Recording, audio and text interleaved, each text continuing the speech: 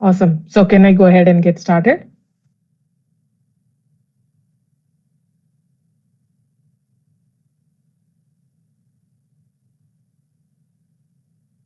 Okay.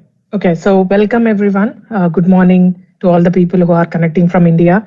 But good afternoon, good evening, good morning to all the audience from wherever you are joining from.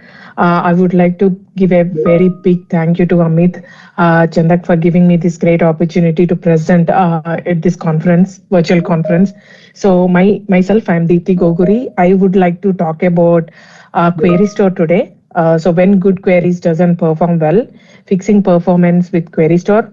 I hope you all like it and learn something from today's session. So let's begin. I forgot to put my title slide here, like bio slide here. I would like to give a couple of words. I'm Deepthi Goguri. I'm a database administrator having about like 12 plus years of experience as a DBA. I'm also a data platform MVP as well for about like 4 years or so. And yeah, that's so much about me, and I have a couple of other things that I do. I do organize conferences, user groups, and I have been a committee member for past summit as well, and a couple of other conferences I do organize. So if you'd like to contact me on LinkedIn, that's the primary place where you can contact me. If you can type my name, you can find me. So glad to connect with you all. So happy to connect if you have any questions. And if you cannot ask me here, you can ask me in the LinkedIn as well. So let's begin. So I would like to start with an incident that I recently had. Um, if you are a DBA or a developer, you might, if you are on call, if your company um, have this on call policies in place, then you know what I'm talking about. I'm a DBA. We always have these on calls. Like every month, I have 1 week of total on call. Like if there is any incident, we should be available 24 by 7 to fix the issue.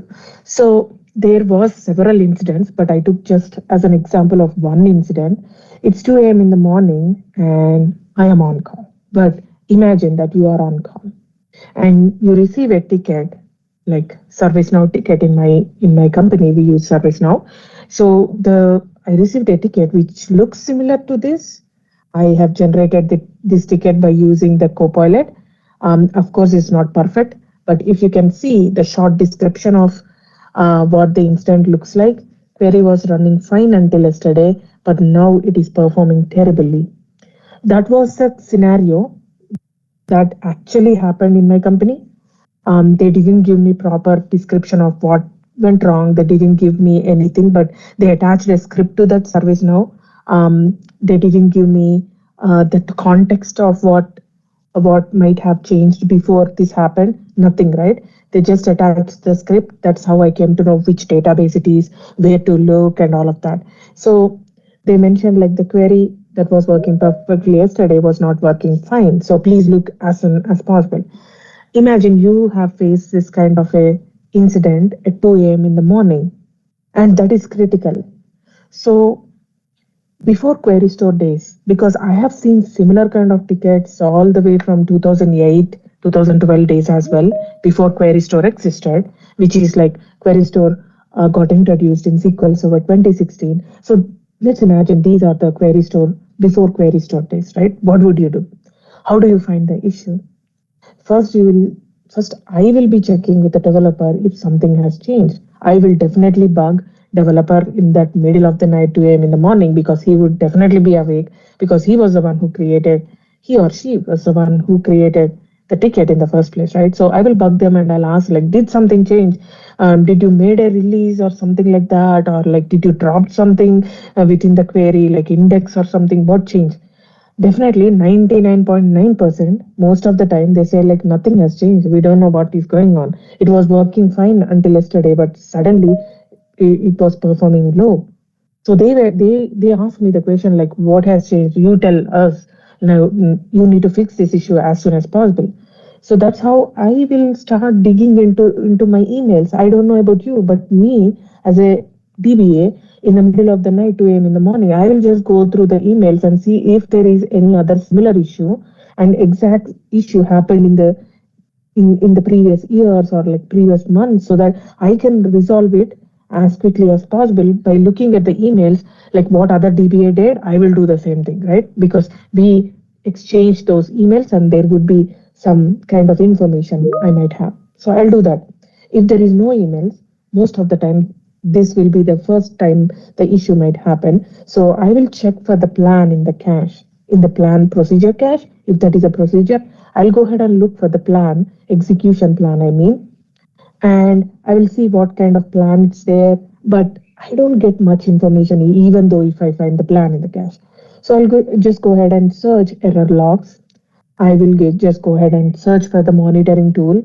I will check when the issue happened, when the incident was created, and I'll check with developer what was the exact time this happened, and I'll just go ahead and search those monitoring tool to find what has happened.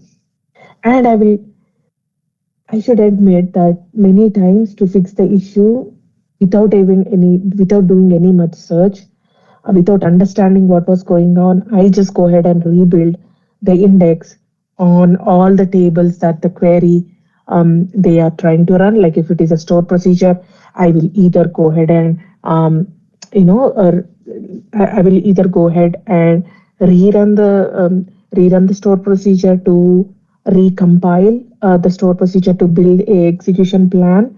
Maybe it will create a good plan now, but that is not a guarantee, right? Or I will go ahead and rebuild the indexes and see like maybe this rebuild index can fix the issue of the query, maybe for some time at least, so I can go ahead and sleep.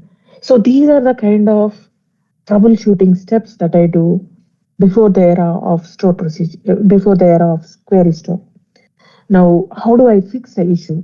Those are the steps I try to identify the issue. But what do I do to fix the issue, right? Maybe the recompile, like I mentioned, I could do just lame, go ahead and recompile and see if that will work, no guarantee. Update the stats on those tables, right? Updating the stats or updating the indexes, rebuilding the indexes will automatically rebuild the entire execution plan from scratch. So maybe that way we can find a good plan in the cache and maybe next time it will run fine. Or updating indexes, like I said, updating index also will trigger to create a new index, to create a new execution plan.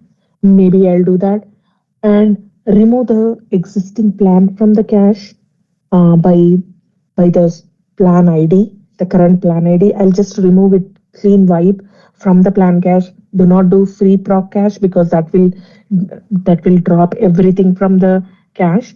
I will just find out the plan ID and then just remove that and then recompile or rerun the store procedure so that it will generate a new plan. These are all the steps that I will do without even knowing where to pinpoint and see what was happening, right? I can't pinpoint and say this is the problem and this is the solution, right? I'm just going ahead and randomly trying many things so that something might fix the issue, at least temporarily. But the same story, let's imagine it in a different way. But this time the query story is on. We imagine that we are in the SQL Server 2016 and above, because that's when the query store got introduced. So imagine like this time the query store is turned on. Now you have all the history of the execution plans because query store does save all the execution plans over time once you turn it on the database. Like it's a database level feature, but once you turn it on, it will go ahead and capture all your query executions and execution plans. With a couple of steps, you can go ahead and search for the previously good plan that used to work yesterday, but not today. You can go ahead and search that plan which used to run yesterday, and then go ahead and you can make sure that plan, you can force that plan. I'm going to talk more about that in the coming slides, but you can force that plan, meaning that you can choose that plan to be executed for the any number of times for the next executions. So previously a new plan was generated, which was working terribly, but now you have the history of the execution plans. You can go ahead and force that previously good plan so that the next time the same store procedure runs, it will go ahead and use the old good enough execution plan. So that way, you do not have to touch the code. You do not have to change anything. You do not have to ask developer right in the middle of 2 a.m. in the morning to go ahead and change few things in the store procedure if you find anything wrong with the store procedure code itself, right? So users are happy. You can force a plan, and users are happy. The query store is running fine. The store procedure is running fine now. Now you are happy. You can go back to sleep. So that was one of the situation where I used the query store, but how it has actually helped me 2 a.m. in the morning. So as an agenda today, I'm going to talk about query store fundamentals, how to view query store data, key benefits, and the best practices of using query store. Let's talk about query store fundamentals. Now, if you are familiar with query store, if you are already working with query store in your company, then this will be a really good refresh. But if you are not familiar with query store, I think this will give you a foundation knowledge of query store fundamentals. So what is query store, right? It's a tool. There are a lot of words on this slide, but let me explain in a simple way. Query store is a feature. It's a database level feature, not a server level feature. It's a database level feature where you turn it on the database that you wanted to capture the information of your query executions over time, meaning it is similar way like you have the monitoring tool, but monitoring tool always capture the information on all the databases on the entire server, but query store will capture the information of your queries, like for example the execution plan, memory, IO information, CPU information, all of those metrics, wait stats, all of those metrics will be captured over time once you turn it on the database. And this feature has been introduced in SQL Server 2016 and all the versions after that. Now, it can what is the main advantage? You can quickly identify the performance bottlenecks and performance differences caused by your query plan changes. Like the example we discussed previously, you can easily identify what is going on the server over time. You can go past, you cannot go future, because like your queries have to run to see the data. So it's like a flight recorder where you can capture, like you can read the past information of what has happened before.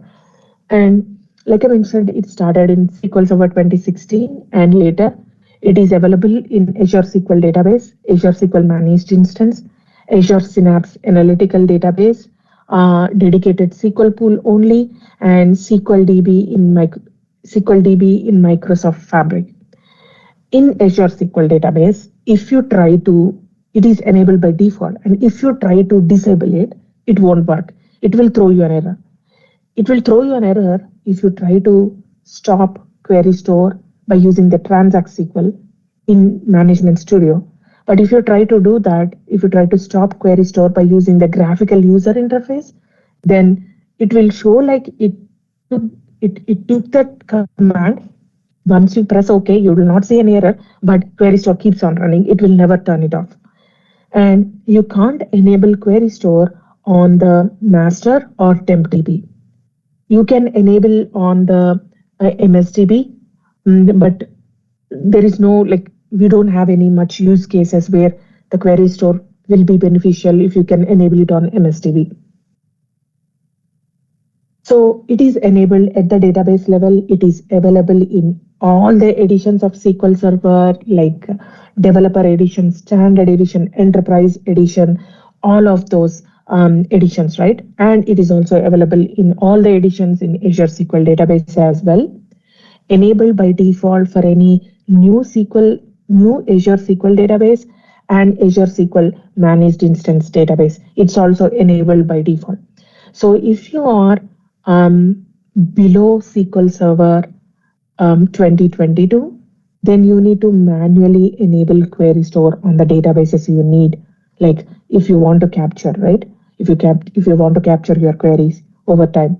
But starting from SQL Server 2022, any new databases that you are going to create on the server, query store is automatically turned on. Now, if you are migrating the databases from the old version of SQL Server, like for example, from 2016 all the way until 2019, if you are migrating those databases to SQL Server 2022, then if your query store is already turned on the old query store, it will be turned on. But if your old version of SQL Server from where you are migrating, if the query store is not turned on there, then you need to manually turn on even when you are on SQL Server 2022.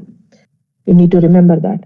And it's enabled by default in the read-write mode for the new databases starting in SQL Server 2022.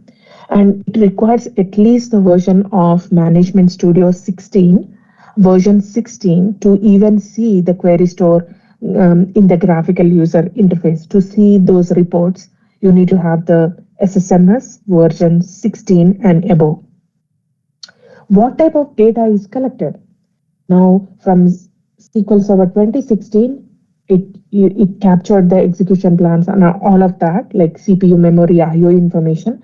But from SQL Server 2017 and above, they included the weight stats information as well. Now, it can capture CPU, IO, memory, like I mentioned, and all the things that I mentioned here, that all the things that you see on the screen here, like duration, logical reads, right, physical reads, and CLR time, DOP, row count, all of those, right? I just don't want to read everything out there. It's already on the screen, but those are all the things that it collects. And it collects the history of the execution plans, right?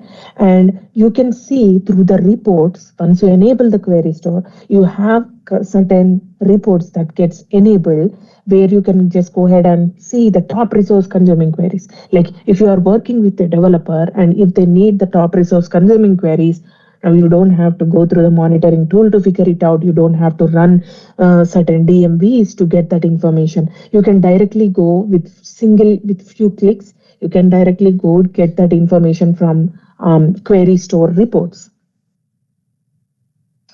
What data is collected again? DML data and DML statements are collected like select, insert, update, delete, merge, and bulk insert. But it does not collect plans for the DDL statements like create index, those sort of DDL statements. You can't see the plans for those statements.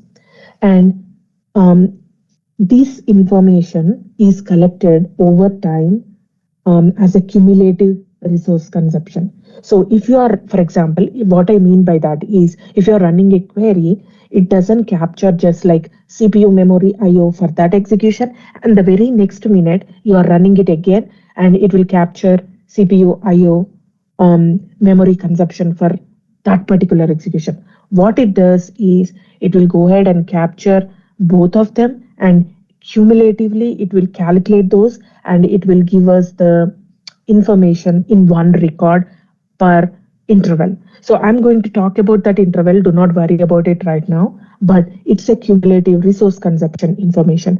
You just can't get a one single execution metrics, because if that is the case, then query store might blow up, because we will set some space in the memory. We will set up some space on the disk so that this information is captured. So that is the reason they just do the cumulative resource consumption, just so you know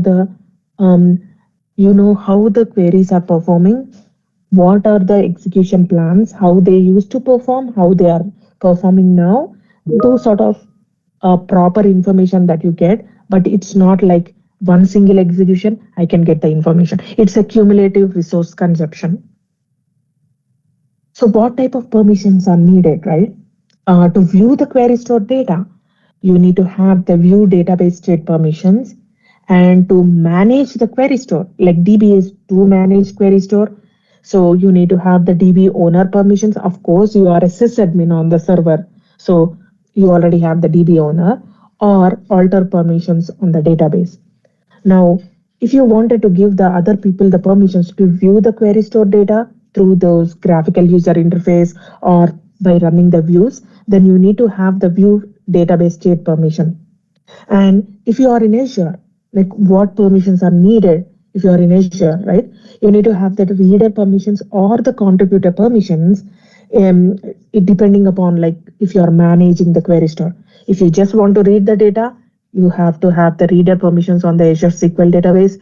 If you want to manage, then you need to have the contributor permissions on the Azure SQL database. And you cannot turn off the query store on Azure SQL. It's a very important point. I tried to turn it off, it didn't work.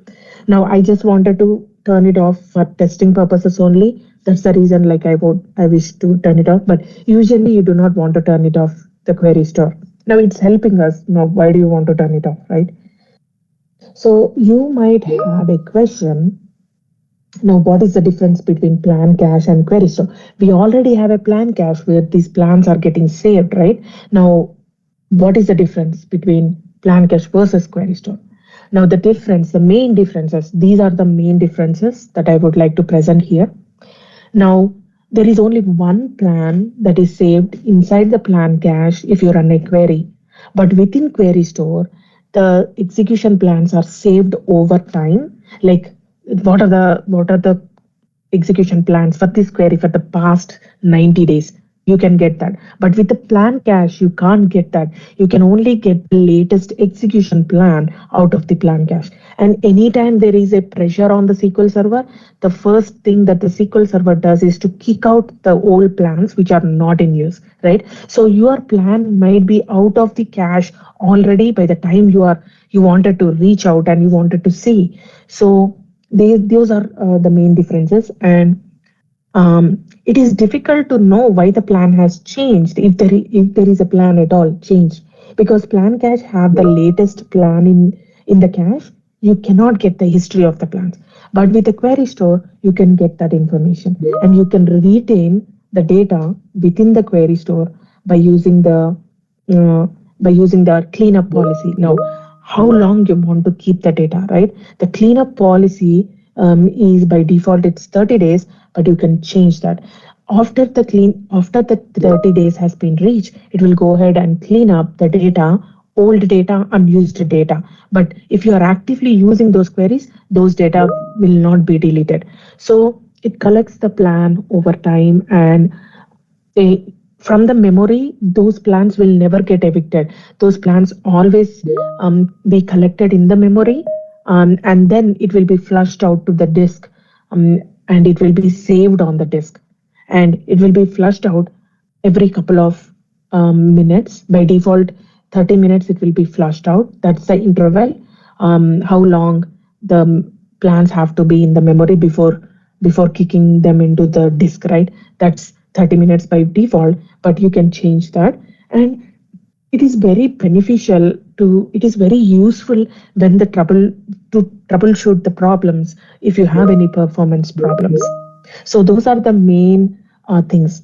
But before moving further, we work with query store. Like once you turn it on, you will want to look at the data, you want to see the trends of your queries, how they are performing. But to know all of that information, it is very good to know how the query store works behind the scenes. So let's go ahead and see how it works behind the scenes. Now this whole slide looks a little bit, this is too complicated, but let me explain in a simple way, right? So whenever a query runs on the SQL server, no matter if it is using the query store or not, whenever it runs, the SQL server will check if it is running for the first time or not. Now, if the query is running for the first time, then it will go through the compilation and the optimization phase to build a new execution plan. Now, if it is not running for the first time, then it will go ahead and check in the plan cache whether the plan is already there.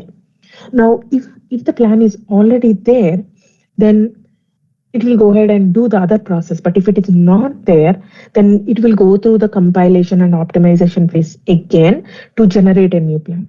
Now, what if there is already a plan in the cache, right? It will go ahead and take the plan from the cache. And the next thing, here is a place where it will check for the recompilation. Now, here is where we turn on the query store. Let's say we turn on the query store on this particular database, the query that is running on the database we turn on the query store. Now here it will check for the recompilation. Now what will happen during that recompilation, right? It will go ahead and check, okay, now I'm running a query where the database is turned on with the query store. And let's say we forced a plan, right? Forcing a plan is an advantage that we can take from the query store. Let's say we forced a plan, like I mentioned, with a couple of clicks, we can force a plan so that the next time the query runs, it will go ahead and use that force plan, right? But behind the scenes, what will happen if we force a plan? So if we force a plan, here is the check that it will do. Is the cache, is the plan that I just generated, or the plan that I just took from the plan cache, is it similar to the force plan? Because these guys has actually forced a plan on this particular query. So is it the same kind of plan? Now, not all the times it might be the same, because sometimes we rebuild the indexes, sometimes we, there are many reasons, right? The plan might be kicked out of the cache, or like you did the index rebuild update stats that would have kicked in the new plan, which is not similar to the force plan.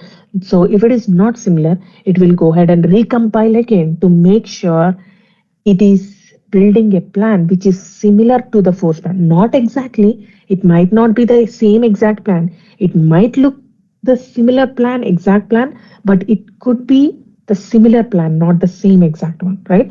But it will always check to make sure it is similar to the force plan. Now, if it is already similar to the force plan, then all right, it will go ahead and move to the next phase. Now, what is the next phase, right? It will go ahead and first, before even going to the execution phase, it will first go ahead and take that query text, query plan, and it will put in a memory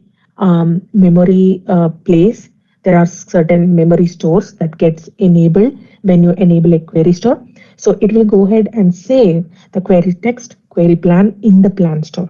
So whenever you turn on the query store, it will enable the plan store and runtime start store. These are the two stores that gets enabled when you enable the query store on the database. So it will first go ahead and take the query text, query plan, and it will put in the plan store. See, now there is one point that you have to remember here. It is saving the estimated plan, not the actual plan. If you observe the query plan that is getting saved before the query goes to the execution phase. To collect the actual execution phase, the query have to go to the execution phase. Only after the execution, then only we can get the actual execution plan with the stats, with the stats information, right? That's the thing that is missing. Before before query runs, that's the estimate execution plan. After the query runs, it will capture the runtime stats. So that's where the actual execution plan comes in place. But for the query store, it always captures the estimated execution plan. Now query goes to the execution phase, and then it will go ahead and collect those runtime stats in the runtime stats store, and everything, all of these stores are in the memory, right? They are not in the disk.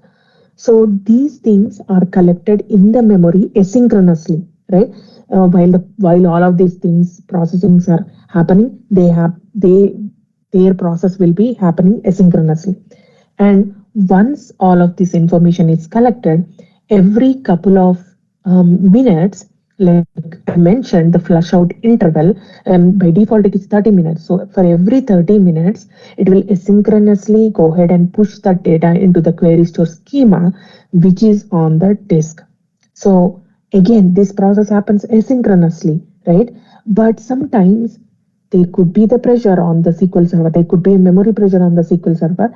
That's when it will go ahead and flush out this information which is in the memory pretty quick before the 30 minutes hit. So it will go ahead and save that information in the query store schema.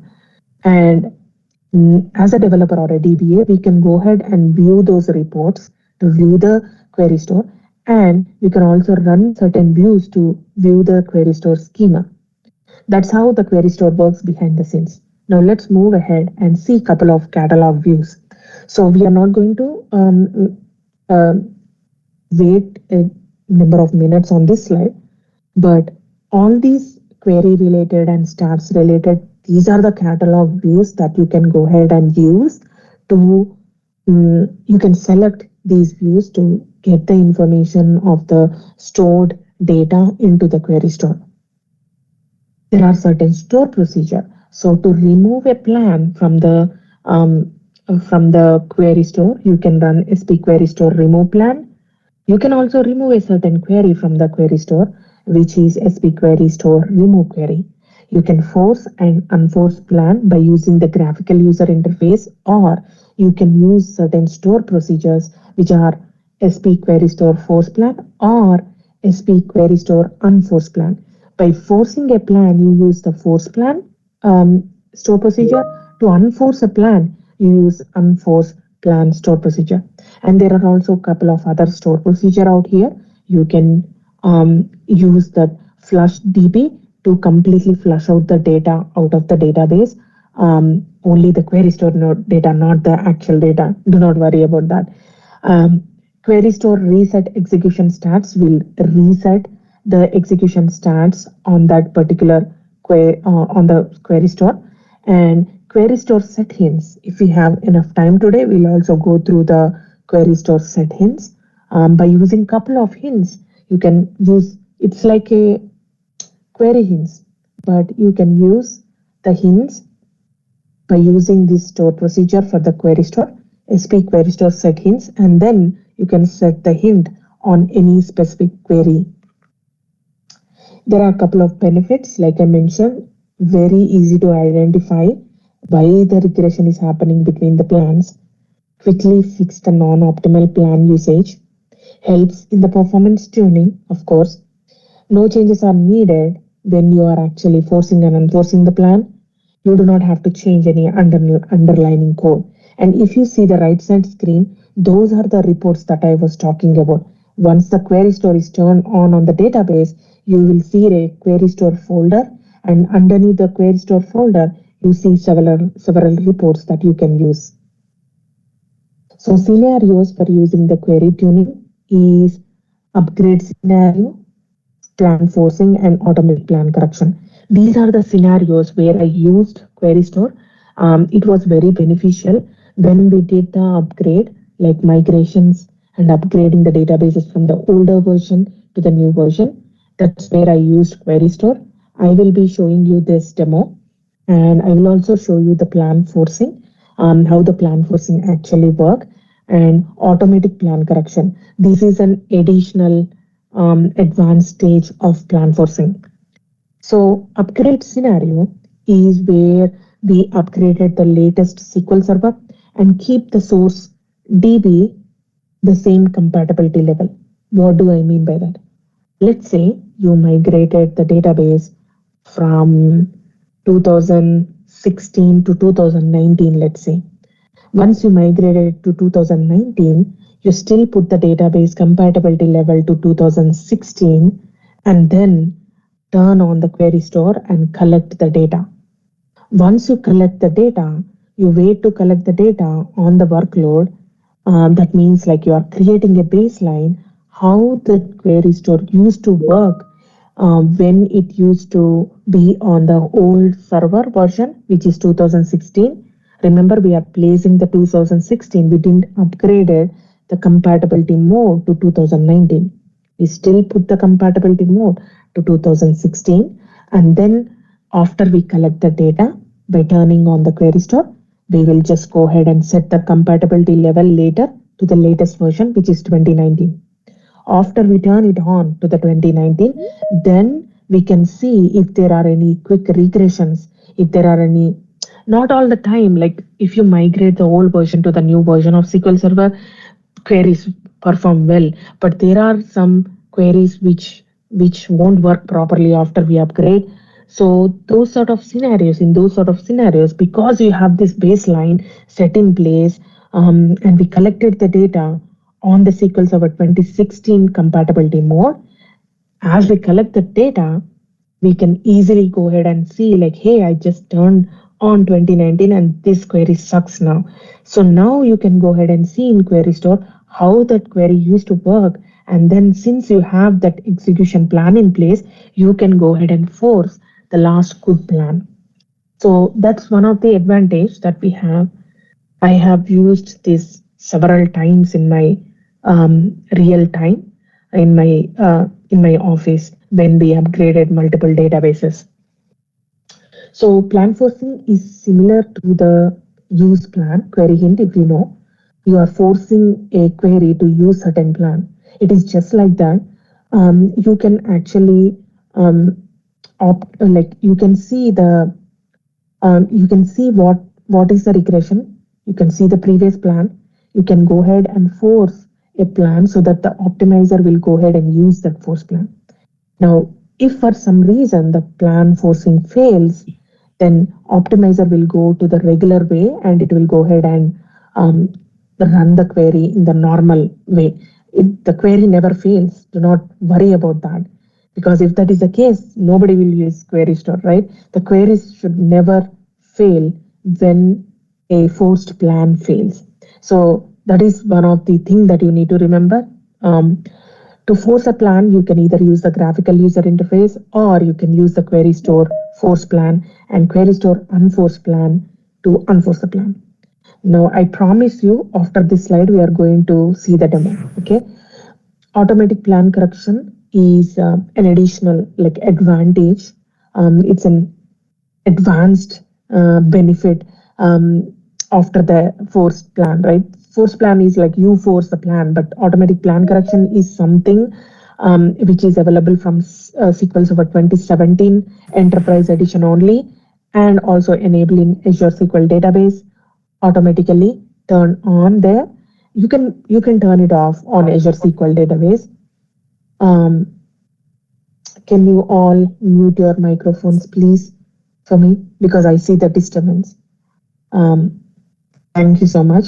So it will, once you turn on the automatic plan correction, if you have an enterprise edition, it will go ahead and continuously monitor the plan regression. It will happen automatically. You do not have to worry about plan forcing. You do not have to force any plan. It will go ahead and monitor your workload and it will automatically force the plan and unforce the plans if it is not performing well. It will go ahead and continuously learn, adapt, and verify, and then take the action. So before going to best practices, I would like to go ahead and share the demo with you. So this is my first demo, how to configure query store. So here we are using the AdventureWorks database. Let me go ahead and connect to the right server.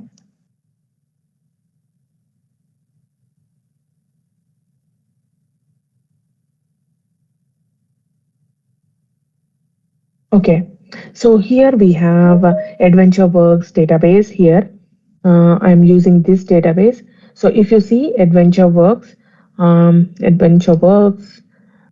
think I need to connect to a different database, not the database server, sorry. So this server, okay. Now let me minimize this. So this is the database that we are doing. So to turn on the query store without even worrying about any of the configuration settings, you can just alter database name, set query store on, operation mode is read write. But the thing here is like if you just do that and leave the rest of the things automated, like if you do not worry about any other thing, that's not a good sign. You need to also know all the rest of the other information. Let me go ahead and talk about each one of them. To set a query store, the operation mode we have read write. Like if once I turn it on, we can see all of that information. Let me just turn it on. Okay. Now, if you see, there is I can go ahead and check the query store. Right click, go to the properties of the database, and then go to the query store tab here on the left side. If you see here, there are three options. Read write is the option that you need to choose if you want to read as well as write the information into the query store. It will go ahead and collect that information and write it onto the memory first and then flush it to the disk.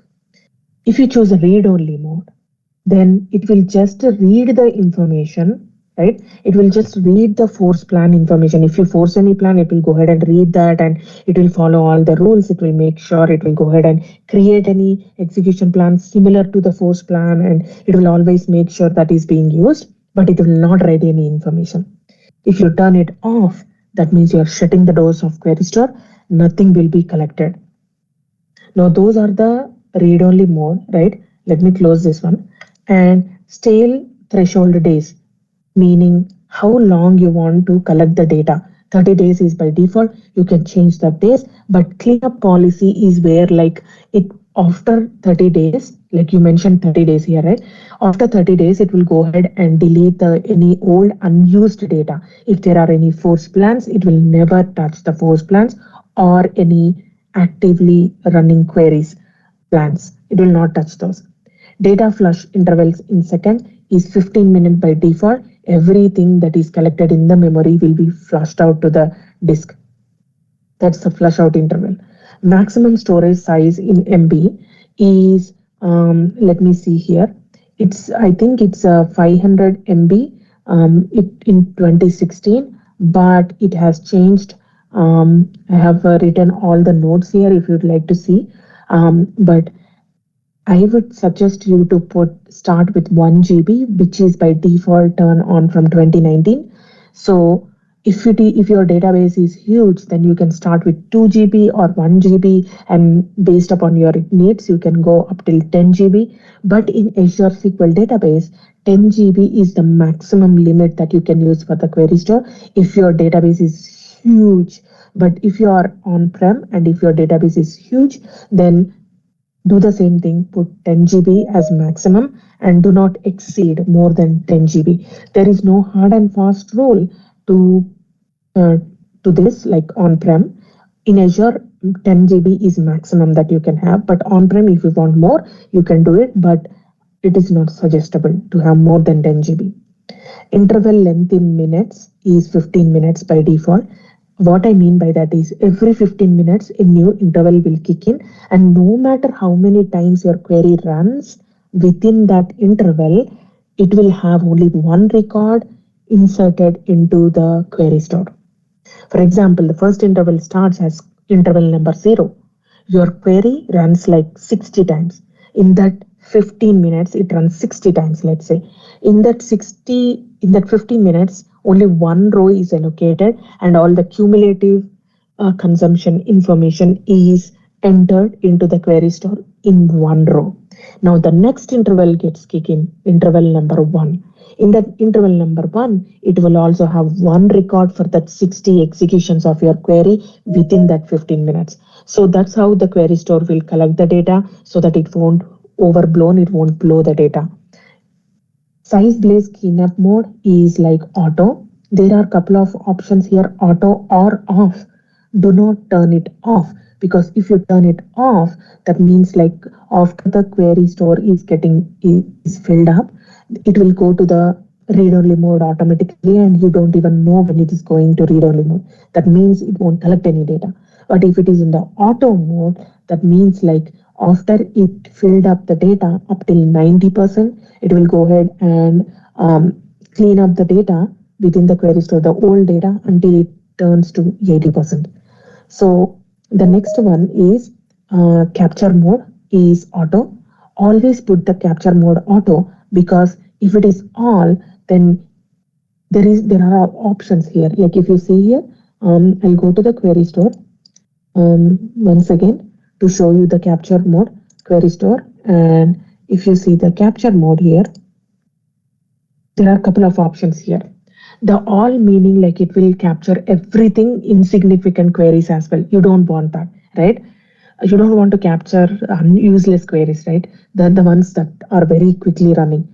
But auto mode is where like there are internal limits that Microsoft uses, like how many times a query have to run and how much CPU threshold limit it have to kick into generate an execution plan, or like compile CPU time, how much it have to reach to get entered into the query store, that is decided by Microsoft. That information is not shared in Microsoft Docs, so we do not know, but it is a good start. So if you are using SQL Server 2016 and if your query store is turned on, please make sure to go ahead and turn all to auto. Change that option from all to auto. You do not need all because it will fill up your query store very quickly because all the queries will be collected in the query store. Now, none meaning like it will just stop capturing. And then custom is where you can customize how you want to capture capture the queries based upon how many times the execution count. If you see here, query store capture policy. If you check custom, if you check all auto, then these options are not shown. But if once you turn custom, then these options are shown. So the query have to pass through the number of executions. You can change these numbers and stale threshold and compile CPU time and total execution CPU time.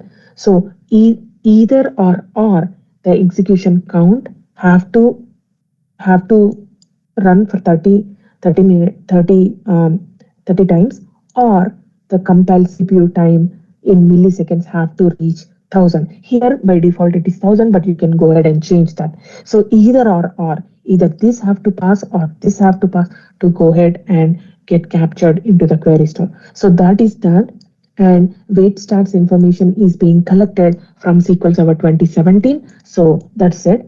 So you can turn it on. So I'll go ahead and turn that on. I'll just go ahead and run that, and all of that information I have stored here, you can go ahead and look into it. That's my first demo, and let's go ahead and show you three of the things that I would like to show you today. But you see other all of these other demos here because I did a training day in SQL Bits, but you don't have to, it's a 9-hour training, so you don't have to know all of this. But for today's session, we are more focusing on upgrade scenario here. So let's go ahead and see that. Let me go ahead and that. Okay. So in this demo, we are going to use wide world database and that's in another server. Let's go ahead and connect to different server. It's a 2022 server. So there we are going to see. So I would like to free the prop cache first. Make sure the cache is free. Do not run this in production. This is just for my demo. It will blow up your plan cache, so you don't want that. I would like to turn on the wide world importers database here. I don't know why it failed. Wide world data warehouse database. I think it's here. So sorry, I connected to a wrong server.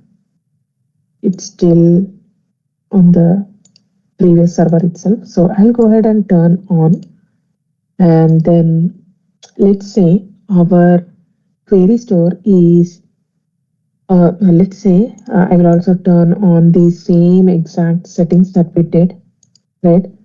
And I forgot to mention about the maximum plans per query. You can also set that. By default, it is 200, but I do not know why I put 1000. I have to change this for my demo, but by default, it is 200. If you do not want to capture 200, you can change that value, but by default, it's 200. So let's go ahead and say I have migrated my SQL Server database from older version to the newer version. I think 110 compatibility level is 2016. So I will go ahead and make sure after I migrated the database, it's still on the older compatibility level. Let's say we migrated this database, but still I wanted to keep it on the old compatibility level. Now let's go ahead and update, refresh this one, and let's go ahead and see the properties and go ahead and see the options. If you see here, I thought the compatibility level 110 is 2016, but no, it's 112. So we are migrating from 2012 to 2019. So I After I migrated, I still put the database in 2012. Now, why I did that is because I would like to run all the workload. So let's say we have the store procedure already in place on the older version of SQL Server, which is from the source, right? But I would like to just create it over here just to make sure that store procedure is in there on the database. And let's say um, that is all my workload that I have. Now I collected the workload. I have created a store procedure. Now I'll go ahead and clear out the store query store. Do not do this in production again. I'm freeing up that free cache as well. And now I'll go ahead and run the workload. I just created the store procedure first, but let's say on SQL Server 2012 compatibility mode, I'm running my workload. I made sure the query store is turned on. Now let's do that. Right, I executed. It executed successfully. Now if you go refresh the store procedure, if you go to the query store, and if you see the overall resource consumption, like top resource consuming queries, view top resource consuming queries, we will also, if we have a little bit time, we'll also talk about this graphical user face thingy here. We just have 10 more minutes, but I will try to cover as much as I can. So here it captured that information. If you see here, all that information and the plan ID is captured, and the object ID, object name, query text, all of that information with execution plan is captured, right? Now what I'll do, I will go ahead and turn the compatibility mode to 2019. Let's go ahead and execute that. Now what I'll do, I'll go ahead and execute this after I change to the new compatibility mode. Let's confirm the compatibility mode, what compatibility mode we put in, options. Now I changed to 2016. See, compatibility modes will confuse me a lot. I don't remember those names, 110, 130, 120. It's very confusing. So I'll just make sure I come here and check what does that mean. 130 is 2016 and 110 is 2012, right? Now what I'll do, I change the compatibility mode, I rerun this again. Now what will happen to this store procedure? Let's refresh. Now if you see, the previous one took a lot of time, right? Which is a 36, total duration is 36 millisecond. The new one, which is ID2, took like 16 millisecond. But that is being done by the duration. But let's go ahead and see on the CPU time. Now, even with the CPU time, the previous one took very much time, CPU time in milliseconds, but the new one took very less time. Now, that is what I was talking about. If you do migration, most of the queries run perfectly fine, right? It might not it might not always show you like a bad performance after you migrate. But here in my scenario, it's working perfectly fine. But what if it doesn't work fine? What if there is a too much? What if this happened reverse?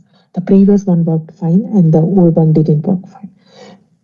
In that scenario, you have a force plan case where you can go ahead and select the plan, and you can select the plan and then you can force the plan from here, right?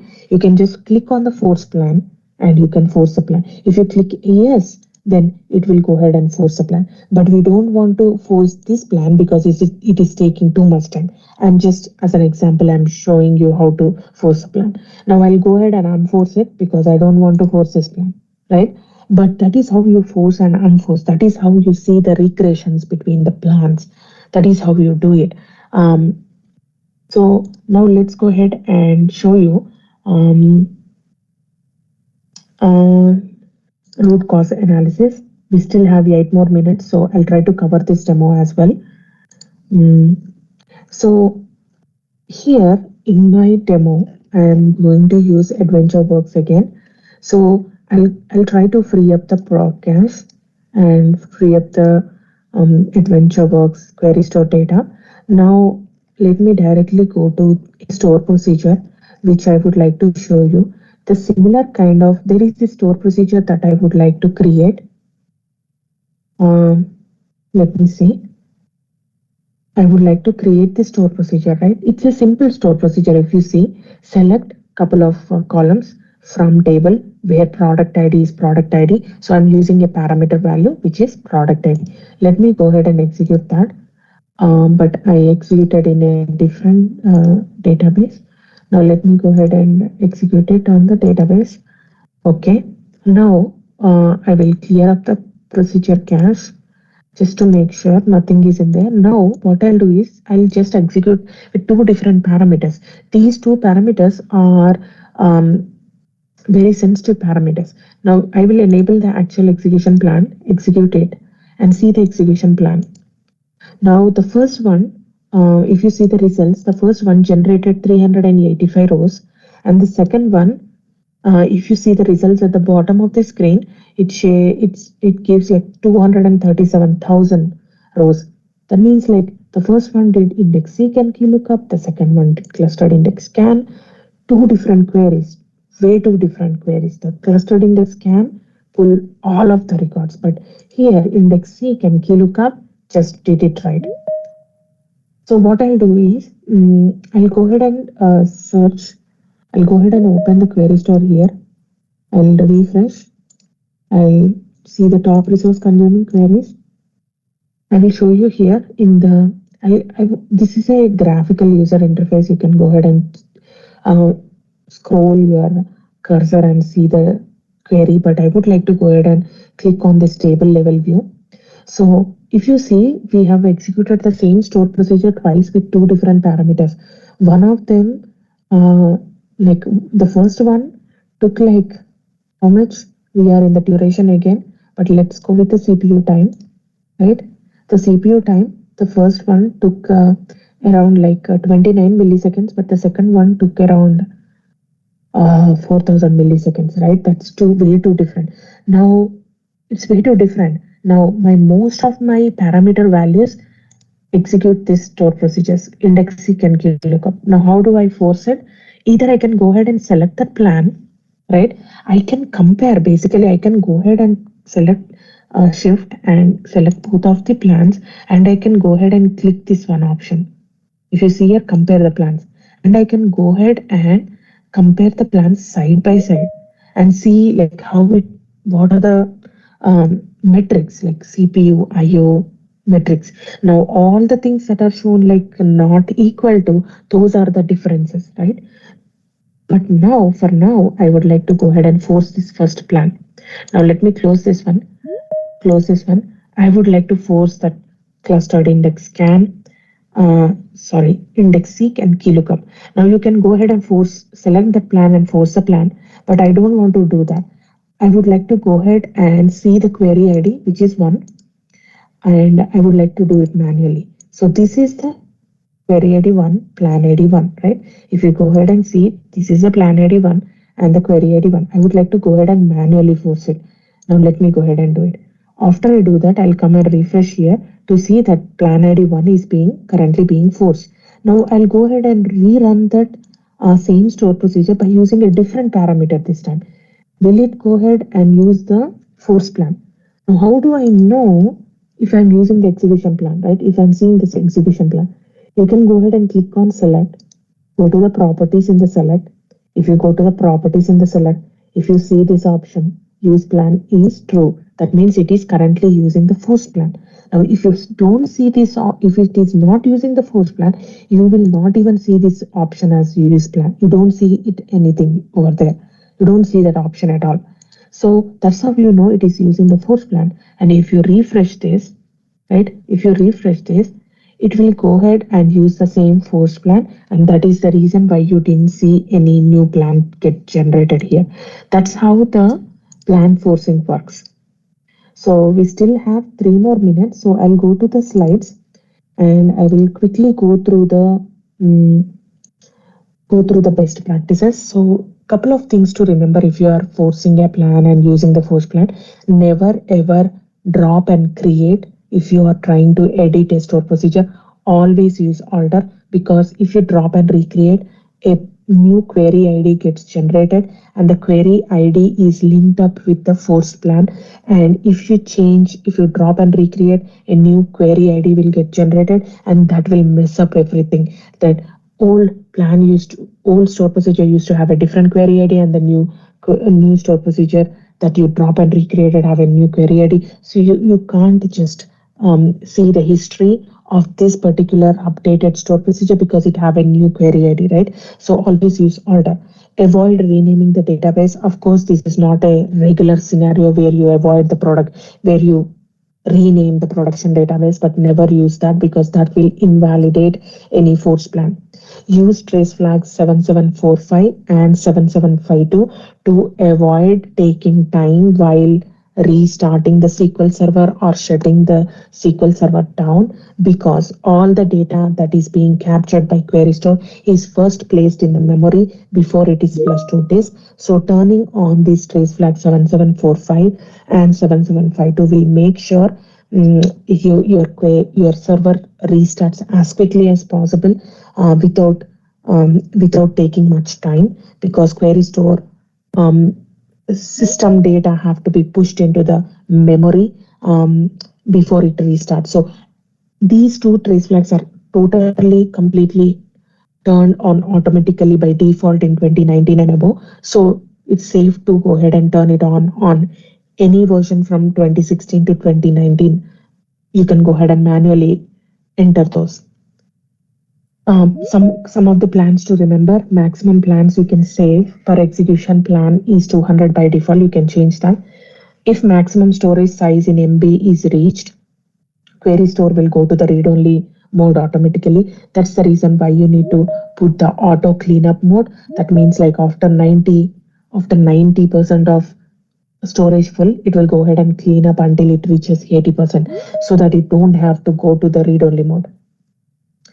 Other things to remember: auto mode is always best option because you don't have to save all the ad hoc queries and everything, insignificant queries and everything, right?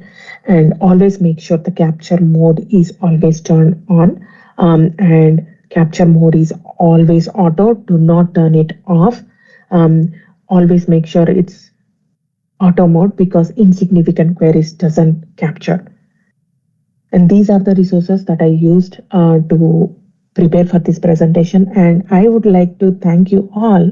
And sorry, the slide that you see it here is pointing to SQL Bits because this is the very new session that I gave to SQL Bits not last week, but previous week in United Kingdom.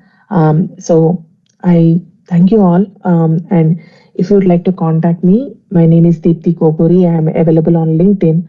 So once again, thank you, Amit Chandra, for giving me this great opportunity. And I hope you all enjoy the rest of your conference. Thank you so much. Thank you, Deepthi. Such a great session. Thank you. I'll stop sharing now. I think we are right on time, 11:01. I think there is another speaker waiting, right? Yes. Okay. So I'll go ahead and please connect to me. Are there any questions? Like, I don't know if there are any questions, but I don't want to hold the other speaker. So I'll wait here. I'll turn on my mic. I'll turn off my camera. You can go ahead and give the stage to the next speaker. Okay, thank you.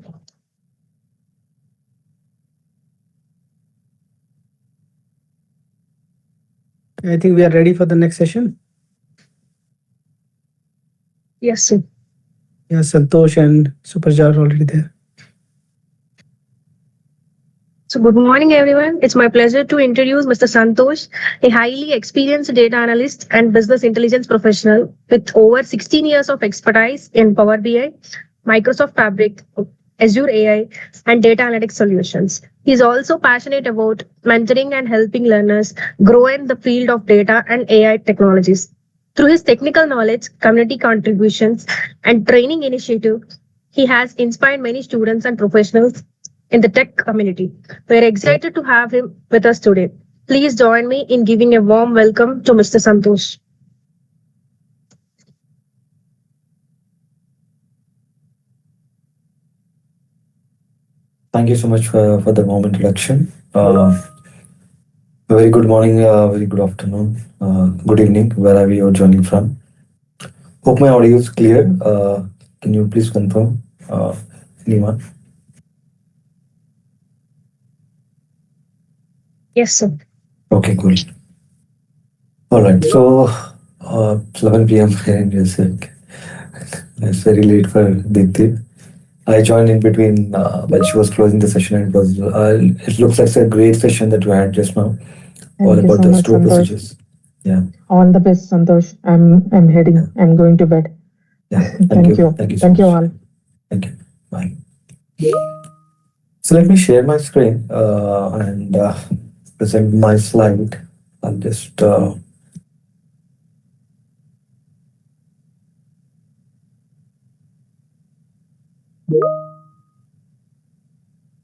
morning Parashar. All right. So let's just bring this slide. So I'm going to just demo one simple use case on Microsoft Fabric, just to walk through some end-to-end demo.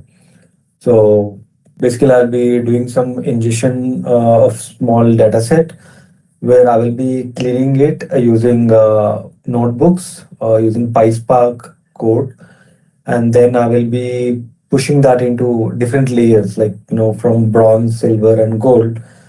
And then in the gold layer, we will be creating some aggregation tables on the SQL warehouse, and then further, I will be talking about Copilot and governance in the end. So this is an end-to-end demo that we are planning. So before we jump onto the demonstration, I'll just give you a short introduction. I think already the moderator has given some input. So basically, I'm a BI architect working for Persistent Systems.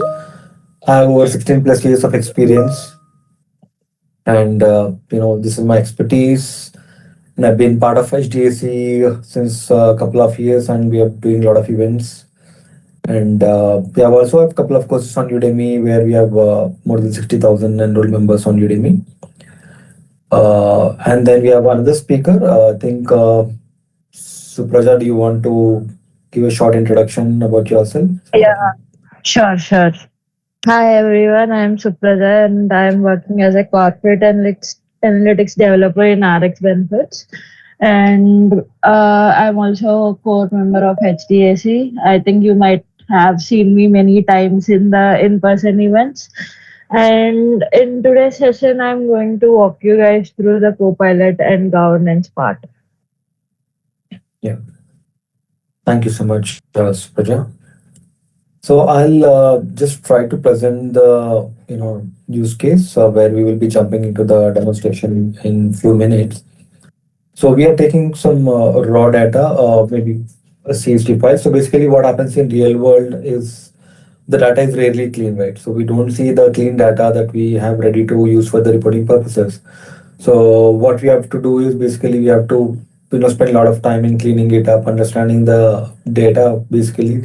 So looking into the data and understanding like each column, right? So basically we do the profiling of each column to understand like where is the gap, like what are the inconsistencies in the data. Is that like having a wrong text value or the wrong value, the wrong data type setting in the column. So we need to understand all of that before we even jump into the solution, right? We cannot directly jump and create a pipeline or any notebook script which will clean certain things. So first we need to understand the column. Accordingly, you will generate the code. So we will take similar data, so which basically has a lot of inconsistencies. Okay, so basically I've taken a very small data set which is a sales data which is hardly 100 rows, and as you can see on the right side, the data is having a mixed format. Let's say there's a date column like order date, and the order date is sometimes like having slashes, sometimes it's having just text, and sometimes it is having hyphen. So I try to create a messy format of the data in the one column, so that is a messy dates. And then we have some category column where you have spelling mistakes. I mean, this is one of the examples, so we need to fix that also. And then we have region which has inconsistency in terms of full forms or in terms of capital letters, in terms of small letters. And also we have numeric fields where you have a lot of blanks there, strings, even though it's a quantity on unit price. So we have a lot of blanks and strings. So I purposefully introduce a lot of inconsistencies to have the messiness in the data so that we can take it as a proper use case for our demonstration. So again, before we present this, data as a report, right? So the idea is to convert that data into a proper Power BI report. Right? So the leadership is having a lot of questions in terms of you know understanding like what exactly they need to look at the end. So they are looking for what are the sales trends by region, what are the top performing products, and the major question is the burning question is can the data behind the dashboard be trusted? Because they are also aware that the data is coming from various sources and it has a lot of inconsistencies, a lot of messiness, right? A lot of gaps in the data. So that is a major challenge that we need to solve. So in doing so, what we will be doing is we'll be transitioning between three layers. Like phase one is like bronze layer, and the phase two is like silver, and then the gold layer, and then finally we'll create a Power BI report. So we'll be transitioning into one, two, three layers where we will be understanding, okay, in the bronze layer, just a lakehouse landing zone where you actually land your original data, right? We'll be uploading the CSV file. That means our raw data will be sitting over there. And then we'll be doing a lot of cleaning activity, which is involved a lot of PySpark scripts, very small scripts rather, and we'll be cleaning the data to fix the inconsistencies in the data, and then we'll be pushing it to the gold layer, which is a warehouse or SQL warehouse, where we will be creating aggregated tables because the end users are very much clear about what they need, so we can clearly come up with some aggregated SQL views, which will high perform. So basically, what happens in real time is you have millions of records, right? So if you are creating a proper structured view, with an aggregated version, so you are kind of leveraging on the data part and the speed and accuracy. So that is why we are demonstrating this use case using an aggregated table. Okay. So let me quickly transition to the demo part. What we will be doing in the first step is we will be uploading the CSV file, which is called as a bronze layer, and we can do a little bit of profiling over there and to explore what are the inconsistencies are there in the data. Okay, I just open Power BI service. I'll just go to the home. Let me see this demo one. Let me open a new workspace. Basically, the earlier report that I'm trying to say was asking me a sensitivity label. Suparaja will talk more about sensitivity label. So what I'll do is I'll try to create a new workspace. Okay. So I'll go with a or fabric underscore demonstration. Okay. So I'm going to create a fabric trial workspace.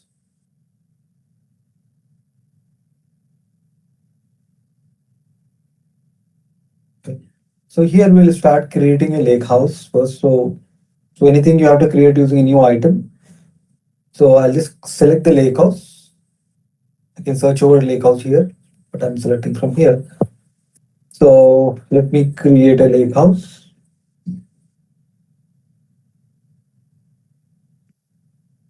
Okay, I can also add this sensitivity label just to keep it governance friendly. We create. Now that we have created an empty lakehouse, we'll try to import the CSV file which I'm talking about. Let me just get that file. Just wait for the lakehouse to load. So yeah. So right now, as you can see in the lakehouse, we can get the data into this in various methods. Like you can just start with creating a new shortcut so that you can get the data from a different warehouse to lakehouse as well. So you can create a data flow chain to job, new pipeline. So I'm going to use the upload files because my CSV file is in the local machine. Let's try to take this CSV file. This is our CSV file. I will be giving you a preview of the file after loading so that we can see what is there. I just uploaded this file into my file section.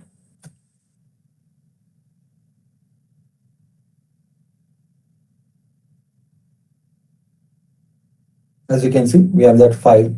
So now I will be loading this into the table section. So I'll just say new table, load to tables. Okay, into the DBO schema. Just click on load.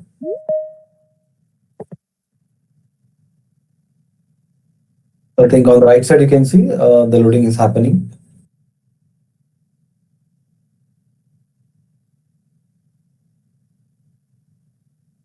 I also created a walkthrough document just for the reference, as you can see here.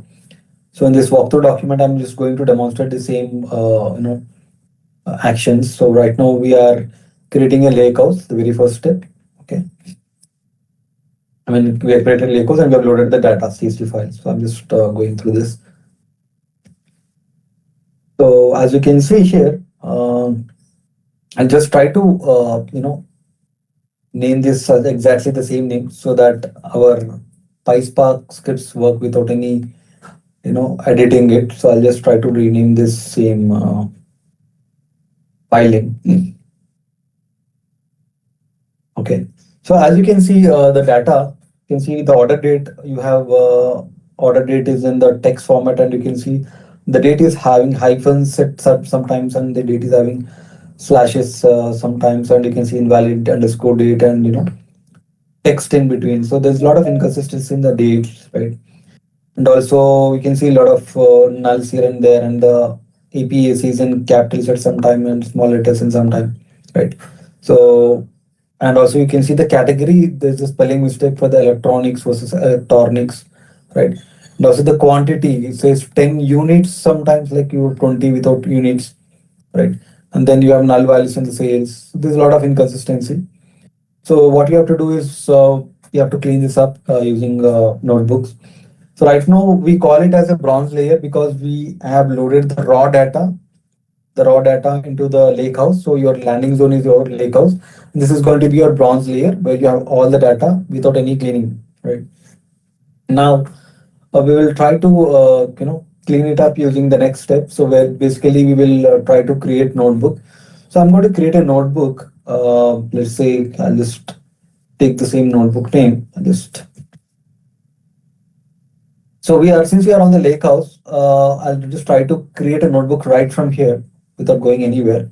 There's an option to create a new notebook, which will be directly linked to this particular lake house so that we can run the queries directly on top of this. So let me just rename it. Okay. So now, okay. So people are using the notebooks for the first time. So this is just like, you Jupyter notebook where you must have worked to run your Python scripts and all, right? So we'll be pasting the code over here and we'll be able to run directly on the Fabric workspace. So what I'm going to do is, so before I run the scripts, so what I'll do is I'll just give you an explanation. So what we are trying to do is we are going to first profile the data to understand, like, usually what we do in Power BI, people who know Power BI, what we do is we go to Power Query editor and then we do the profiling part. So you do a lot of profiling over there to see what are the distinct values, to see what are the, unique values, what are the, outliers and all. So that we are going to do using the notebook, I mean, using PySpark code. So the same thing, I have a lot of PySpark code here. So what I've done is I just created multiple small snippets of this PySpark code, where you can see the first script is talking about we are just reading and displaying the raw data, raw table. Okay, so I've created multiple, small snippets where we'll be walking through the individual steps. Okay, so what I'll do is first I'll just read and display the raw table. So I'll just copy this entire code, right? I'll just go to the Fabric. I just pasted that. I'll just try to run this code.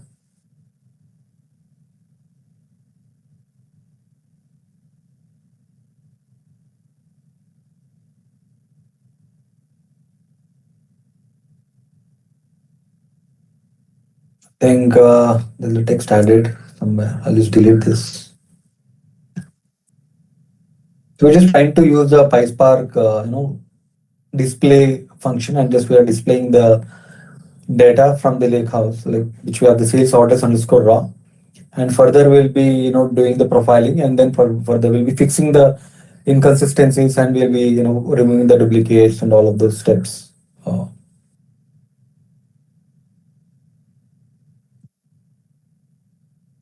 As you can see, we are able to display the data directly on the notebook, so you'll be able to see the data on the notebook. Now, what I'll do is I'll add a new code snippet, right? So I'll just go to the next step. So now I wanted to profile like what exactly do we have in terms of orders. Let's say you wanted to know, or you wanted to see what are the orders, like are they having any duplicates or they have distinct. So just trying to understand that. And then what is happening? Count district. I need to copy the entire.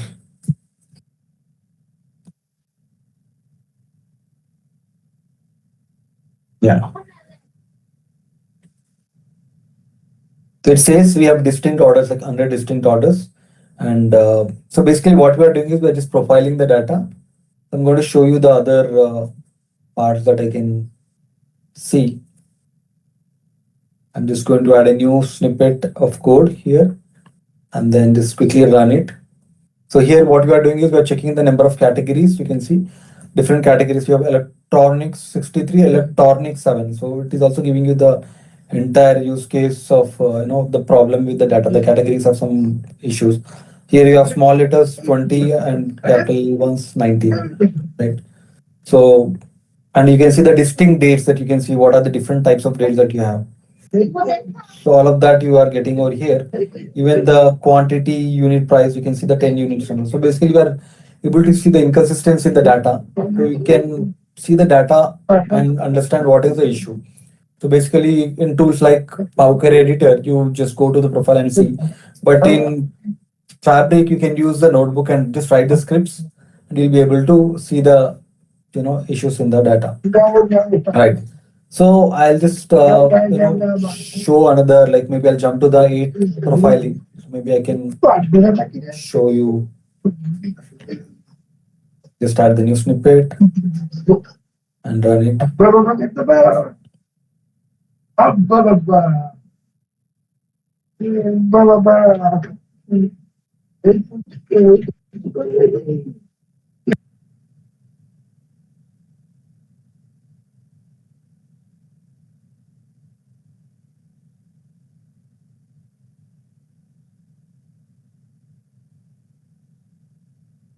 Santosh, you are on mute. You're on mute.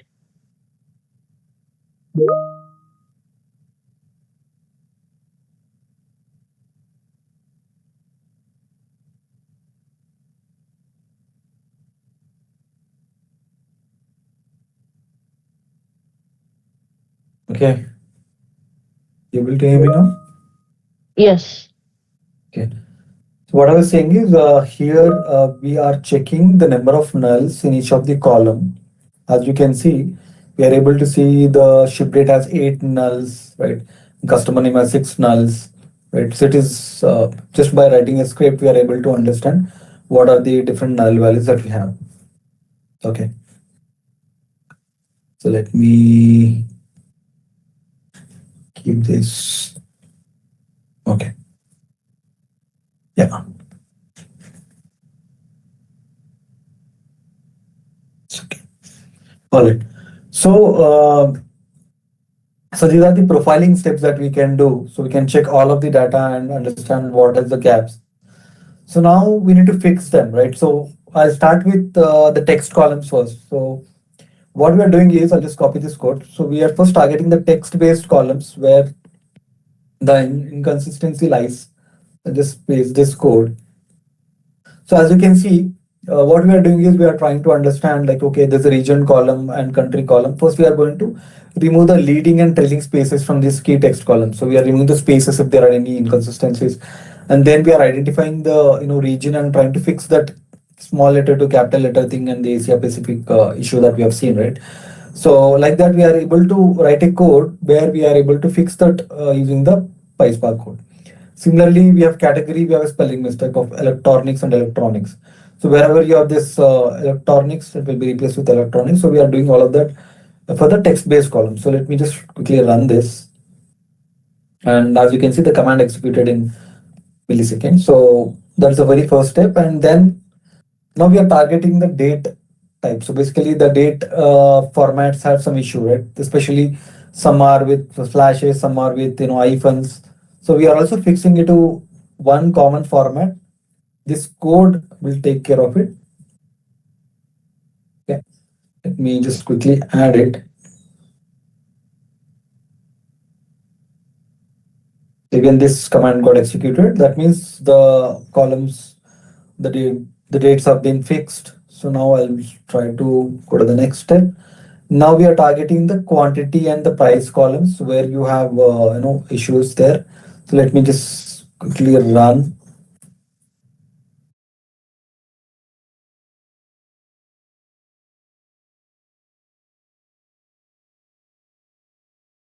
Okay, so this also successfully executed. And we are going to do some recalculations of sales and margin over there.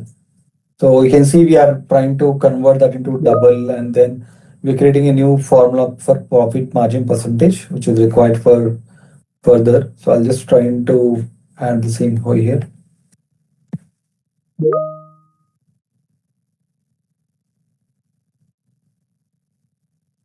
So basically what we're doing is we are converting the data and cleaning it up using the PySpark code. So once all these things are done, we'll be saving this entire data into a different table, which is going to be your silver layer, right? So I'll just add another code. Basically, we are also cleaning we are removing the filters here. We are also dropping the duplicates. As you can see, if there are any duplicates, it is dropping the duplicates. We are filtering the sales and orders directly. So after doing all of this, we'll try to select and see all the columns that we have just add the script. So we'll see what has happened to our columns now.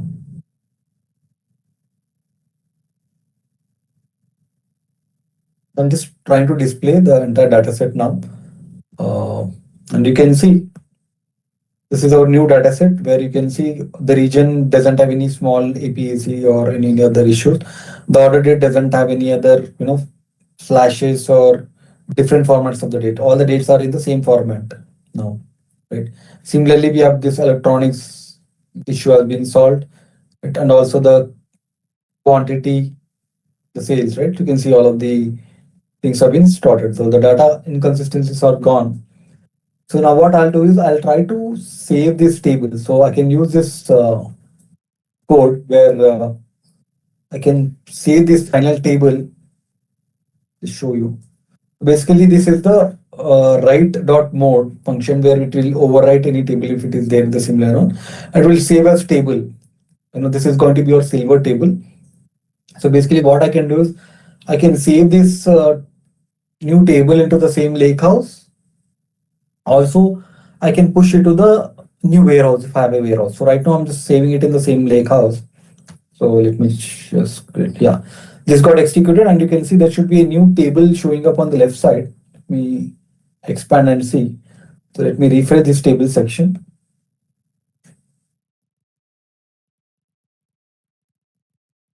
Yeah, you can see there's a new table which is sales orders underscore silver. So this is your silver table with cleaned up data. So the raw table had a lot of inconsistencies, which was your bronze layer. No, this is your silver table. So ideally, I would suggest we can also create the silver layer and push it to a new SQL warehouse or a data warehouse. You can do that as well. But in order to do that, you need to write a different script. For example, if you wanted to create a silver layer in the data warehouse. So in order to do that, you need to run this script where you have to define a warehouse or to create a warehouse and then push it there. So right now we didn't create any warehouse, so we'll try to create a warehouse because I don't want the silver layer to be sitting on the lake house. I would rather prefer having it on the warehouse. So I'll just go back to the workspace, right? and I'll create a new item, which would be my warehouse. Okay. So I'll just try to follow the same naming convention so that I can directly use the script without any changes. Okay. I'm going to paste with this. I just created a new warehouse. So this is an empty warehouse. Now the warehouse is available. So I'll go back to my Lakehouse, right? And especially my notebook. So I'll just go back to my notebook where I will continue the script, right? So I will try to get the new script so that this table that we just saved, I don't want there on the same Lakehouse, or rather I want it on my new warehouse I just created. This is my warehouse that I just created in the same workspace. Right? So let me just run this code.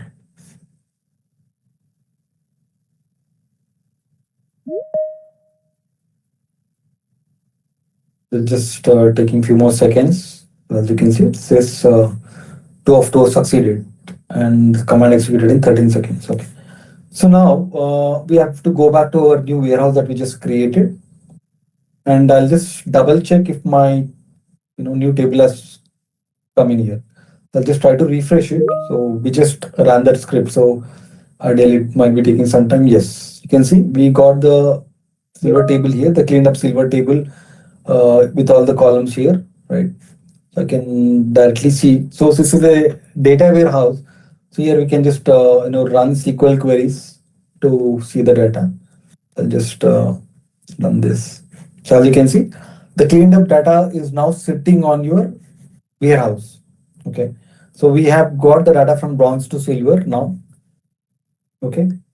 So now the next step is, so basically I'll just show you. We'll just go back to the steps, right? So we have standardized the columns and we cleaned up. The cleaning up activity is done. So now with that you have the bronze layer. Now we have to build a gold layer. So as per the initial challenges that we saw, right? The business want to see what are the top products that are performing, right? They wanted to see the sales trend and all. So for that particular answer, like I can create some of the aggregate tables. So in real time, the data is in millions. Like you get the raw data, and then you, even though you remove the inconsistencies, still you have all of the records, right? In the silver layer, still you have so many millions of records. But if you have to create a report, especially a Power BI report or any report, right? You need to make sure your data is like targeting it is answering the business questions, right? So for that reason, in this example, what we are trying to do is we are going to create aggregate tables. As you can see, we have SQL statements here. So what I'll do is I'll just show you what are we going to create. So the first thing, we are going to create a gold layer. This is an aggregate table to answer the first question that a business had, right? So monthly sales and profit by region. So I'm going to copy this script. Now on the warehouse, right? So we are already on the warehouse. We already have a silver table, but now I'm going to create a gold layer. So gold layer here could be the view that we are going to create now. So let me just create a new SQL. So I'll just paste that code.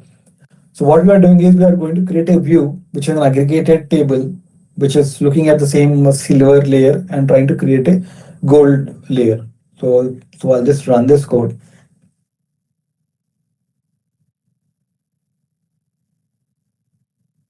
So as you can see, we are able to execute. So I'll be seeing this view here on the top. Just select and refresh this, the view section. Yeah, you can see I just created this view, which has sales monthly region data. So ideally, it is directly having the columns that would rather answer my business question, right?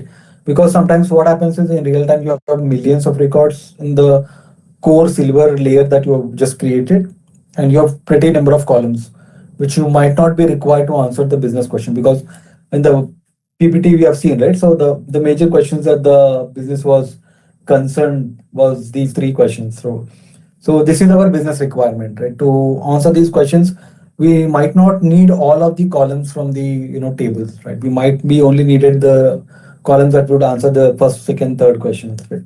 That is the reason we are trying to create a aggregated table, which is a view here, and this is our goal layer. This is acts like our goal layer. Okay. So now we have the second question, which answers the product performance. We have a similar aggregated table that I'm going to create again. So I'm going to again run a new SQL statement here and space that same new view, which will answer the product performance, which is getting the fields from category product from this sales order silver table, and it's just grouping. Basically, the summation, the things like the aggregations are happening directly here. So I'll just run this.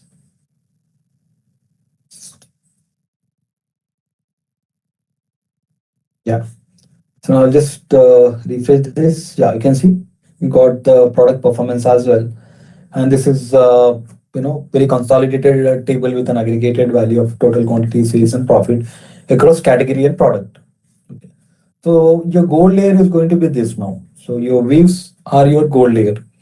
So finally, now we are basically what we have done. We have got the data from bronze, which we uploaded a CSV file. We have done the cleaning part on the notebook, and now we bought to the warehouse where we have run some SQL scripts to create an aggregation tables, and the data is now in the gold layer for us to consume and create a Power BI report.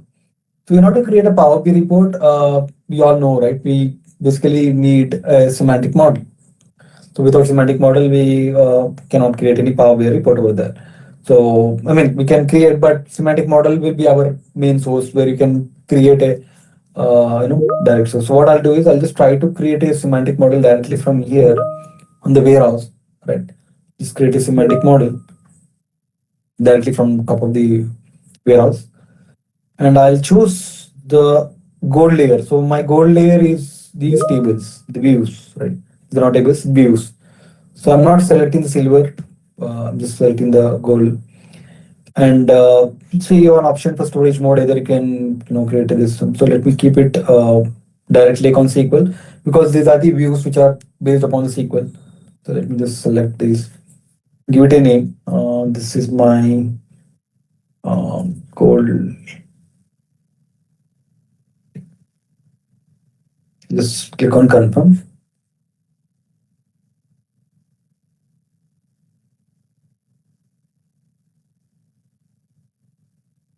So once we have the semantic model in place, we are good to go with the Power BI report.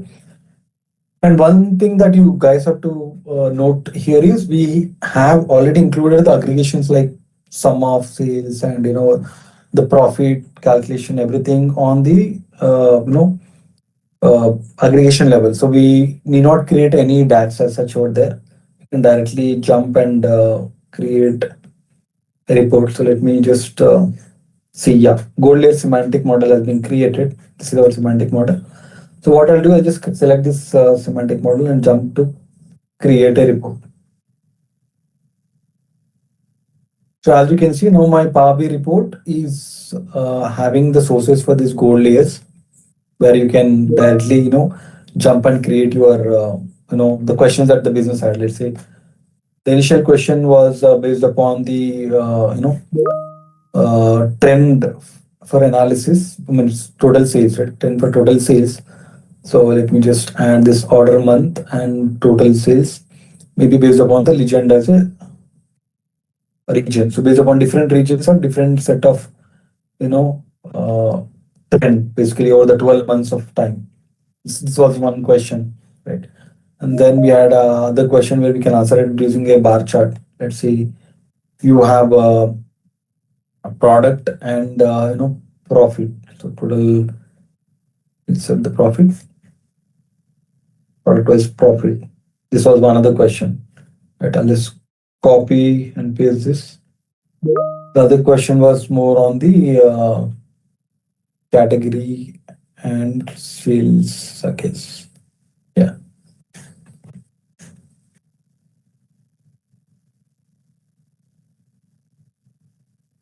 Category was sales. And we can, of course, add the scorecard and other total sales to add on to your reporting needs, right? So this is how you create the end report, right? And what we just did is we are not even creating any DAX. So basically there are two things: whether your company is trying to your requirement, your business requirement, or your client requirement is more towards adding a lot of analysis on the analytics side, like maybe on the DAX side. That's a different scenario. But here, since we have the flexibility of creating an aggregated table, especially the views that we have created, right? So we can handle the calculations part, like total profits, total quantity, total sales, right? The aggregations have been taken care here, and they were ready to go. So instead of creating a regular Power BI report, it can also be handled using Copilot. So basically, we all know the Copilot that we have here, right? I think you, Suparaja, do you want to take the Copilot part so that I'll just show the slides? Just a second. Yeah.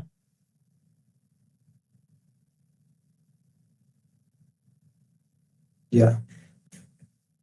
Yeah. So once the reporting layer is ready, right, we can use a Copilot in the Power BI to make the analysis much more accessible to the business users. Since everyone is talking about AI, right? So the Fabric also has integrated with Copilot, as you know. And when we open the Power BI report, we get a slide on the top. We have an option for Copilot, and once you click that on the right side, you can see the Copilot enabled. Right now, we are on the trial capacity, so we are unable to show the practical demo right now, but you can find it on the right hand side where you can ask your questions on a layman terms, like which region has the highest sales, which category drives the most profit. The moment you ask it, it's gonna answer it. Whatever the data is available inside your report, or sorry, inside your semantic model. The important thing what we have to know here is, if you have the correct data on your semantic model, the data will be showing correctly even in your Copilot. So Copilot interprets the prompts which we gives, and it gives insights and summaries and visual analysis as well. You can also ask it to create a report, and it does that also as well. And it's mostly for, like, let's suppose you have shared the report with a client, and that client doesn't have a lot of knowledge in Power BI, and he just wants to see some in layman terms. He could, like, ask the question, and it gives the answers based on your model. However, it is always important to remember that Copilot only effectively works when our data is correct and our semantic model is right. So we have to make sure that our semantic model is working in a proper way. Your relationships are good, your views are good, and everything, so that it answers correctly. So next, moving on to the data governance part, we can, let's suppose, one of the biggest challenges in reporting, right? When as you have seen, we brought the data from a CSV, then into a bronze layer, then into a silver, and then into a gold. But for someone who wants to see if the data can be trusted or not, how can we see that? Then we can go to the lineage part inside the service, and from there you can track back into from where your data is coming from. And we can it is also integrated with Purview, which helps us to enable the sensitivity labels. Like when you have seen during the demo, we have enabled the sensitive labels as personal. For that, you need to use your Purview, and with Purview, you'll integrate it with the Fabric, and then you can change your label. For example, let's suppose, we have one of our client who we are sending the data or showing the data on a live conference, and there are multiple clients, but we don't want the client to know who our other client is. So when we apply the sensitive label, let's suppose the client is what let's suppose the client is HDSC, right? But we don't want while we are showing the report, we don't want the other client names to be shown. So the rest of the names will be marked, you, marked as, let's say it could be XYZ or ABC, and only the HDAC name will be shown. So that is how we can use the governance part to protect our data for not being exposed to others. Santosh will be showing how we can do it in a demo. Yeah. So basically, the sensitive labels will be configured here in the Microsoft Purview, portal, where as I'm showing you the options, right? So basically, we'll create the labels as per the different client requirements and client needs, so we can customize those labels, right? So we can. So I'm just picking up the default ones which we already published it. So basically, once you create all these default ones, right? So right now you see the confidential, like confidential, public, personal. So we'll have to publish those labels and just make it available. So you guys must have been noted, right? So whenever I was saying any Lakehouse or any file, so it is automatically showing you the so the sensitivity label. Especially, let me just save as this. Let me try to can see give it a name. Demo report. To let me.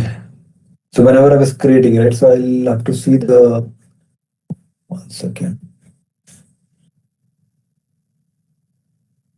You can also find them in the settings page. Let me.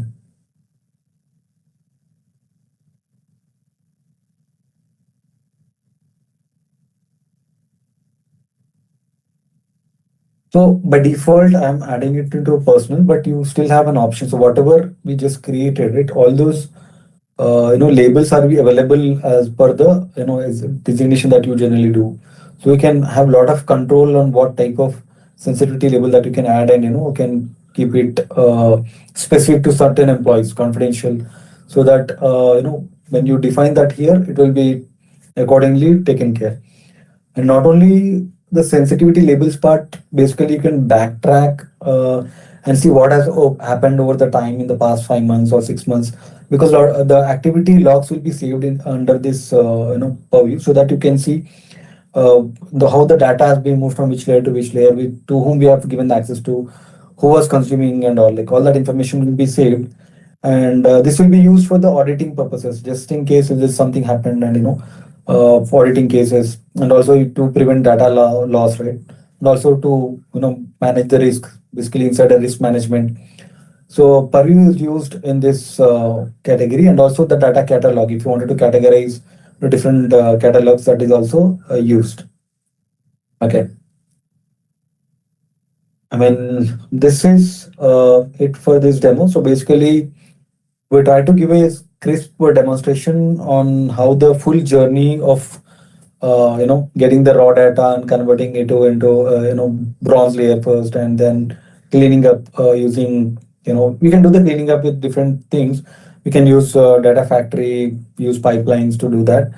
We have used notebooks using PySpark today, and we stored that data into a silver layer, and the silver layer was stored specifically on the data warehouse, because I wanted to create some views using SQL. So because I was aware that my business questions can be answered using some crisp views, so I created like views which will answer directly my reporting needs, and that is becoming our gold layer. So we just walked through these three layers, and then finally we just spoke about Copilot and governance a little bit. So can we open the floor for questions so that we can just give a benefit for the audience to interact?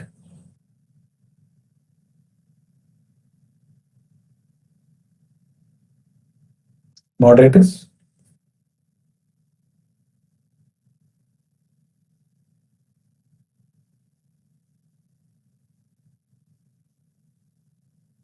Stop sharing. So do you have questions in the chat?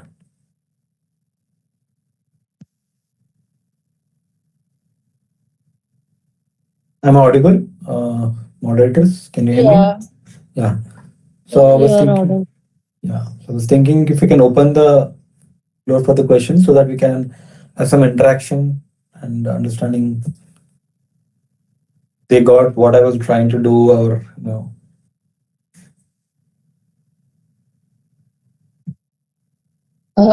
If anyone has any questions, you can post in the chat or unmute yourself. yeah. So while they're asking the questions, I'll just give some basic overview. Like I was just categorizing this entire flow in this document where the step by step process of like what we are creating workspace, lakehouse, notebook, warehouse, and then Power BI report. So what is the sample data set that we have taken? This is CSV file with all of that. So I just categorize everything here, whatever issues. I mean, whatever we have done using the snippets. Even the snippets are just put into a separate files so that we can. If you wanted to do a demonstration or try it out yourself, you can use this code. I'll be uploading this to GitHub. Maybe you can just try to look for the GitHub maybe after some time. So I'll try to upload. You can use github.com/Santosh Pothnak. So I'll try to upload create a repository where you can just access this entire uh, demo files, even with the gold layer which we created the views, right? So you have readme too. So I'll just try to upload all of this there, including the dataset. We have one question, Santosh. If we have data in CSV and some data from SQL Server, in that how we put the data in silver layer? If your data in CSV and some data from SQL Server. See, the idea of getting the data, first the data, your landing zone will be your bronze layer. So your bronze layer is what? Lakehouse, right? So the data should be on the lakehouse. So what you do is, so when you create a lakehouse, I'll just show you the lakehouse. I'll go back to the lakehouse, right? In the lakehouse, you can get data from various sources. So you have data in the CSV, you upload it. Your data in your SQL Server, you create a data flow Gen 2 job, or you can create a new shortcut. Maybe you can create directly from the the data pipeline. You can create one pipeline and push it into one of the source. So you can create anything, like you can create a new job or data flow. So these are the different options that you have. So let's say if I'm taking a Gen 2, so basically it will get me an option to get the data from any data source. Basically, you can get data to into the lakehouse using any source. I'll just show you one of the options. So just for the demonstration purposes, we have taken very simple use case so that the demo goes very smooth. But ideally, you can see import from SQL Server, right? Import from other data flows. Basically, you provide the server details to get the data, and you create a data flow, which will the destination of this would be your lake house, so the landing zone. So that will be your bronze layer. So once you have that SQL Server data got into the bronze layer, then you pick it and push it to the silver layer. Hope I answered your question.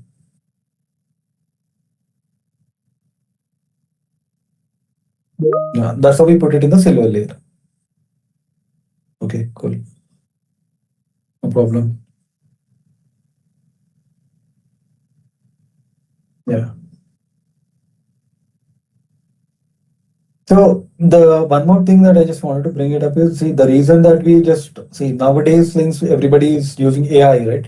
So we are not giving much importance to to writing each line of text, line of code. So that is the reason I just kept it everything ready, because see, you want something some code to be written, you can directly use your AI. So right now, if you see all these script snippets that I've used OpenAI Codex. This is my Visual Code, Visual Studio, where I'm using OpenAI Codex as my AI tool, like as basically it's my coding assistant. So where I'm able to directly generate the code. So code part you need not have to worry. So all you need to understand is the flow, what needs to be done, right? So to standardize text, I can just use a simple script here, and that will automatically get me the script. Okay. So how to do, where to do, what is the flow is what you need to understand. Because coding and everything now every company is giving you access to the AI tools. Okay. Right now what you see is on my office space. This is my office machine where I'm having access to Codex. I have access to GitHub, Copilot, right? So every company is investing a lot of money on the AI because they are also aligned with the market that okay, no more we need not waste time in writing the code rather than focusing on the larger context. So the code can be written using the AI. So do not worry about this line of codes, I would suggest.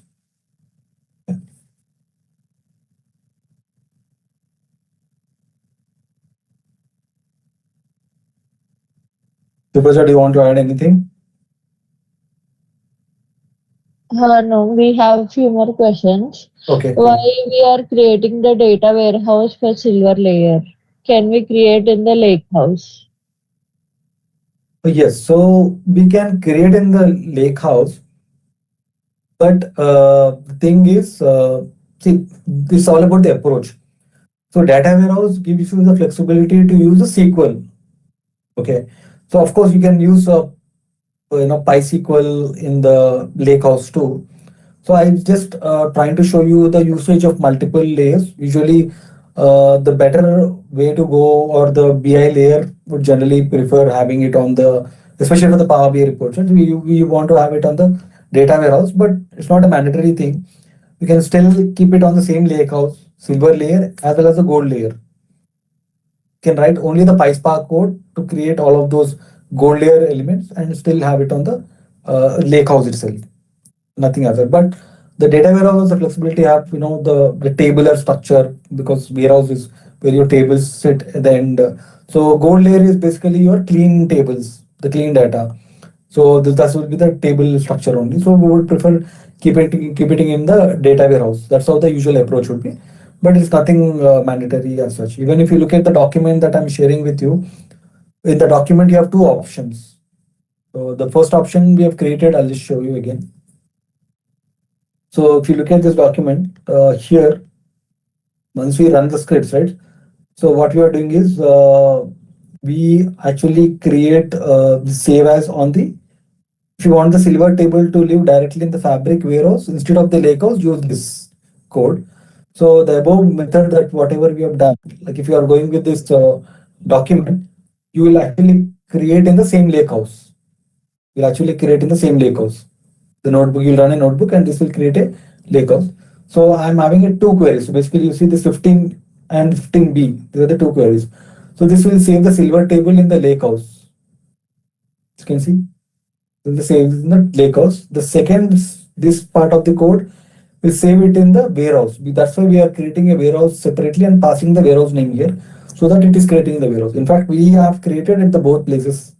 So just to keep it, because here we cannot, in the Lakehouse, we cannot run the SQLs, this SQL statement. Rather, we have to run a PySpark, PySQL code on the Spark, like notebooks. So I have gone with this approach. That is the reason I have done it here. Hope I have answered your question, Divya.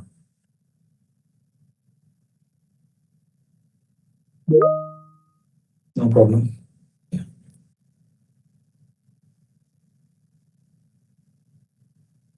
I think understanding all these elements are required, especially people who are targeting DP 600 and DP, of course, DP 700 is the next level. So these are the like end-to-end flows and all these, warehouse, lakehouse, difference between warehouse and lakehouse, what can be done on the warehouse, what cannot be done. That understanding is very important, right?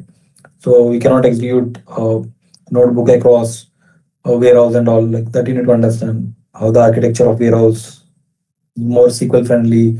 Right? You cannot have uh, unstructured data over the warehouse. Right? You can have it in the lake house. So that understanding is also very important. And for exploring the Copilot, yes, we were not able to demo that because we don't have the license over there. So we are just you know have that theoretical part. But yeah, so if companies are extending that licensing in especially in the real time use cases. So especially for the business users. Yeah. Hey Santosh, would Copilot be able to create tax queries and can do the basic automation steps like creation of the reports and other stuff, and Yes. without exposing our data? Like we have certain limitations, and we can have that MCP server hosted internally, right? So Yes. is Yes. that possible with the Copilot? It is all possible these days because especially there's a different formats in Power BI now. As you know, PBIX was the default format, but that format has a challenge that we cannot alter the code, or it's not a source code friendly. Especially it's not even git friendly. So if you are saving it as a PBIP format or PBIR format, the new format that Microsoft has launched, right? So the code can be altered using Copilot because the Copilot has now access to the entire Power BI report, each and every element. So I'll just show you something to answer your question: what is possible, what is not possible. So this is my Codex environment, and you can say I was trying out some automation. Okay, so this automation, what it does is basically it takes a prompt, it just takes a prompt, and it generates a PBIP file. Okay, so I'll just show you the README file. So it will just generate everything like just show you. So I'm just trying to just pass a prompt saying that okay, my requirement is have an Excel file or have a data in SQL Server, and this is my requirement. Create like few pages of data. So it will automatically create. So the inputs are very limited. So I'm getting the exact read file. But yeah, I was trying out some things. So what it can do is it can generate the entire Power BI report, including the visuals. Why? Because now in the PBIP and the PBIR format, all the visuals are also on the code. You can read the code just by altering the code. The visuals are intact, and it will give you the PBIP file as a download option. And then when you open that report, you will be able to see the entire report built. So that is all possible now. So now it is. I mean, since we all know, we have seen that MCP servers and all, like it can do. I think you have seen quite a good amount of demonstrations online on YouTube. Since you are asking that question, it can do beyond No, that. no, no. Yeah, Okay. it So can I do was beyond also that. from the PA background. Hmm. So like I have gone through this Claude AI concepts and Got it. checking that the similar lines. We don't have Claude and Power BI Copilot enabled for Power BI in our organization, but Okay. just checking what's possible and what's not possible. So that's what, like, one thing you can try out is like you can also try to do some automation. That is what I was trying. Not even with Power BI code. You'll just give the dataset access, and you'll just give the credentials of the database and host. So it will be able to access, and depending upon your requirement, it will be able to create the entire report. Because now it's all code, right? It's Yeah. all code. So we're not talking about PBIX, a drag and drop report, no more. Like it's all in the code, like PBIP and PBIR. The moment you drag and drop, that entire thing is in particular, different files like JSON or different types of file. So that can be automated. So I'll just show you this. Even the paginated reports, do we have any constraint there? Aginated, I've not tried it yet, to be frank. I'm just exploring it. But yeah, I was just curious on what automation you know, this will come up with. I'll just show you certain files. I'll just try it.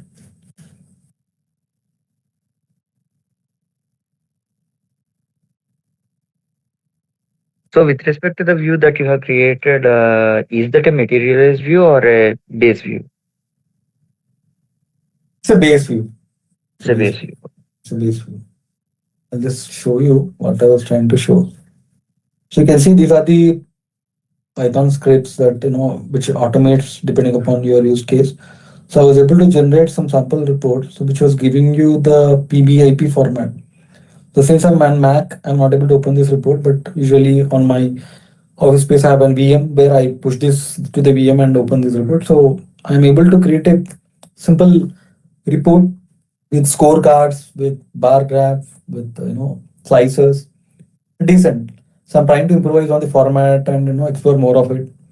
So it is all possible just with the automation, Can you especially. pull down that MD instructions file and metadata file just to see how it has been created? Okay, here. Okay. Yeah, for the PBIP file that it was generated. Okay. Just a second.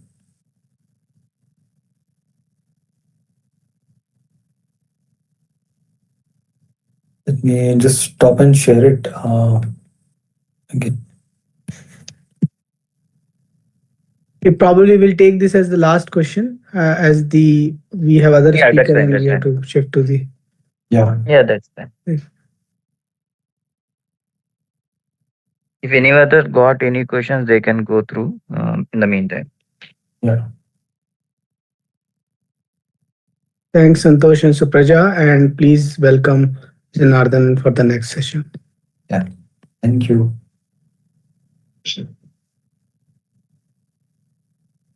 Thank you, Santosh, for the great session. Yeah. Sure. Thank you so much, guys. Thanks for your questions. I really like the questions. Thank you.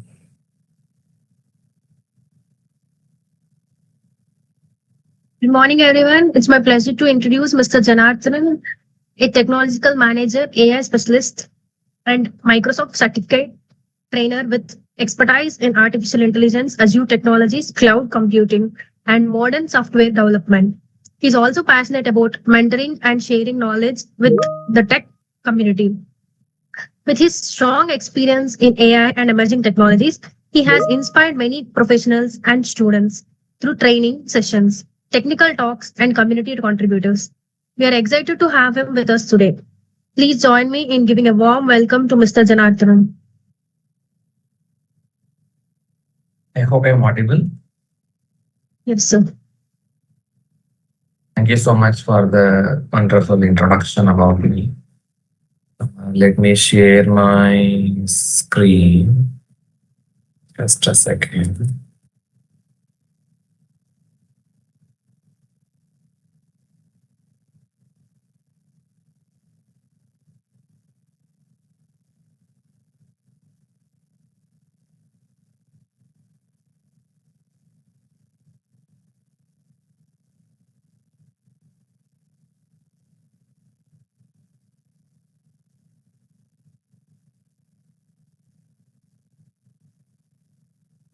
Hope my screen is visible.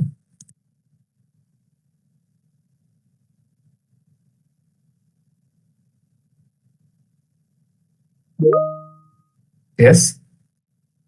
And someone can give the Yes, thumbs sir. up? Okay. Yes. Good morning and good afternoon and good evening, everyone. So who are joining different parts of the world, thank you so much, Amit, for accepting my paper on the Global Microsoft Analytics Conference 4. So almost this is my fourth conference I'm talking to this community. So I'm a Microsoft AI MVP as well as I'm a Microsoft community lead and a Microsoft Learn expert. So any questions related to artificial intelligence or agentic AI, generative AI, feel free to reach out to my LinkedIn handle. And the topic for today it is how are we going to build a smart workflow agents with respect to the Microsoft Foundry API. So from this session, you will be able to understand the overall agent, how we are going to build with respect to Microsoft Foundry. Followed by the various tools available in the Microsoft Foundry agent service, namely your web search, file search, the code interpreter. And also At the end of the session, we will be able to create a multi-agent workflow with respect to Microsoft Foundry API. So this is the actual key objectives of this session. And at the end, what are the key takeaways we will be able to understand from this smart conference, if you have noticed? Like, what is the orchestration layer with respect to the Microsoft Foundry? So how we can enable the multi-agent workflow with respect to Microsoft Foundry. With that, we will start our introduction with the Microsoft Foundry platform. The Microsoft Foundry platform, it is the end-to-end platform, or you call it as a unified platform for designing, building, orchestrating agents at a larger scale. So under this Microsoft Foundry platform, there are various pillars available, models, the Microsoft models, your custom models, industry specific models, vendor models. All the models are available under the model catalog section. So using this model catalog section, you can build and deploy any type of model in your Microsoft Foundry application. And the second one, which is known as the intelligent quotient service. Whenever you want to ground any particular data with respect to LLM, it can be your file related, it can be your web related, whatever type of grounding you want to do with respect to your Microsoft Foundry, you can use Foundry IQ service.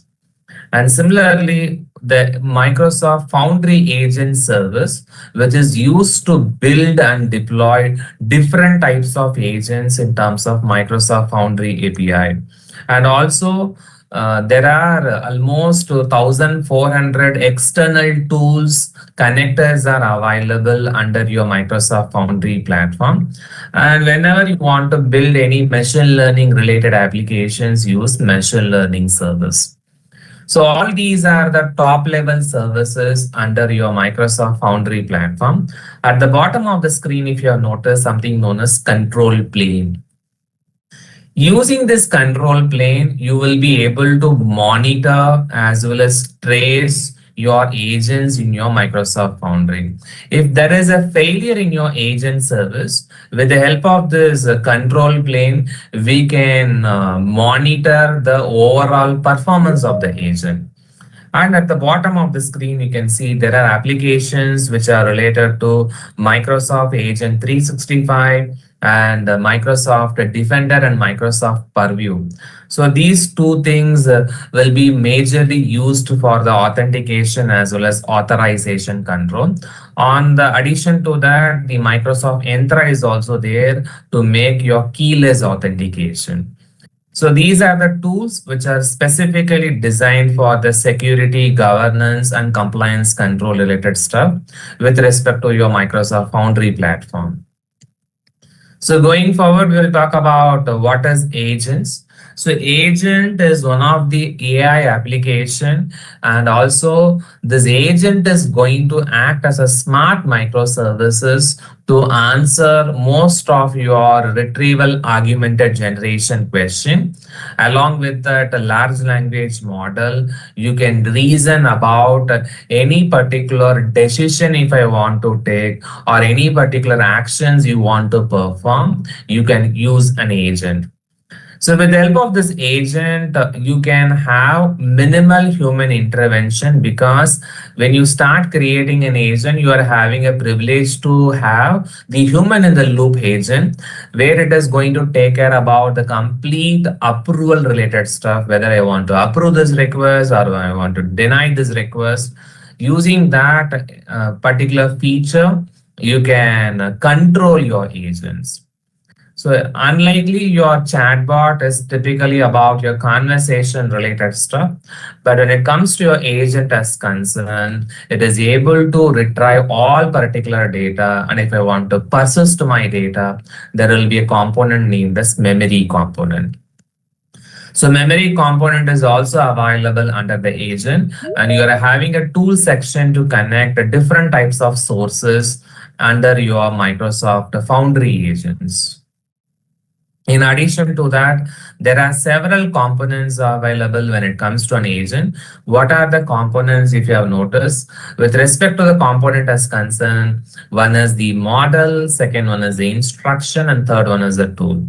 The actual usage of model is, it can be your large language model, it can be your small language model, your industry specific model, vendor model, all your reasoning abilities with respect to agent, you require the model.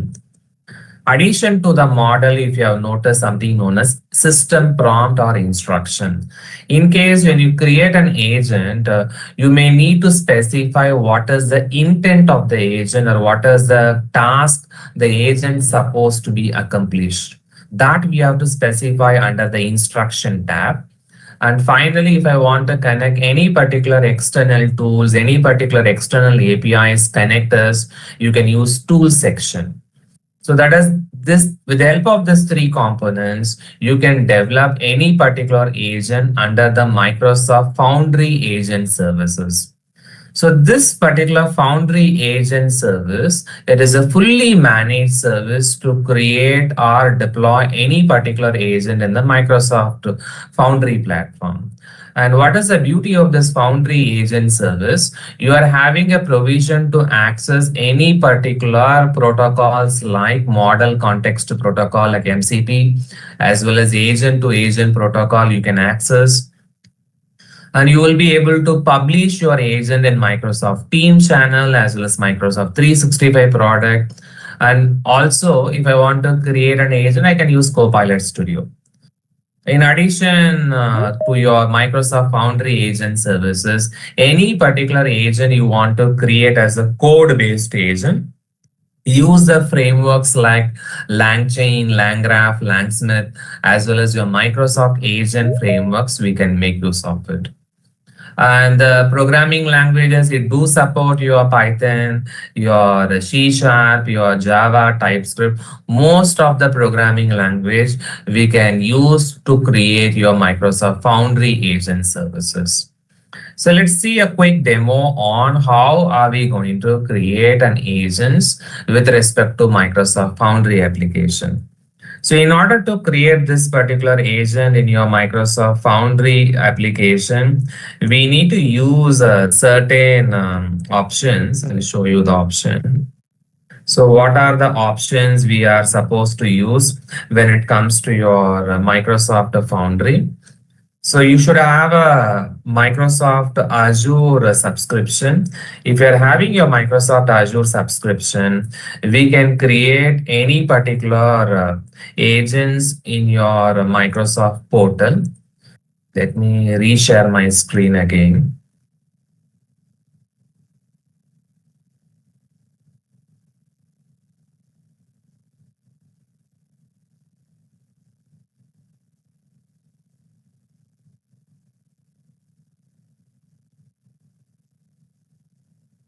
So this is the Microsoft Foundry portal. Before that, we have to provision the Microsoft Foundry resource. So how do you create a Microsoft Foundry resource? You go back to your portal. I just go back to my portal and you need to search for the service Microsoft Foundry. Just click this and create a Foundry resource. So there are three essential elements required in order to create a Microsoft Foundry resource. What are the three essential elements? Let me show you that. One is the subscription, second one is the resource group, and you need to provide a name of the Foundry resource, followed by in which region you're supposed to deploy the Microsoft Foundry resource. So this four essential details that's required in order to create any Foundry resource. So I have already provided these four details in the Microsoft Foundry resource. So it will take hardly a minute or two time to make this particular resource successful. So the resource which I have deployed as INS test sample resources, let me show you that. So what is the resource which have been already deployed? So this is a resource I have already deployed. I just click this resource and there is an option to redirect to the Microsoft Foundry portal. You can see there is an option, go to the Foundry portal. When you click this Foundry portal, you can see the option, this one. So there are various tabs available. One of the tab was your models tab. So under the models tab, all your recent models we can deploy, whether it can be a base model or it is a fine-tuned model. But when you create an agent, by default, there are two models will be deployed. One is a GPT 4.1 model. The other model is your vector model, that is your text embedding model 3 small. Other than that, I want to notice the rest of the models. You can see there are options, models based upon collection, models based upon capability, model based upon the source, fine-tuning model, industry-specific model, your latest model like GPT 5.4, GPT image models, your Grok model, your Claude model. All these models are available in the model catalog. And what is the beauty is if I want to compare two different models based upon some of the model benchmarks like safety, or it can be a quality, or it can be throughput or estimated cost, you will be able to compare which model will be the best model to deploy. So that is one of the option available under the Microsoft Foundry option. And also you can see the leader dashboard. Through the leader dashboard, which model you can use for your latest application. So this is also one of the deciding factor to build any particular models under the model catalog section. So going back to the agent again, under the build section, there are options named as create an agent and something known as workflow. So we will see both these options. So whenever you start creating any particular agent, for example, I'm going to create an agent. So it will ask the agent name. I'm providing an agent named as expense agent. The expense agent I just given. And automatically the model will be deployed as part of the agent as concerned. That's fine.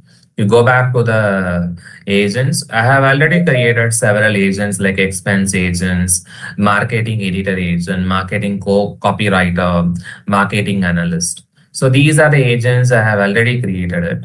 And in case if I want to provide the system instruction, so before I provide system instruction, I just ask some of the greetings. It will be providing very generic response. It will not tell you to which particular system this particular agent has been created. So which is mandate to provide when you create any particular agent is the instruction is required. So in the instruction I'm writing, I'm an expense agent. I will be able to answer questions related to expense policies and others. So now I have given the system instruction. Again, you ask your system your greeting message. Now look at the responses. It is addressing to a very specific system, the expense related claim.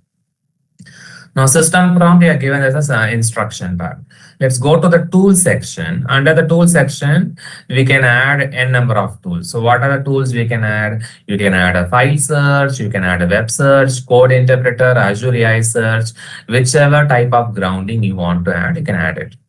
In addition to that grounding, there is an option called as custom option. You can have the connections like agent to agent, model context protocol, or open API specification. You can add that. And there are several other connectors. So almost 1,400 connectors are available. If you want to add these connectors, so that is also possible to add. So what is the tool I'm going to add now, which is a file search. So file search tool I'm going to add. So when you add a file search, by default, it is going to create a vector index name. So this vector index name, since it is created, it will call the text embedding model 3 small. So I'm going to add the knowledge base now to the tool. So what is the knowledge base I'm going to add? I'm going to add the expense policy knowledge base. I just add this. Now the data is getting uploaded. So once the data gets uploaded, you can see the status as success. Just attach this file. So let's see the agent option. I'm going to see the agent option. So under this agent, what we are going to create, let's see this. So I'll ask hello. So expense agent, it is getting deployed. And also I'm going to ask how much I can claim for meals. So when I ask this question, it is immediately going and checking your offline knowledge base. It is automatically pulling the information, and you got the citation also in which particular knowledge base this information gets pulled. Okay. So this is the purpose of which particular tool is your file search tool. And in addition to the file search tool, we have added one more tool, which is nothing but web search. If you're asking any questions other than this, then this will automatically pull from the web source. Let me show you that. So I'm asking a question, write a tagline for an insurance company. So now this is not fetching the information from the offline source. This particular information you are getting, it is from your online source. That is which particular tool is web search tool. So the grounding here is happening based upon the file search, web search. In case you want to have certain other documents, then what particular tool I have to add it? There is a tool named as code interpreter. I want to create wonderful visualizations using matplotlib Seaborn library in Python packages. Then I can enable the code interpreter option. So I'm going to enable the code interpreter option, and I will add one more file, which is nothing but sales.csv file. So let me add the file as sales.csv. I just upload the document. So once the documents gets uploaded, let's see this. I've attached this document now. Again, I have to save this so that it will properly fetch the latest information. Okay. So I'll ask the question, create a bar graph for the item type column versus units sold column. For this two column, you need to create a bar graph. So this will fetch the information from the sales.csv file. In the background, it has started running the Python code with respect to the packages like a pandas package, matplotlib, Seaborn library. So there are two ways to do this. You copy paste this code in your VS Code and you can execute this. That is the way we call it as code interpreter agent. So any type of code interpreter agent, if you want to use your Python related stuff, the recommended tool you can use it is your code interpreter tool. Okay. So as of now, we have seen the tools like file search, web search, code interpreter. You can also fetch the data from the SharePoint page, or even from a Microsoft Fabric related data also, we can add as part of the tool is concerned. So what I will add now, I'll add one MCP server. So I'm going to add an MCP server, Microsoft Learn MCP server. So let us add this MCP server, Microsoft Learn.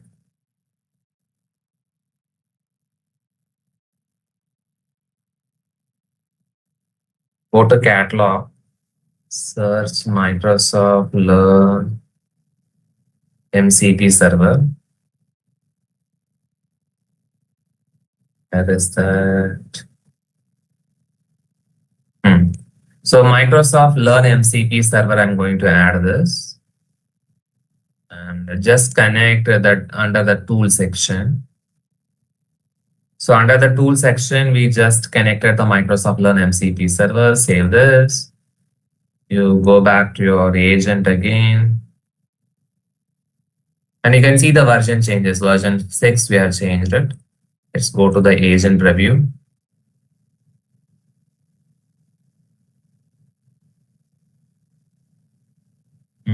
What I'll ask, how to make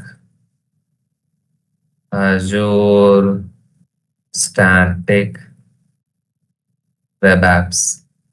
So this particular information, this will automatically fetch from the Microsoft Learn MCP server. So from the Microsoft Learn MCP server, if I want to fetch it, I can use this to create and deploy Azure static web apps. So now the data has to fetch from the Microsoft Learn MCP server. So you are able to see the data. Okay. So all these data, where it is fetched in a sense, with the help of your Microsoft Learn MCP server, we are getting the data. So with that approach, if you're coming back to a presentation, so what are things we majorly focused under the Foundry agent services? We talked about three important things. One is the model, which is a large language model, the instruction, that is a system-based prompt, tools like your file search, web search, your Microsoft Learn MCP server, any type of tool you will be able to connect it. So going forward, we will talk about what is workflow. So workflow, it is nothing but there are UI-based tools under the Microsoft Foundry where you can have your predefined set of sequences or an actions. You can orchestrate those particular agents as well as business logic in a visual flow. We call it as workflow. So any type of decision making, or you want to answer any particular queries using your agents, you can use your workflow. So with the help of this workflow, you can orchestrate multiple agents under your Microsoft Foundry portal. So what are the different types of workflows are available? So when it comes to the workflow, there are 4 different types of workflows are available. One is your blank workflow, your sequential workflow, your human in the loop workflow, and the fourth one is group chat workflow. So any type of workflow, if you want to start, you begin with the blank workflow and you have to sequence your workflow, which particular workflow has to take a decision authority. So that you have to create with the help of a blank workflow. Sequential workflow meaning is the overall workflow, one agent outcome will become the next agent input. Likewise, if you are able to construct your workflow in a sequential manner, we call it a sequential workflow. And human in the loop workflow, it is ideally used for approval types of requests, or if I want to deny the request, you can go for the human in the loop workflow. And the last one is your group chat workflow. So where you can have several workflows connect together and to achieve a common context, we call it as your group chat workflow. So with the help of this workflow only, we can create any particular decision. If I want to create a decision when it comes to your Microsoft Foundry, the workflow will typically play a better role. So workflow is much requested if you want to create any type of workflow. So all these workflow, if I want to create it, so use your option known as your sequential, or it can be your blank workflow, or the workflow can be your group chat or human in the loop workflow. So depending upon the circumstances, which workflow you have to use it, that you have to decide it very clearly in your Microsoft Foundry portal. So let me show you what are the workflow we are going to use under the Microsoft Foundry application. So under the Foundry application, I have used different types of workflows. Show you that.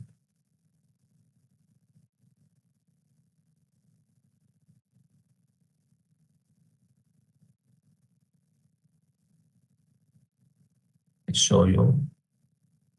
So I have created 3 different types of agents I have created.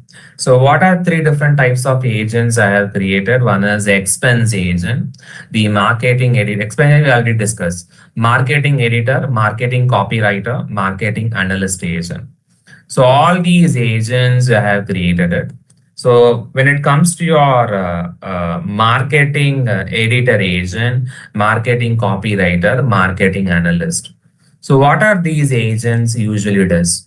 So marketing analyst agent, I have given the instructions like you are a marketing analyst agent.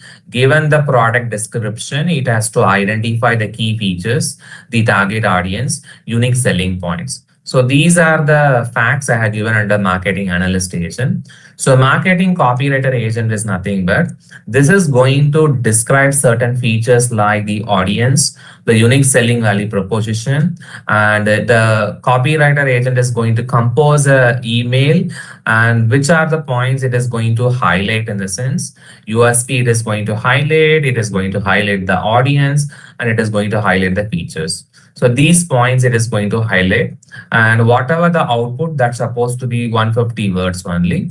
And the editor agent, it is going to check the grammar, your clarity, whether the format is a consistent tone is there or not, and all the final responses will be in a single block. So these 3 are the actual agents we have used under your Microsoft Foundry when it comes to your workflow as concerned. So any type of workflow, if you are started utilizing it, so remember the workflow. So what are the 3 things are there? One is your marketing copywriter, marketing analyst, and a marketing editor agent. So these are the options we are having in your Microsoft Foundry portal. So under the Microsoft Foundry portal, so these agents we are having it. Okay, what I will do, I'm going to publish these agents or publish into a workflow. Show you that. So what are the things I'm going to publish?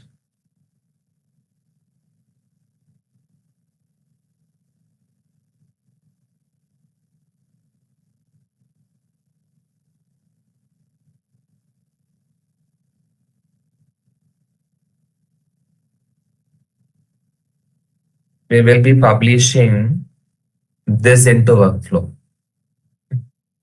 Let me show you the workflow. So here is the workflow. So what is the workflow right now I have created as? I have created a workflow named as retail workflow. So retail workflow I have created. Under the retail workflow, the agents are marketing analyst, marketing copywriter, marketing editor. So these are the workflows I have used it. If I click this workflow, you can see various options. So what are the options? You can see there is a starting workflow, start, copy, marketing analyst, marketing editor. So all these workflow nodes are visible. I'm going to hide this node. So I don't want this nodes.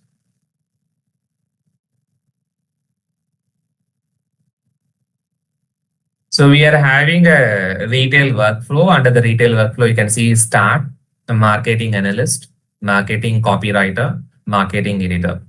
So from this retail workflow, you can visualize your workflow in terms of top to bottom or bottom to top. So such type of analysis we can make when it comes to your workflow as concerned. So any workflow you created, ensure that are you using a sequential workflow, or else are you using group chat workflow, or it can be a human in the loop workflow. So that we have to decide under the workflow section. in case if you can see here, if I want to see the option, show you in the right side. So this is nothing but the vertical layout. The vertical layout is nothing but top to bottom. And there is one more layout, we call it as bottom to top, that is horizontal layout. Other than that, you can see the visualizer option. Currently, you have the visualizer option. Sometimes you can create a workflow using your YAML file. So using YAML file also, you can create a workflow. Or using code like a hosted agents, we can create a workflow in terms of Python or C#.NET. Using the hosted agent, we can create it. So currently, I'm using the visualizer to create a workflow. So let us preview the workflow. What question I'm going to ask? I'll ask a question. Create a tweet about the future of LLM. Okay. So this is the question I'm going to ask now. So when you ask a question, create a tweet about future of LLM, this will immediately invoke the marketing analyst agent is now running, and marketing copywriter is executing, and marketing editor is also executed. You can see the response. So we ask a question, is a marketing, create a tweet about the future of agents. So we got the responses. So you can see the first one is, under the marketing analyst agent, it is giving the unique features like the audience, the USP has been provided, followed by the marketing editor agent. It highlights the options like your audience, USP, and it is composing the email in 150 words. And finally, the grammar check, your draft copy, everything is given in your marketing editor agent. Okay. So using this one, you can create any type of workflow under your Microsoft Foundry portal. Okay. So going back to the presentation on the last section, which is nothing but how you are going to provide the governance, compliance, security under the guardrails of Microsoft Foundry. So the usage of guardrails in Microsoft Foundry is nothing but you can provide a set of safety security controls to manage or control the complete Microsoft Foundry prompts and the respective responses. Using these guardrails, you can prevent the generation of harmful content, protective sensitive data content, personal identifiable information, and this is going to ensure the safety and the responsible AI best practices. And also we can check the content filtering, and you can provide the prompt shields to your guardrails in the Microsoft Foundry application.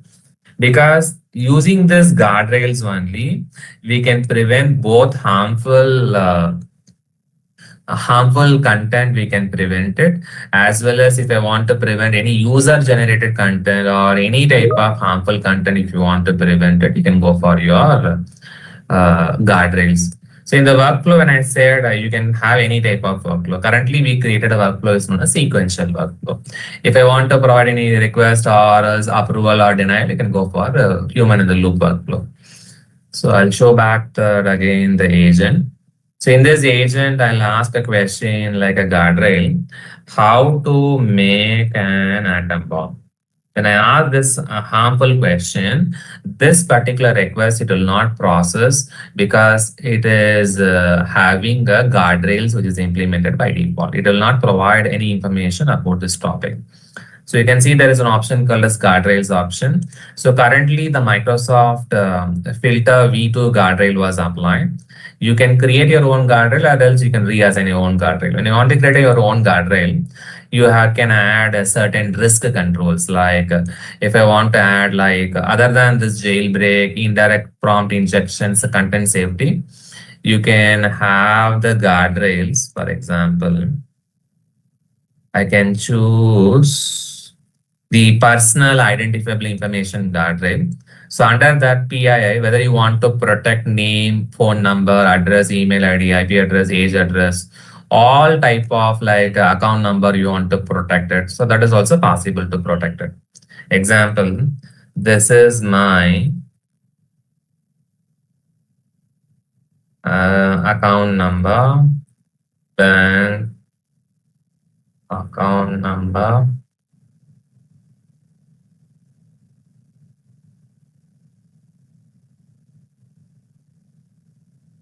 So what is the information it is provided? Let's see this. So when you say some numbers, it is redirecting to which one? It is redirected to the sales.csv file, because in the sales.csv file we have an option called as unit sold option. So if you want to prevent this type of sensitive information, you have to create a guardrail under PII content. That's it. Over to questions.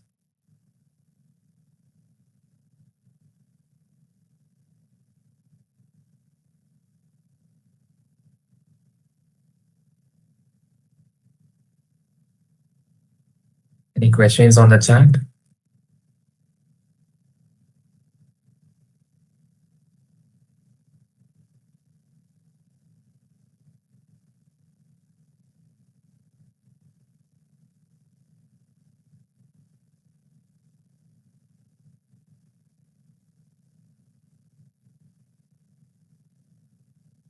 Any questions?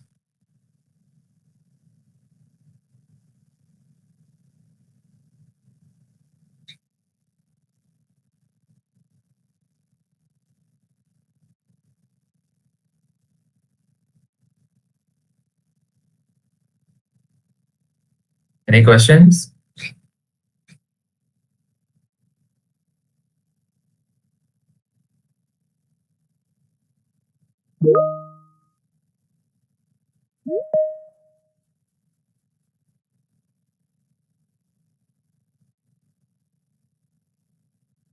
Could you please share some documentation on code interpreter and workflows? Okay, let me share it.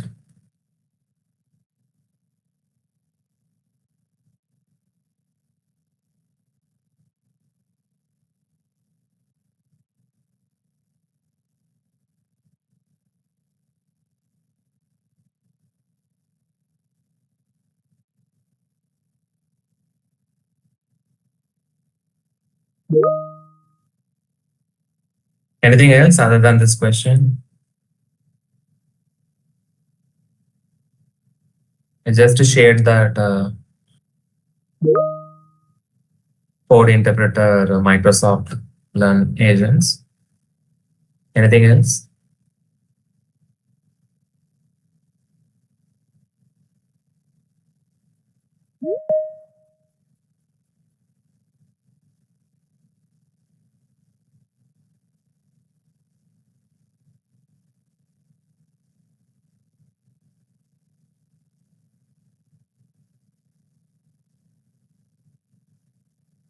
Okay.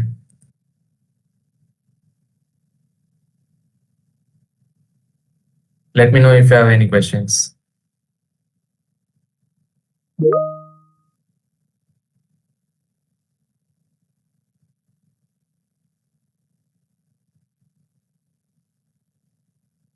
Okay.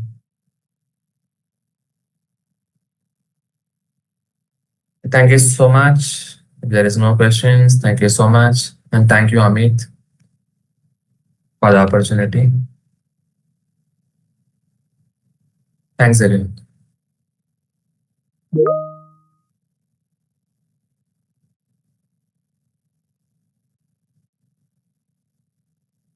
If any further questions, you can ping me on the chat. I'll respond it. Thanks.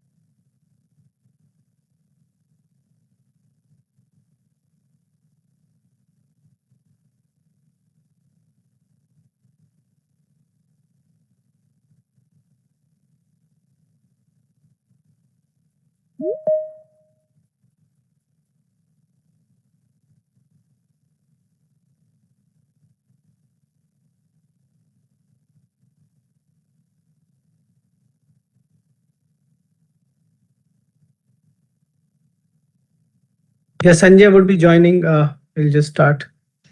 Meanwhile, if you are still having some questions, please ask.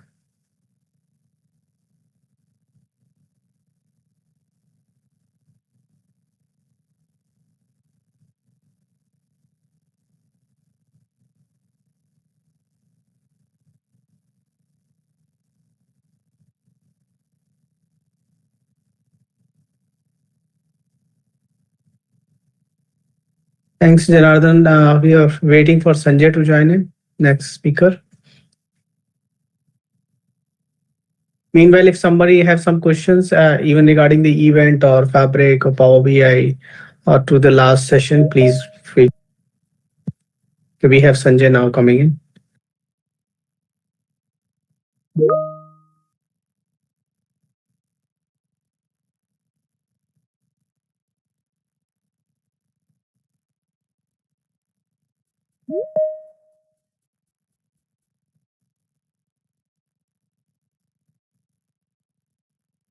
Sanjay, I see that there are two Sanjay. Let's see. Yes. I joined from two devices actually. You need both of them as presenter. Yes. Yes. Okay, I made you presenter from both the IDs, and let me see Aditya. Okay. Also, I need to make him. I'm also making you presenter. I'm not sure what permission you're going to get because of that. Okay. Definitely, don't think you'll be able to allow other folks. Okay. That's fine. Yeah. So I think everybody, we are ready for the next session. Yeah, we might have to start a little early because I think Janarthanan has finished. So Sanjay, are you ready to start a little early? Yeah. I'm ready. Yes. Okay. So I think then we can start with intro. Aditya, are you ready for the intro or? Yes,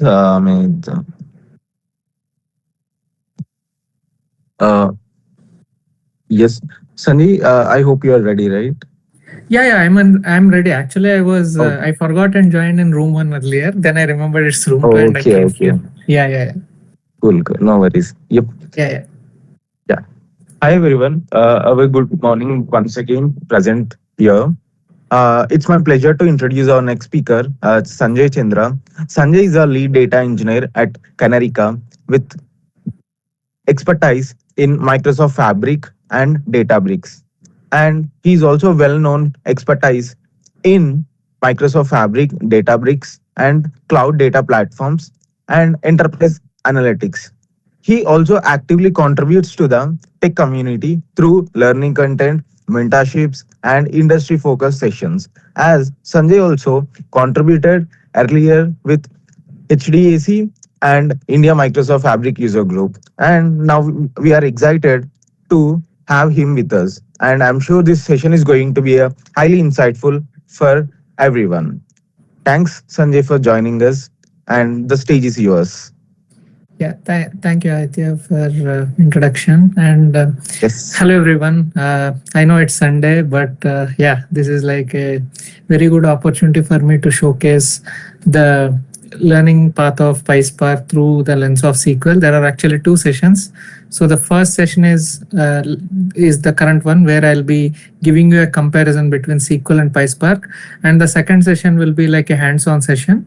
So in both of the sessions, what we will be going through is like I'll just show you like what things you need to focus on as a data engineer when you are learning PySpark. So one of the things what I notice when it comes to learning of PySpark is many people are actually they are like confused, like, okay, I know DAX, I know SQL, like where should I start learning? So let me share my screen so that I can just get you started on this. So that is a confusion which many people have, especially people coming from Power BI or even non-technical background. So since many people are already aware of SQL, I thought, okay, why not just show you the differences between SQL and PySpark and how you can get started taking SQL as a starting point. Now, one of the challenges which I always face is it depends on the audience.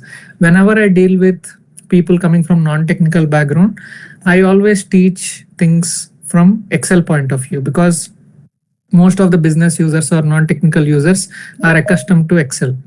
But whenever I deal with tech audience, most of the time I try to explain things from point of view of SQL. Now, a lot of these things which I'm going to talk from SQL point of view can be applied to Excel as well, right? Power Query, your VBA, your regular Excel formulas and functions and everything. So it's not like it is only linked to a SQL only. You can correlate most of these concepts with Power Query or regular Excel as well, right? So with that in mind, let's get started. So what you see in front of the screen is the notebook. This is like, I have a Fabric workspace. In that workspace, I have built a notebook, and I'll be sharing this notebook also across to you. This is not a hands-on session. There is more of showing you like the differences between PySpark versus SQL, like different operations which are there. So before I move forward, I just want to know how many of you are already familiar with SQL. Like, you can type in the chat box. If you know SQL, you type 1. If you don't know SQL, you type 0 in the chat box. Okay.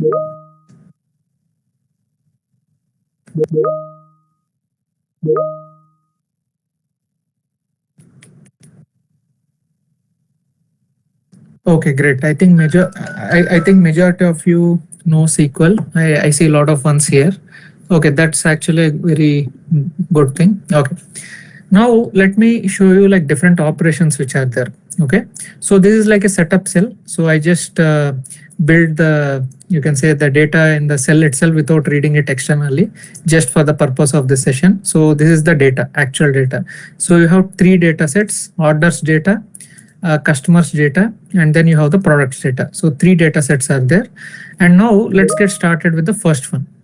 Now, I think all of you know select statement, right? Like you write the select statement. Let me zoom in so that it's more visible.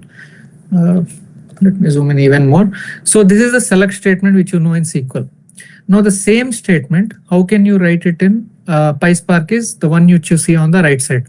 So in SQL, you say select and you'll select all the columns, and this one is alias, right? So if you want to rename the columns, you use an alias function, which is you will say unit price as price.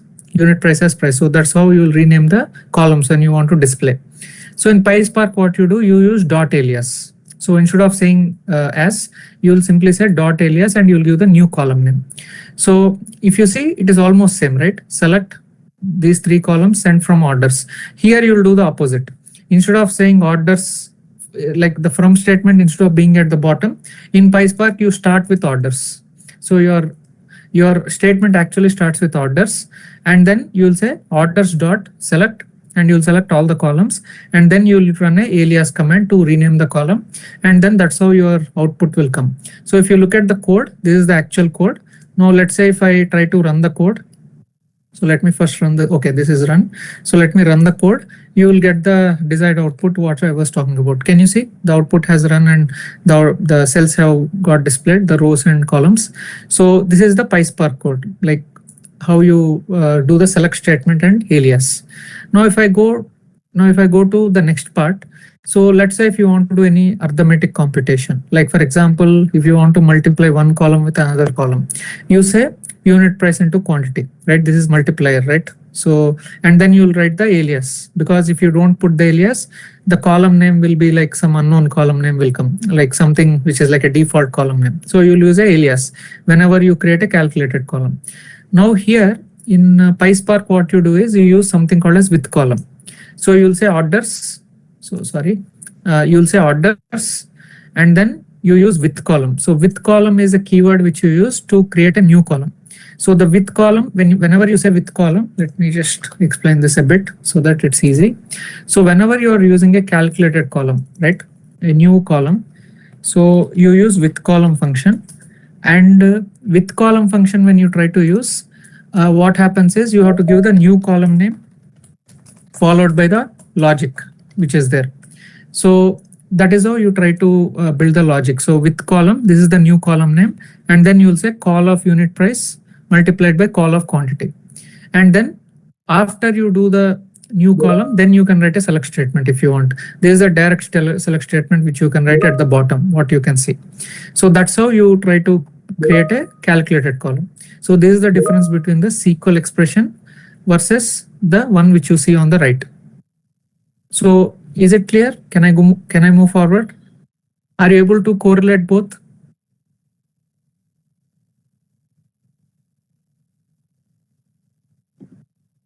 If everything is fine, you can type 1 in the chat box. I'll move forward. Or if you have any questions, you can ask.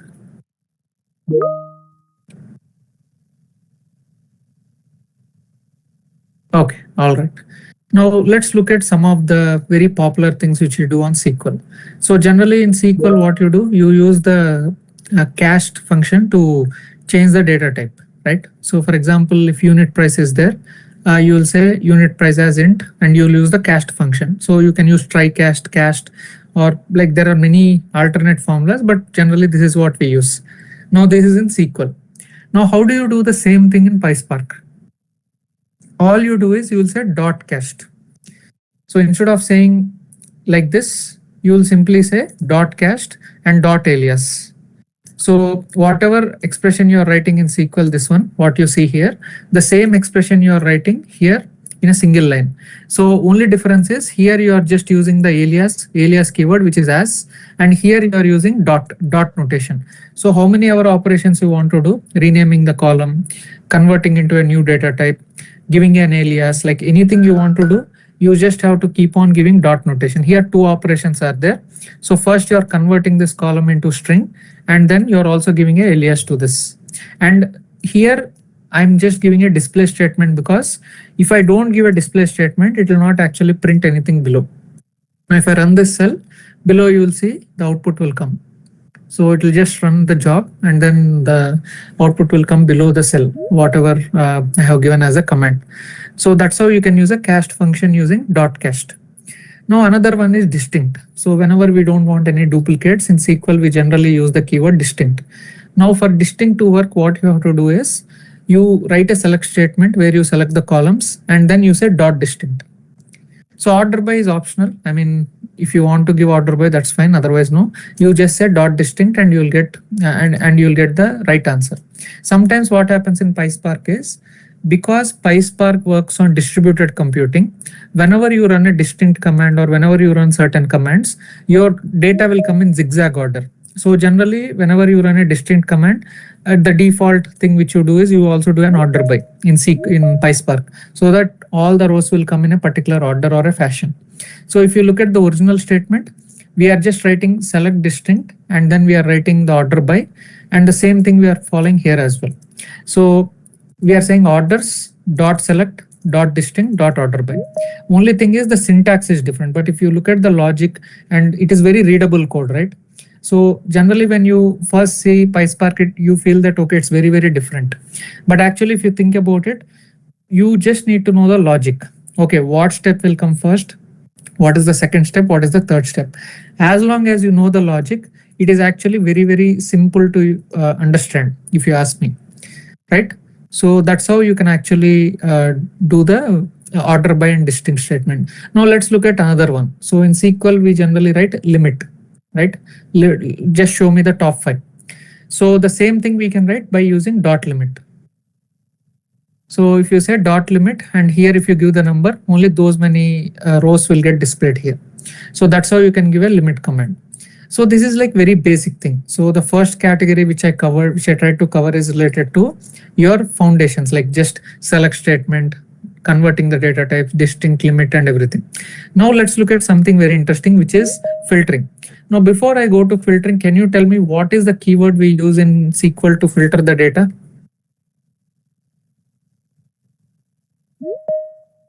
Yeah, you can type in the chat or you can speak as well. Anything is fine. Exactly, we use where, in, between, like, is null, like we can use like, but the most popular one is where. Now if you look at this one, Now I'll tell you a small jugaad in PySpark. Okay, so in PySpark, there are actually two ways to write your filtering conditions, filtering or any popular conditions. Now, one question which many people ask is, hey, I'm learning PySpark. Should I really remember all this stuff? Like, should I remember this PySpark syntax, how it works and all of that, like call of something like this, should I remember? The answer is no. Now I'll tell you a shortcut here to learn PySpark even faster. Now the shortcut is, there is one built-in function in PySpark called expr. So if you go to the official documentation, for example, if I say expr, and if I go to, I'll say Spark, so that will take me to the official Spark documentation. So this is the official Spark documentation. If you look at the description of this, you can actually pass all your SQL related expressions into this expr command. That means if you look at this example, you will easily understand what I'm telling. Now, generally in SQL, whenever you want to put two conditions, you will use where. So here it says where category is electronics and unit price is greater than 500. Now the same thing if you want to write it with traditional Spark, like traditional with built-in functions, this is how you have to write it. So you'll say filter, dot filter, call of something, double equal to. So wherever you're using equal to, if you write traditionally, you have to use double equal to, and then you use an end command and you write this. Even though it's very similar, still there is a learning curve to it, right? The way how you write the expressions and all. But what if you can take advantage of SQL? So rather than learning this way of writing, you can actually use this command called expr, and you can pass the entire SQL expression here. Right now I have written it in 2 lines. You can actually write it in a single line as well. So this is electronics, and now if I run this, this will work. So as you can see, it got filtered, only electronics and greater than 500 are getting displayed. Now this is nothing but, is it not your SQL expression?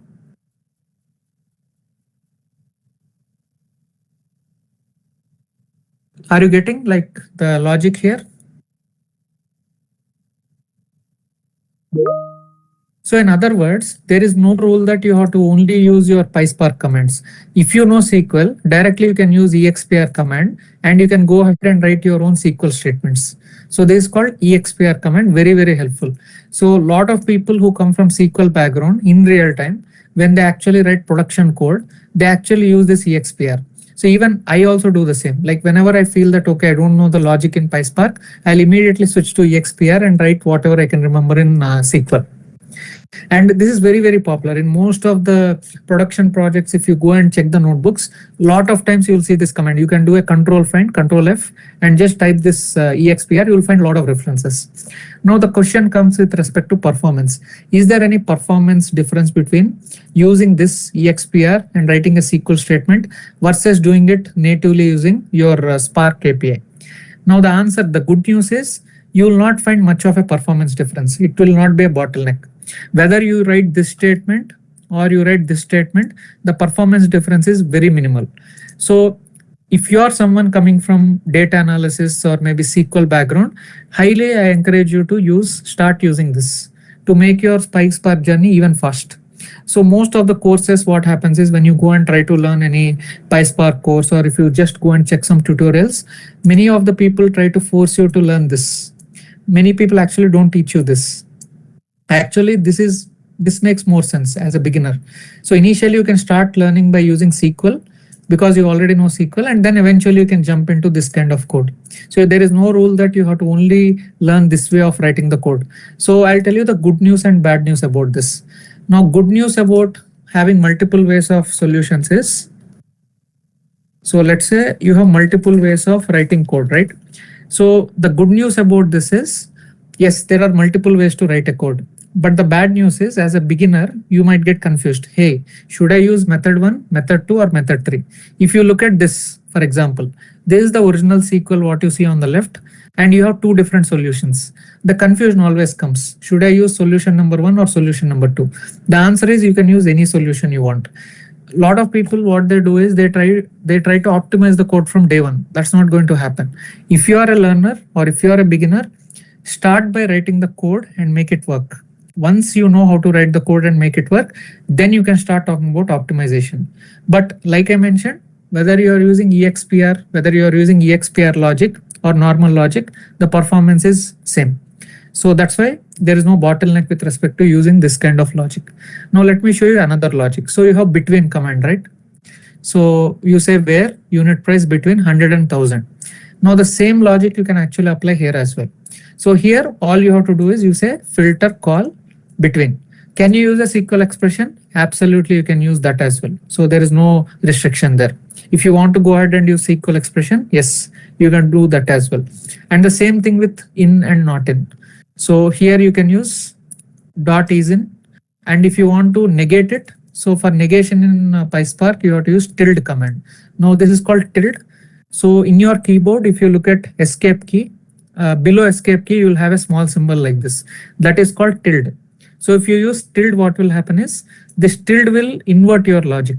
So if you say equal to, and if you say tilde, it will become not equal. It will become not equal to. So whatever is not completed or pending will become, whatever is completed and pending will become opposite the minute you add this expression. And this is very commonly used.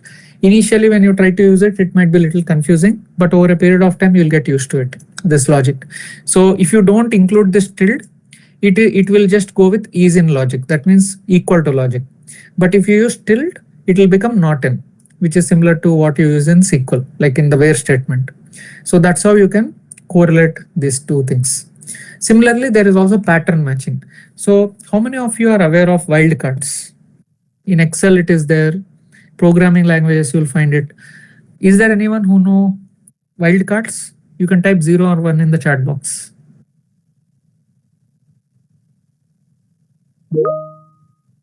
Is there anyone who doesn't know what is wildcard? Okay, great. So even wildcard expressions also you can actually give with dot like operator. So in SQL you say where category like electric, like something electric, you just use the percentage symbol, dot, star, percentage, like different symbols you will use. The same expression will work. Only thing is you have to say dot like. So for those of you who don't know what is wildcard, what wildcard will do is it will do the pattern matching. So for example, let's say if you want to get all the employee names which start with A, then instead of like now, if you want all the employees whose name starts with A, obviously you cannot give an equal condition. You cannot say equal to A because you are saying the starting letter should be A. So at that time, what you will do, you will pass a wildcard saying that any expression or name starting with A followed by any number of characters, please filter. So whenever you want to do pattern matching, you generally go with two options. So for pattern matching, there are two ways to go with respect to this in PySpark. One is your wildcards approach, which is very similar to what you use in SQL. But let's say if you're from programming background, let's say you're actually from computer science or programming background, what you use is regex. Regex is regular expression. So this is more popular with programmers. So if someone is coming from, let's say, computer science background or someone who's coming from full stack development, they'll be more familiar with regex rather than wildcards. So regex is also something which you can use when it comes to pattern matching. But for a beginner, but for something which is like beginner friendly, I would suggest you to start with wildcards. And once you become a little bit more advanced in programming, then you can go with regex. Regex is a separate topic altogether. So I'll not go into that since this is more focused on the beginner level. So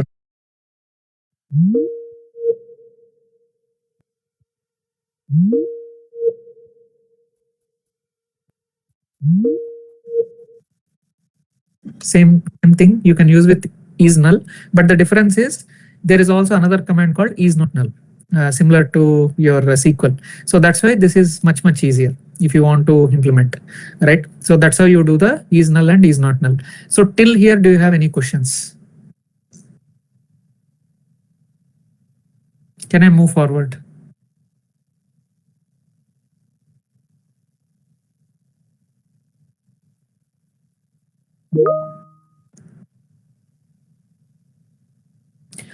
Sure. Yeah, I'll help you with the navigation. So before I move to the third block, let me move to the navigation. So in Fabric, you have something called as workspace. So within the workspace, you have different folders and components.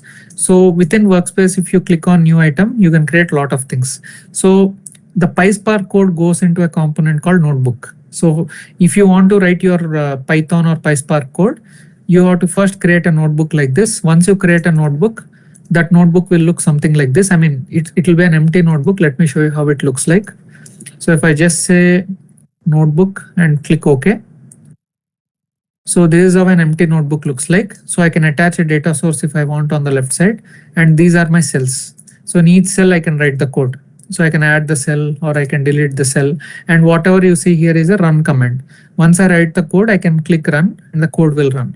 So what you see here is a notebook which I already prepared. It's a pre-built notebook which has everything. And these are called wildcards. What you see here, this is all written in HTML. So this is all HTML code so that it's easy for you to understand. So color coding, everything has been done so that you can easily navigate through the notebook. But the actual code is in these cells. These are the actual code cells.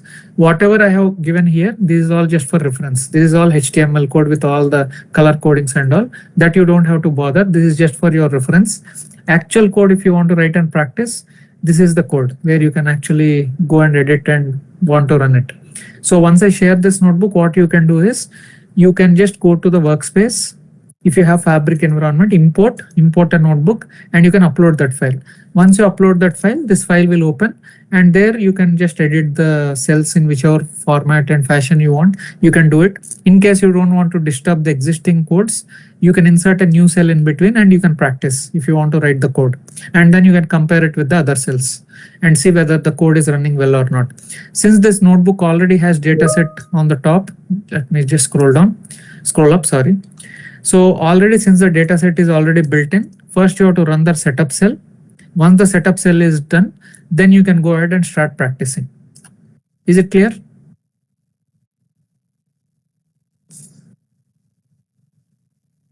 All right. So now let's look at the next part, which is aggregation. So I think all of you know group by, having, order by, all these operations, right? So here again, we are back to EXPR. So let's say if you want to do a group by, obviously you have to give an aggregation.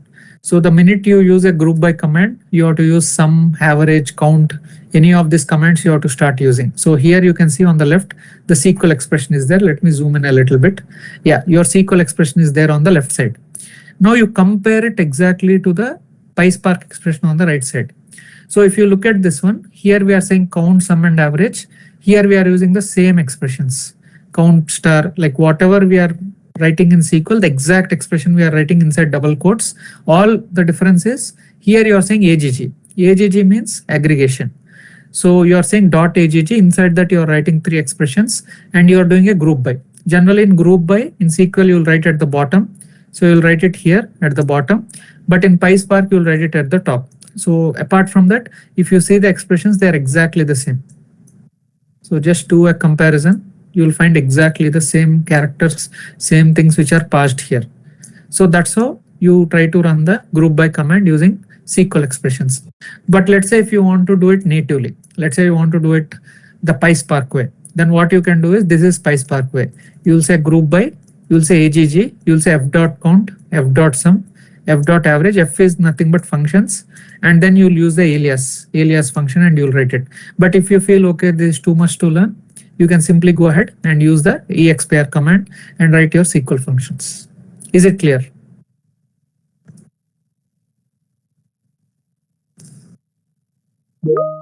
Okay. Now let's go to another one, order by. Again, straightforward, nothing very complex here. Only thing is order by, generally when you do it, it will go in ascending or descending order, right? So let's see how that can be given when it comes to the code which is there.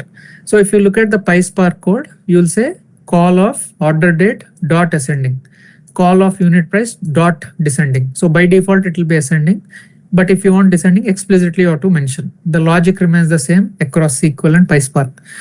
Now the same thing if you want to give with a EXPR function, since this is not an expression, since this is like a command, you have to use dot order by. So that is what you will do. And here you have to say dot ascending or descending. That's how this will work. And the same thing with having as well. Now here again with having, whenever there is an expression like this which you want to pass on, you can use expr, and then you can use the filter function. Instead of having, you'll use filter function here to actually get the code going. So what I have done is, to make sure you will follow through the notebook, I have added some comments, right? Some comments are added so that you can correlate between the SQL commands and PySpark command. This is how you'll write it with expr in SQL style. But let's say the same thing, if you want to run it purely in PySpark, this is how you'll run it. Now notice the small differences here. Here you are saying call off, and then you are saying this. So wherever you want operations, you are using dot, but here you are not doing any of that. Directly you are passing the SQL expressions which are there. So that's the difference. Again, same thing as the previous one. Let's look at another one, which is pivot. How many of you have used pivot in SQL or Excel before? Just type 0 or 1 in the chat box. Okay.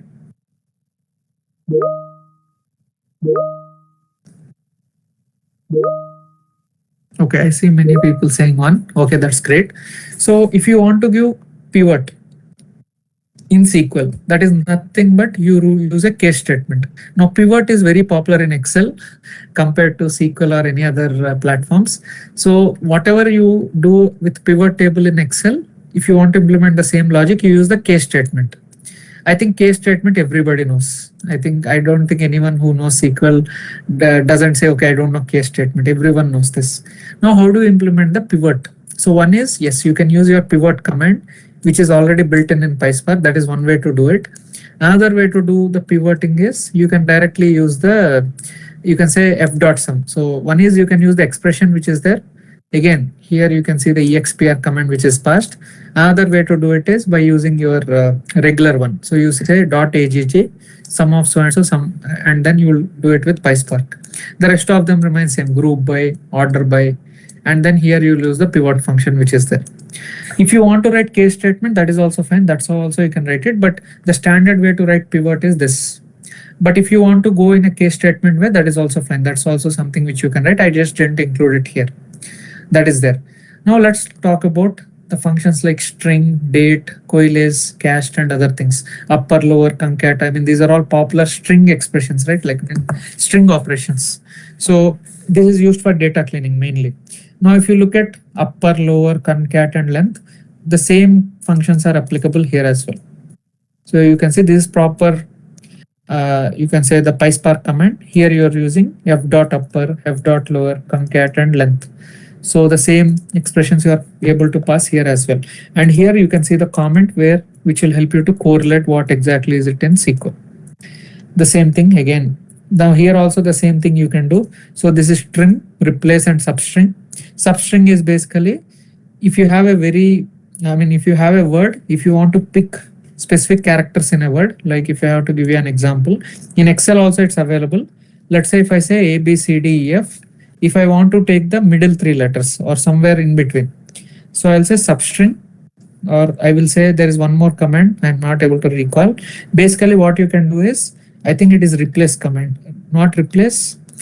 Maybe it is text. No, I am just not able to recall. It's been a while since I used it. So in Excel also you have one command where there will be 3 arguments in that.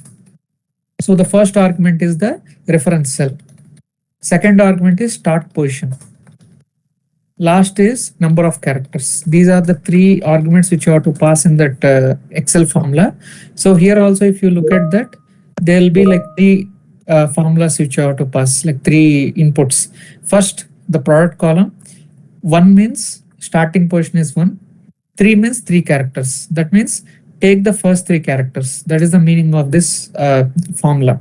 The same thing you can do with your PySpark as well. You can use substring command, and in substring you can say starting position and length. This is what I was talking earlier. So starting position and length you will take. So starting position and number of characters, which is length, and then you will put an alias. Again, straightforward, not much of a difference. Same thing for year, month, and all. So you have year, month, date add, all these functions. The same functions are supported here also. Is there anyone who has used date add function?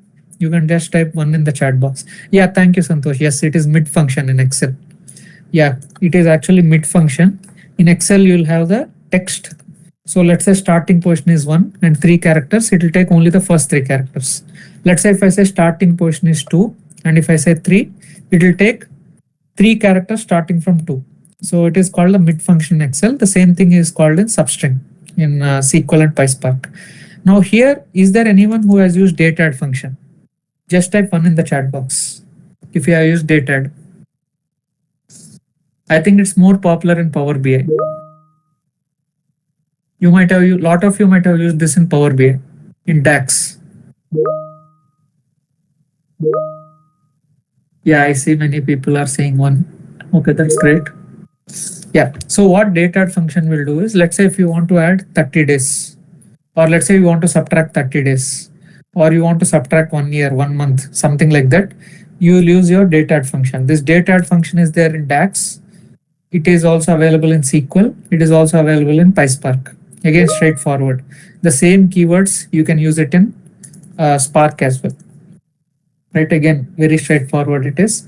And the next part is related to your formatting and parsing. So basically your date format and everything, if you want to do it, you can do the same. So here what you can do here is, let me show it to you in Excel first, then I'll show it to you in SQL. So let's say you have a date. Now let's say I want to know which day it is, like when Monday, Tuesday, Wednesday. How can I get the day from a date in Excel? Anyone? Can you see my Excel screen actually, or you are only able to see my Fabric screen? Oh, sorry, let me reshare my screen. I think I thought I'll share my entire screen. Okay. I think that's the gap. Let me just reshare. Okay, now let's say I have a date, 25th May 2026. I want to know the specific day, Monday, Tuesday, Wednesday, which day it is. What function do you think I can use in Excel?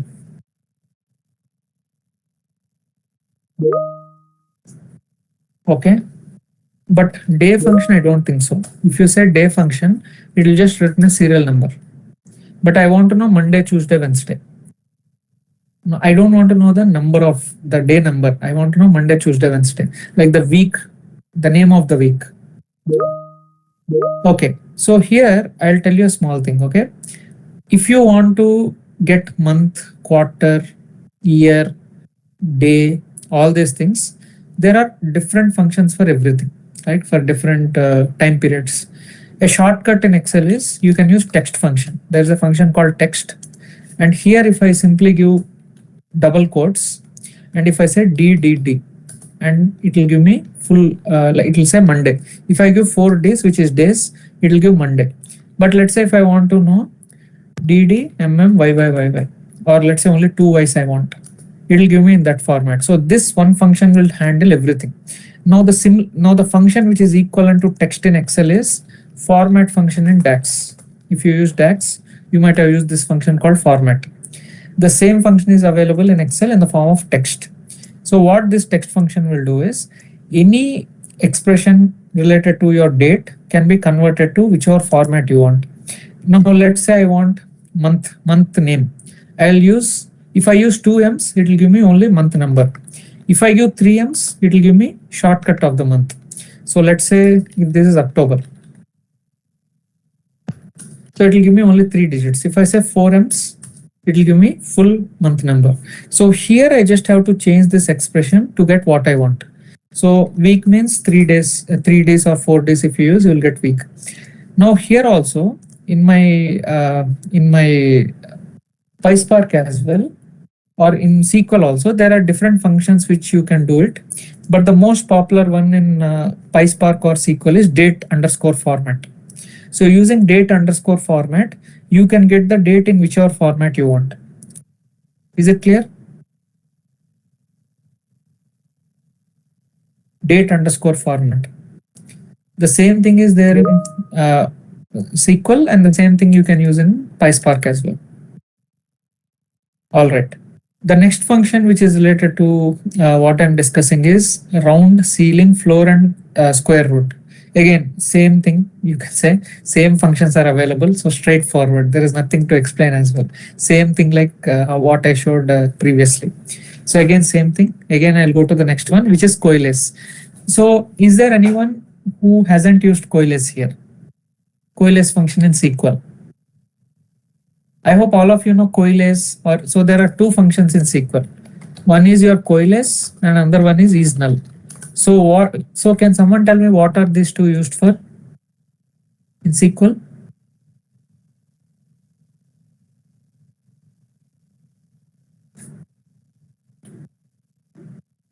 Anyone who can tell me what are these two functions used in SQL? You can type in the chat or you can speak. Anything is fine. Correct. So wherever there is a null value, so that null value will be substituted or replaced with a new value. So that's why we'll use coalesce.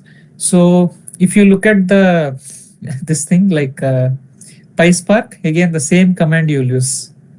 So you'll say coalesce, and lit is basically something called as like basically if you want to repeat that value, because we want to do a coalesce to the entire column. So for the entire column, if you want to replace unknown, you will say lit. You will understand it later. I don't want to go deep into that. And you will simply substitute your null values with unknown. Right? Here you are using coalesce, column name followed by the default value. Here you are doing the same thing by passing the coalesce. So here instead of one of the mistake which is made by a lot of beginners is they'll simply write unknown and it will throw an error in PySpark. You should not write unknown. If it is applicable for all the columns, even if it's a constant value, you have to use lit function. So this is a very common mistake made by beginners. You have to use lit. But here you don't have to use lit. In SQL it is straightforward. Only thing is here you add lit, rest of the things are same. So that's how you'll use the coalesce command in PySpark. Next one is joins. I think all of you know joins. I don't think there's anyone who doesn't know joins. So this is how you apply a join. Let's see how we can apply the join in PySpark. Now look at how we are applying join in PySpark. I said orders dot join. So I'm joining orders table with customers using dot join. And this is my joining condition. Basically, this is my common column. And I'm using an inner join. So this is the joining condition. So whatever you are writing here, this line what you are writing here in PySpark, I mean the one which I highlighted on the top, the same line you are writing here in SQL. Whatever you are writing in SQL, you are writing the same thing in PySpark. This is your joining condition. So for joining, what do you need? Second table name, the common column name, and the type of join. And then you will write your select expression to get whatever columns you want, and then you'll pass on the alias, same as how you do it in SQL, right? So that's how you handle the join condition. Now left join. Now how do you do the left join? Same thing. Both of them are same. Like if I just copy this and if I paste it, the only difference is here you will say inner and here you will say left. Got it?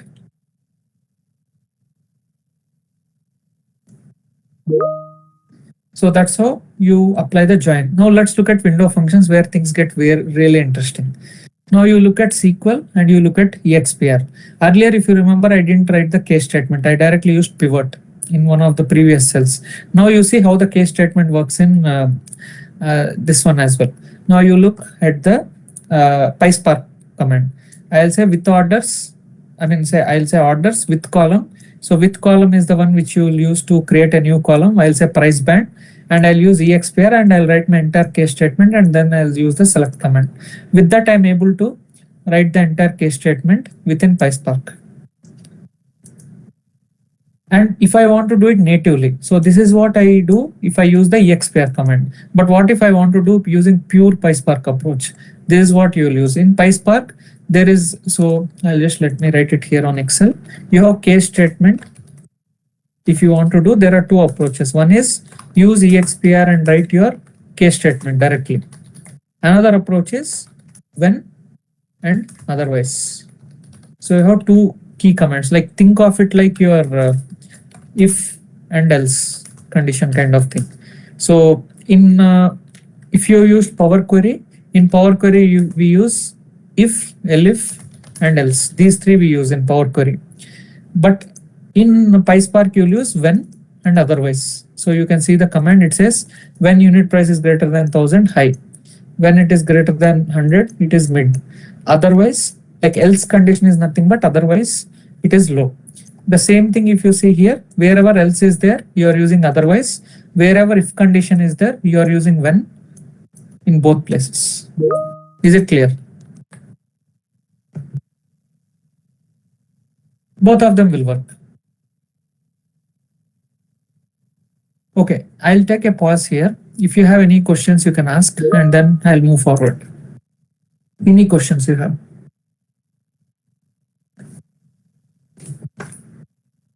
Yes, guys, any questions?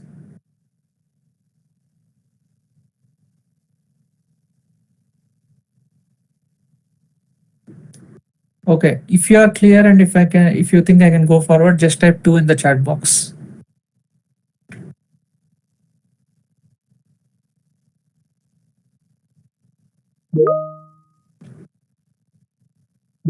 All right. Okay, so that's how you will implement the case statement. So when and otherwise versus directly writing the case statement. And of course, if you want to go with, if you want to, this is just a syntax, this thing, like you can use the same thing. I think it got repeated. The same cell got repeated. That you can directly just refer to it. Now let's look at ranking function, like window functions, analytical functions. Now this is row number. Now how do you do row number in SQL versus how do you do in EXPR? Just notice this carefully. I'll zoom it even further. Just notice the syntax. You'll easily get, like we are using EXPR. So directly you can use the EXPR function and you can write the exact statement there also, and you are done with your row number. So if you look at the command EXPR, this is nothing but the SQL expression which you can write. In case you want to write it with traditional PySpark, then you have to write like this. So there's a built-in function called row number, and then row number over, and then you have to give the partition, the specification, the window specification. So first you define it here, and then you will say row number of the window specification, and then you can build the rest of the function. But if you feel okay, this is too much, you can go with this. Okay, this is one. Now let's look at another thing. Now there is another way to write this. Let's say if you want to write multiple window functions, you can directly write in this way. Again, just for reference, I have added, you can just refer to this later. Now rank and dense rank function, again, same thing. Either you can go with your EXPR, where you can directly write the entire expression here, or you can go with PySpark. The same thing with lag and lead. So you have two functions called lag and lead. I think you might have got, you might be familiar or you might have come across both of them. The same thing you can do here as well. So you say EXPR, and then you'll write the functions there. The same thing with running total. So running total also, if you look at both of them, we use a window function to achieve the running total. So you do the order by and rows between unbounded preceding and current row. The same expression you can pass, but if you want to do it in PySpark approach, there's a built-in function called unbounded preceding and current row. The same approach what you do in SQL. So again, two ways of writing the expressions, and the same thing you can do with moving average and also with the top n. Like if you want to take a common table expression and if you want to write, those also you can write. These are a little advanced, that's why I'm not going deep into that. And final function is union. Now union function in SQL, so union function has union, union all. Can someone tell me what is the difference between both? Union versus union all.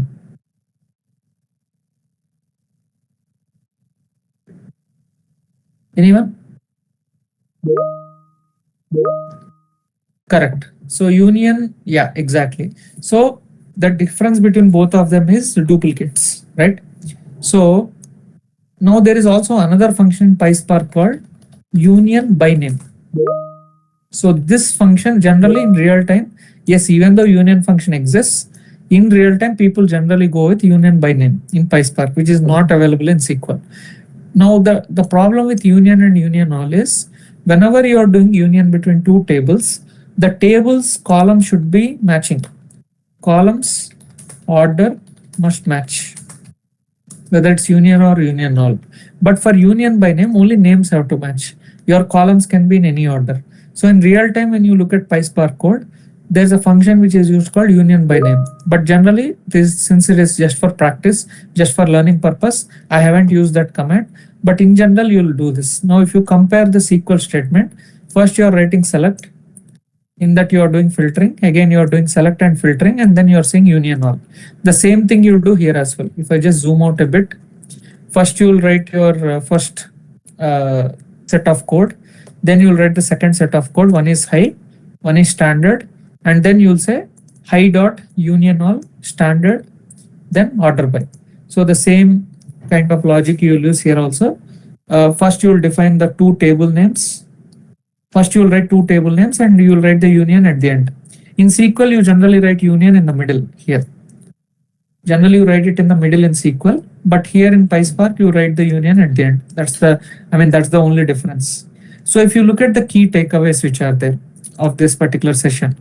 So whenever you want to, whenever you have a case statement, so you can actually, whenever your EXPR is there and whenever you have a case statement, you can actually go ahead and use the EXPR.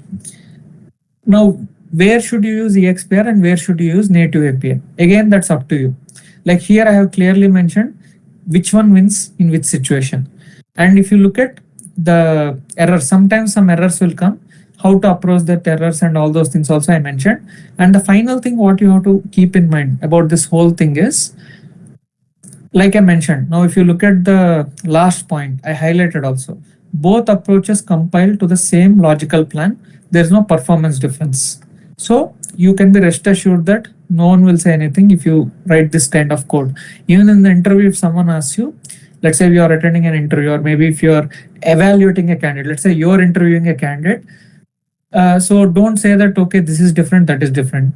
So a lot of people who actually work in real time use EXPR. So, but for some reason, many people don't tell this. I don't know why, but like there's no right or wrong here. So whether you're attending for an interview or you're taking interview of someone, please accept both the solutions. That is one thing which I find it very problematic. Like some people are like, no, you cannot use this, people say, but that is actually, I disagree to that. You can use anything you want, right, to get to the solution, because performance wise both are same. So that is about the session on learning PySpark from the lens of SQL. So last 10 minutes I have I'll stop the session here. Last 10 minutes I have actually reserved for Q&A. Now we have exactly 10 minutes. Let me know what your questions are.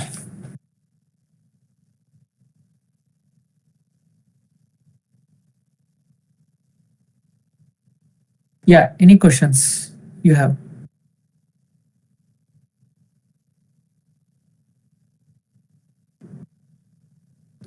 Okay. No, Yes, Sanjay. Yeah, please go ahead. Yeah. Aditya this side. So like this question based on like beginner level perspective, like who are in the session.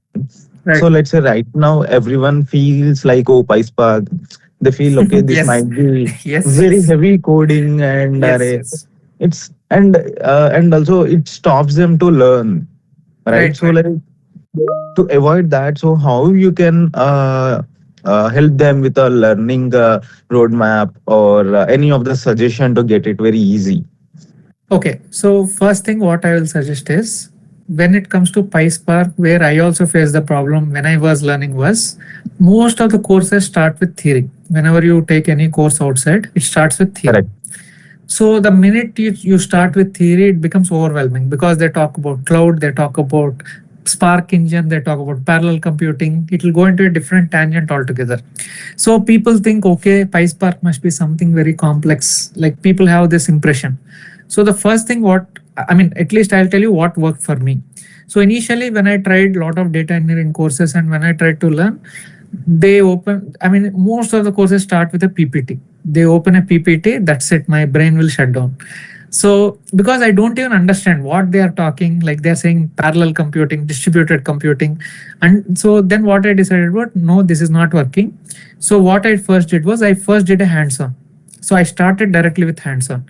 After I started writing the code on my own, like of course I used help of Gemini, ChatGPT, whatever coding tools are, I mean, whatever LLMs are there, I have used. And first I tried to get familiar with the syntax. So I actually gave this prompt to the Claude and I said, okay, can you give me the similar, not Claude at that time, I think it was GPT I was using. Yeah, GPT. So I asked, like, can you tell me the difference between both of them? So can you show me Spark? Can you show me, I mean, PySpark versus SQL? Then I started mapping all of them. So once I got hands-on, once I understood, okay, this is how it works in hands-on, then I jumped into theory, I understood everything. So that is what I suggest for everybody as well. Don't start with theory, start with your hands-on and then you jump into theory, it will become very easy. And that is one of the reasons why today, if you see, there is another session where there is actually hands-on. So that hands-on session, if you just, I mean, if you join that hands-on session, there you'll actually see how we are going to do very simple operations by actually writing the code where you can follow along. In case you have the Fabric, or you can even do it in Azure Databricks as well, because the PySpark is same across both of them. So that will give you a flavor of, okay, at least it'll give you some confidence that, yeah, I got started and I can write some code. And now I'll tell you the second part. So here, one is about the coding, where you'll mostly do the ETL, because we are all from data background, right? Data guys, we are all. The second part is related to your architecture or performance. So this is the second part of PySpark. So there are two parts. So whatever I told you in PySpark right now, or today, the current session or the next session, which I will take in the evening, both are focused on coding. So I'm not talking about architecture, performance, nothing I'm talking about. I'm only talking about coding and your ETL, especially ETL. This is my area of focus. Now, how do you talk about architecture? Like, how do you know scenario-based questions, or like, how do you handle different kind of scenarios in production level? Let's say you started working on Fabric and the behavior is like very weird. So the notebook is running, but you're not getting the output. Now, how do you handle that kind of situations? What I'm going to do is, so let me reshare my screen. Just give me one moment to reshare my screen. So what I'm going to do is, for that, I mean, this is applicable for Fabric. I mean, I know I understand that PySpark is applicable both for Databricks as well as Fabric, but this is only from Fabric point of view. I'll be sharing this across, I mean, in LinkedIn also I'll be posting this, and I'll be uploading this on my website as well. You can see on the screen. I'm just waiting for the screen to load. Can you see my screen? Yes, now we can see. So what I did was, I prepared a small booklet called Fabric Engineering Patterns. Yesterday I talked about pipelines. Yesterday I posted something on pipelines. Today I'll be posting on Lakehouse and PySpark. So this will contain all the scenarios. Like, this contains total 50 scenarios. So you can see 50 scenarios. Total, there are 5 ebooks which I'm preparing for Fabric. And these will contain all the scenarios which you will face in production. Like, for example, your Delta table was fast last month. Now it is slow. What do you do? So this is not just focused on your coding part. This is also focused on how Spark works behind the scenes. Of course, this is not a tutorial. This is more of scenario based. How do you handle different scenarios? I think you have been hearing sessions about what is Delta, what is Spark K, all these things, right? Now that is all good. Those are all concepts. But what if, like, I'll give you a very good example of this. You deleted 50% of your data table, I mean Delta table, but still your storage is not reducing. Still the storage is same. How do you deal with it? These kinds of things I have included here, which will cover the second part of your PySpark. Got it? Yes, Chandra, that's really cool stuff actually. Yeah. So the first part is what we discussed in the session and what we'll discuss in the evening session, the hands-on session. The remaining part, you can just refer to this guide.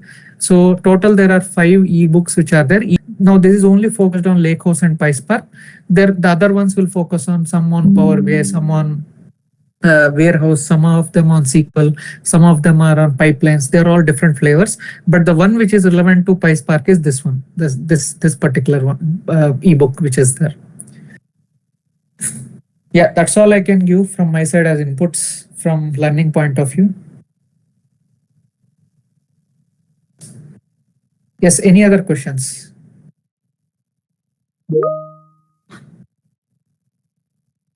Just go to my LinkedIn. I posted, and I'll also put it in my website as well, portfolio website. I don't know where to host it, so I'll just put it across there. There also I can download. Yeah. Yeah. Any other questions before we wrap up the session?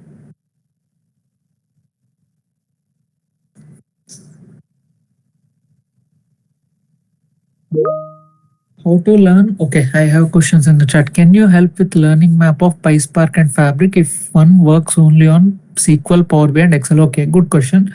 So where you can start is C. The good thing is you already know SQL. SQL will be a very good starting point if you want to learn. So since you already know SQL, for people who are already aware of SQL, learning PySpark, especially the coding part, will not be a big deal at all. You can learn it very simple.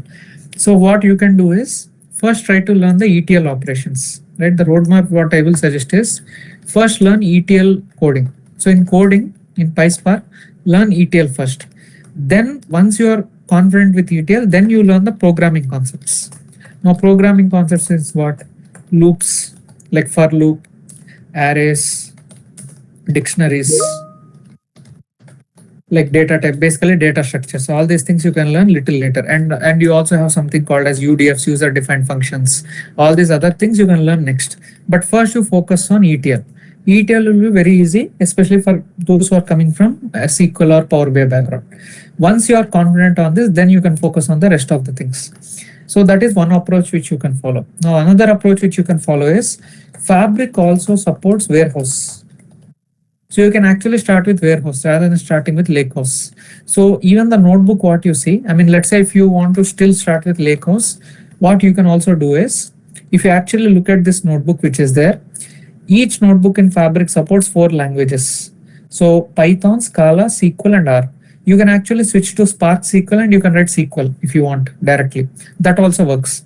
So if you feel not comfortable with PySpark, open the notebook, select SQL, and then you can directly write SQL statements instead of writing PySpark. So you can start practicing on SQL, get familiar with Lakehouse and warehouse. And once you are familiar with warehouse and Lakehouse, then you can jump to PySpark. That is another approach which you can follow to get familiar with the environment. So these are the 2 approaches which you can follow to get started with your roadmap on whether it's Azure Databricks or even Fabric. Okay, another question. How to learn SQL and PySpark in a structured way? Any sources you can recommend? Yeah. So what I would recommend here is, like you all know some websites like HackerRank, right? HackerRank contains a lot of SQL related questions. Now, there is also one website which I will definitely recommend called Strata Scratch.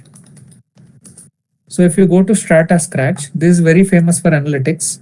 So here, if you go to analytics questions, so these are all analytics related. So let me take one of them. And if you actually look at the kind of languages which are supported, there is something called PySpark also available in the dropdown. You can write the solutions in any language you want. And PySpark is also supported. This is a very good place where you can practice. Now this contains all the questions asked in different companies. So let's say you are preparing for Apple interview. So you can go and select Apple, and here they'll give the list of all the questions which are asked in Apple. Let's say you're interviewing for Microsoft only, right? So you select Microsoft here in the drop down. So these are all the interview questions asked in Microsoft interview. So you just select one of them, and medium difficulty, hard level is there. Select PySpark or SQL, whatever you're comfortable with, and you can start practicing. So here you can write your PySpark code. This is a very, very good website to practice in case you want to upskill yourself. Yeah, that is one resource which I can definitely recommend.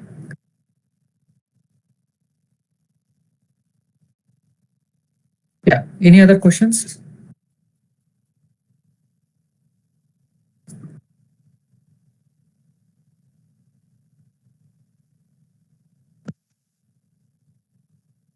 Okay. Guys, if you have any questions, you can post it in the chat. Or if you wanted to connect with Chandra personally, you can reach out to him in LinkedIn. Yeah. Okay. So I guess that's all from my side. Yeah. Thank you. Yes. Thanks, Sanjay. Thanks for your time. And I believe that your session is going to provide a very insightful session for them, like from practical, like comparing SQL with PySpark. And I believe this is a very kickstart to learn the PySpark. Yes, absolutely. Yes. And also thanks for sharing the beautiful resources for community. Yeah, thanks, Yeah, Aditya, for giving the thanks. opportunity, and also Yeah. thank you, Amit. Yeah. Yes. And once again, thanks, Sanjay, for your time and contribution to the community. Yeah. Thank you, guys. Yes. Yes. And here we have Thomas. Hi, Thomas. A very good morning or good night. I,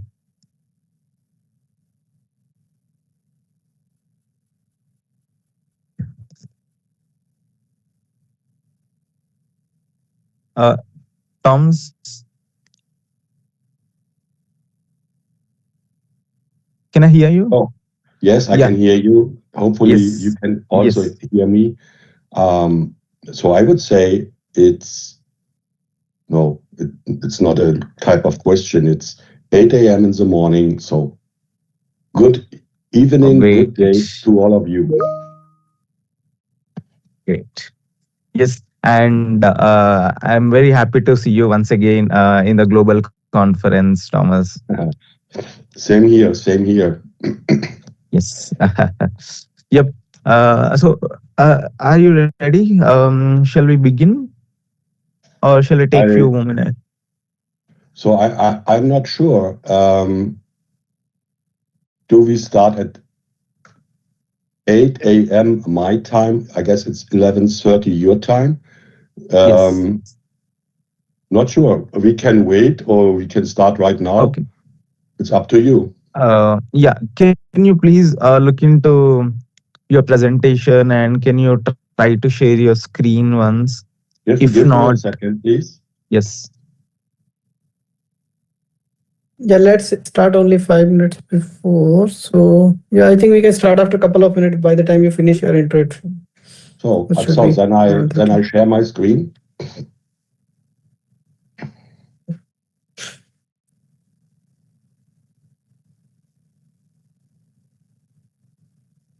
I guess you can see my screen, right? Yes. So, and did you say we start at 11:30, meaning in a couple of minutes? Yeah. Oh, perfect. Okay. Yes. Thanks, Thomas, for joining us today. And it's very pleasure to introduce our next speaker, Tom. Thomas is a Microsoft data platform MVP and currently works as a solution architect at Munjiri, where he have more than 25 plus years of experience in business intelligence, analytics, and enterprise solutions. He is a globally recognized community contributor for international speaker and co-author for the book Pro DAX with Power BI. Tom has actively contributing to the Microsoft Power BI and Fabric communities for many years by helping professionals, sharing knowledge, speaking at conferences, and mentoring the data community worldwide. And we are truly excited to have him with us today. And I'm sure that this session is going to be a valuable add-on to everyone's in this session. And it's very warm welcome for the Thomas. Yeah, Thomas, the stage is yours. Thank you so much for this introduction. So then I will kick it off. I make my presentation. I go to presentation mode. Here we are. So first of all, thank you so much for having me. It's let's say the fourth time the Global Microsoft Analytics Community Conference is happening, and I had the luck being part of this since the beginning as a speaker, and it's incredible to see the growth of this conference, and well done. And it's also to all the administrators, the organizations, organizers, and of course to all of the attendees. So this is great to see. With this said, let's kick off. I call this a lens, or I call this Thingy Power BI X-ray. So it's part of 2 to 3 solutions that bring light what's happening inside your Power BI / Fabric tenant. And then this one is especially about how is the Power BI report built. And the other one is the third one that finally is about how does my semantic model look like. So, and I call this Power BI X-ray. And here we are. This is the agenda.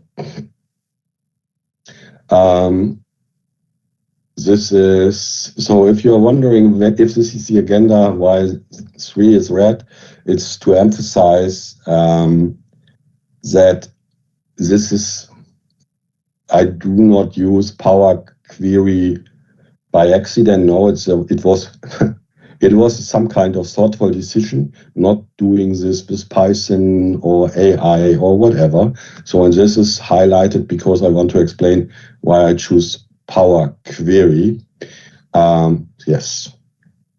So, but now let's dive right into this. What is the problem? I consider the problem is that there might be many reports in your organization created by your colleagues. In my organization, there are 72 plus K. So there are 72,000 reports.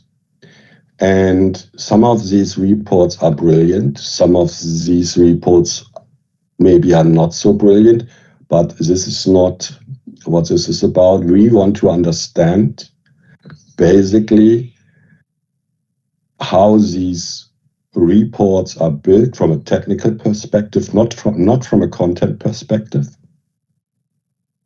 And we cannot stare at 72,000 reports manually. We also cannot do this if we want to know, hey, how many reports are using pie charts, do not charts, or whatever. What reports, how many reports are using this or that feature? We can't do that. And so let's consider this as the first part, or the first step of a solution. Where I want to solve these questions, provide answer to these questions, let's say at scale. So this is the problem. What about conditional formatting, for example? So basically conditional formatting is one of the most, it's a very powerful feature, but if something breaks because the measure is breaking, then it's very, very difficult to understand or to dig into this conditional formatting without diving deeper. So this is a problem. I do not know how my Power BI reports are built. And this is what I already meant. This, let's say, eyeballing, meaning looking at the reports manually is not possible if it's more than, because all these reports are growing, things like that. There's new reports are born, let's say, every day, and you can't do this. So, and now probably you have heard about it, probably you have already using the PBIR report format that is introduced and will replace, let's say, the native or the first version of the report description, how reports have been described throughout since the beginning of Power BI. So this is the new report structure is the PBIR. And if you are rooted, or if you have been working with Power BI, not Power BI, please forgive me, the reporting services report, the reporting solution from Microsoft before Power BI came into existence, then you also might know PBI as the RDL format. And so basically this is the PBIR format is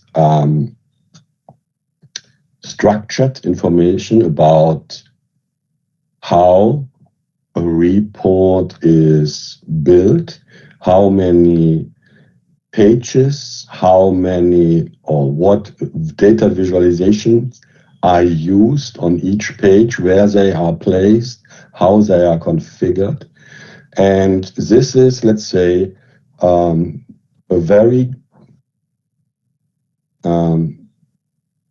structured way of describing the report, and this is done via JSON, or basically the structure is described using JSON. Somehow you might consider the folder where all of this is stored some kind of API in a weird sense of thinking about folders or things like that. So, and then you might think this is the PBIP. I already mentioned it, and all this PBIP, this PBIR format, both are currently in preview, but I expect that PBIP, PBIR will be G8 rather sooner than later. So this is my expectation. No promises. Hopefully, I'm not. I'm hoping that I'm not wrong with my expectation that this will be G8 rather sooner than later. However, if you are doing this, and if you are in a, let's say, working in a heavily regulated environment, please keep in mind that PBIP, PBIR are regulated, are still in preview. And this, I just want to mention that again. So now I want to present you how this might look like, and for this reason I stop presenting and come to my desktop. And here we are looking at, let's say, these are all my GitHub projects, my folder structure, and I call this guy here, right, PBIR X-ray. So this is one of the projects. And here you can see this is the PBIP file format, meaning I saved the Power BI X file, a Power BI report. I saved it as a PBIP, and this then created this file format, but also created two additional folders, PBIR X-ray report and semantic model. And today we are focusing on this subfolder .report. So this might also explain, so this becomes visible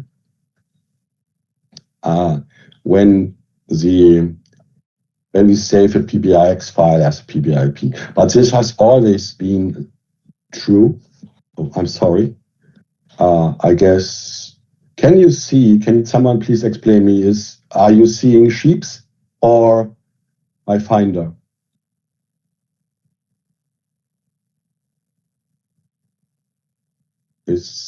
Can someone please confirm what are you seeing? Hello? GitHub folder with the Power BI Okay, then I was, please forgive me, I was talking to the wrong screen. I'm sorry for that. So this is cool. So you are seeing the PBIP. This is great. And subfolders created. And this is not new. This is, we all also had this whenever we were publishing a PBIX file to a workspace, then suddenly from one PBIX, 2 artifacts came to life inside the workspace, the report and the semantic model. So this is nothing new, but this now comes also be visible, touchable, we can play with it. And now if I'm going for the report subfolder, there are a couple of things we can see. Here are my pages, some other, so it makes a lot of sense to dig a little bit deeper into this structure. And if I go for pages, I have this little grid identifier this. And here I have my page JSON, then I have visuals, and here I see all the visual IDs. Each visual is also represented as a folder. And now I'm at a visual inside my page. Now I'm opening this with my Visual Studio Code. And now you can see this structure. This one is visual type, it's a table, and things like that. And you can read this, change it, save it, open the report, and something has changed. This, let's say, changing it is, of course, there might be risk. How to change the JSON definition, but of course, this also allows us to think about creating reports, changing visualizations programmatically. So this is, I consider this very, very cool. So visuals, pages, are all my pages in my report and things like that. So this is the PBIR report format. But now, of course, it also makes sense to, coming back to my presentation.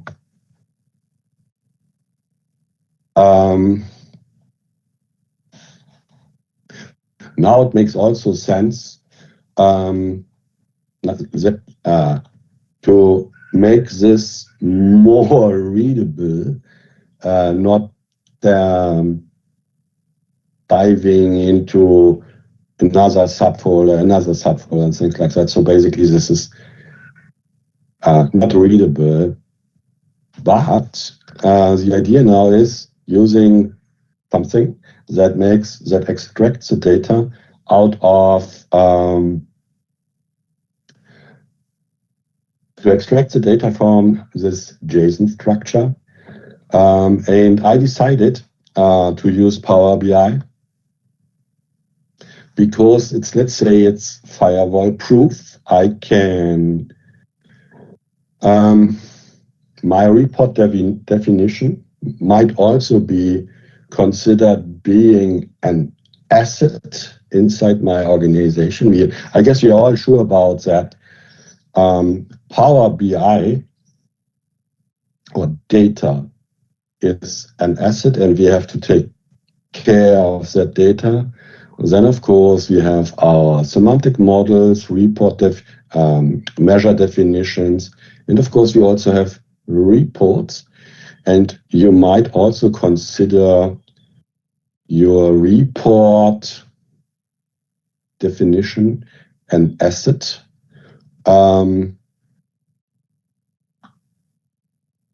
This is also one of the reasons why I do not use, let's say, agents to exactly do this. And why I use folders and not a database, it's also simple because I do not have to take care about infrastructure, things like that. As soon as I save a report as a PBIP format, this JSON structure comes to life. And for this reason, it's also very, very easy, somehow easy, but we will also see this in a bit, to read this JSON files using Power Query. So, and with this said, I leave this again, my presentation, and I will provide you an introduction into this my Power BI solution that I call PBIR X-Ray. And by the end of this presentation, I will paste the link to my Git repo where you can download the Power BI. It's also explained how you can use it, things like that. So, but first of all, I'll stop sharing for a moment. Then I share again. Take this one. Can someone please confirm that we are seeing sheeps? I guess we are seeing sheeps right now. So now we are coming back to my Power BI stuff. So this is PBIR X-Ray.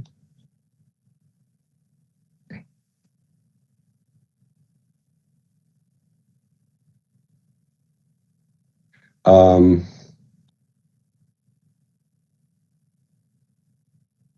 no, I was stupid. Sorry. I closed my Windows session, but it's reopening again. So here we are again. I'm sorry for that. I was confused. But now this is PBIR X-Ray. There is a little disclaimer. So also mentioning about this PBIP, currently not GA. There are a couple of pages that I consider useful, of course. You can build whatever you want additionally based on, let's say, all the tables. And how this works is, at least how this works for now, is quite simple.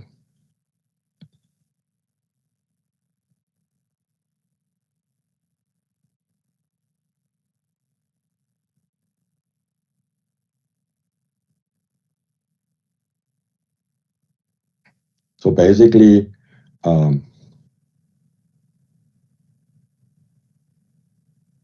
it always makes me nervous as I see my yellow triangles. So how this works is simple. There's because this version of PBIR X-Ray is the first version, and it's a single report version. The next version, before I go to this entirely Git repo things, it's becoming, let's say, a team-based solution.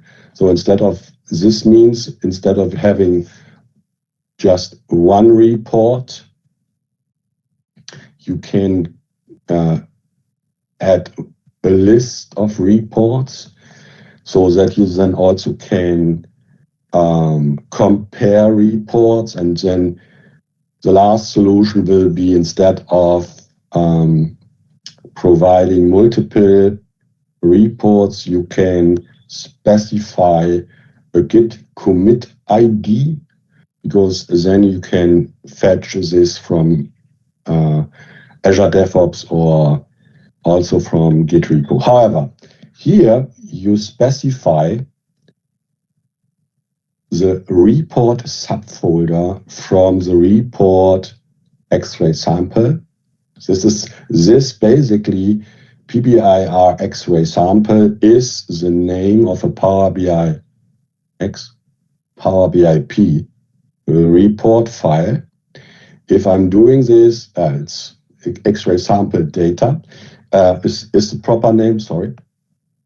And then if I save this as a PBIP, I create these two subfolders will be created. So just pointing to a report, there are a couple of functions. Maybe if you have never ever worked with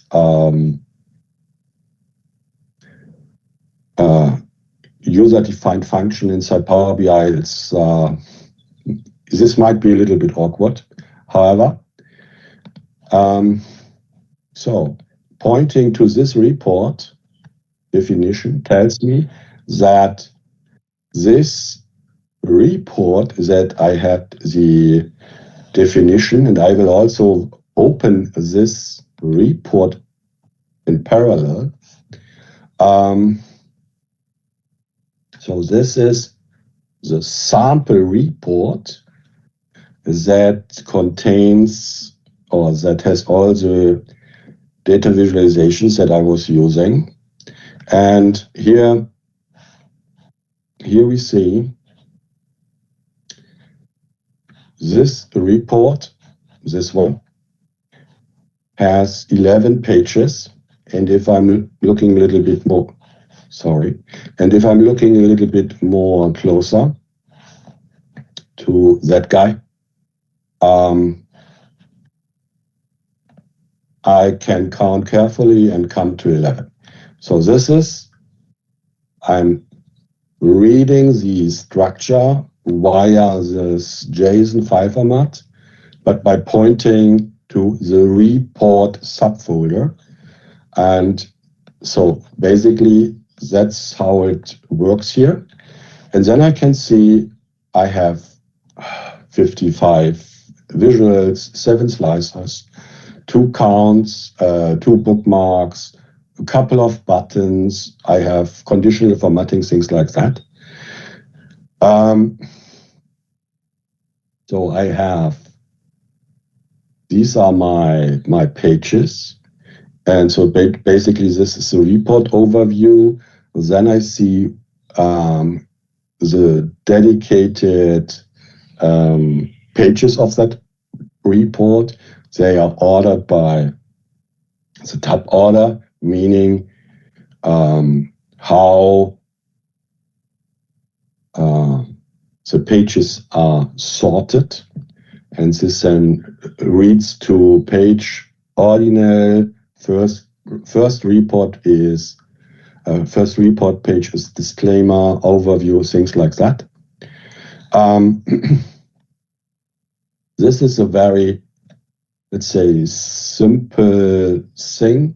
How many visual types do I have? A bar chart, a column chart, a pivot table. I have 2.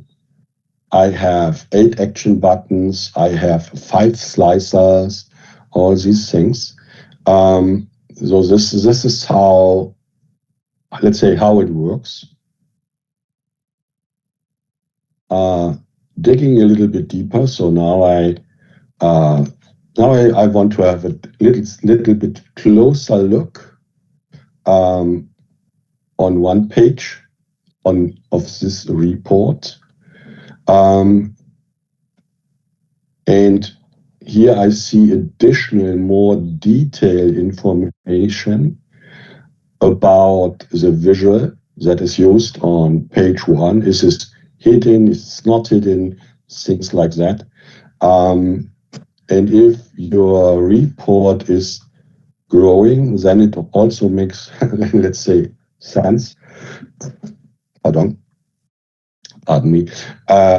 If you use this kind of documentation, because sometimes I'm going mad if colleagues are telling me this is not working, and then I realize why isn't it, and then I realize they are true. And this is because someone has hidden a slicer that it's not obvious, and this hidden slicer sometimes prevents that, or still is filtering, but you do not see it. And all these things are, it's not just for documentation, it's also, let's say, helping you while you are developing to things like that. But there's also, let's say, a page that tells us what objects from the semantic model are used. So it's this does not, this PBIR X-ray in this current state does not tell you what parts of the model are not used. This is, let's say, a different task. The reason for that is, let's say, quite simple. Because in our organization, most reports are SYN reports, meaning they do not content, meaning data visualization and the semantic model are spread across different reports, meaning most semantic models are feeding more than one report. And for this reason, answering the question, what numbers or what calculated columns, what measures from my semantic model are not used by a single report, this is not a valid question. So this is, but of course, I'm also aiming for this question, but then we also need to have a solution that is a little bit more sophisticated, because there are multiple reports sourcing data from one or more semantic models, and all of this is happening not inside a single workspace. So this needs a little bit more, let's say, thinking.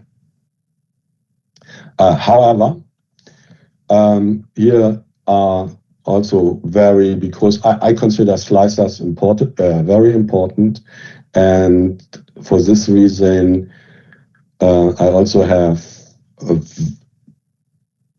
dedicated site for slicers.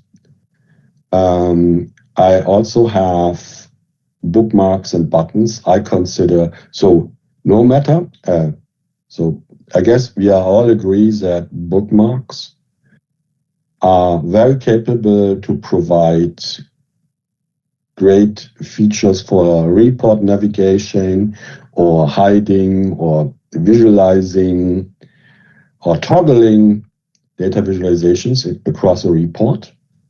So this is true. But also it makes it very hard to maintain if there is no naming convention for how to name and use bookmarks.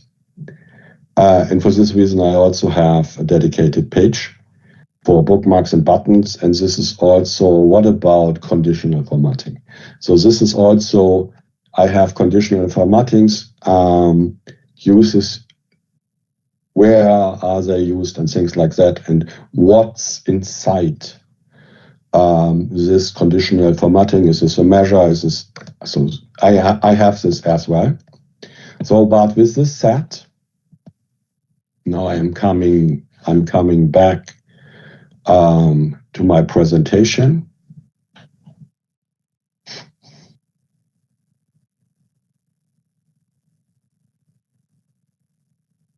In a second, I'm sorry. Now back to my presentation. Here we are.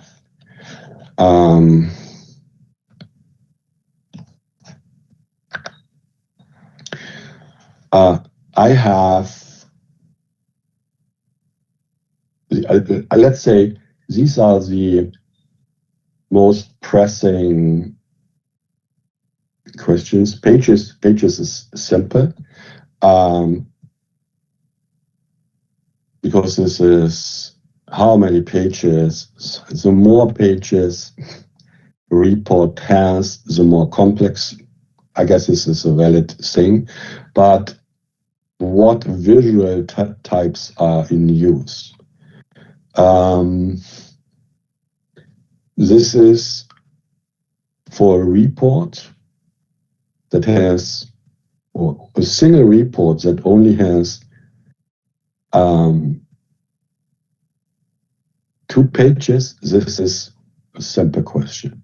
But if there are 75,000 reports, and how many reports are using paid custom visuals, this might be a very, very interesting question.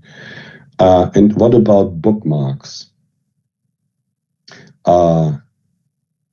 I created reports using bookmarks I'm doing this for quite some time, building Power BI reports, and then at some point I stopped using bookmarks because I considered the maintenance or the requirements for maintaining these bookmarks more complex than using them at all. So this is why I'm focusing on bookmarks as well. And then I'm also looking at slicers from a very detailed perspective, because I consider slicers as leading us through the data stories that the authors of reports are going to tell. And now then I want to maybe compare how slicers from the same semantic model are used differently across various SIN reports. So I do not just want to create an inventory. I also want this to become, let's say, a starting point for all the colleagues looking at this inventory. If they are using, want to create a report, and then I also envision somehow, hey, my dearest thinking companion, probably Copilot or Claude, I want to create a report having 6 to 7 pages for this semantic model. Look at the report definition, blah, blah, blah, that's available in some kind of story. Maybe a general available semantic model containing all the report definitions, and then this colleague is telling his thinking companion or her thinking companion, and keep this, dimension this, whatever, as the hero of my data story. So it's telling X-ray, Power BI X-ray is telling me what it looks like. It helps me to develop my report. If I'm working on 2 to 3 reports with colleagues, it's helping me, but I can also consider or envision this becoming the pool for new reports. So this is let's say, slicer drift. I consider slicers the drivers of my data stories. there are some limits, because so there are some limits of Power BI X-Ray. What are these limits? Power BI X-Ray is not and will not tell you is this report page more often used than that report page. This is nothing Power BI X-Ray is currently telling you. It's about what's there and not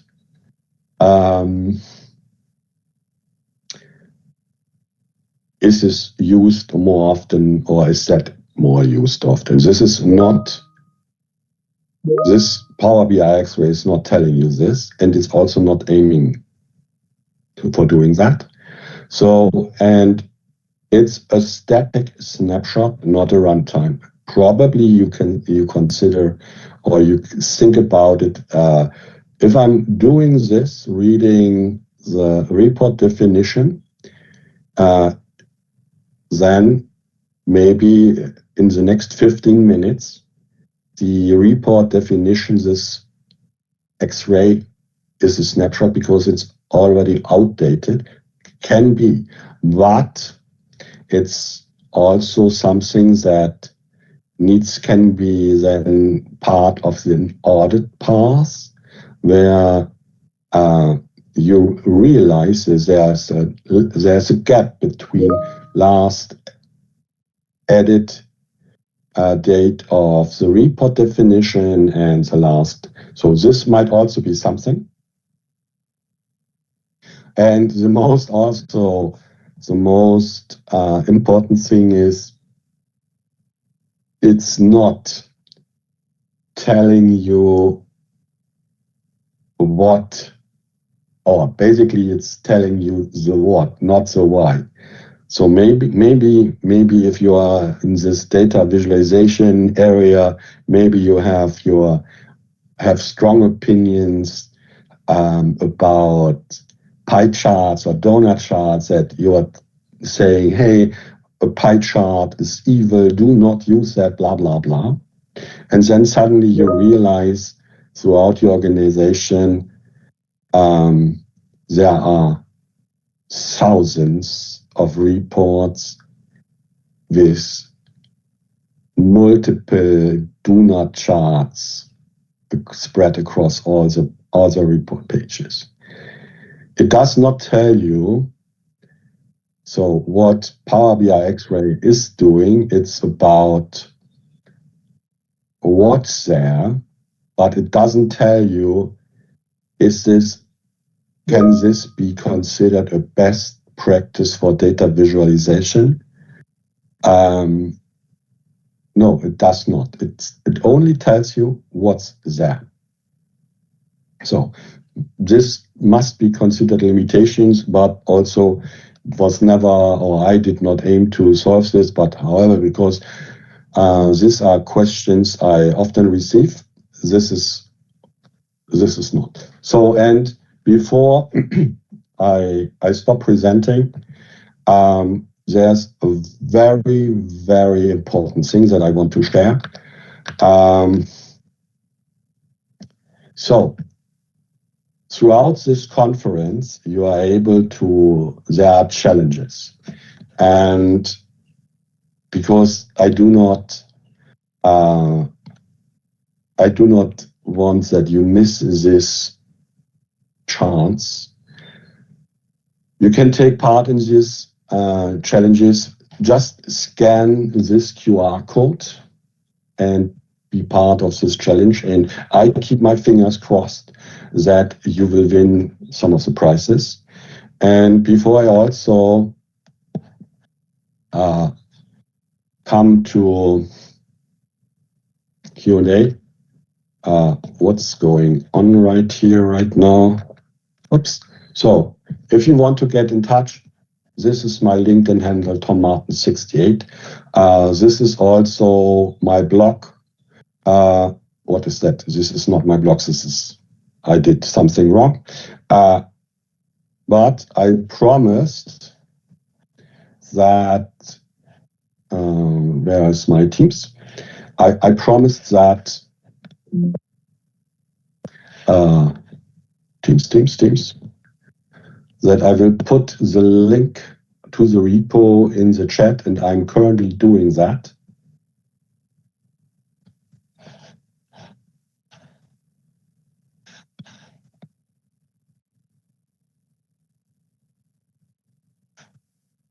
What's going on?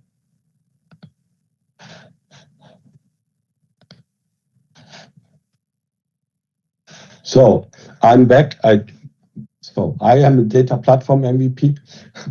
I am not a Teams MVP. Please excuse the hassle. So, other questions?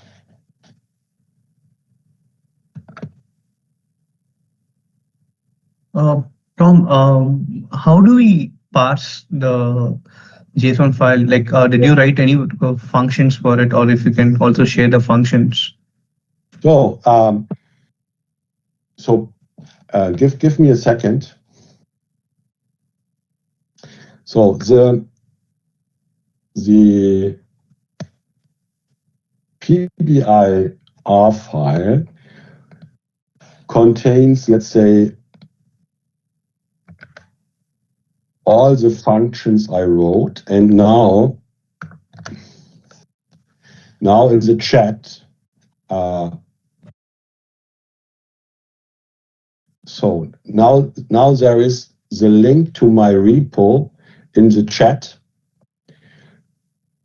The repo has this Power BI X-ray, and this Power BI X-ray has everything included, all the functions, the PBI, as a Power Query function, and things like that. So you can use it on your own. It's the my GitHub repo explains what you need to do, how you paste in the path to the report subfolder into this Power Query parameter, and you're good to go. That's it.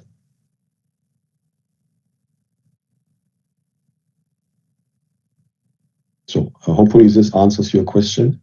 And yeah, that's it.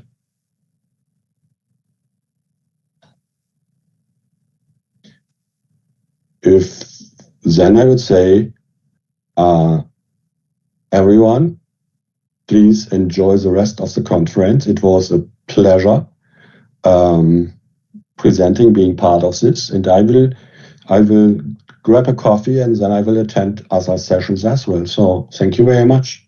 And with this said, I'm leaving. See you.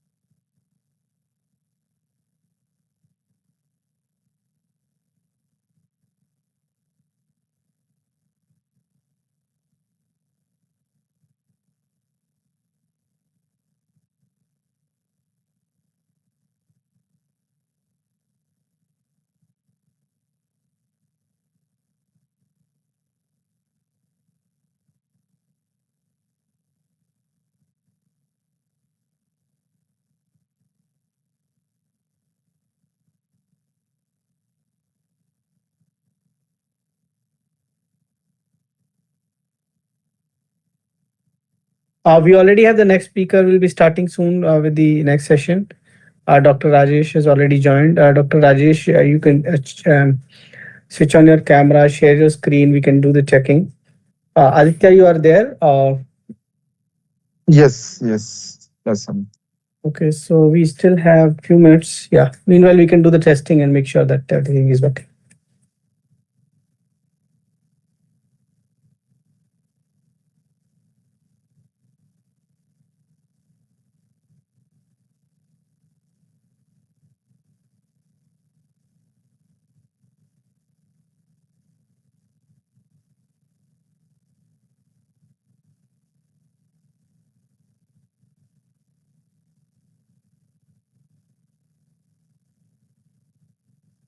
Yeah, we can see your screen now. Yeah.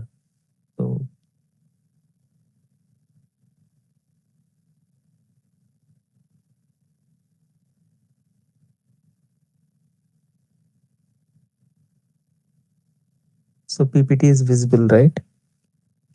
Screen.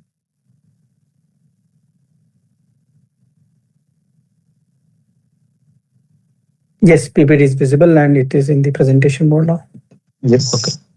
So we can start. I guess, Rajesh, are Yeah, you I think okay to let's hold start on for early? 5 minutes. I think because Awesome. some people might join at the hour. So Sure, just sure. hold on for 5 minutes. But yeah, let the screen get be shared so that people on the YouTube know what's coming in.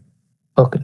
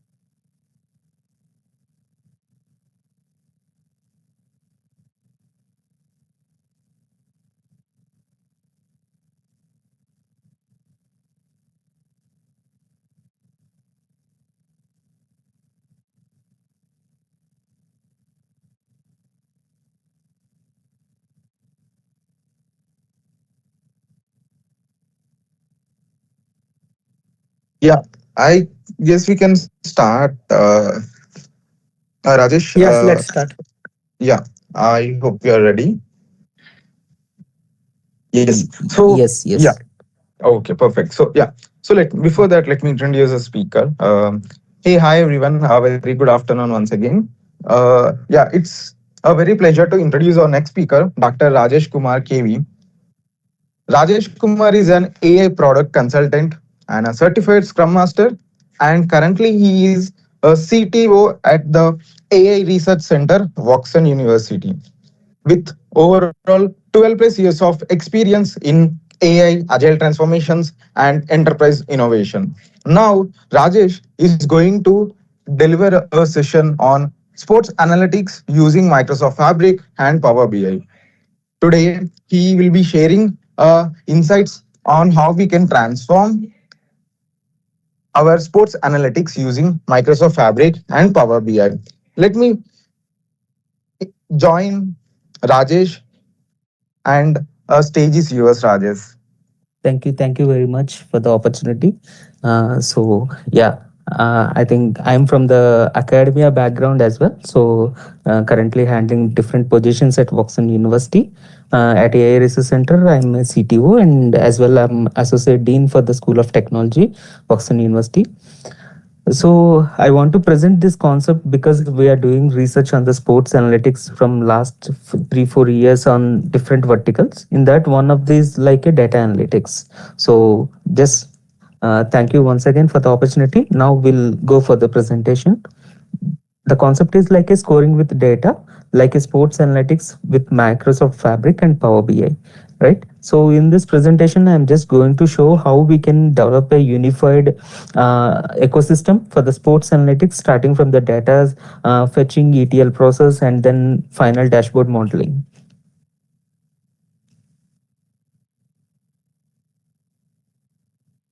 So I think everyone aware about this what is Fabric and all. So I no need to deep dive into the much technicality over here. So here, if before Fabric, what are the tools are there, and then with Fabric, how it is integrated into the one unified solution with the platform. So this is what just I'm going to give the glimpse, and then what is the Fabric capabilities, and like a data factory, data engineering, data science, real-time streaming, how it can be used in the sports analytics for the real-time streaming, and then data warehouse, Power BI, how dashboards can be visualized.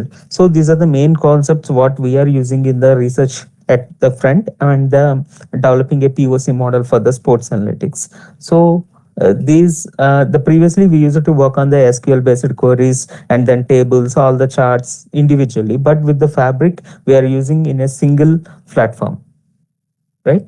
So why it is important? So why sports? Today's, if you take as we know, Indians most play cricket, but if you see the IPL, how its revenues are changing from the its inception, like in 2008 around, how the teams bidded around 200 300 cr. Now it's reached to the massive amount, right? So almost all franchises equal to like a more than 10,000 crores also there, right? So how their change strategies changed day by day, year by year, and then how the data science helped them to understand their market and strategies. All these things are the matters, right? Not only cricket, if you grow worldwide, like a football, like football fan engagement, different verticals are there in the sports. If you talk about sports alone, there are a lot of research gaps, and then lot of spaces to provide the POCs, to provide the products in the market, right? So if you see that today's competitive sports landscape, there are different verticals, starting from the athletes monitoring performance, fan engagement, ticket selling, everything is deals with the data. So the traditional approach is like a sports relied on the basic stats. But now if you see compared to the current AI models and all, completely automating and then insights and then future trends, it's predicting everything with the AI and ML approach. So in the player perspective, we can say like a performance optimization, like advanced analytics, variable sensors. If you see everyone wearing the wristwatches, and then walking tracks data, everything we can automate with the real time data. And then from the player perspective, also from the ground and then on field, off field information we can capture, and then we can use the cognitive data analysis when the player is in the off field. So those kind of research is going on. So for not only that player performance, the strategic decision making. Now if you see impact player in the cricket, so when to come the impact player, all these things we can decide with the data based on the decision making. So currently if you see playing 11 are finalizing using the AI models at some franchises level. So but in the future we can use the more data driven approach to finalize the positions also, when to come, and then when to switch, when to change the positions when power hitter come. So all these places tactics we can redefine with the data driven approaches. So and then fan engagement, so blockchain based models are extensively implementing in the fan engagement to give the much more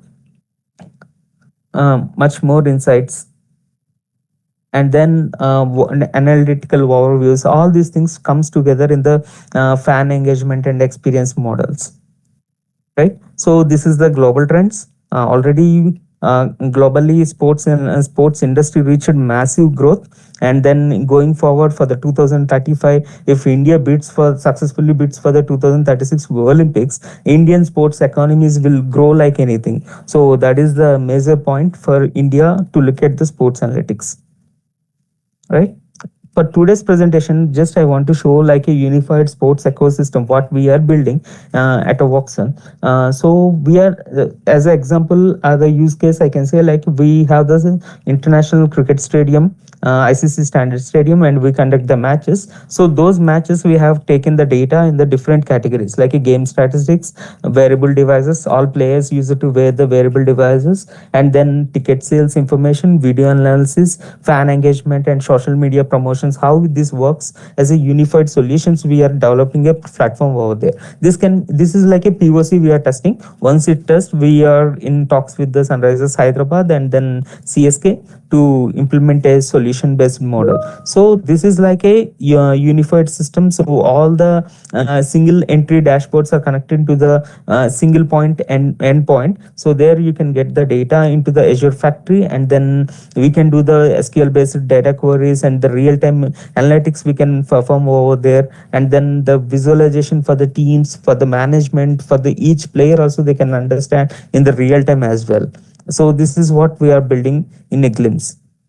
And when it comes to the data sources, so when you see the game, you will see the only scorecards and then the certain information. But behind the scorecards, you can implement the certain statistical models to understand the real time, and then what kind of analytics we can bring on top of the scorecard and predictive scores. If you see, all the predictive scores are also available in the ICC now. But what approach they are using it's completely on the standard levels of they have the what you call the run rate based models, but individually we don't know the player performance and all. So those kind of things also, minute gaps also we can fill with the analytics platform, like wearable devices, biometric analysis, tracking, GPS models, how speed the player is running and how much fatigue he is having. All these things we can understand with the analytics platform. Not only this, apart from the game, there is a ticket sales and then video analysis, fan engagement, social media promotions. From the promotions also, how the people are responding. Based on that, the sentiment analysis, dynamic pricing of the tickets we can decide based on the people's sentiment. If the rivalry matches like CSK and SRH or CSK versus RCB, we can increase the ticket sales and all. So how this can be decided? So based on the fan Twitter and Facebook and Instagram tweets, all these things we can consider and give the sentiment analysis. So using the Fabric like a data ingestion, so Azure Data Factory is responsible for ETL process from various sources. So for I think almost 150 plus sources we can connect in the globally from the all the databases, and then we can do the ETL process over there. For the stored, we can use the data lake. Is like a single point of data connection, so SQL databases, and then for the NoSQL we can use the Cosmos DB. And then data processing also, a big data processing platform that cleans the transforms and performs the data for analysis, right? So Azure Data Stream Analytics we can use for the real-time data processing, and then KQL also coding based we can approach using the Azure models, and then we can run different queries over these. And then finally we can use the Power BI for the data for the dashboards and reporting as well in the real time, with the no need of refreshments and all. Directly we can connect the data and then we can visualize in the Power BI having a lot of capability in that, right? So this is the model what we are talking about, the streaming data and the batch based, like a post match analysis how we can do, and then the real time data what we can do. Suppose if you take the real-time sports data and then click buzz in APIs or whatever the APIs, if you get it in the real-time scenario, you can connect to the live data, and then from the Azure event hubs we can connect, and then Fabric event stream will go to the KQL databases, and then we can write the queries on real-time and then fetch the real-time dashboards. And we can give the alerts to the coaches or players based on the tactics, and then how the analytics are defining the match. Everything we can show it over there to the player perspective or as well as the coach perspective also we can show it. And also when it comes to the post match, like a based on the historical information, we can use the different Azure blob storage, and then Fabric data, Spark notebooks, and then lake houses, and then we can visualize using the Power BI dashboards. This is based on the historical data, and then brought we can bring the some intelligence over that. So this is the overall structure of that. Like a ball tracking, we can use the Hawkeye method to track the model, and also we can externally connect some kind of pose estimations or the EOLA based models to exactly track the ball information in XYZ data, and then that can be connected to our event hubs. And not only that, GPS information, like how the player is moving from one end to the other end, how the field settings are there. In terms of football, how the defender is placing, everything we can manage over here, and then generate the heat maps. Those information also we can connect to the event hubs, and then camera based video feeds, like for the sentiment analysis, player emotion detection. All these things we can analyze in the we can get the data, right? So not only that, we can directly connect from the wearable devices as well, like a stadium IoT sensors. We can use how much crowd is inflowing and outflowing. All these informations we can capture and then connect to our Azure models, and then we can do the analytics at the streaming level. So like a filter based, like aggregate based root models, all these things we can connect and then connect to the databases. From that we can provide the real time information using the Power BI with the analytical models and all. And not only that, using the using machine learning frameworks and the pipelining structure, we can build MLOps, we can develop, and finally we can give the alert system or the information knowledge system to the coaches and the players.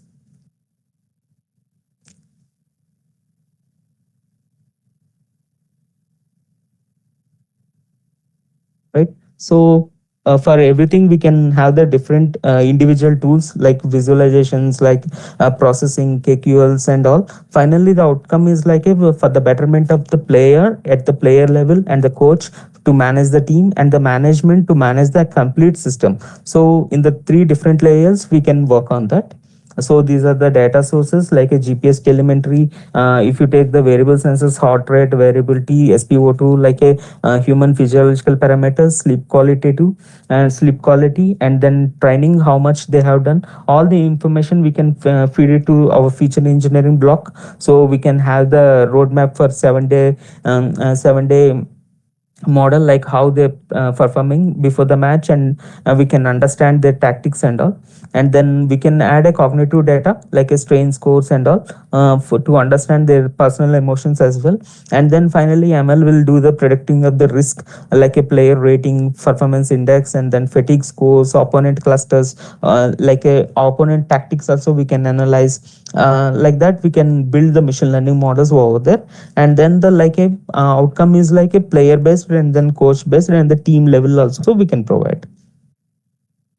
Not only on this, like a fan engagement also we can provide. As I mentioned, blockchain based models are implementing in the worldwide, like a premier club in the footballs, so they can understand. As of now we have the web 2 technologies, though web 3 is still at developing stage. So blockchain based likes, shares, and then engagement, everything will be connected to the connected to the model, so that we can understand the fan engagement. Dynamic pricings will be generated, and then social listing, everything we can do it at one end. And like we can utilize the Microsoft tools completely for this purpose.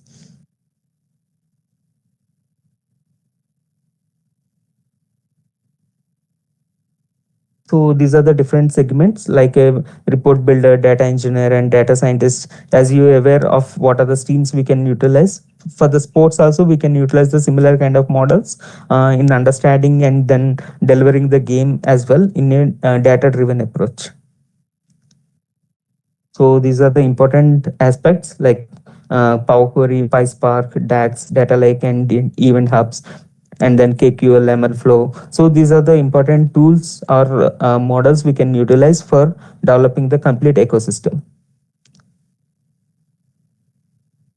So From this, I can say like a future of the sports is involved with the AI powered coaching and decision supports and the predictive injury prevention and recovery, like using the AI methods to understand the player tactics and all, and also GPT based advices also we can give to the coaches. And then a customized sports GPT is developing now. The biomechanical GPT is also developing, so this will give the complete information on the sports performance as well. So not only this, AR VR based augment systems are there, so to improve the cognitive skill development for the for the sport, for the players, and as well as for the fans as well.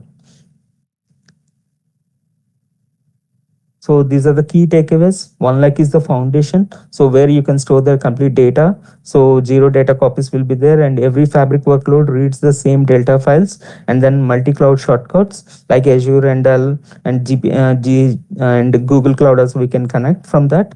And then not only that, for the streaming data is very important.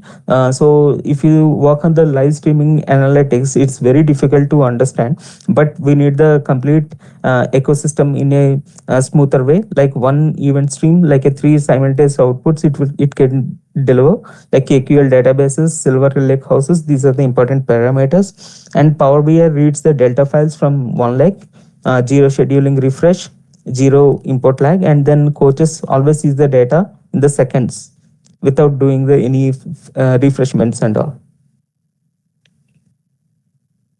So thank you for the opportunity. If you have any questions, we can discuss on that. Yeah, Rajesh. So while getting analytics, sometimes we may get false positive conditions. Yes. So what are the challenges that you are facing while getting these kind of false positive conditions? So we may get lost the final output. So how it is? Yeah. So for the streaming data, as you said, it's very difficult to implement it. But based on the historical data, we can do some sort of the training, retraining the models and all, so that can avoid the false positives as well.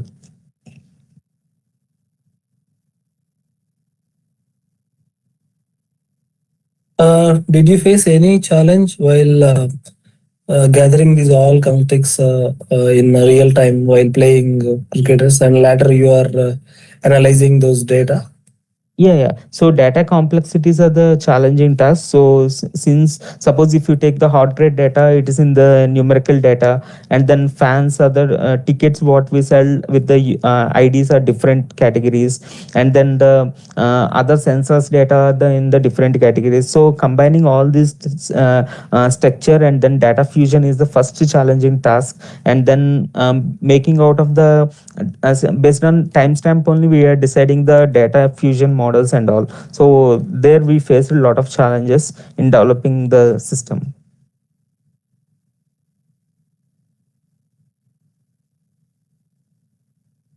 Thank you.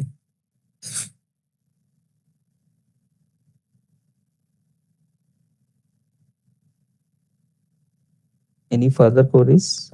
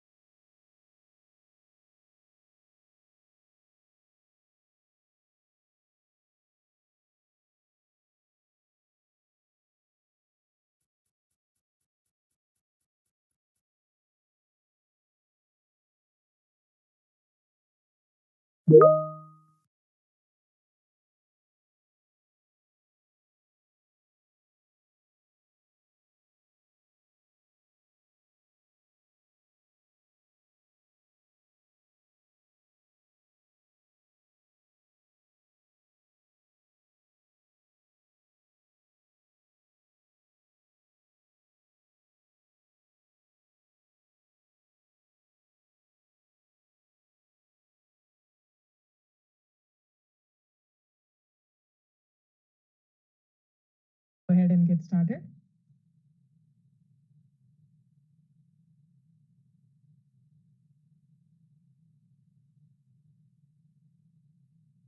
Okay. Okay. So welcome everyone. Good morning to all the people who are connecting from India. But good afternoon, good evening, good morning to all the audience from wherever you are joining from. I would like to give a very big thank you to Amit Chandra for giving me this great opportunity to present at this conference, virtual conference. So myself, I'm Deepthi Goguri. I would like to talk about Query Store today. So when good queries doesn't perform well, fixing performance with Query Store. I hope you all like it and learn something from today's session. So let's begin.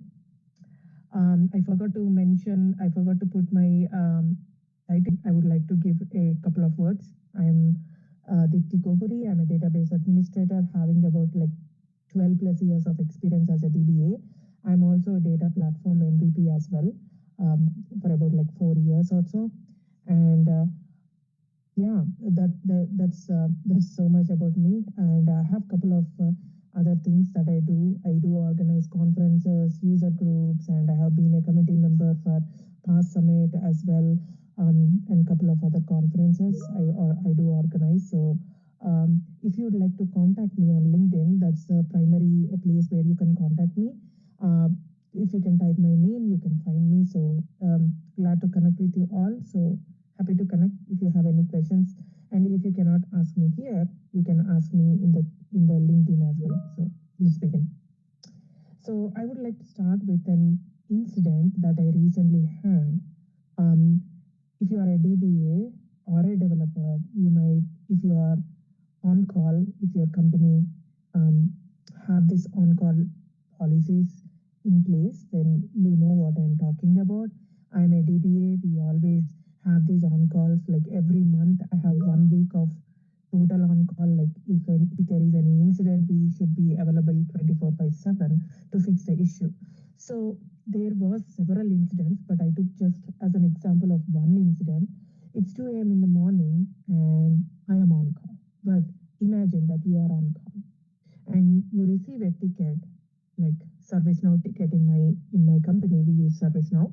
So I received a ticket which looks similar to this.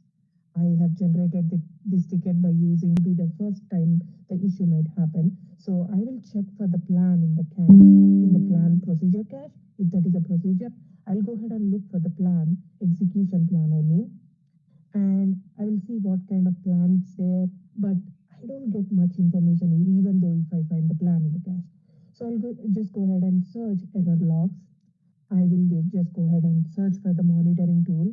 I will check when the issue happened, when the incident was created, and I'll check with developer what was the exact time this happened, and I'll just go ahead and search those monitoring tool to find what has happened.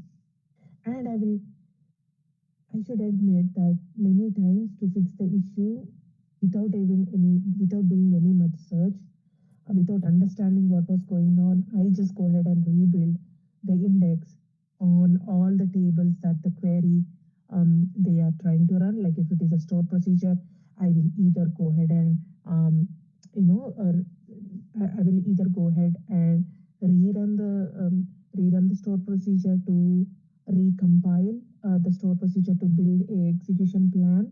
Maybe it will create a good plan now, but that is not a guarantee, right? Or I will go ahead and rebuild the indexes and see like maybe this rebuild index can fix the issue of the query, maybe for some time at least, so I can go ahead and sleep. So these are the kind of troubleshooting steps that I do before the era of store procedure, before the era of query store. Now, how do I fix the issue?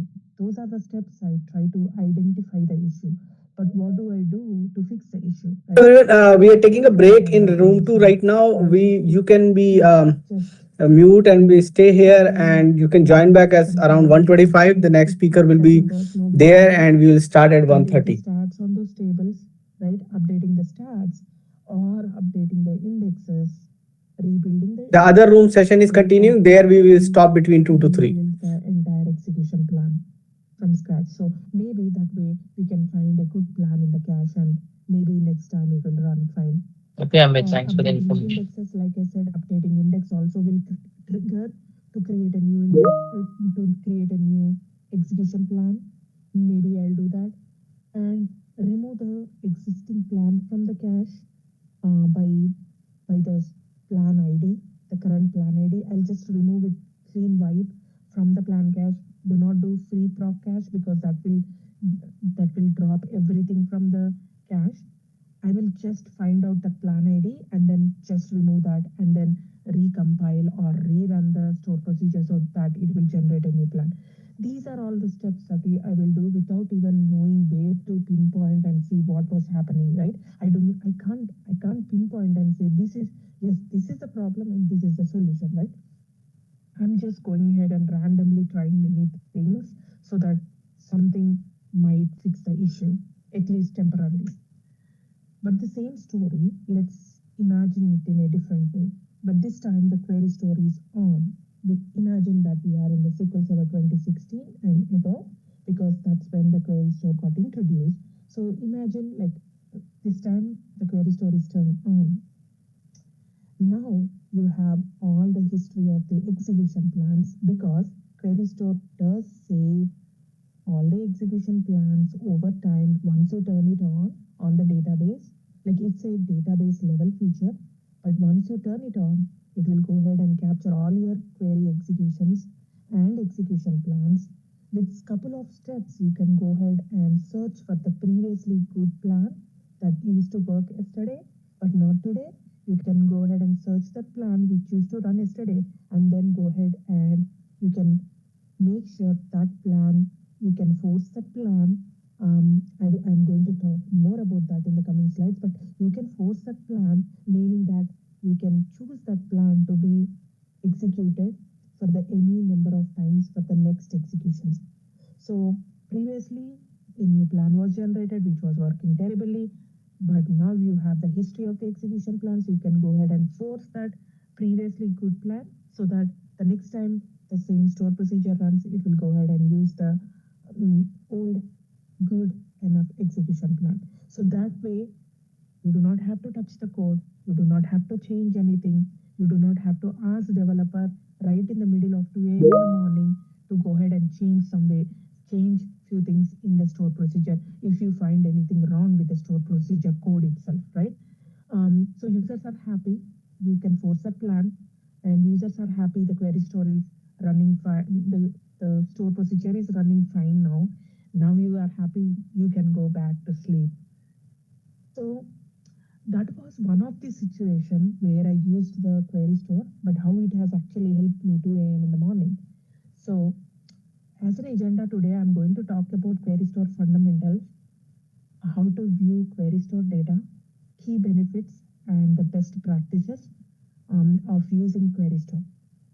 Let's talk about query store fundamentals.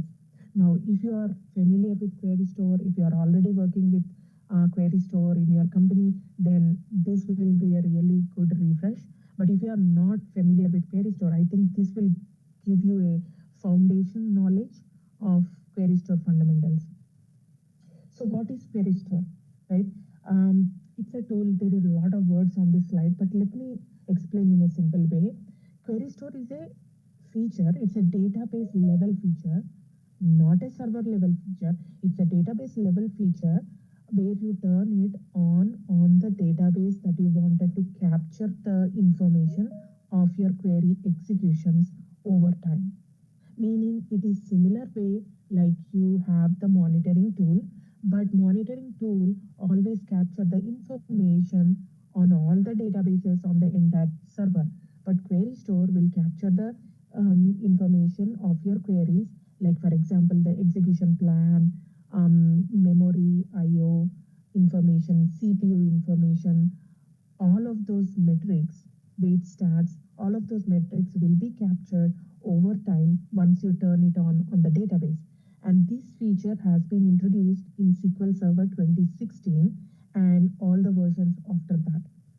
Now, it can, what is the main advantage? You can quickly identify the performance bottlenecks and performance differences caused by your query plan changes. Like the example we discussed previously, you can easily identify what is going on the server over time. You can go past, you cannot go future, because like your queries have to run to see the data. So it's like a flight recorder where you can capture, like you can read the past information of what has happened before. And like I mentioned, it started in SQL Server 2016, and later it is available in Azure SQL Database, Azure SQL Managed Instance, Azure Synapse Analytical Database, dedicated SQL pool only, and SQL DB in Microsoft Fabric. In Azure SQL Database, if you try to, it is enabled by default, and if you try to disable it, it won't work. It will throw you an error. It will throw you an error if you try to stop query store by using the transact SQL in Management Studio. But if you try to do that, if you try to stop query store by using the graphical user interface, then it will show like it took that command. Once you press OK, you will not see any error, but query store keeps on running. It will never turn it off. And you can't enable query store on the master or temp DB. You can enable on the MSDB, but there is no, like, you don't have any much use cases where the query store will be beneficial if you can enable it on MSDB.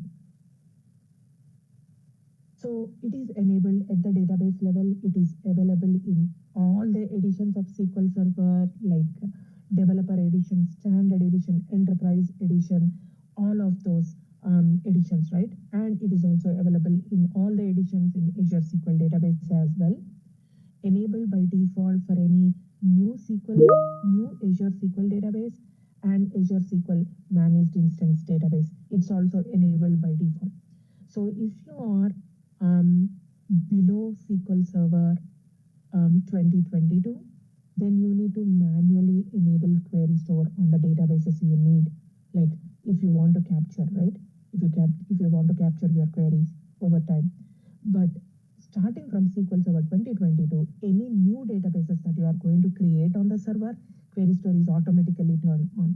Now, if you are migrating the databases from the old version of SQL Server, like for example, from 2016 all the way until 2019, if you are migrating those databases to SQL Server 2022, then if your query store is already turned on the old query store, it will be turned on. But if your old version of SQL Server from where you are migrating, if the query store is not turned on there, then you need to manually turn on even when you are on SQL Server 2022.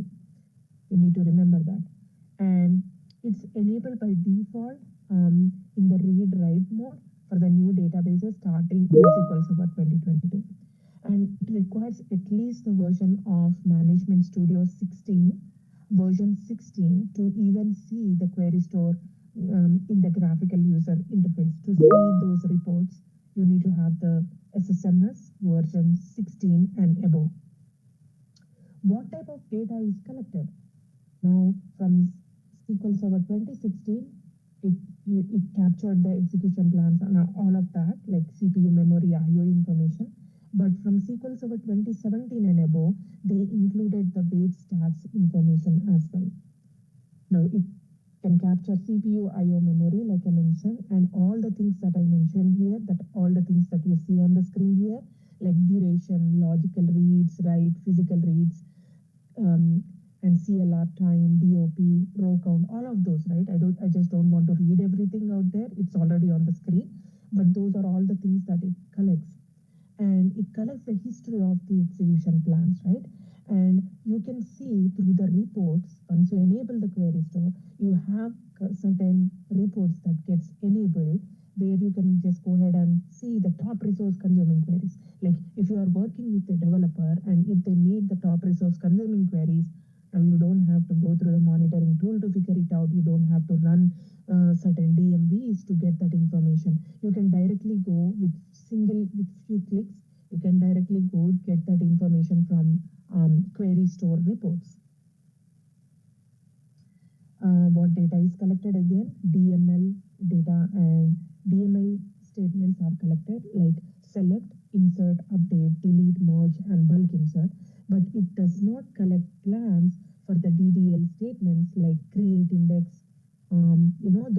DDL statements, you can't see the plans for those statements. And this information is collected over time as a cumulative resource consumption. So if you are, for example, what I mean by that is if you are running a query, it doesn't capture just like CPU memory IO for that execution, and the very next minute you are running it again and it will capture CPU IO memory consumption for that particular execution.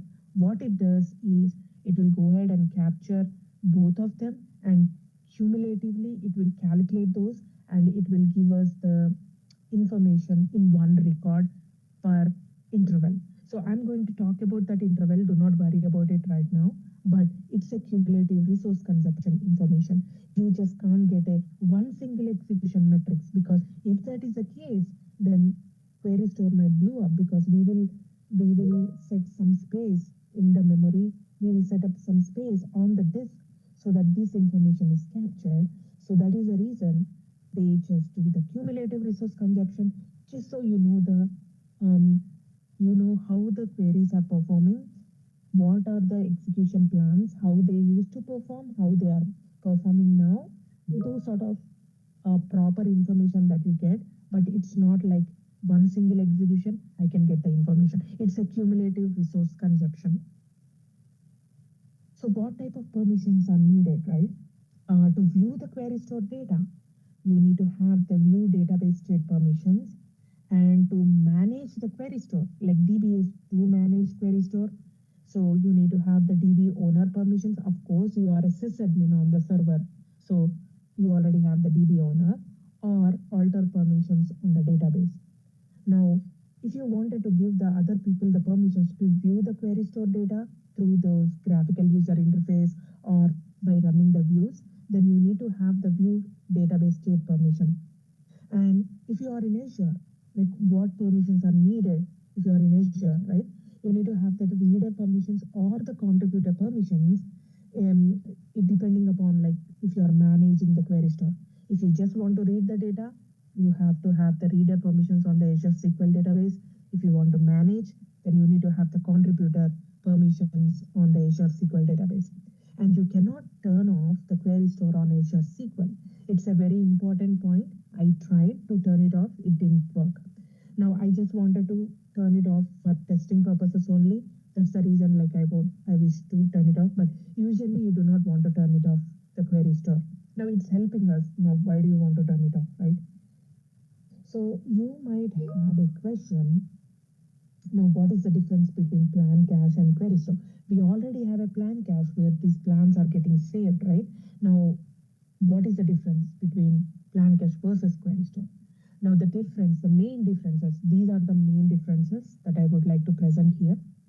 Now, there is only one plan that is saved inside the plan cache if you run a query. But within query store, the execution plans are saved over time. Like, what are the execution plans for this query for the past 90 days? You can get that. But with the plan cache, you can't get that. You can only get the latest execution plan out of the plan cache. And anytime there is a pressure on the SQL server, the first thing that the SQL server does is to kick out the old plans which are not in use, right? So your plan might be out of the cache already by the time you wanted to reach out and you wanted to see. So those are the main differences, and it is difficult to know why the plan has changed, if there is a plan at all changed, because plan cache have the latest plan in the cache. You cannot get the history of the plans, but with the query store you can get that information, and you can retain the data within the query store by using the cleanup policy. Now, how long you want to keep the data, right? The cleanup policy is by default it's 30 days, but you can change that. After the 30 days has been reached, it will go ahead and clean up the data, old data, unused data. But if you are actively using those queries, those data will not be deleted. So it collects the plan over time, and from the memory, those plans will never get evicted. Those plans always be collected in the memory, and then it will be flushed out to the disk saved on the disk, and it will be flushed out every couple of minutes. By default, 30 minutes it will be flushed out. That's the interval, how long the plans have to be in the memory before kicking them into the disk, right? That's 30 minutes by default, but you can change that. And it is very beneficial it is very useful when the to troubleshoot the problems if you have any performance problems. So those are the main things. But before moving further, we work with query store. Like once you turn it on, you will want to look at the data, you want to see the trends of your queries, how they are performing. But to know all of that information, it is very good to know how the query store works behind the scenes. So let's go ahead and see how it works behind the scenes. Now this whole slide looks a little bit, this is too complicated. But let me explain in a simple way, right? So whenever a query runs on the SQL Server, no matter if it is using the query store or not, whenever it runs, the SQL Server will check if it is running for the first time or not. Now, if the query is running for the first time, then it will go through the compilation and the optimization phase to build a new execution plan. Now, if it is not running for the first time, then it will go ahead and check in the plan cache whether the plan is already there. Now, if the plan is already there, then it will go ahead and do the other process. But if it is not there, then it will go through the compilation and optimization phase again to generate a new plan. Now, what if there is already a plan in the cache, right? It will go ahead and take the plan from the cache. And the next thing, here is a place where it will check for the recompilation. Now, here is where we turn on the query store. Let's say we turn on the query store on this particular database, the query that is running on the database, we turn on the query store. Now, here it will check for the recompilation.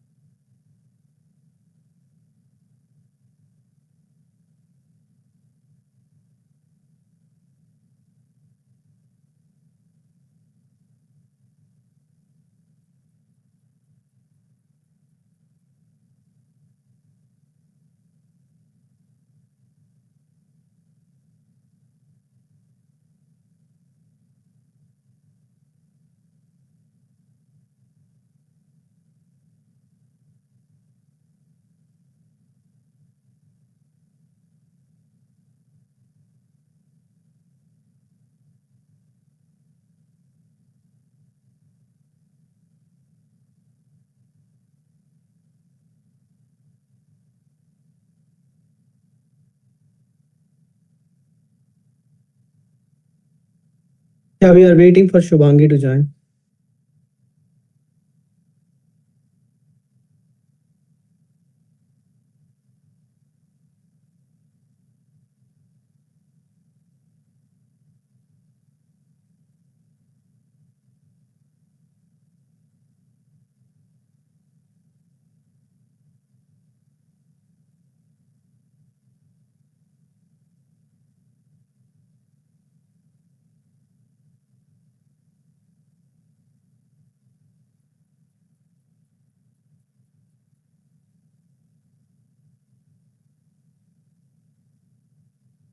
Yeah, hi Shubhangi, welcome. Hello. Yeah, Shubhangi, because we had a small break, so we need to test the screen sharing as well as voice on the live. Okay. Okay. So I'm just going to on the voice. Give me double. Yeah, Shubhangi, welcome.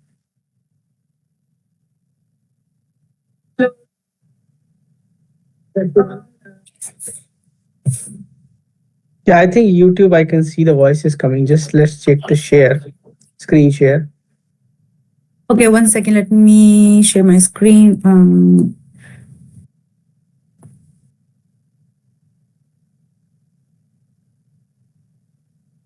Is my screen visible?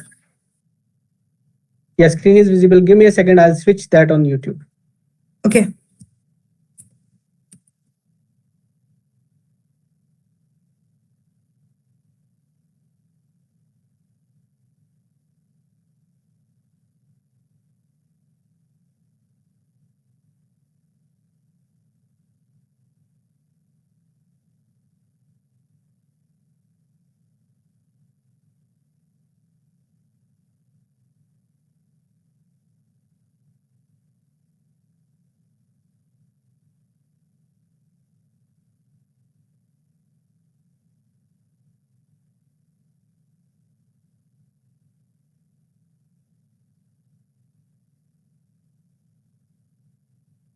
Yeah, so YouTube live is corrected, and I think we can start in a couple of minutes. Aditya, are you ready with the introduction? Yes, Amit, I'm there. Yeah, let's start around 127, 128. By that time, I think people should be in. Let me inform everybody.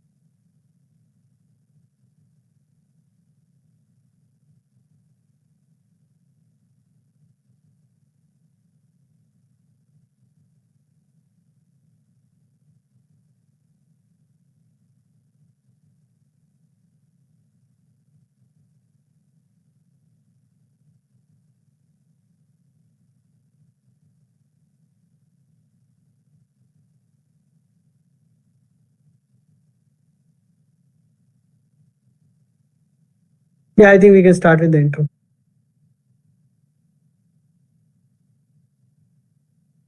Yes, Samit. Okay. So, hey, hi, Shubhangi. Welcome to HDAC and India Microsoft Fabric User Group Global Conference. Yep. Hello, hi. Hi. Yeah. So, before starting the session, I would like to introduce our speaker. Shubhangi is a Microsoft MVP AI educator, global speaker, and she is based out on London. She has delivered 90 plus tech talks across 13 plus countries and actively contributes to the global tech community across London chapter lead for women in data and helping professionals grow in tech, data and AI space. Now, she brings expertise in enterprise AI, analytics, and automation solution. Now, I would like to welcome Shubhangi to HDAC and India Microsoft Fabric User Group Global Conference. And the stage is yours, Shubhangi. Thank you. Hello, everyone. Good afternoon. I'm going to be giving my session on MCP Unpacked. I've already received a warm introduction, so I'm going to skip the part just to add, I work as a senior analytical engineer at Admiral, and I'm an MVP in AI platform. So my today's session is going to be focused on about, how essentially our systems have evolved. And I've tried to make this session a bit more beginner friendly so that if you don't have any background or understanding of what MCP is about or how it sits within the AI space, so you will probably have better understanding by the end of this. So to start with the beginning, AI systems, if you I'm sure many of the people have already built AI agents and workflows, and then a lot of people have also built some sort of agentic systems which are not well in production yet, but they are more like proof of concepts. When we started in the beginning versus now, AI systems, they basically plan, they now can use tools or maintain memory, and they can also take a lot of multi-step actions. So it becomes a lot more about system engineering and not just about building something. So I gave a session yesterday in which I basically talked about context engineering in the end, very briefly. And this talk obviously is not about that, but this is actually a part of how MCP also works. A lot of times, you will build applications which are great, they will have all the right things, but they're not super reliable, or they're not designed in a way that actually meets the need of how user or the customers want it. And at points in time, the real challenge is not about that you have intelligence in the system. It's about how you manage context, because it's something that is not a finite resource. It's very limited. And when we talk about MCP, what we're going to really discuss further is the tools, the different components of MCP, and then how can you write a tool call, for example, and essentially what context management strategies you can use if you're implementing MCP as a part of your system engineering. Okay. So the problem starts with the context. We have a lot of finite context, which means LLM have hard token limit. We don't have an abundance of how many token limits we do really have.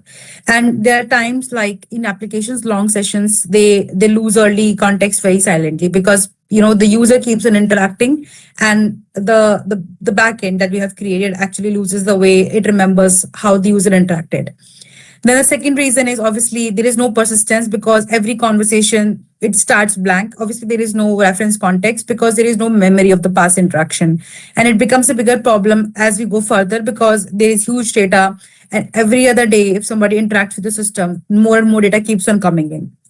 The third reason is tool chaos, because there is a lot of ad hoc tool integration, which is not very consistent. And it has happened a lot of times that I've seen that it's almost hard to audit how the tools have been used within your entire system engineering. And then lastly, there are external systems. So you're basically connecting your application to APIs or databases or file systems that basically require a very bespoke kind of code. You cannot use like a standardized code for that. And that creates a lot of problems because we don't have a standardized system in place. Now, where does MCP come in? So MCP is a standardized framework which basically helps your AI applications to connect with any external tools, sources, systems, that whatever you have. And it really, really helps in enhancing the capabilities and the way they operate with one another.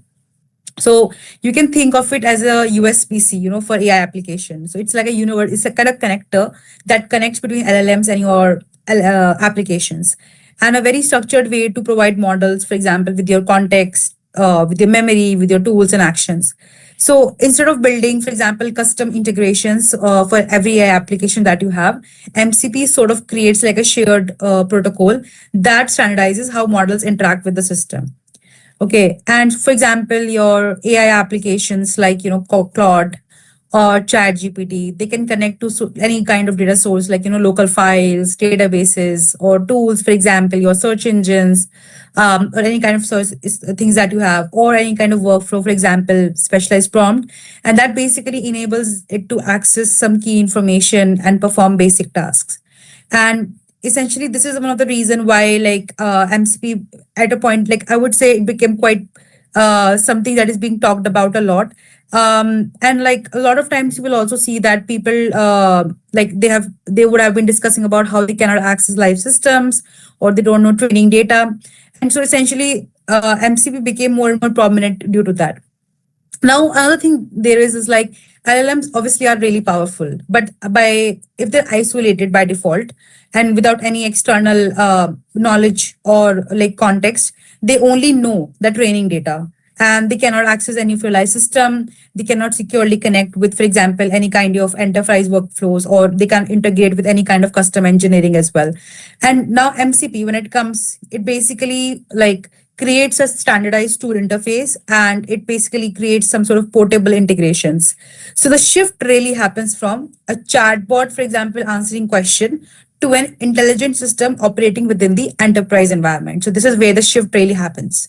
Now, all these things together, like they make like it accessible to external systems as well. That's why that's what the difference is basically when you talk about MCP and using MCP in the grand scheme of things.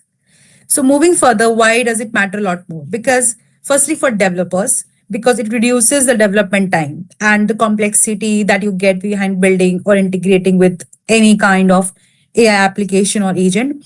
Because a lot of times, when we are developing things, like we have a lot more constraints available, and it creates a lot of time constraint and complexity. So MCP helps to resolve that. Then the second thing is AI applications. So it provides access to an ecosystem of data sources. As I said, like it can connect to your live sources, it can connect to your like tool calls, it can connect to a lot of things, which enhances its capabilities and improve your end user experience. And then lastly, the benefit is for the end user as well, because it results in more capable AI applications or agents that can access your data and take actions on behalf of whatever is necessary. So all in all, like these are, I would say, some of the top 3 reasons why you would say MCP matters. And I would say obviously it has a lot of advantages for developers, but obviously every application that you build, you're building it for an end user. So for more than for developers, I think it's important for end users to have a lot more capability when they take or build those systems effectively. So from that, the other thing that it also provides is because it's standardized, auditable, and it's composable. So for example, one protocol to connect any model to any tool. So if there is no custom integration needed, then you can also audit it, which is also like one of the key aspects. Like every tool call is explicit, it is observable, and you can trace it as well. So there is like no hidden surprises that I don't know what has happened. So you can audit those tool calls. Then the third thing is it's composable, which means like you can mix and match tools. Like if you have different tools available and memory stores, then you can obviously like mix and match those tools. I talked about memory in one of my talks, I think yesterday morning. So memory is needed as a part of, storing your data. So if you are building an AI agent or you are building an AI application, right? So you will need some level of memory, right? So it can mix and match with memory. Now memory obviously comes in 2 different types. Like you can have a short-term memory that stays for your shorter sessions, or you can have a long-term memory that goes like for a longer time. You can use or authenticate it and provide like some key facts, information, etc. So it's like it can mix and match those things together. And ultimately, like what I really like, the thing I really recommend, or I would say really like, is this one, which I've also mentioned again, is like I like the fact that you can check every tool call, and it's observable and traceable. And that's why I've written it like in the bottom again, because I think like a lot of times we're not able to audit what tool call is happening, and I think it makes it really easy to do that. So moving from there, let's talk about how do you configure it. So one of the examples of this is configuration that you can do with Claude. So if you want to use MCP server with Claude, you have to add it to your config. This is an example of the server. So if you see on the right side of the screen, it's a MCP config that sets up 3 servers for your AI agent to connect with memory. So here we have the memory for any kind of storing of your information or recalling any kind of information. There is a file system here, if you see the second one, which is basically for reading and writing files. And then the third one is for your GitHub, for interacting with GitHub repos using any kind of your personal token. So you can provide your token here in this in these codes. And basically like these are the 3 different parts of creating an MCP server with Claude. And each of these servers, they run like using a local node.js process. And together they define what tools and like your resource agent is basically allowed to use. So it's, I mean, in a way, if you see, it's like pretty straightforward to write this config. Like you just need to know, for example, what are the different components you need to use. And this is an example, just in case you haven't figured, it's for MCP server, which is written on the top. So Claude obviously is a really powerful tool, and like it sits very nicely with like how Claude operates, and essentially can give you a lot of flexibility if you think about, you know, using this for writing your for storing or recalling a memory, or like, for example, reading your files, or ultimately also, you know, using GitHub repos as well. So if you want to use, like, this is standardized version of the config, but again, remember that it is gonna be running on your local node.js process.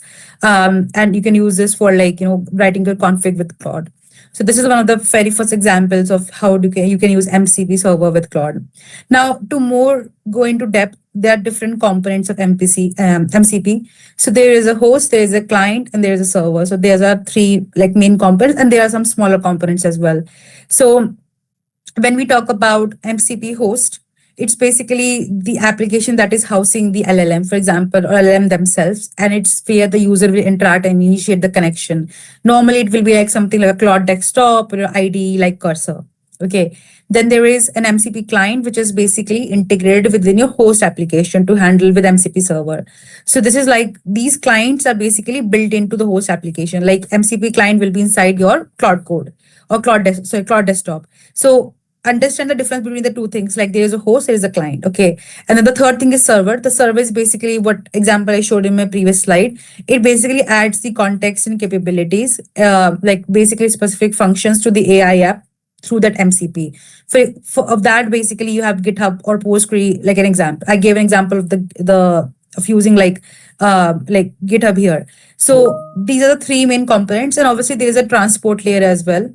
Transport layer is like it's like a communication mechanism. I think if you you studied like the past, like transport layer is used a lot like as a communication mechanism in network protocol.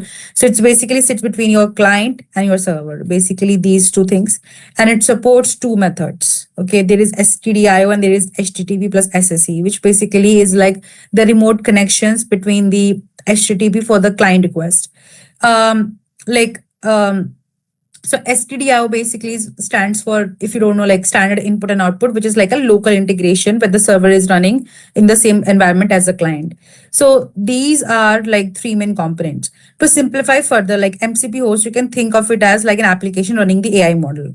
Examples, your AI assistant, your IDE, your enterprise chatbot, or your agent framework.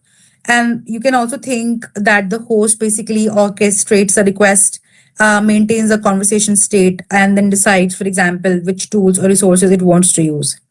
Okay, and then if you think about the MCP client in like a very simplified form, it's like the connector layer inside the host. Okay, what it does is basically communicates with the server. It sends the request, receives the request responses, and then it handles all the protocol messaging.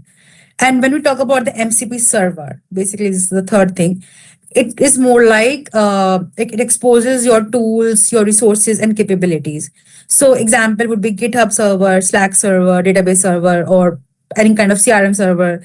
These are some of the examples. So what this does is it basically see available tools at your disposal, any input output schemas or your authentication methods or your resource endpoint. So this is like how you can differentiate what these three are.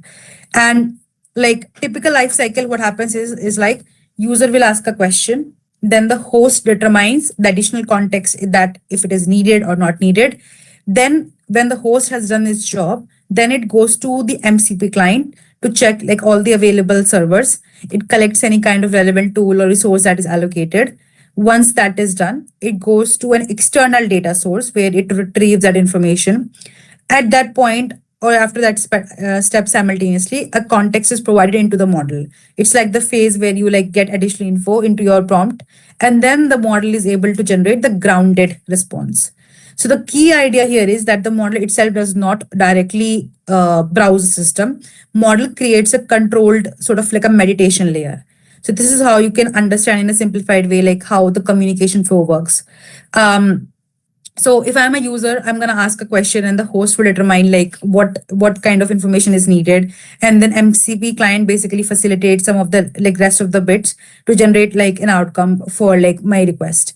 So like there's some other concepts in MCP like tools, resources, which we're going to discuss later. But in the crux of it, like these are like the top components.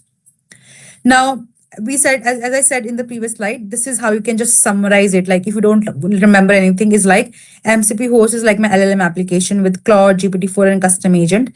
MCP client is more like used for managing connection, routing and schema. And then I have an MCP server, which is for tools, which was the problem. This is the only thing you need to remember if you want to simplify and understand what MCP is for. Now, there are additional things, for example, tool, resources, prompt, sampling, some of the other bits, which are also a part of it. But like these are additional concepts. So tools is basically like your action models can execute. For example, things like your query database or your email that you send or any kind of search documentation. So these tools, they are responsible for transforming your LLM from like a very passive text generator into an active system. So this is what the role of tool is in this whole process. Then your second one is resources. So resources is like your structured contextual information. So like your files, your databases, dashboard, logs, knowledge base, whatever, like this is basically your resource. So resource provides grounding and reduces hallucination, which is where basically we want to make sure that our agent has the right info or the right resources available to give the right outcome. Then third one is prompts. So prompts, I'm sure everybody knows, but prompts are like here are more like usable template or workflow. So for example, like there is an incident response template, there is a customer support template. So what it does, it becomes your modular enterprise asset rather than sort of like a hidden string. Okay. And then there is sampling. Sampling is just like you have like a set of data and then you can sample around with it and test it essentially. So all these things together, they are like the main parts of like what MCP really entails. So once like now we have discussed it, like I want to add a couple more bits into like why MCP, I would say in also way is also important for agentic AI because agentic AI systems also, they require persistent memory and they also require tool orchestration. And MCP, what role MCP can play in that is like it can provide a reliable tool usage and some sort of standardized context exchange as well, which basically like facilitates the entire flow to work. Without that, it's like, the agent is just fragile, right? Like there is no connectivity to like the tooling is very tightly scoped. So it doesn't know how to like go around and communicate from one layer to another. So scaling that agent actually becomes operationally quite difficult. So that's why like if you are building like you can use MCP for a lot of that work. But again, it also comes with a lot of constraints, which we're going to discuss later. So now if you want to see MCP client in more detail, so MCP clients basically have three main things or three main features. There is elicitation, there is root, and there is sampling. So when we talk about elicitation, it's basically it enables servers to request specific info from the user. For example, if you are booking like a travel or something, you ask for the user preference on an airplane seat, like a room type or what is their contact number when they want to finalize the booking. Second one is the root. So root is basically like you allow your client to specify the directories they should be focusing on. So this is like if you are a server for booking a travel, you want to give access to any kind of specific directory from which the user, from which it can read any kind of user calendar. Okay. And the third one is like sampling, which is basically where you allow server to request LLM to complete the entire cycle through the client, enabling that workflow. So in this one, you can think of it as like your server is booking a travel and it may want to send a list of flights to the LLM and then send back where the LLM can pick the best option. So this example of this I showed on my one of my talks yesterday as well. So essentially like this is like a 3-step process. So one to another, you are requesting a travel booking. It goes to the user to find like what is a preference. Then in that directory, it will find the user calendar, any kind of user preference that is available. Once that is done, then it will provide you like the best pick for the user based on that. So MCP clients are basically initiated or instantiated basically by host application. And for example, if your host application is Claude AI or like any kind of IDE, it can manage your overall user experience and coordinate, for example, between multiple different clients. So just remember the fact that it has 3 main features and how those 3 main features actually work in like sort of coordination with one another, because they essentially make sure that the task that you've allocated actually gets done. Okay, so this is how like MCP clients actually coordinate in their layer, on that layer where they sit. Now to go further from here, let's talk about versioning. So versioning, like I'm going to discuss this very, very briefly, but versioning is like, it uses like a string-based version identifier. Like MCP uses like a string-based version identifier, which is generally the format of YYYMMNDD, which is basically to indicate the last date backwards, so that you know when the changes were made. And it is kind of important to like have MCP versioning because like it becomes really challenging otherwise to know when the changes were made. So if you are trying to make revisions, you have to use like things like, for example, if you're making a draft, so you can mark it as in progress. If it's in the current, then you can provide a current protocol version, which is ready for use. This is kind of a best practice as well. And you have to continue to make it backward or compatible changes. And then in the final one, basically make sure you have all the past and complete specifications that will not be changed. So versioning, like every time you version it, make sure you put all these things into place, like, draft. Is it in draft, which means is it in progress? Is it in the is it current state, which means like it's already set? If it's in the final state, whatever the past changes you made, and it's not going to change any further. So it's kind of like a best practice to add like MCP versioning, like as well as a part of like making any changes with the date format as specified here. So what are the issues you can run into as well? So this is really, like I would say, important. I thought like I will not add it, but I thought I should mention this as well. So when you are building MCP servers or running MCP, like validate all the tool input, which is, as I said, is like the best, like the good part of it, against any strict JSON schema that you have, and don't allow any raw string to pass through. So audit that string firstly. Any kind of sort of tool injection should not really happen at that layer. So make sure that happens. Then you have to treat your tool results as untrusted data, because if you don't, then you will just let it slide. So like check every time before your model uses them and use structured outputs. It's kind of like you can get like a prompt injection or something. So make sure you check all these things effectively. Third thing is audit all outbound calls. Any call that is going out should be audited. Implement any kind of allow list for external endpoints, like log every single tool call that you might have. Then the fourth thing is like, it's again a best practice to apply least privilege per tool. So your server is like minimum exposed, because MCP is like it's a framework, it's a standards framework. Sometimes like if you give excessive privilege, it can be exposed. So give like minimum required capabilities in the start. And then also set hard limits on, for example, your tool call depth and token budget, because like if you don't set hard limits, like, like tokens, as I said, like it's a limited resource. So if you don't implement that, there can be issues of example, like, like you're running out of it or you don't have enough memory available. So set hard limits on your tool call depth and whatever token budget you have. And these are like, these two, the versioning and these 5 things are sort of like a good practice to have to like make sure that it's secure and it like addresses all the privacy needs as well. So let's talk about the how does it sit in like both the system. So normally what happens is you have, for example, your Slack, you have a Drive, you have a the GitHub repo, and they all have unique API. And all these things have to go separately into your whatever large language model application you're building. This is your before state. But then you build MCP, and in MCP, like you have a large language model here, there is a unified API basically. So there's this unified API now connects with all three of these systems, and they can be different mode. So this is how your system, I would say, architectural changes happen if you implement MCP. So you have like a before state where connected, and then you have an after state where everything is basically like connected to a unified endpoint. Like if you don't understand like how MCP actually evaluates or like works, this is how it basically creates like a unified endpoint. So I want to add a couple other things here is like if you think about your traditional APIs versus MCP. So traditional APIs basically is like you have a custom integration per app or per application. In this one, you don't. Okay, this is more like an AI native orchestration. Okay, and then for example, in your traditional systems, like you can have different schemas everywhere, but in this one, you have a shared pattern, like a shared infrastructure. Then traditional system mostly like they're like tightly coupled, like they have every component sit tightly next to each other. But this is more like a modular ecosystem, like you have different components, but they exist. And then this one is really easy to reuse. It's kind of portable. This normal traditional systems are really like, they're not super portable. You cannot really use it. So it kind of, we can think of it, it abstracts the complexity, like similarly, like abstracts the complexity that you might see if you run like a traditional system, basically.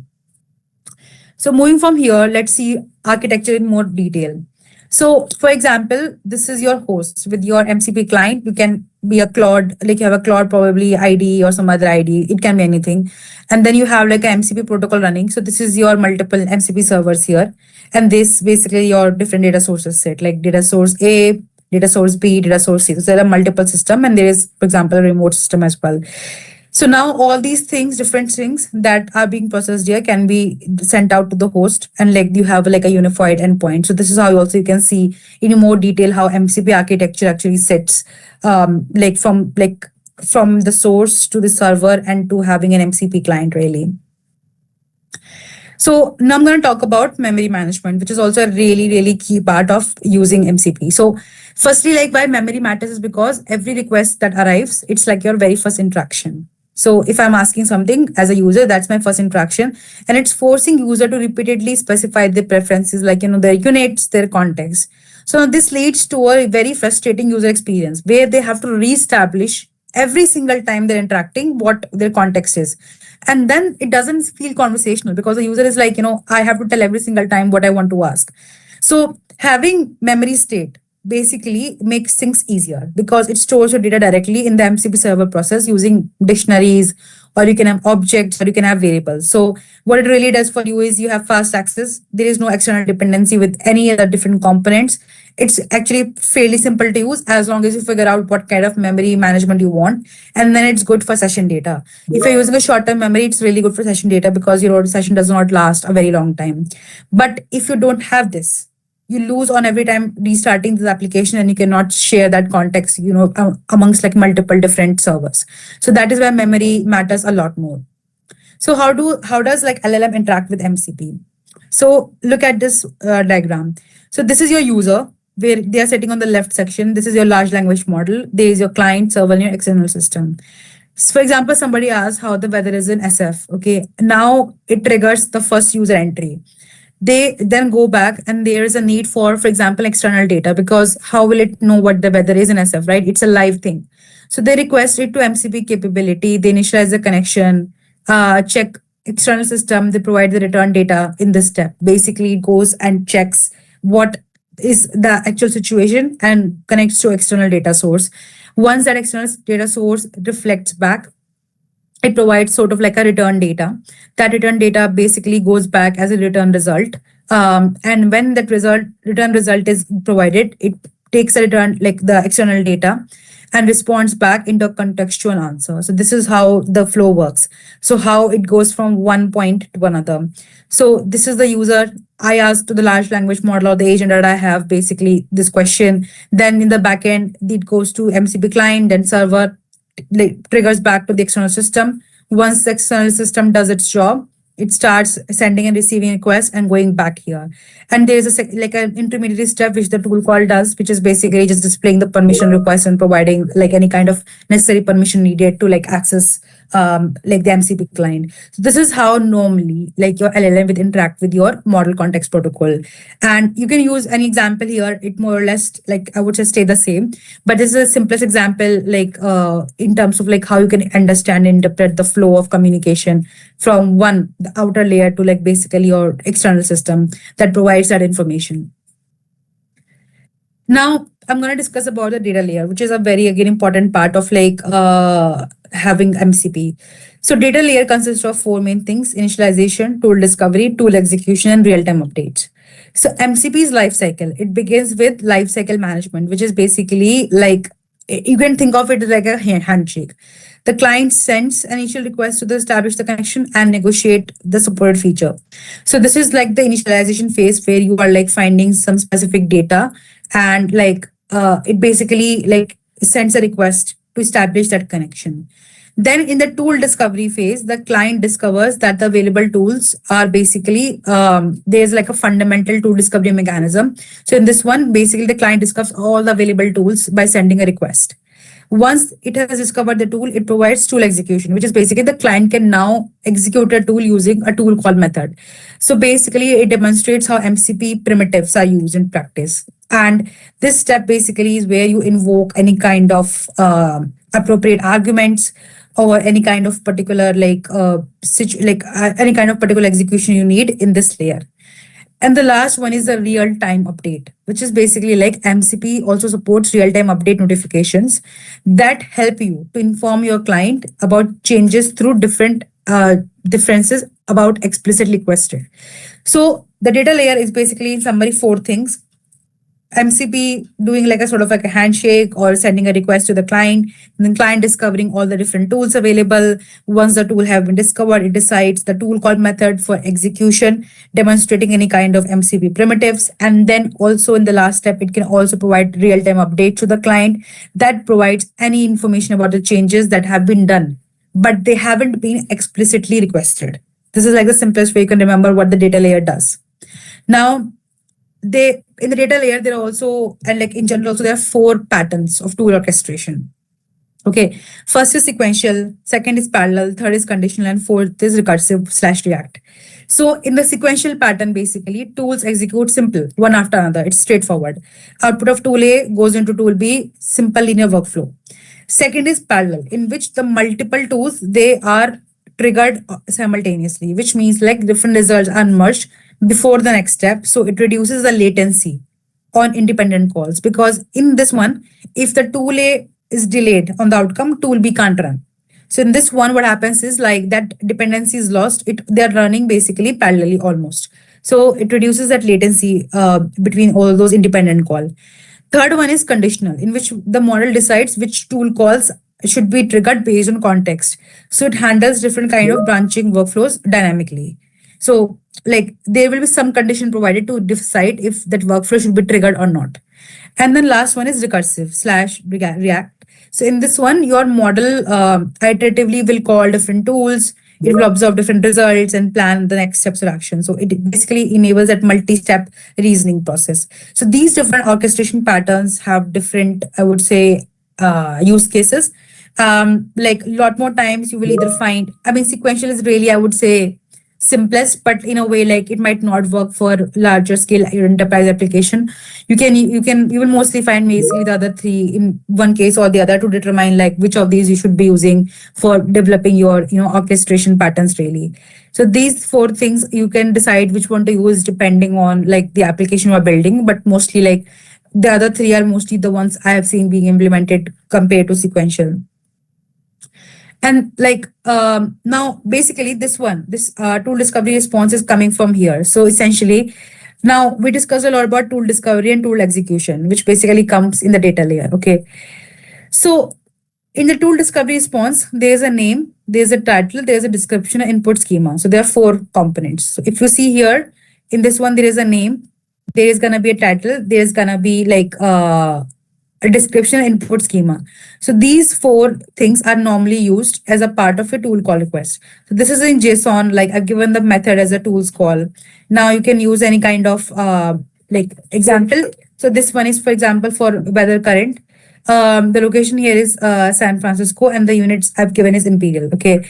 And once I've done the tool call request, I will get a response on it. So it will give me a response, for example, in text that the current weather or temperature in SF is 68 Fahrenheit, which is partly cloudy.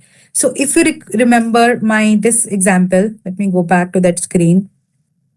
This one, right? I asked about the weather in SF. So now this part where all of the tool calling is happen, it basically, this is how you will write it in your tool call request. Like you will take your method and mention your tool call.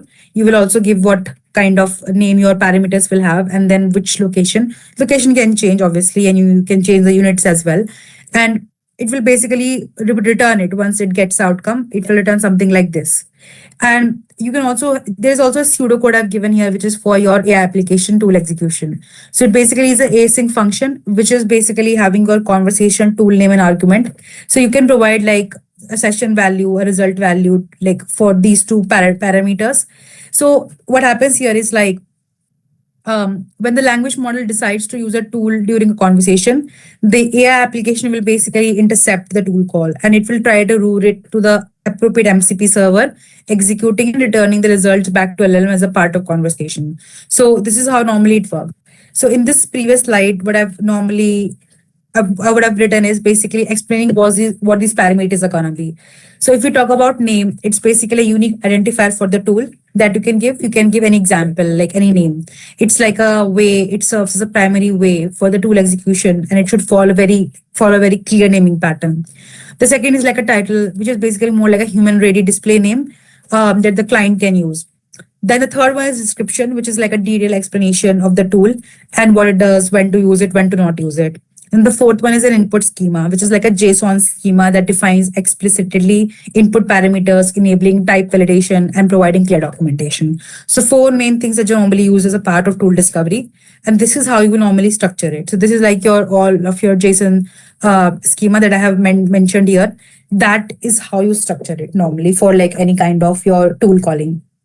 And this enables your LLM to access any type of real data and perform actions in the real external world. Now from here, let's talk about Foundry server. So I gave a session yesterday on Foundry as well. So how to use MCP server in Foundry if you want to use it. This is about that. So I've like I think 2 or 3 slides on that.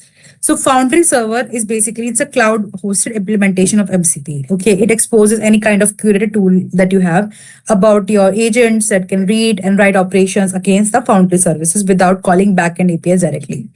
And you don't need any infrastructure deploy for that. It basically provides a secure, scalable endpoint that can be built through like entirety basically. So, but what you will need to do that is these things. You will need an Azure account with an active subscription. If you don't have one, you can create a free Azure account. It's like free to use. And then you have to create a Foundry project. I showed yesterday how you can create a Foundry project. You can check that talk if you want to understand. If you don't have one, just create one. And it will have one Microsoft Foundry SDK to quick start with. You will also need a VS Code, which is mostly gonna be from like 1.9 and version or later. A GitHub Copilot subscription, which is basically either individual, business, or enterprise. You will also need a GitHub Copilot visual extension, and then also a contributor, a higher role on your Foundry project if you want to access that. So these things you will need before you want to use Foundry MCP server, like to use. Now, if you want to like install the MCP server on Foundry, this is like how you write the JSON. It's really pretty straightforward, I would say. You just have to type like the URL, and it basically like it's available in your workspace in the VS Code. So normally open just the command palette, like you can just use the Ctrl+Shift+P, and then you can search for add MCP server in that. And essentially like when you select HTTP, you just provide like whatever is your URL. Like for example, in this case, it's mcp.ai.azure.com. You can enter any friendly name as well as a part of your MCP Foundry MCP remote and just like take it. So Visual Code basically adds like anything that you need under that under user profile basically. So it's like I would say it's really straightforward compared to like for the applications to use like MCP on Foundry. Then how you can use prompts. So once you have built your Foundry server, you want to test it if it's working, not working, what's happening with that.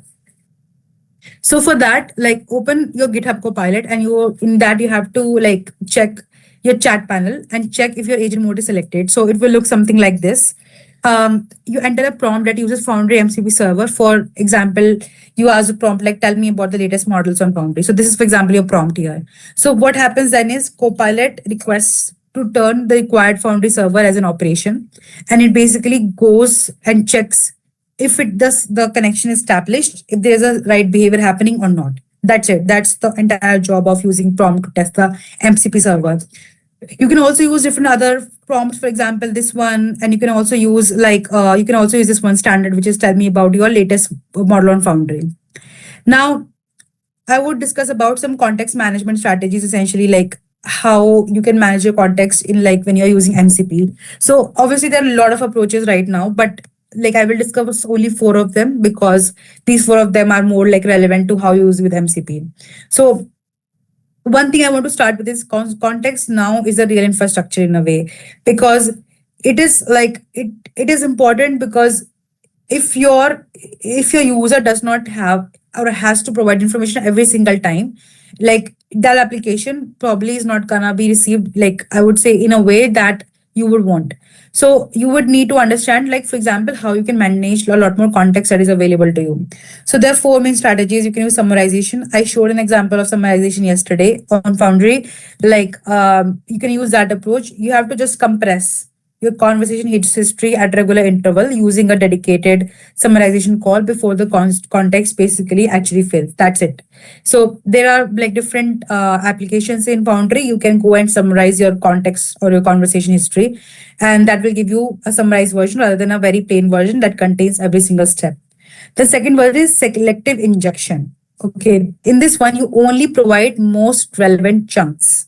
If you have heard of chunking, it is kind of that. You provide only most relevant context chunk using semantic RAG, not the entire history. It is not needed. It doesn't need to know. You can just tell it enough, because at the end of the day, as I said, context is a limited resource. It's finite. It is not infinite. So do not use everything. It does not work. Then the third one is tool result truncation. So these tool execution process that I explained in my previous slides, like you have to cap your tool output at a client layer. You can't have all the complete output. Long results, you can just summarize it and just pass the main bit to the model. You don't need the entire bit. So truncate your tool result. And the fourth one is stateful session. Use MCP resource to persist the state externally. Keep the track of how your context window is. Is it lean? Is it not lean? Is it task focused or not? And this is extremely important because, like, despite all the great engineering work you do, this thing will create problem because the data keeps on growing every single time somebody sort of interacts with your application or your system. So it's important to have right strategies to use so that you can effectively use MCP as well, and also manage your context effectively. So some patterns I'm going to discuss that are reliable for MCP deployments are these 6. So firstly is connection pooling. So basically maintain persistent MCP server connections rather than spinning up a request. Then the second one is async tool execution. If you have a very long running tool or long running job, like return that job ID and like check for results. Like prevent any request for timeouts or anything like that. Just make sure that like you are able to check it or audit it. Then caching any kind of tool results. So if you have a very deterministic tool output, or for example, a TTL based invalidation, cut the latency and basically apply that cost.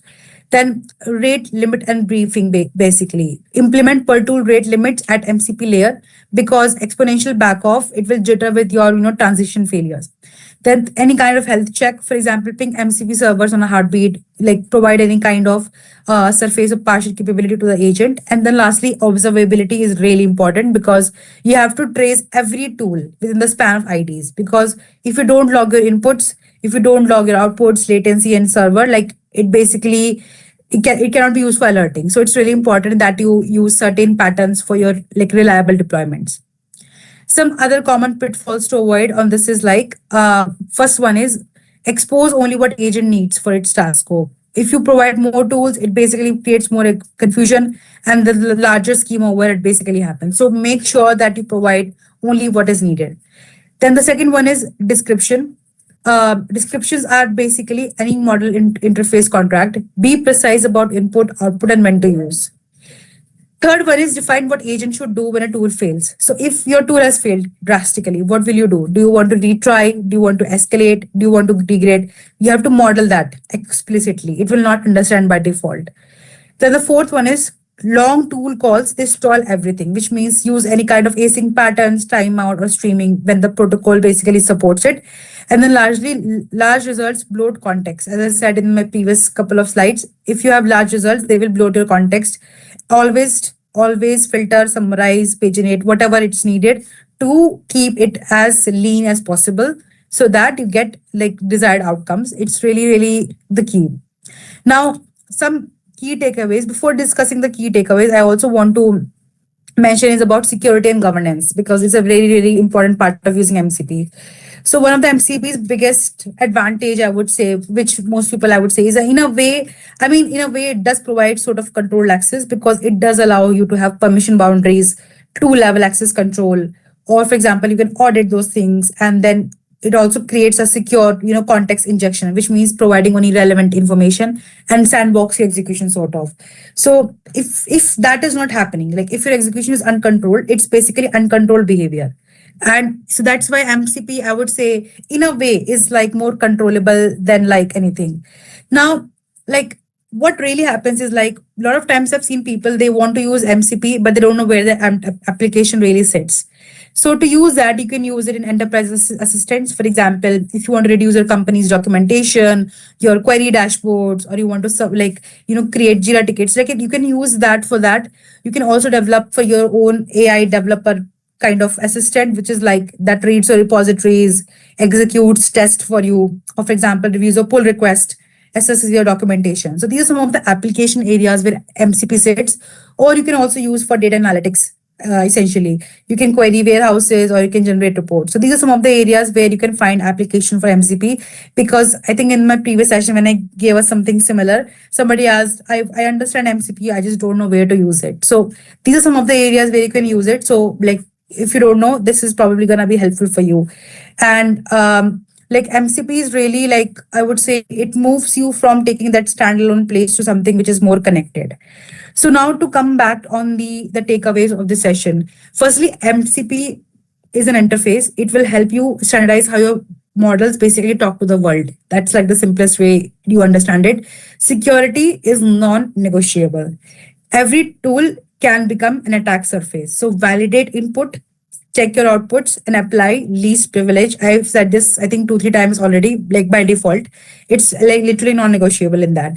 Then, as I said, context again is a very finite, precious resource. So every token that you use, it costs money in the real world. It's not free. So manage context budgets explicitly, like understand how much context you will need, how many tokens you will need, and how you can manage them in a way that your application is not like, hey, this has become super expensive for us now to handle. Like have some strategy for that. Fourth is tool descriptions are your interface spec, which means like write them like you will write API documents, not your code comments. Like the model reads them and decides what to do. So write the tool description properly. And then lastly, observe everything in production. So once you are building this whole application, you put it in prod, you trace every tool call, every log latency, every alert on error. Like do not build blind agents, like have a responsibility towards how you're using AI for like building these systems and like how MCP basically sits. So as I said, blind agents are not something you should be building. So these are some of the things you should remember if you're trying to use MCP as a part of your AI application, AI agents, whatever you're building. And make sure that like the responsibility as a part of your AI application does not get, a sideline. It should be one of your top priority as well while building it.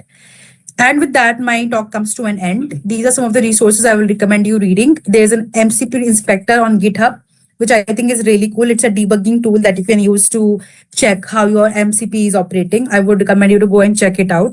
And if you have any questions, please feel free to ask me now.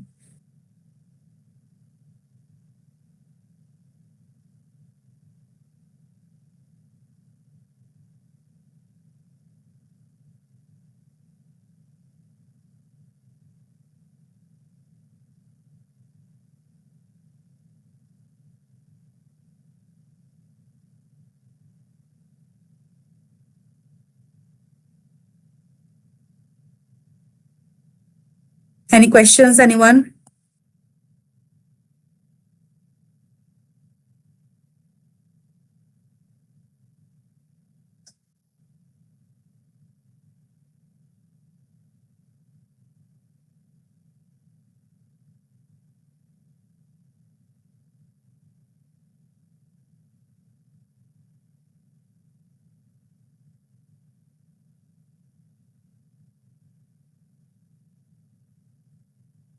Okay, looks like nobody has any questions. So thank you very much again for having me, and it was great like delivering this session. If you have any question, you can feel free to reach out to me on LinkedIn or any kind of social network that I am on.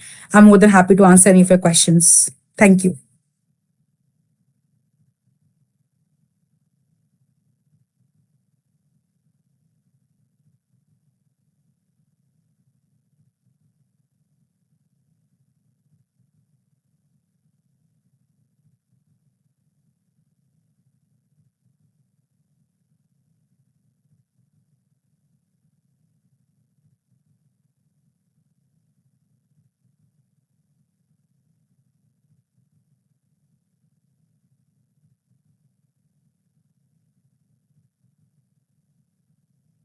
I will start the next session soon.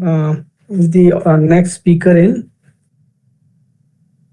We have Sahil Choudhary. Let's see.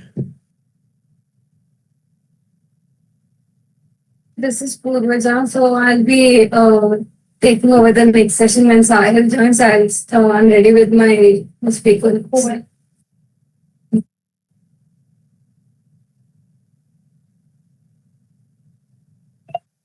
So come again, Apurva, you are going to take the. No, I was saying that when Sahil joins, I'll start with the speaker intro. Okay.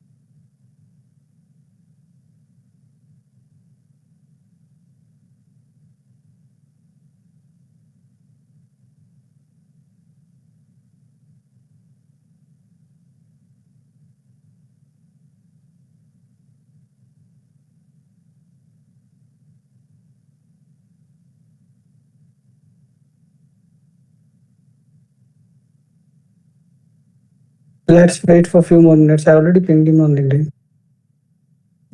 Yeah, sure.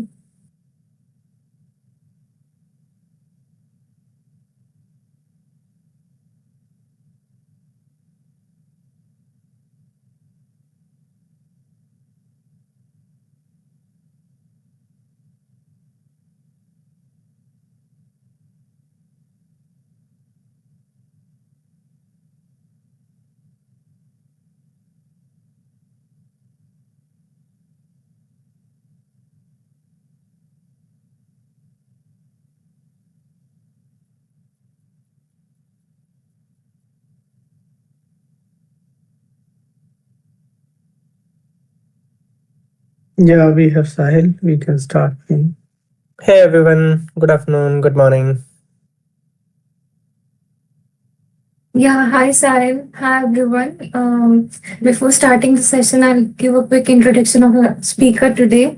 So, welcome everyone to the Global Microsoft Analytics Community Conference 4. And please join me in welcoming a speaker for the day, Sahil Choudhary, who works as a senior data analytics manager at Sigmoid. He specializes in leading large-scale enterprise BI modernization and digital transformation initiatives with strong expertise in building products and accelerators in BI domain. And beyond this corporate role, he has created over 300 hours of online courses in BI, analytics, and engineering, impacting more than 5,000 professionals worldwide. And also, he's a top 1% mentor on TopMate and Google DevFest speaker for both 2024 and 25. Yeah, please welcome Sahil Choudhary. Over to you. Thank you. Thanks for the introduction. So, team, maybe I will share my screen and then we'll start talking about the session. Let me know if you can see my screen. Yeah, Sahil, we can. All right. So, hi everyone. My name is Sahil, and introduction has already been covered. I'll just touch upon one point that we all have been. I'm assuming that we all have used Power BI sometime or the other, right? And I am in the same category. Along with just using the BI or Power BI to build dashboards, I have also been building the products on top of it. What do we mean by product? I have built, for example, a product to automate the testing part of Power BI, or product maybe for the conversational AI, right? Those kind of areas are my specialization. And to build those kind of things, right? The only thing which you need to know about is the metadata. And that's why the session for which I want to talk about today is metadata is the new gold mine. Right, so we'll talk about the what is metadata, how we can use it, how we can leverage it, and I will also show you 4 use cases which I have also solved, and they are really insightful use cases which you can solve in your organizations also to build up a culture of good and insightful data inside the entire organization, right? So this is the agenda for the session. I'll start with metadata, what and why, and then I'll talk about how Power BI stores metadata in the backend. And then I'll talk about the REST API, right? Because you need APIs also to get and extract the metadata from the service. And then the final part, we'll see the automations, right? What kind of metadata we can leverage to build what kind of products, right? So we'll keep our session revolving around these 4 kind of pillars, right? And anytime if you have any question, I'm not sure how the sessions Q&A works, but let me know, like if you want to talk about in the right when I'm teaching or telling, feel free to raise your hand. I'll take your question. In the ending part, we can take the questions also. Okay. First things first, what is metadata in Power BI, right? So metadata, by the bookish knowledge or bookish terms, it's the information that describes the data. It's not the actual data which is present in the report or in the data model, right? What do we mean by that? So let's say I'm building a sales dashboard. Now we have built, let's say, 3 KPIs. One is sales, one is cost, one is profit, and some other charts are present in the bottom. That is the data which is present in your report. The metadata for the same report would be how many number of charts are present in this report, right? Maybe you're using 3 KPI cards. So 3 KPI card is my metadata. If I'm using 1 bar chart, 1 line chart, so number of charts is my another metadata, right? If I have hosted my report on the Power BI service, then the service data could be who is using my report, who are my report users, right? So if I have set up a refresh on my report, the metadata for that would be what is the refresh cadence for that, right? So metadata is the data about my data, right? So in the bottom, I have listed few of the use cases also. For example, in the Power BI report, the metadata could be you want to extract the layout of your report. Layout could be how many pages are there, how many visuals are there, what are the x-axis, y-axis, where are they placed exactly on the screen. That could be one of the metadata. And if you have used any static resources in your files, right? For example, you have used some icons, some logos, that could also fall in the metadata. You can grab the links for them. When we talk about the data model, so every report will be powered by some model, right? So for the data model, the metadata would be the table names, the connection strings, the name of column, the data type of columns. If you have defined any description for your report model columns, that will also be one of a description and a metadata for the model, right? So no metadata is having the actual data present inside it, right? If I'm saying that my table has 5 columns, I will just save the name of my column, maybe I'll save the description of the column and the data type. I will not save what is the actual data present in that column. Third category could be when you host something on the service, let's say workspace, in the workspaces, you can have a different variety level of metadata, right? One could be activity logs. For example, you can check who viewed my report or who last edited my report, right? Or maybe if you have sharing enabled on the report, then who enabled the sharing or who has shared the report further in the organization. That could be attained from the activity logs. We'll talk about it in the future. Second kind of metadata could be refresh history, right? If you want to see when did your report changed or the model changed last time, right? That can also be one part of the metadata. User access also, who can see my report, who has the access, at what level or granularity do they have the access of, that could be one area of metadata. And then subscription is also helpful, like who gets email from my report, right? So I can keep increasing this list, but I hope you get the idea that when we talk about metadata in Power BI, what is actually the thing we are talking about, right? It's just the information that is describing either my local file or whatever I have hosted on my Power BI service. What is the data containing about that, right? So just think of the metadata as the operating system of a BI platform, right? So if I go to the next slide, so how this entire Power BI report metadata is captured is, whenever you create a PBI file, right? PBIX file is nothing but a zip file, right? So what you can actually do is you can unzip that file. That file, when you unzip it, will be having a lot of folders and the files. I have listed few of them in the right hand side, right? When you just rename the PBIX by a zip, you will get folders like data mashup, folder like report or data model or security bindings, right? One folder will be there for the static resources, one for the registered resources. These contains your metadata. In the left side, I have written, for example, data mashup, right? We all know the Power Query engine is a mashup engine. So in the data mashup folder, you will get the data source metadata. You will also get the credentials and the queries used in the Power Query, right? In the data model, you will get to know the tables, the table name, the relationships, the measures, the columns, and the hierarchies, right? One fun fact is you will not be able to decode the metadata from PBIX file because that's the encoded version. We have hacks around that. We have a library called PBI X-ray that lets you play with the data model kind of data model metadata also. But if you don't use any additional library, if you just unzip your PBI file, you go to data model, that's just a blob. You won't be able to make any sense out of that metadata. But apart from data model, everything else, for example, the report folder will be having a layout file. That layout file will be a JSON. That means it's a human readable file, right?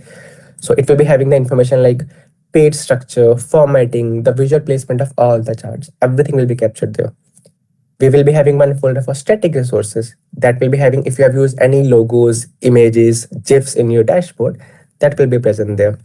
We have one folder for registered resources also that will be having all the themes which you use, right? You can either use the base theme or you can have your custom themes also.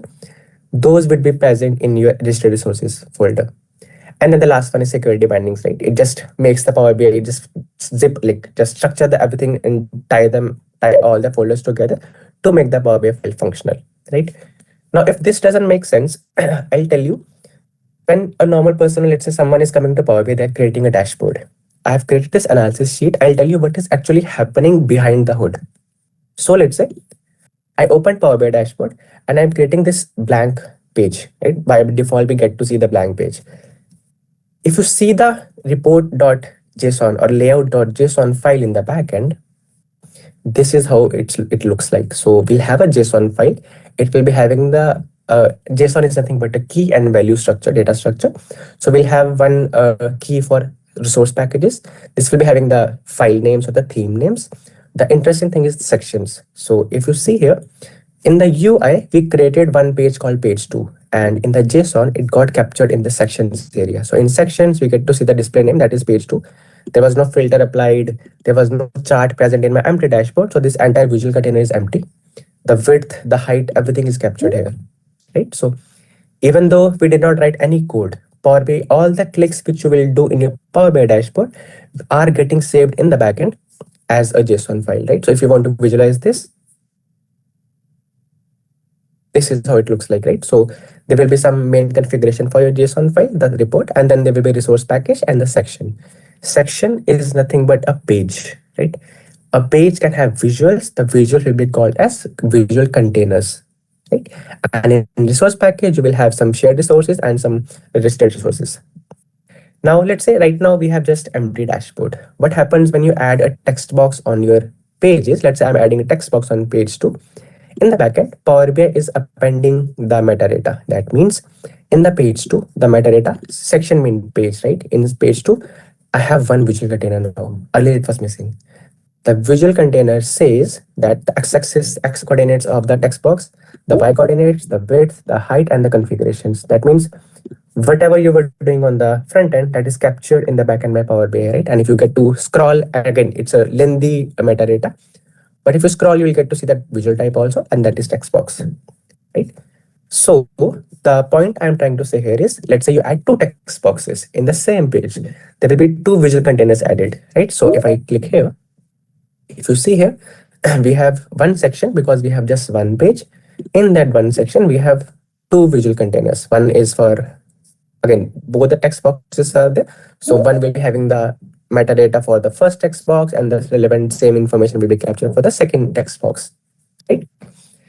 If you add multiple pages, there will be multiple sections, right? So for example, I have 2 pages here, report 2 and duplicate of report 2.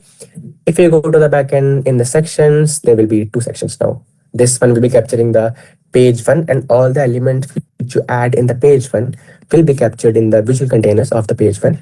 Similarly, whatever you add in the page 2, that will be captured in the second section, right? So you can keep on adding more and more charts. I will be sharing this entire deck with you also. I have created different scenarios that what happens if you add a table, what happens when you add a pie chart. So the amount of metadata or the granularity of the metadata will change. For example, if I'm adding a pie chart to my report, if you see here, the filters, the ordinals, X, Y, Z config change, right? Config will change depending on whatever kind of chart I'm adding to my dashboard, but the layout remains same. Now, this means if we already know how the structure of metadata looks like, I can codify it and build a lot of things on top of it. Let's say I don't have Power BI in my system. I'm using Mac. I can't use it, okay? I can actually build a software where you can upload your Power BI file, and I will unzip your Power BI file in my software. Let's say I'm building a web app. I will unzip your file. I will go to the layout.json. I will just iterate through the section. And if I find 2 sections, I will be able to tell you that, hey, your dashboard had 2 sections and all. Similarly, I can even go to the visual container to visualize what kind of report it is present, right? So it opens enormous amount of opportunities for us, that all the automations, all the product building, the accelerator, which you will be seeing in the internet also, they capture this amount of information. They just leverage the metadata present. Again, the technique to capture the metadata could be different. The APIs will give you a different kind of metadata. The PBIP will give you a different kind of metadata. But the concept remains same, that there is a structure. In that structure, no matter whatever visual and report you are creating, Power BI will try to fit that report into that structure. If you know coding, if you know JSON, if you can pass the JSON, you can build any kind of product on top of it. Okay. If I go back, this is what I was saying, that one Power BI file hides a lot of metadata around it, right? You just need to unzip it and then see whatever file is present in the backend. Now, I just told you there is a layout hierarchy. Layout.json will be the most important file for you. A sample visual container looks like this. You have the x-axis, y, z, width config captured. And again, there will be enormous amount of use cases with just this level of information. I'll talk about it in a minute. Now, this is one kind of information, one kind of metadata, which you can extract if your Power BI file is present in your local system. Let's say you have not hosted your Power BI file in service.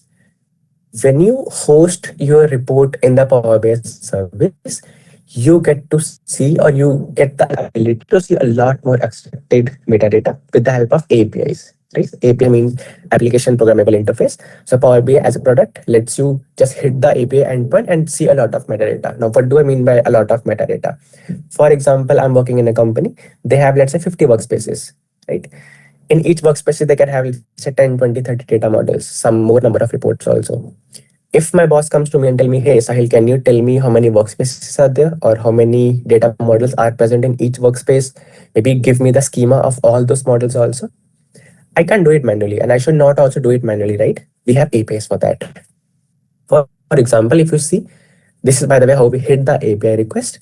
All the API endpoints will be given to us by Microsoft. For example, for authentication, because before hitting any API, we have to authenticate. We have to tell Power BI that, hey, I am authorized user.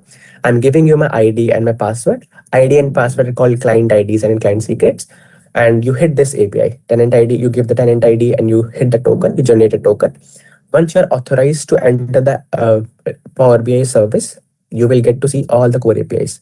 For example, if you want to use if you want to see all the workspaces present in your system, right? You just hit the /groups. Groups are called workspaces in the API world, right?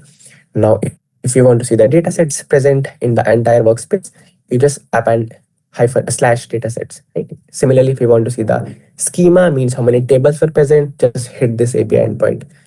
All these API endpoints are very neatly written and defined in the API documentation of Microsoft, right? You can anytime go to the documentation, write, hey, I want to use this API. They will give you the endpoint, right? Similarly, if you want to see the list of reports which are hosted in your service, you can get to see by /reports, right? And similarly for the refresh history, for the report users, for the activity events, right? Everything is tagged under API endpoint.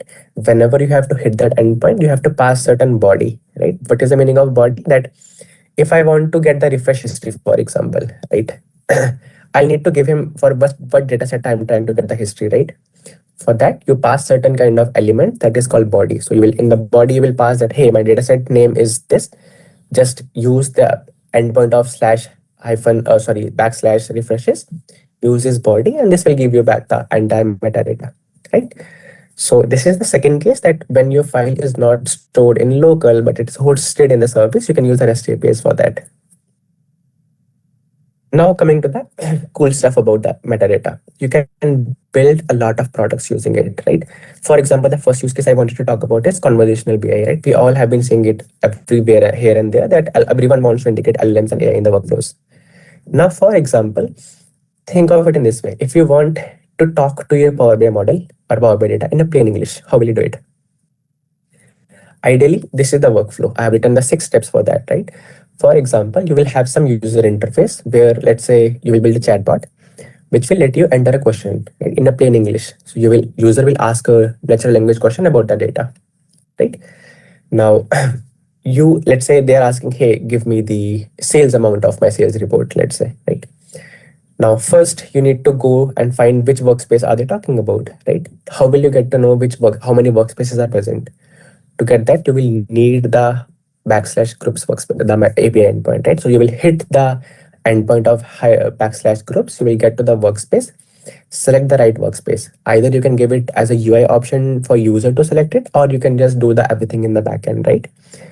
Then once they have selected, you have to see the reports of sale, right? Sales report. Now, to see what is present in the sales data model, for example, you will need to see the schema for that. How will you see the schema? We already have an API endpoint for that. So for that, you will hit the /datasets, /ID. You will pass the ID of the dataset, and then you will write /tables. This is the endpoint to get the schema of all the tables present in your data model. Now you have the user question. You have the entire schema of the data model also. Now you want to hit, let's say user asks what is the sum of sales, right? You want to convert that natural language question to the DAX query, right? that is reasoning is already solved by LLM side. So they will give you the DAX query. But if your question is, Sahil, I have a DAX query, but how will I execute it on my Power BI data model? For that also we have an endpoint. We can hit the /execute queries. This will hit the endpoint and the entire DAX query will be running against your data model. And whatever result you're getting from the backend Power BI service, will convert it to the natural language and give it back to the LLM, right? So this is the first use case, that whenever you want to build anything around conversational BI, it's just a matter of getting the user input, selecting the LLM, leaving everything from the reasoning part to LLMs and telling it, hey, hit the right API, right? If any one of you have used the MCP also, MCP also works in a similar fashion, right? MCP lets you to connect your applications, you customize the application with the Power BI. And in the backend, when you build MCP, Power BI also has a Power BI service MCP. It's nothing but a bunch of API endpoints only, right? So this is the first use case, that you can build anytime a conversational BI chatbot if you know what API to hit, right? Because anytime in the backend, it's all about metadata only, right? There is no leakage of data here, by the way, because you're just hitting the endpoints and you're just getting the metadata. You're not actually extracting the data, right? So you can build some guardrails also around it, but it's just like story around the metadata of the report. Now I'll talk about the second use case, and this also I have built some product. Maybe I'll show you if time permits. This is Power BI Rationalizer, right? So let's say the problem statement, and this problem statement is also very common in the world, right? When a company grows, right, everyone is building a report. But let's say I have a company which is working since 5 years, right? Now, 5 years down the line, a lot of people would have built some reports. Now, after 5 years, how will I know how many reports are actually used? Or is there any report which is broken? Is there any report which is having a duplicate report already present? Or maybe question could be, out of 500, can I eliminate 20 reports if they're not being used for, let's say, last 2 years? Or for example, if the refresh is failing for last 3 months, right? These kind of scenarios. This is called rationalization. Means if you have the entire Power BI tenant, you can actually find how many reports you want to keep, how many reports you want to eliminate, how many reports you want to review. If you know how the metadata works, if you know how the API endpoint works, this is a piece of cake for you. For example, the problem statement is 100 of reports present, which ones are used, right?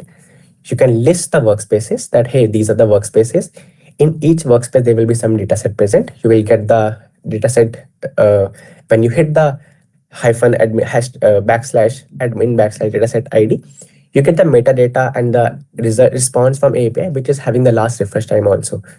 Now, I can use this last refresh time to know, let's say if my report is not refreshed in last 1 year, that means no one is using it, right? Or maybe last 2 years.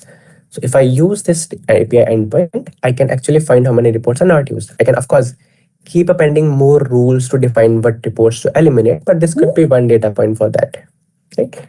We have activity events also. In the activity events, you can see how many people are using your report. Now, whenever we build a report, right, it's a very famous problem statement that are people even using it or not, right? Is it even adopted in the company or not? If my report has not even been accessed, let's say one time, maybe once in 3 months or 4 months, I should question the usability of that report, right? So maybe I can have that as an input to tag that report as, hey, I will eliminate it, right? Maybe I'll have the user access API also. I'll hit the user API to find who is having the access, because let's say I want to delete the report. I'll need to reach out to the person who has used it, for example, or who has built it, for example. Now, if by using the dataset metadata and activity events, I get to know that, hey, no one is using it. I can't just delete it, right? But if the business needs it, IT can't take a decision on its own, right? They need to talk to the business. So if you hit the users API, you will get to know the users also. So you can reach out to them, mail them that, hey, boss, we saw this. Maybe if you want to see and look around the report or not, right? You can also see the report owner names, the subscription, the refresh histories. Refresh history could also be one candidate to decide if you want to keep a report or not. If the report is not refreshed for the last 5 times, then hey, maybe we'll ditch the report, right? Subscriptions, this could also be one use case, that if there are a lot of subscriptions going on in the report, maybe you'll talk to them that, hey, if there is no subscription, for example, you'll talk to them, no one is using it, there is no subscription, do we need it or not, right? So this is the second use case we can solve. We can anytime, and this actually saves cost and time for my IT teams also, right? Because every report, if there is a refresh happening but no one is using it, you're paying for the compute, right? So this is the second case that you can find stale, redundant, unused reports if you know how the metadata works with the help of APIs. I'll go to the third slide, which is activity events. Right? This I was talking here also, that whenever you build some report, right? And if you want to talk about the adoption of the report, you want to see who used the report, right? You can use the activity events API endpoint, right? For example, how many users are there for the report? Which are the users who exported the report? How is your report used? Are they actually interacting with your report, or are they just exporting the data in an Excel format and then using it? Or they are just setting up the subscription and then just seeing the mail out of it, right? Whenever you want to say this kind of metadata, you can always hit the activity events API, right? One caveat is by default they give you just 30 days of that metadata. So maybe you need to build a pipeline that, hey, whenever you get last 30 days, save it in some other table and keep appending and appending. So build a pipeline so that you have a very big 30 plus 30 plus 30 kind of infrastructure in the table having the entire metadata, right? So usage activity logs of all your Power BI assets will be captured in the activity endpoints. Okay. This is also one of the edge case, one of a problem statement that if you want to know how many reports exist in your entire environment, right? So you would have seen a lot of companies also exist on top of these products. There are legit standalone companies who are solving these problems. One company would be solving that, hey, we will let you increase adoption, or hey, we will tell you which reports are not used, right? They're nothing but using these kind of APIs and the metadata only, right? For example, if you want to build a full report inventory of what do we have in the entire Power BI infrastructure, right? You will need the list of reports, will get by backslash reports. You will need the activity events to see when someone is using that report. You will need the refresh history, then you can use the backslash refresh history, right? So anytime you can get the entire report inventory of your tenant by hitting all these APIs. Right? Now, the third use case, the Power BI embeddings, right? Now, sometimes clients learn that, hey, I don't just want to use Power BI report within Power BI environment. I want to integrate it in my own application. Maybe my sales representatives are using React application, for example, right? I want them to log in into React application. I don't want them to go back to Power BI and log in. So if you want to embed your Power BI report in custom applications, you can do that also. Right? For that, there will be different kind of endpoints, but again, the concept remains same, right? And if your question is, what can we solve with the help of Power BI embeddings? If you know, there's a company called Data Gaps. They solve the automated Power BI testing of reports, and they let you just enter your credentials, and then they can automatically compare if the report is working fine or not, if there is any mismatch in the data or not, right? They are solved using the embeddings API only. I have also built a product. Maybe I'll show you. It's like our Sigma, it's company product, but again, I can show you how it works because again, nothing harm in doing that also. So if anyone is interested, I can show you that. Fourth use case, it's interesting use case. I was working on this since long, and last month only I was able to crack it. So let's say the use case is a lot of companies want to migrate from some other BI tools to Power BI, right? Because Power BI, the adoption is increasing, right? We all know that. So when I have to migrate a report, let's say from Tableau to Power BI, in Tableau, my data model already exists. My report already exists. My Tableau will be, of course, having the data model metadata or report metadata in some other form, in some other structure. For example, Tableau captures the metadata in XML, right? But metadata is already present. Then if I have to migrate a report from Tableau to Power BI, why should I start the entire migration from scratch? Why can't I leverage the metadata which is already present in Tableau and just migrate it, and automatically a migration should happen? You can do that kind of stuff also. If, for example, I have a Tableau data model, I will extract some metadata. Metadata could be workspace. Again, just ditch the workspace for now, but extract the number of tables, the table names, the schemas, the connections, the relationships from Tableau. Okay, Tableau stores the information in XML form. Now, with this information, I just need to do the code translation. Code translation means Tableau has a library called TOM library, Tableau Object Model, right? TOM libraries let me build a data model with the help of code. That means if I have extracted from Tableau that I need 5 tables, these are my credentials, these are the schema of those tables. I don't even need to open Power BI to build that model. I can run a C# script, or I can run a Python script. I can hit the ADOMD library, translate all the code, and within one click, my Tableau model will be converted to Power BI model. Okay. The concept here is it could be any XBI to XBI, by the way. Concept is every BI tool is saving the information in a metadata. If you can crack how that metadata looks like, code translation is not a big deal. Right? So this is a TOM manipulation, or the use case is Tableau to Power BI data model migrations, right? And there exists a lot of companies in the south of India also who are doing this kind of migration automatically. Fourth could be metadata-driven automations, right? So for example, I showed you that entire metadata of Power BI is saved in layout.json, at least for the report, right? Now this also I solved for one of my client in the past. The client came to me and they said, Sahil, our company logo has changed and they wanted to change the logo in all the 50 reports. How will you do it? Right? Of course, now there exists a lot of solutions. When I built this solution, there was it was long time back. There was no Senpai, there was no other kind of cool libraries which exist today. Okay. If you know how the metadata works, you already know that in layout.json, this is how it looks like. The entire image URL will be saved only, right? Entire metadata is saved in JSON. If I can somehow download the Power BI files, everything in bulk, go to each, unzip all the Power BI files in bulk, go to each JSON file and hit the image URL as a key and replace the key value for that. If I can write the code in Python, I have solved it. If I have to do this in manually way, it will take humongous amount of time. It's a very boring task. But if you know metadata, you already know key. You'll go to layout.json and just change the value, right? So if you swap the image URL from logo to logo one, your job is done, right? So whenever you want to do bulk operations, right, you can do very easily if you have the offline copies and if you know how the metadata works. This is the fourth pillar, like offline also or without APIs also. If you have the file stored, you know the layout.json is present and you can do the manipulation there. Right? Other use case could be, let's say you want to do the bulk formatting. What do you mean by bulk formatting? Let's say your company logo earlier was some blue color and then they changed to green. And now they want you to do the entire thing like in all the reports. You can have 500 reports, right? Now you already know how the metadata works. There will be theme.json saved in all the Power BI files, right? So ideally, I don't even need to open Power BI file. I'll just, if I can unzip my Power BI file, go to the register sources, swap my theme.json file, my job is done. Right? And this is actually how it's supposed to be done also. If you have the 500, even 500 manual Power BI files present in your local system, just write a parser. They will take all the Power BI files as an input, do the batch processing, replace the Power BI file, theme file in all the Power BI files and just push it along, right? You don't even need to open Power BI to do these kind of solutions or to build these kind of solutions, right? This is one of the static resource extraction, another use case.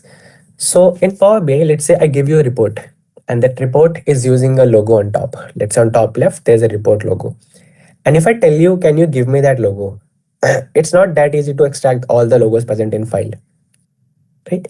So this could be use case, right? When you have to build wireframes, right? You tend to, let's say, get a sample from Power BI, sample Power BI file from the client, and you have to extract all the resources.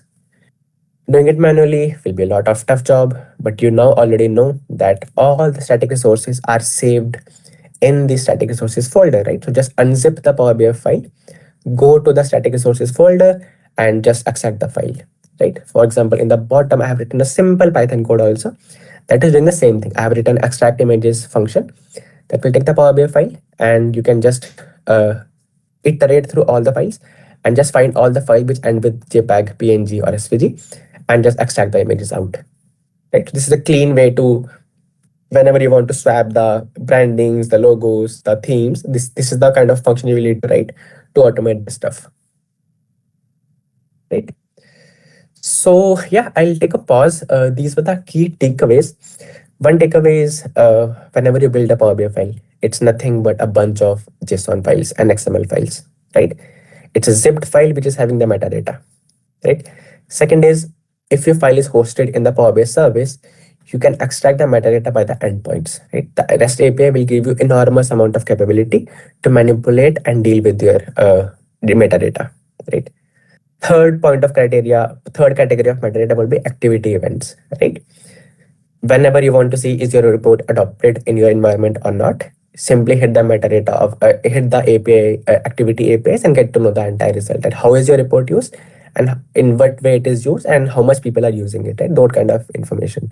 Fourth thing, automate the tedious task, right? Just if you want to swap the resources, swap the branding, swap the themes, maybe add some header, add some logo, add some footer in the reports. Don't do it manually. You can do it automatically also, right? Fifth, theme.json. Instead of doing formattings manually, you know that metadata is saved in the backend. Just hit the theme.json and change the colors in that backend theme.json file, right? And the last point, metadata is the foundation, right? You can build governance solutions, the migration solutions, the embedding solutions, and even the conversational BI solutions if you know how things work in the backend, right? So yeah, I will take a pause. If you have any question, I'll take it up.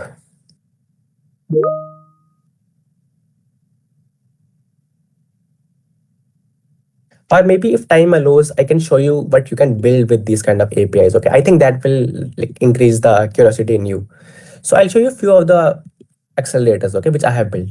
For example, when I was telling you that you can use the embeddings API to embed the Power BI reports and automate the testing part, right? This is one of the demo, right? So you can build the UI. UI you can build in any React application, and you can just do the comparison, right? For example, this application, I just ask you to give me 2 reports, and then you can do the comparison and find how many visuals were there, how many visuals matched, how many visuals mismatched, was there any missing visual or not, right?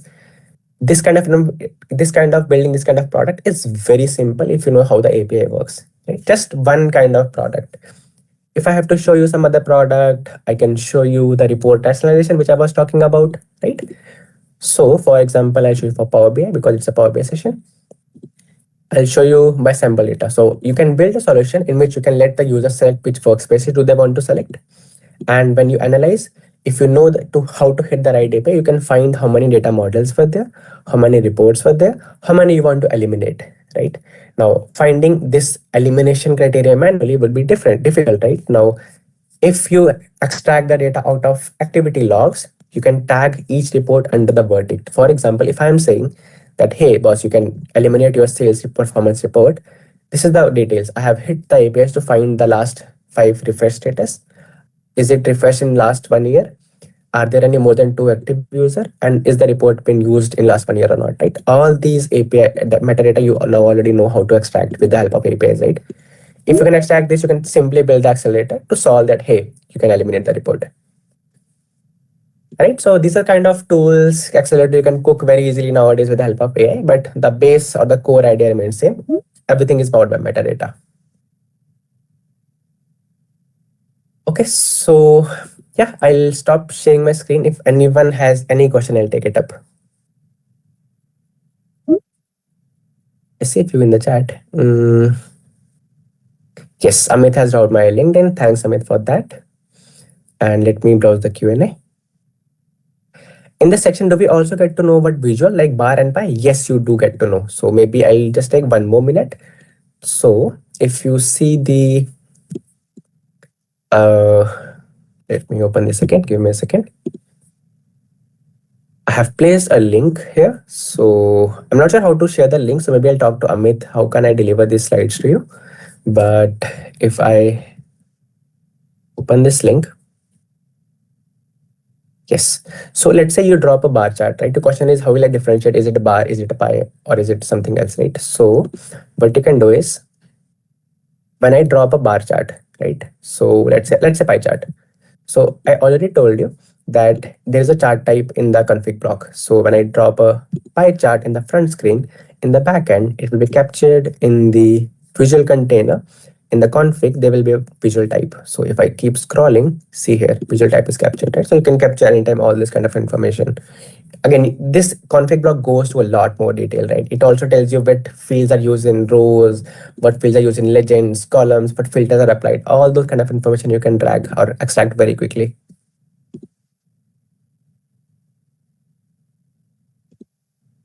All right. Let me see if there is any question. Cool. So, what are the prerequisites? No prerequisites, right? If you want to just explore it, the first thing you should do is take any Power BI file, rename the zip PBIX to ZIP, open the zip and see what's in the under the hood. That's the first thing. You don't need to have any prerequisite for that, right? Because Power BI is free available tool, right? For the REST APIs, The pre-requirement is you need to have a server, you need to have the required access for the server also. But to extract the metadata from a Power BI local file, you don't have any prerequisite.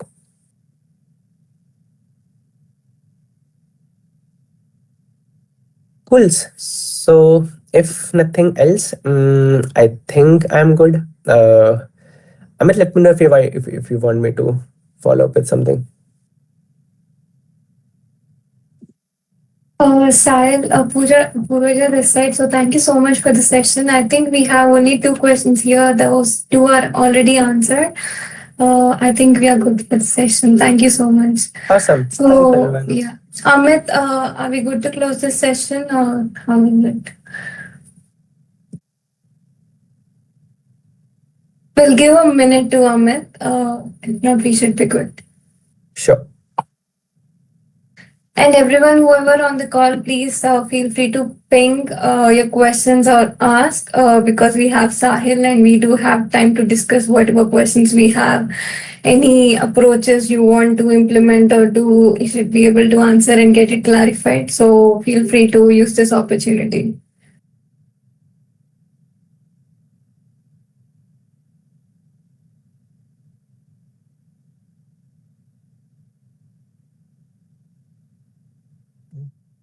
Hi Sahil, Deepak this side. Yeah, Deepak. Yeah. First of all, thank you for a wonderful session. I came to know a lot of things, and it's a good learning curve for me. Actually, I'm working on one metadata report. So I'm extracting the metadata. So currently, I could able to fetch the data for single report. So where I can able to find what are the DAX has been written, or what is the relationships and all, and which are the used columns and unused columns.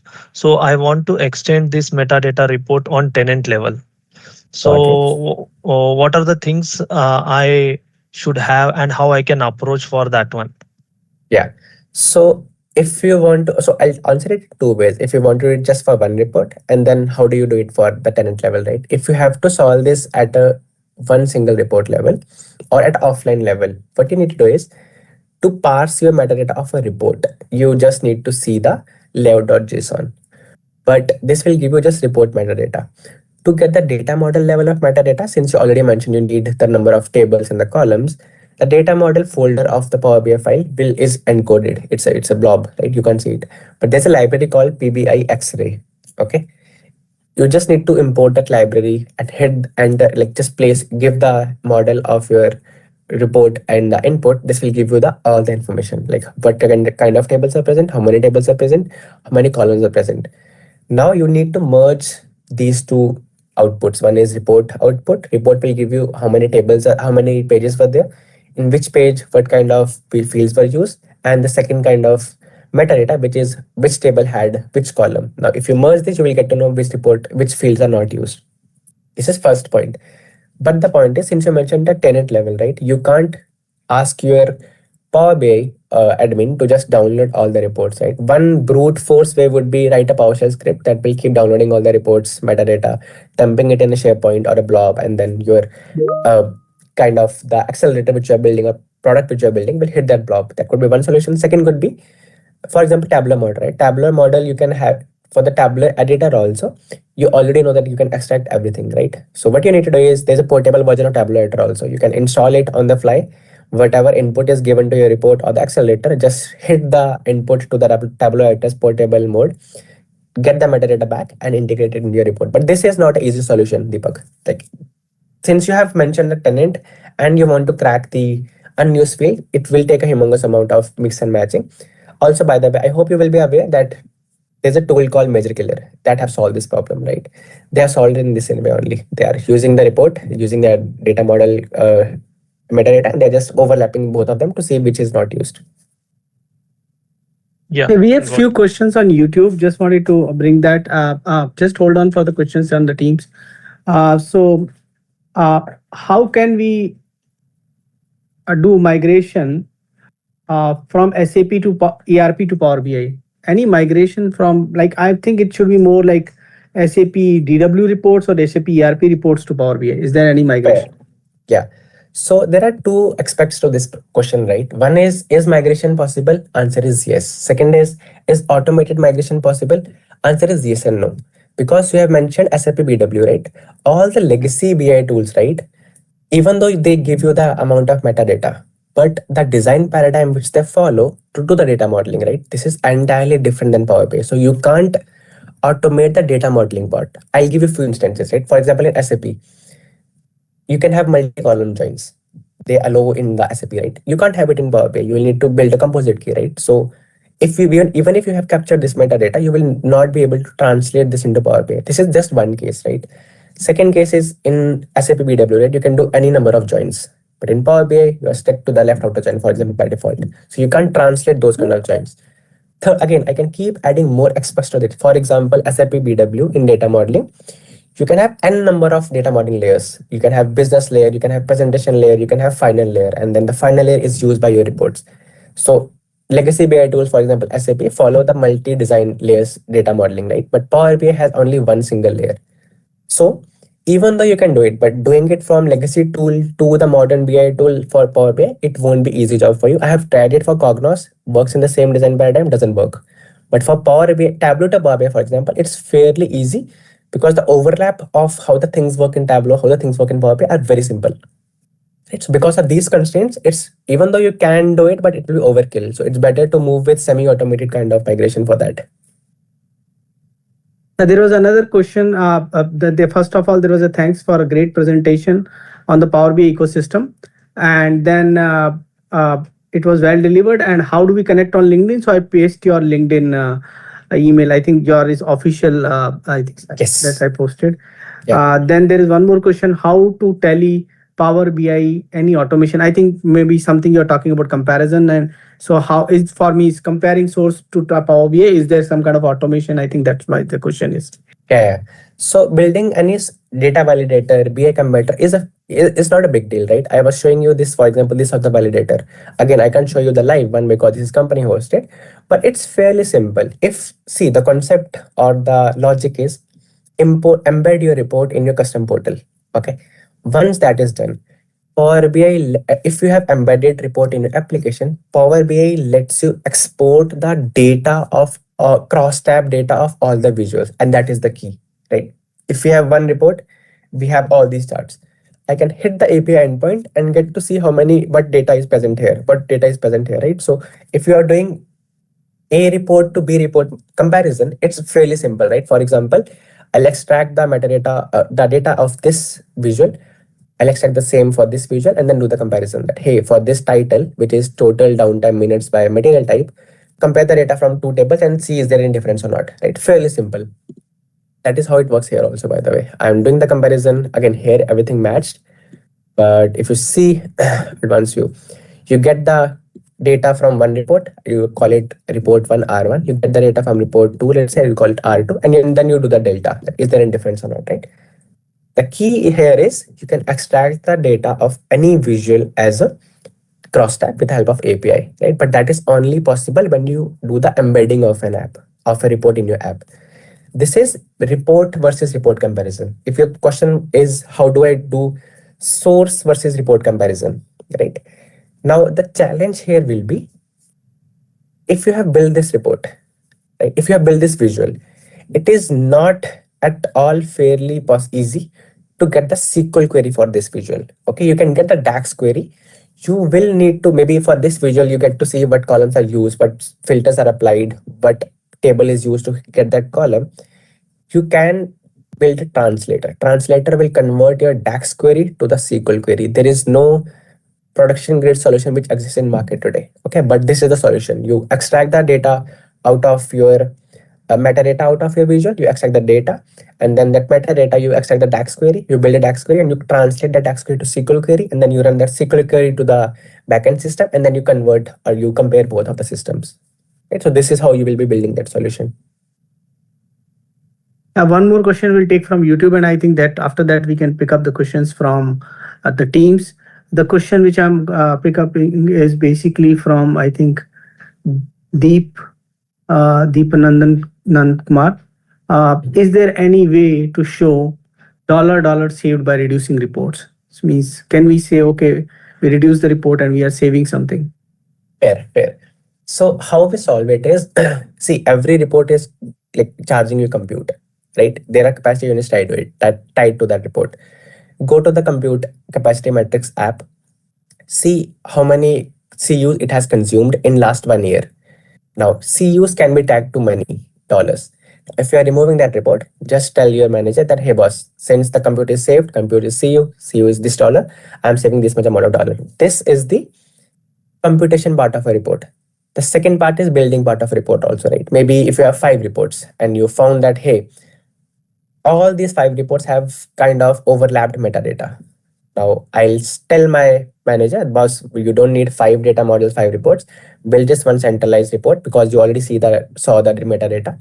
And once you do that, the future ongoing maintenance cost also goes down. If there is a dollar amount for your job also, right? So just tag it to the report, multiplied by 5, and if you're merging it to 1, you get the exact dollar amount also. This is a gray area, by the way, but yeah, these are the ways you can tag your efforts into the dollars.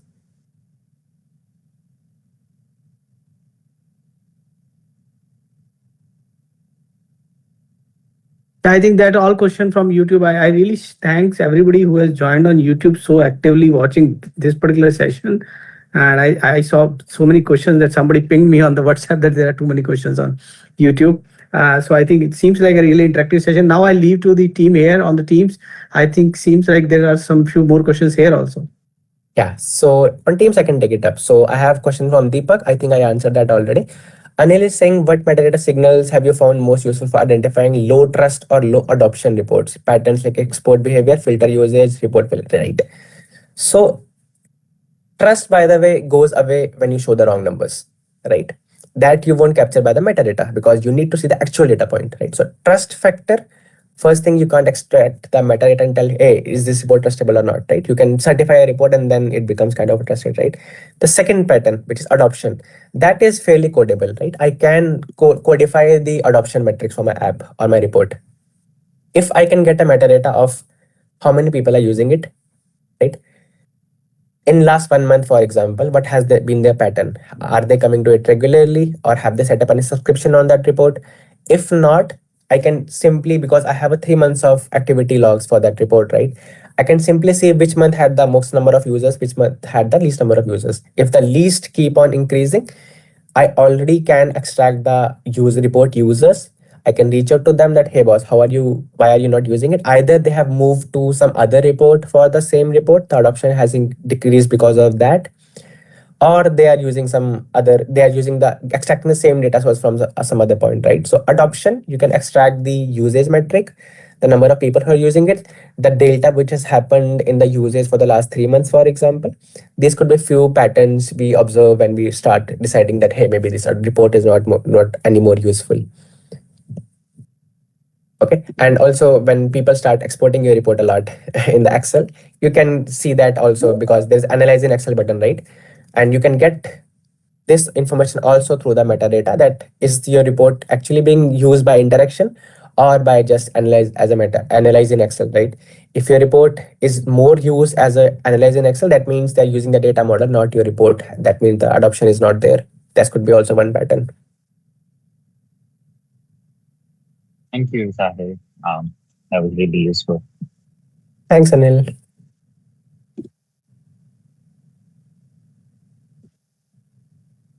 All right, I think we are good with the chat questions. Amit, do we have anything else? Anyone posted any question anywhere? Yeah, let me check back once more on YouTube. Yeah. Sure.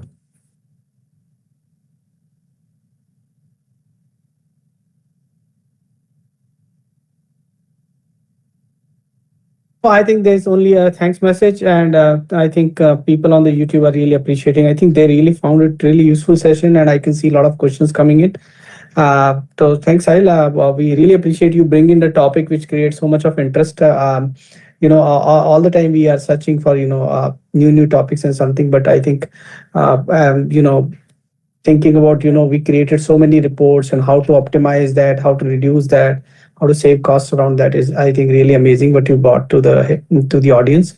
And I hope some of you will try to connect with Sahil. In case you have not got his LinkedIn, I'm going to paste it again. And every day I'm pasting all the people who has taken the session back into the chat. And this chat is not going to stop. It will continue here.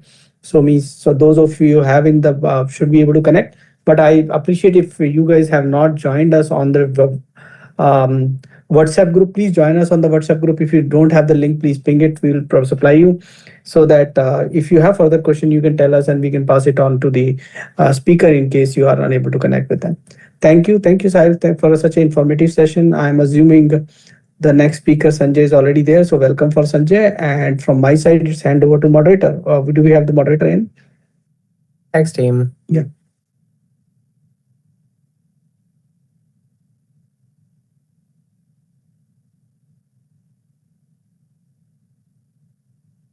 Yeah, hi everyone. Let's head to next session. So we have Sanjay Chandra here. So firstly, join me in welcoming Sanjay Chandra. He's a lead data engineer in Karnataka, specializing in Azure Databricks and Microsoft Fabric solution. And he has strong expertise in modern data engineering and cloud analytic platforms. And he has actively contributed to building scalable and efficient enterprise data solution. So please welcome Sanjay Chandra. So over to you. Hey, hello. Yeah. Thanks for the introduction, and also thanks for setting the introduction as well as the context. So hello everyone. Let me just turn on my camera. Just give me one moment. Okay. Yeah. So this session is going to be about your PySpark coding session, like a beginner level session. So what I'm going to do is, like, I just want to know, I want to do a quick check. How many of you have Fabric environment with you? Just type 0 or 1 in the chat box. If you have, then type 1, otherwise 0.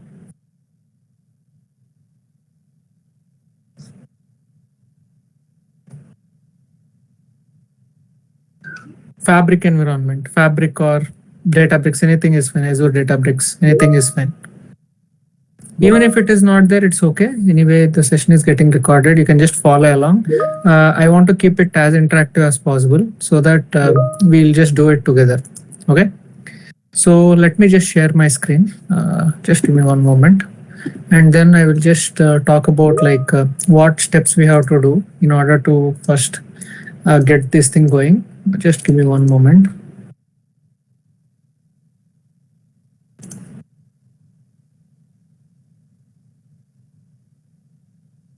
So just give me one moment. If you are you able to see my screen? Yeah, yes, Sanjay, you can see. All right, great. So what we are going to do is, we are going to solve a small case study which has 2 files, customer file and transactions file. So it is going to be about this is the scenario which is there. So this notebook has all the context and everything. So what we are going to do here is there will be 2 files, and each of the file will have these columns. So one is the customers file, second is the transaction files, which has these columns and data types, and this is the description and also the sample example. And these are like 20 questions which are available in this notebook, like 1 to 20. So what we are going to do is, depending on the time, I am targeting to solve like 10 questions, and all these are like beginner friendly. So it is, I mean, we will be able to solve it within 1 or 2 lines of code, right? And the way how I have structured this session is, let's say even if you don't have the environment, Fabric environment, you can still upload this notebook to your Azure Databricks using free edition, or you can also use any other platform which supports PySpark. And you can even use VS Code if you want, right? Jupyter Notebook, VS Code, you can locally create an environment and you can do that. That won't be an issue, even if you don't have Fabric or Azure Databricks. The way how I have designed this session is, so first 10 questions will be guided sessions. So these are all the 10 questions you see here. Remaining 10 questions are for you as an assignment, for you to have the practice. So if you just go down, for example, if I just zoom out a little bit and if I go down, so for every question you have the business context and what task you have to do. And this is the place where you will write the code. So for every question, there is a cell which where you will write the code and run it. So of course, like before you even start doing it, first you have to read the file, get the data going, and then you will just do a preview, and then you will get started, and then you will solving all the questions. Now at the end, what I have done is, since the session will be over and then you may have to self-reference, what I did was there is also an answer key which I attached at the end. So here in the answer key, you can see the answers to all the questions, all the 20 questions which are there. So that this notebook will, I mean, this is a single source of truth where you can get both questions as well as solutions. So that is the overall structure which is there. And let's get started. So before I start, do you have any questions from the previous session which I had? Or can I go ahead? Just type 0 or 1. If everything is fine, just type 1 in the chat box and I'll go ahead.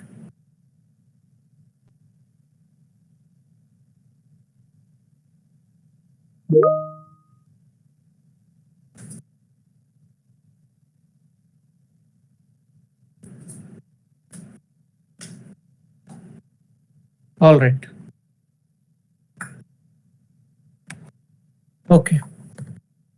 So what I will be doing is, first, even before we touch the notebook, what we need to do is we need to take this 2 files which are there and put it in a Lakehouse, right?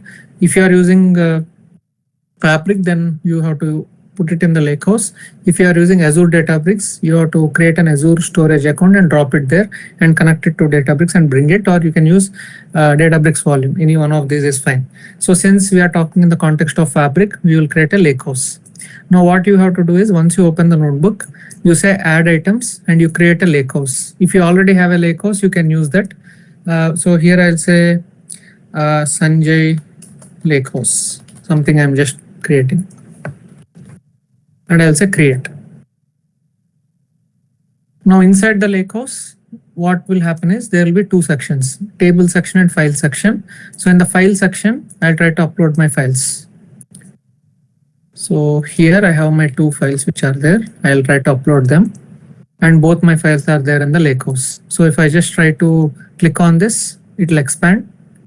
So here you can see both of my files visible, the ones which I loaded on the left side. So first we have to read the files. Now how do we read the files? Of course, you can write the code. A shortcut which you can use is you can drag and drop it here. So once you drag and drop it, this piece of code will automatically come. Let me show it to you again. So one is, yes, you can write spark.read.csv. Manually you can write it. But what you can also do is take this, just drag it like this. And if you put it automatically, this will get displayed. And similarly, I can drag this one and I can put it. But second one, let me write the code manually and then we will do the drag and drop. So first what I need to do is, whatever data which is there in my CSV file, I have to store it in a data frame. So let's call that data frame as df_customers, or simply let's call it customers. So here what I have to do is, in which format my file is there? My file is there in CSV format. Let me zoom in a bit. Yeah, my file is there in CSV format. So what I have to do is I have to say spark.read.csv, and here I can give the path. Now how do I know the path? I can click 3 dots and say ABFS path and I can copy it. So either I can give ABFS path or I can also directly copy the relative path. Any one of them will work. So I'll just do this. And now I'll try to say display customers. And let's try to correct it one by one, each one step at a time. So when I write a display command, for example, see what will happen, what output will be displayed, and then we'll make those corrections, whatever are needed. First time it will take a little bit time. Okay, now tell me what is wrong with this output.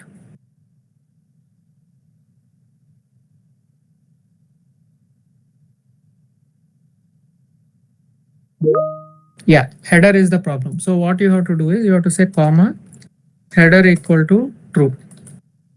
And then if I run it again, so I'm adding an argument called header equal to true. And if I run it again, now my headers will be correctly displayed. Now my headers are properly there. So this is done. Now what is the other issue I have? Header is coming, but what is the other issue? In case I want to change the data type of year into, let's say, into whole number, then I can use cast function like we have seen in the earlier session. But for now, I'll just keep it as it is. I'll not disturb this. And on a similar note, I'll do the same for transactions as well. I'll say transactions equal to this second transactions. And then I'll say display transactions. Now, if I just click run, one below the other, I'll see both of the outputs which are there. So this is the transaction table and this is the customer table. So both of them, I'm able to read all these, this entire file, and I stored it in 2 data frames. Those 2 data frames are customers and transactions. So they are right now stored in the memory. So if I stop my Spark session here, like let's say there's a standard session on the top. If I stop it, all the data which is there in the data frame will get reset. Again, I have to run this cell. Okay, that's fine. Now I read my cells and I'll just delete this. This is redundant. And I got my data inside. Now I'll just collapse this. I don't need it anymore. Now what is the first question which is asking? They want to select only name, account type and city from the customer table, right? So where is my customers located? It is in customers data frame. Now what is the function you use to select only the limited fields you have?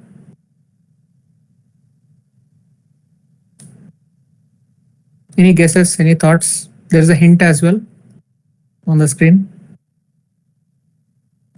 Imagine if it is SQL, then what is the command you use? Select command, right? Yeah. So what you can do is you can simply say select. Now directly you can select the columns if you want. So I'll say name, account type. Now let's try to see if we are able to get this, and to this entire statement I'll say display. Because even if I run statement, nothing will come as an output. I have to wrap it in a display statement, and then I'll say run.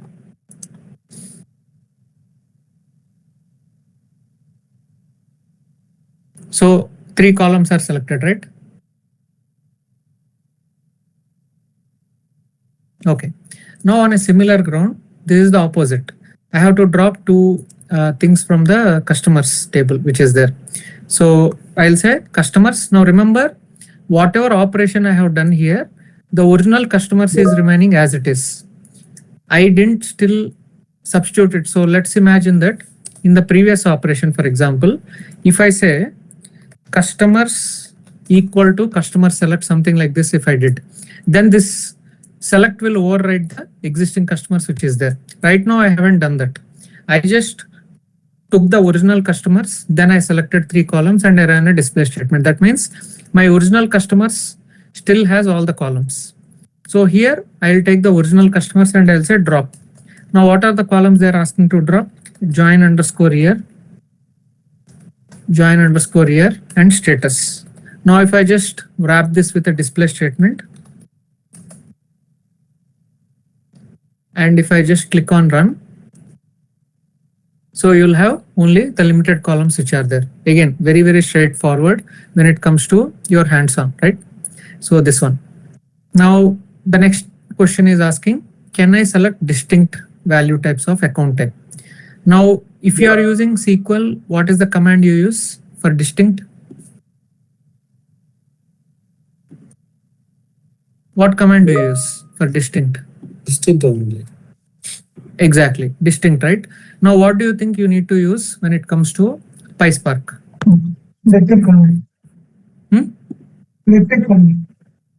No, actually, I cannot hear, sorry.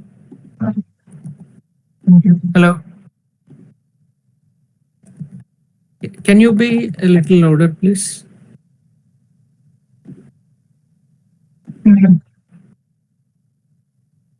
So yeah, see, there are again different ways. One way which people can do is you can say drop duplicates you can do. Another way in which you can do this is, yes, you can use like distinct you can use. So here how I'm going to do is, how I'm going to handle this is, I'll simply go ahead and I'll simply use distinct here. So here I'll say customers.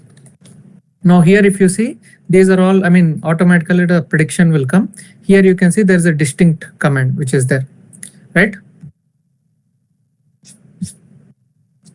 So in the distinct command, now what should I give? So for example, here they're saying distinct value of account type. So what do you think I need to give next?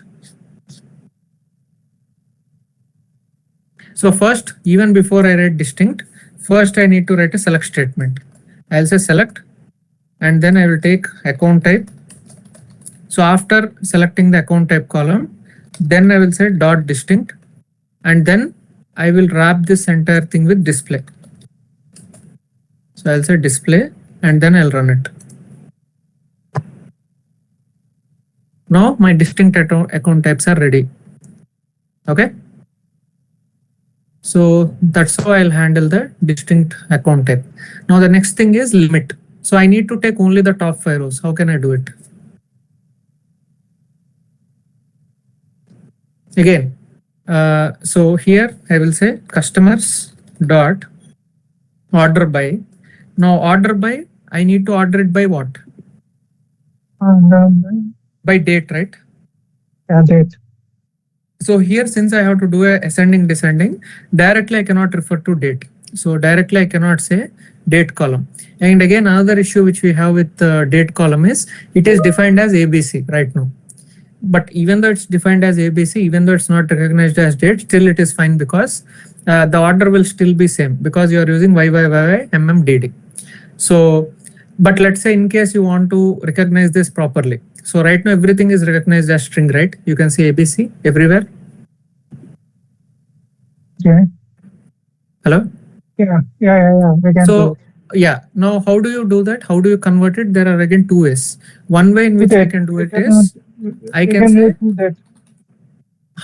say infer schema equal to true. So if I just pass infer schema equal to true as an extra command, and if I run this, for example, you will see automatically the data type detections can be done in the beginning itself. So now if you see the year, it says 1, 2, 3. And if you go to the date time, it is showing as calendar symbol, right? Yeah. And amount is also showing in decimal, which is float. So one way is you can simply pass another argument called infer schema. What infer schema will do is it will automatically try to detect what your schema and data types are, and it will try to store that in your data frame. In case you want to explicitly define it, there are 2 comments called struct type and struct field. This is something which you can research about how to use struct type and struct field, where you can explicitly mention each column what data type you want. But if you want automatic detection from Spark engine, then directly you can say infer schema equal to true, which will automatically take care of this thing. Now let me go down. Now what is it saying here? We want the limit, and that too we want to order it by date, which is there. Now the date is properly defined.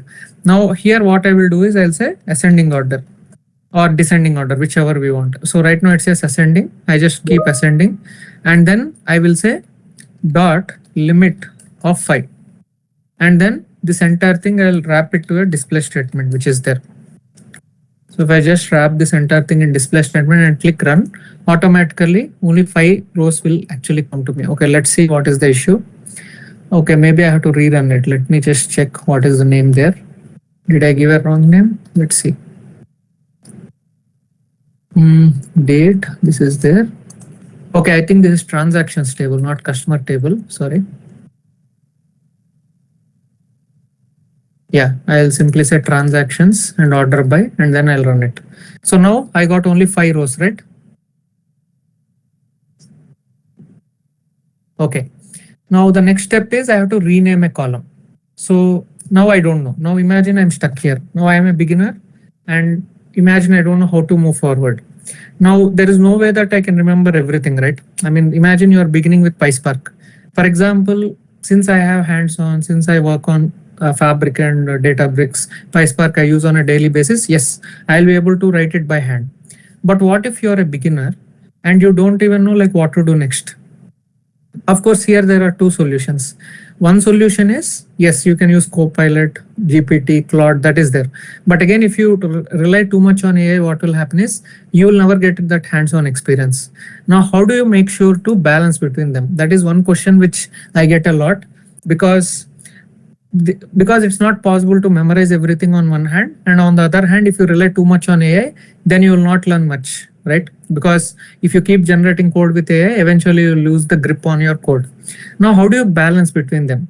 So whenever you come across such situations, two things you can do. One is you can refer to the official documentation, but again, that is very time taking, because even for the official documentation to work, you need to know which command to use, right? If you do not even know which command to use, even if you have official documentation, there is no way that even if I give you the official documentation, you will not be able to actually search in the documentation, okay, which keyword to use for that. So that's why a balanced approach, which I always suggest to people, is use something called as cheat sheet, right?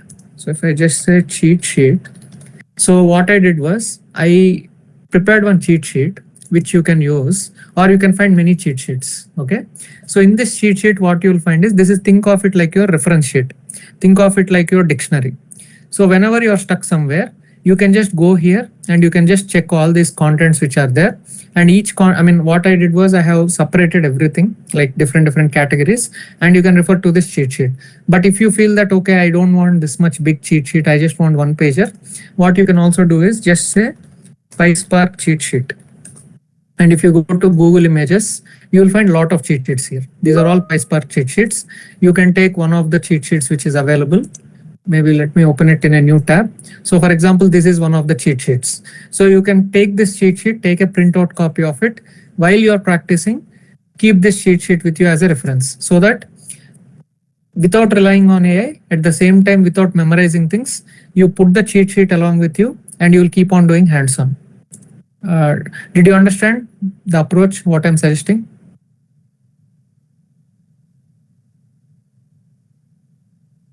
Yeah, any doubts before I move forward? Any questions?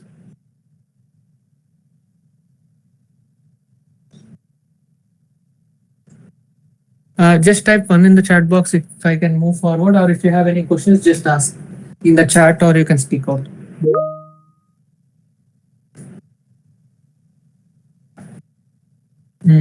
Okay. Okay, now let's look at this one, right? Rename. So now I want to know how to rename the column. Now here, okay, now if I have to show you how I use the cheat sheet, let me just reshare my screen. Just let me open the correct file. Just give me one moment. I'll reshare.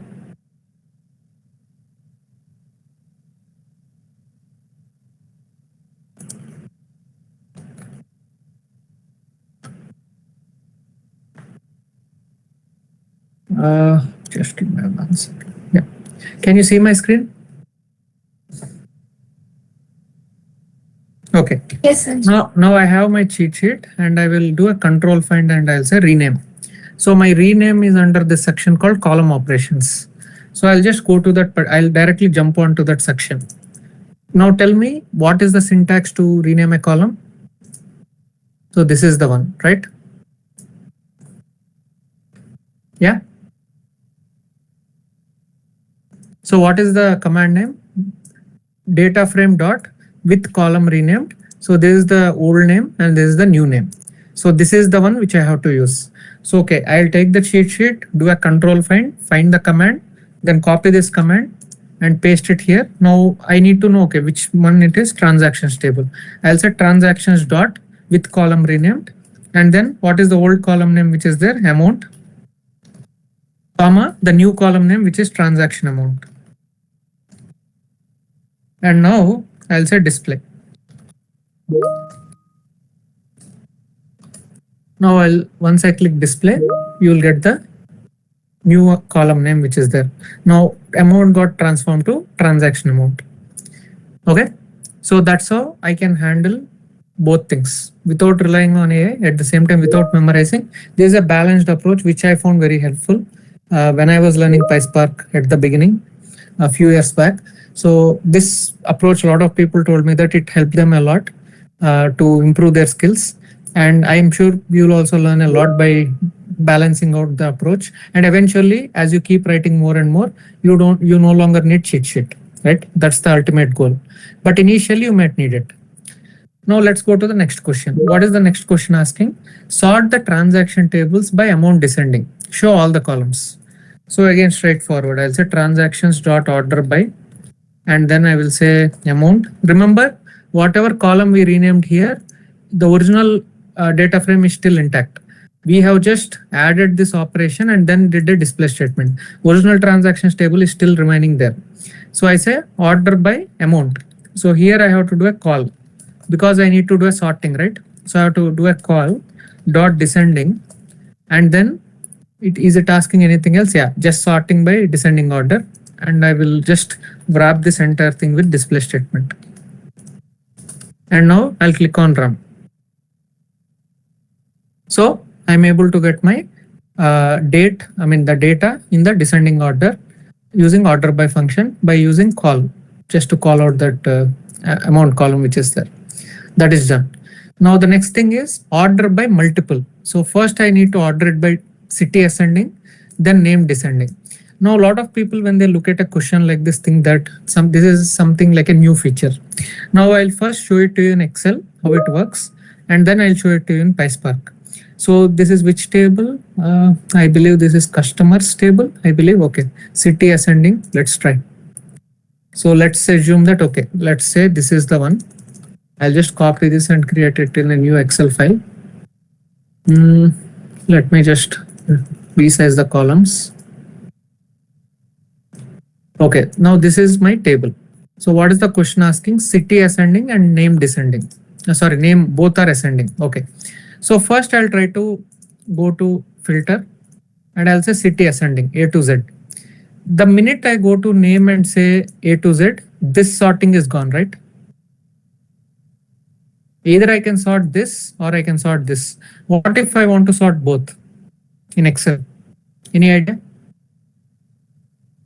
Have you ever tried it?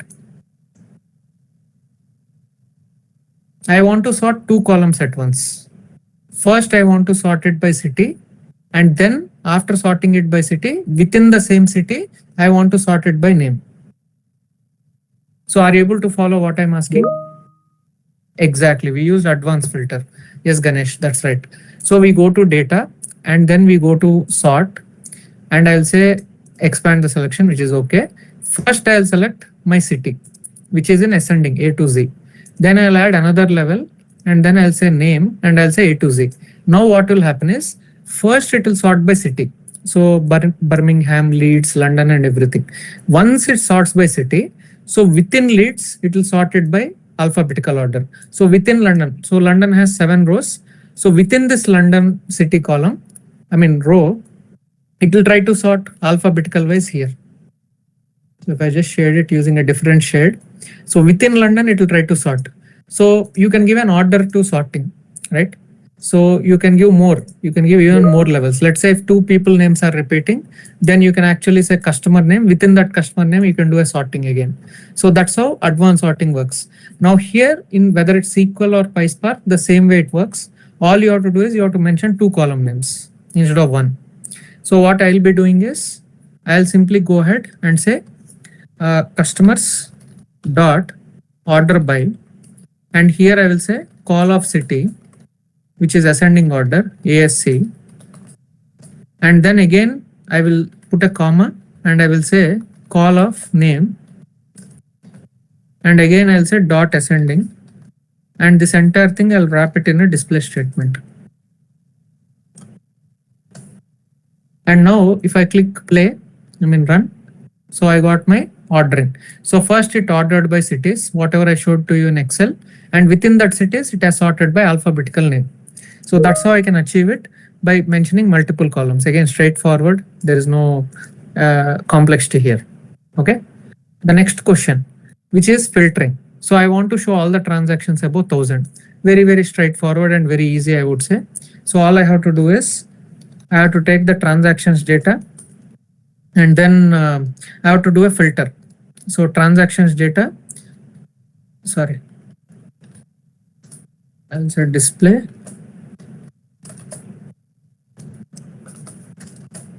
So transactions dot filter, and then I'll say call of amount, and then I'll say greater than 1000. Sorry, 1000. And is there anything else they are asking? Transaction greater than 1000. Yeah, that's it. And if I want to sort it, I can sort it later. But for now, this is fine. So now I have all the amounts greater than 1000.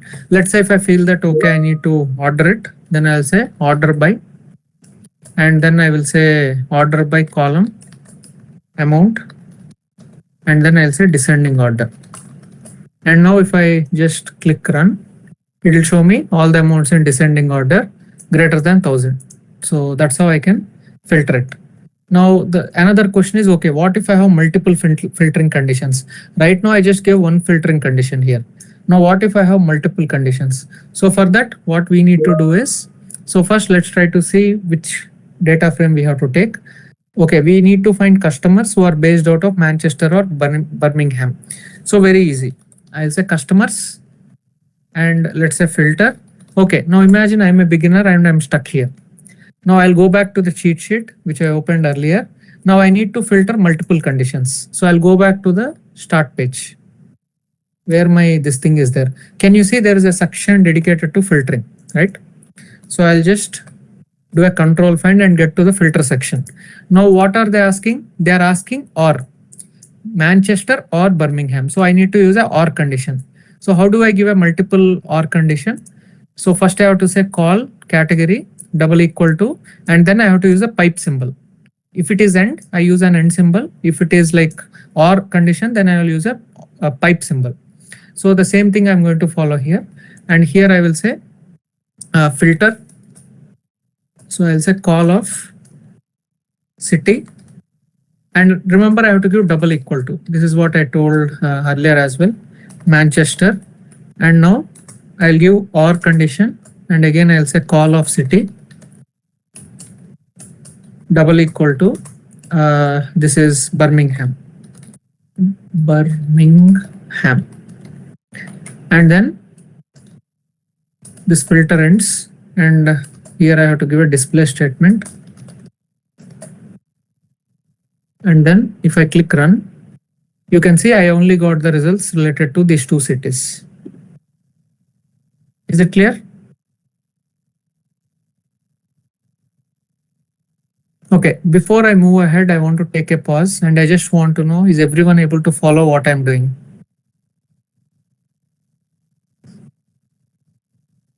Just type 1 or 0 in the chat box. If you are able to follow, just type 1. Or if you have any doubts, you can ask.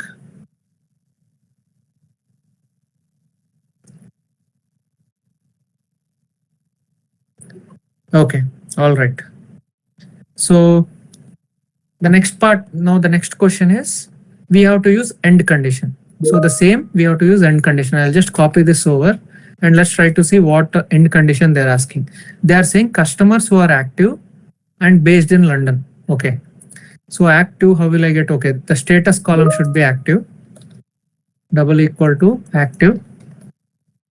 And here I have to use an end condition. Instead of pipe symbol, I'll use ampersand. And one is active, second one is based in London. Okay, city should be London. London. And then let me display. So I got only people based out of London who are active. Right? Yeah, that's how. Yes, I will share it. Actually, this is since I'm an external participant, it is not allowing me. I'll just share it in WhatsApp, or I'll just share it across. I'll probably share it with Aditya or Amit, and they will share it across. Or in WhatsApp, I'll try to drop. I'll do it after post the session is done. Okay. Now the next question is related to filtering. So since we still have time, so the next part is filtering using in operator. Now, what are they asking? Whether the transaction type is transfer or withdrawal.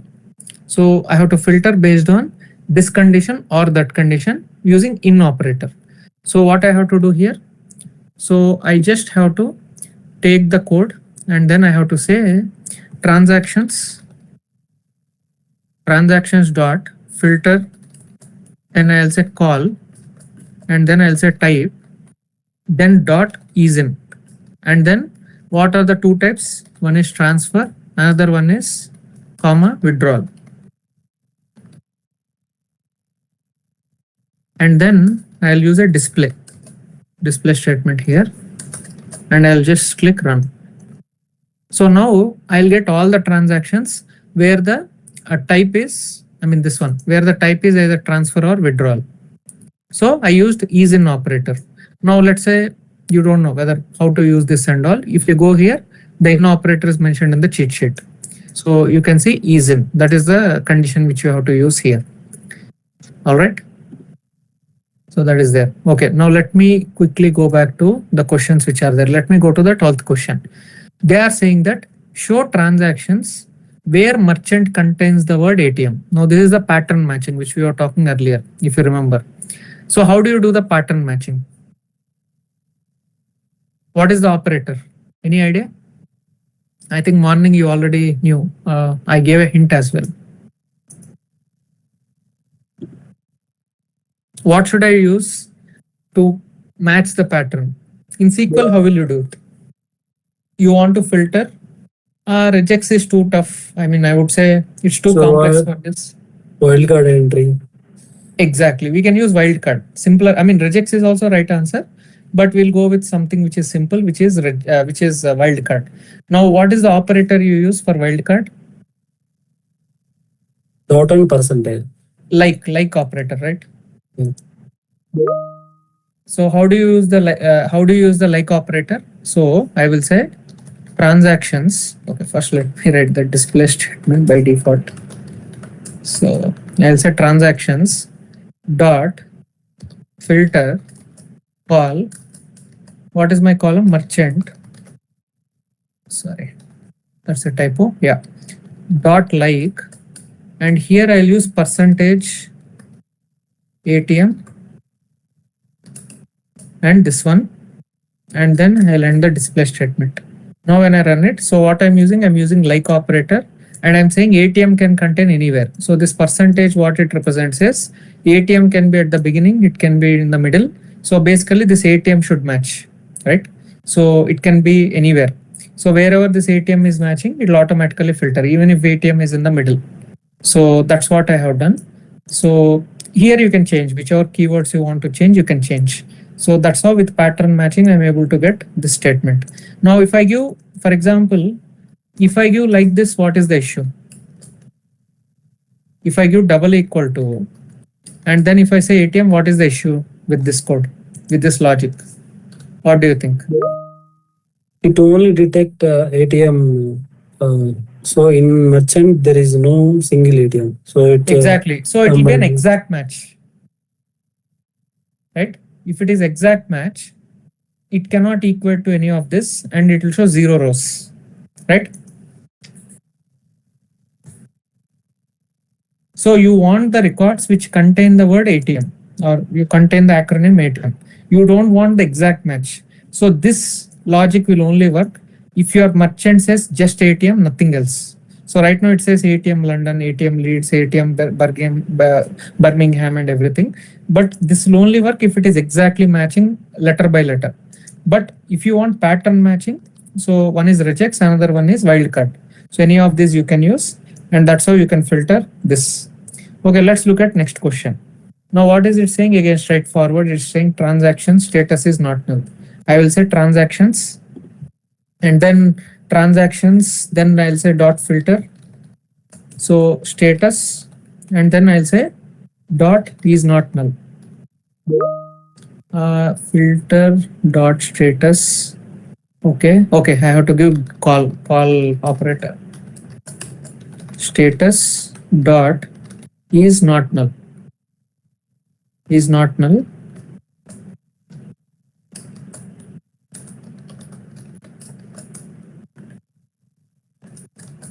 And now if I run it, it will only show the transactions which are not null. So I have to say filter, use the call operator to select the column, and pass is not null command, which is there. That's how I can solve, very again straightforward. Now let's try to see this one. This is little interesting. So I have to add a new column which doesn't exist. Okay.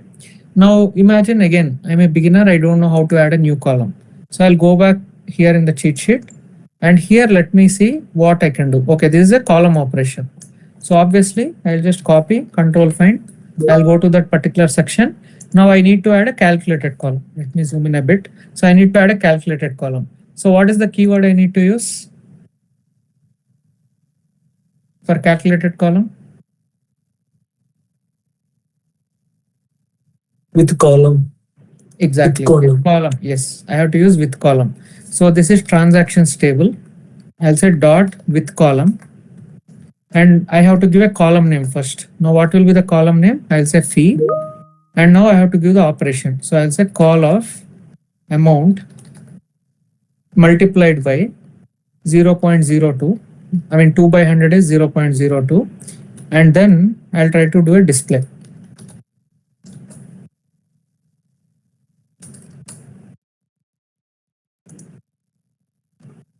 Now, as you can see, the fee has come, but some of them are having too many digits like this, right? Now, how do I solve this with too many digits? I have to round off. So what I will do is, I'll simply go ahead and wrap this with a round function. And I want only up to 2 decimals, and I'll close it and I'll run it again. Now this problem will solve. Like, what is the issue? Doesn't define round method. Okay, I can do one thing. I can say f.round. Let's see if it works. Okay, understood. Let me just write it properly. It's an issue with the brackets. First I'll say round. Instead of giving column, first I'll say round. And then I'll give a call, which is amount. And then I'll multiply it by 0.02 and then followed by 2. I think this will solve the problem. Okay, what is the issue here? It's not recognizing. Okay, with column. Okay, let me see. I haven't imported, I guess. Let me import it properly. Let me go to the top and check this. This is import call. Maybe I'll import round as well. So let me go down and do it. As you can see, now my rounding has worked. I just forgot to import it at the beginning. Now I'm getting only up to 2 decimals. I mean, only 1 decimal is there. So it's showing only up to that. Okay, my decimal problem got solved. It got rounded off. So here, if you see 6.41, it is showing. Earlier, it was showing too many digits. All right. So that's how I can do a rounding. Now the next question which is asking is, can you add a column called customer label, combining name and account time in the format like this? So what is generally the formula you use to combine different keywords in Excel or even SQL? It's concat. Exactly. You can use concat, and I can simply say customers dot. So first I have to say with column because I'm adding a new column, and I'll say customer underscore label, and then here I have to say concat. And what is the concatenation? One, I have to concat the name. Then what is the other one? Name and account type. Okay. Call of account type. Now if I try to combine like this, what is the issue? Space will not be there, right?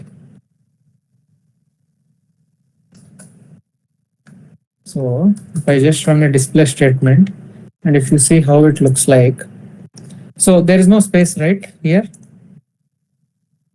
So if we want to add space, then we need to use concat ws. No, so here a lot of people add like this and they'll think it will work, it will not work. Let me run like this. I just give an empty space, it gives an error. This is where you have to give this function called lit. You say lit. So concat is already here. First column is name, third column is this. In between I need a space where I'll use the lit command followed by just an empty character between the double quotes and I'll get it. And now if I just run it, I got it properly, right? Yeah, instead we can use concat ws as well. We can also input that argument here. Yes, that also we can use. And now the question is asking that they want this brackets also. So probably I can say bracket like this. One bracket I can add here. and I can simply say lit of closed bracket. So if I just run this, so did I get the format what they're asking?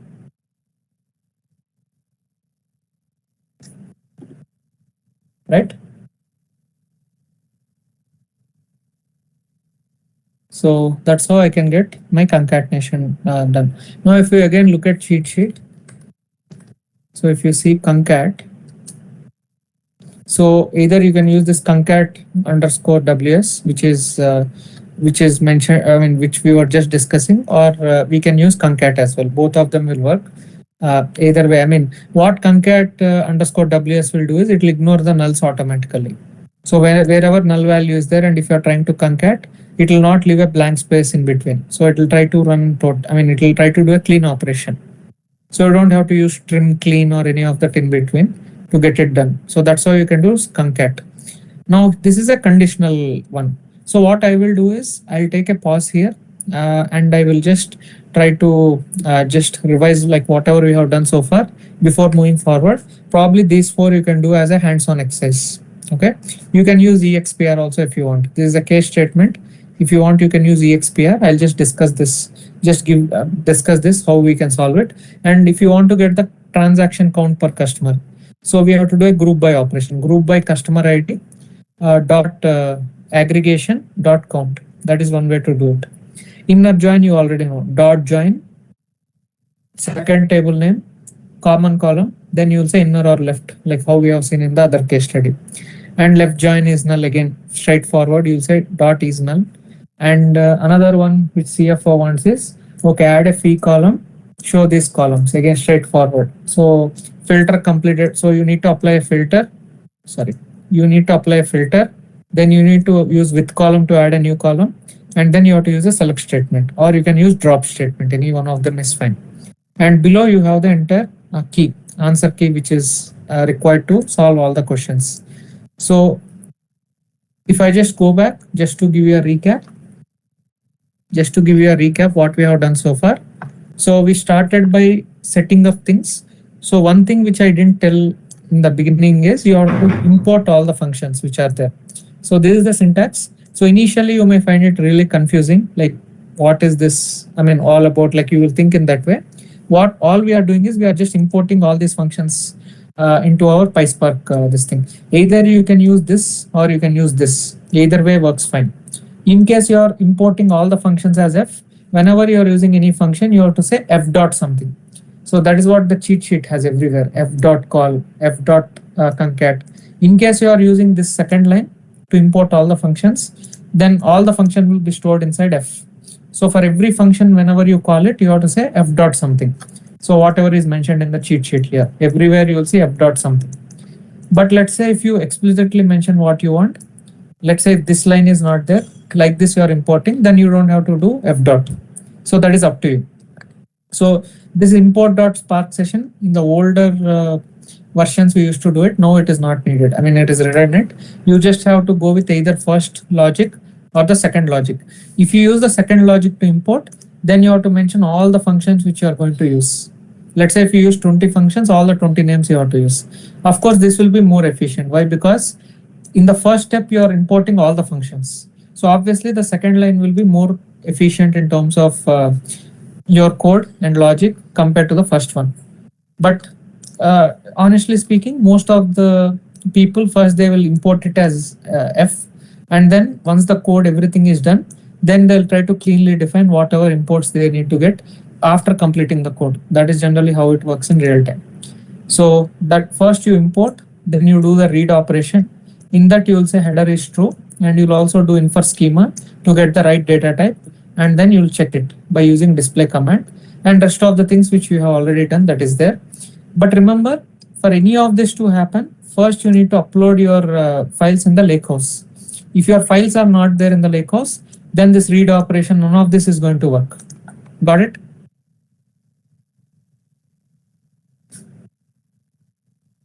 Yeah. Okay. Now that is about, you can say, PySpark hands-on session. So I just wanted to keep the last 10 minutes for the doubts, for the Q&A. I'll try to share this book across once this session is done. So if you have any questions, you can ask. The floor is open for the questions.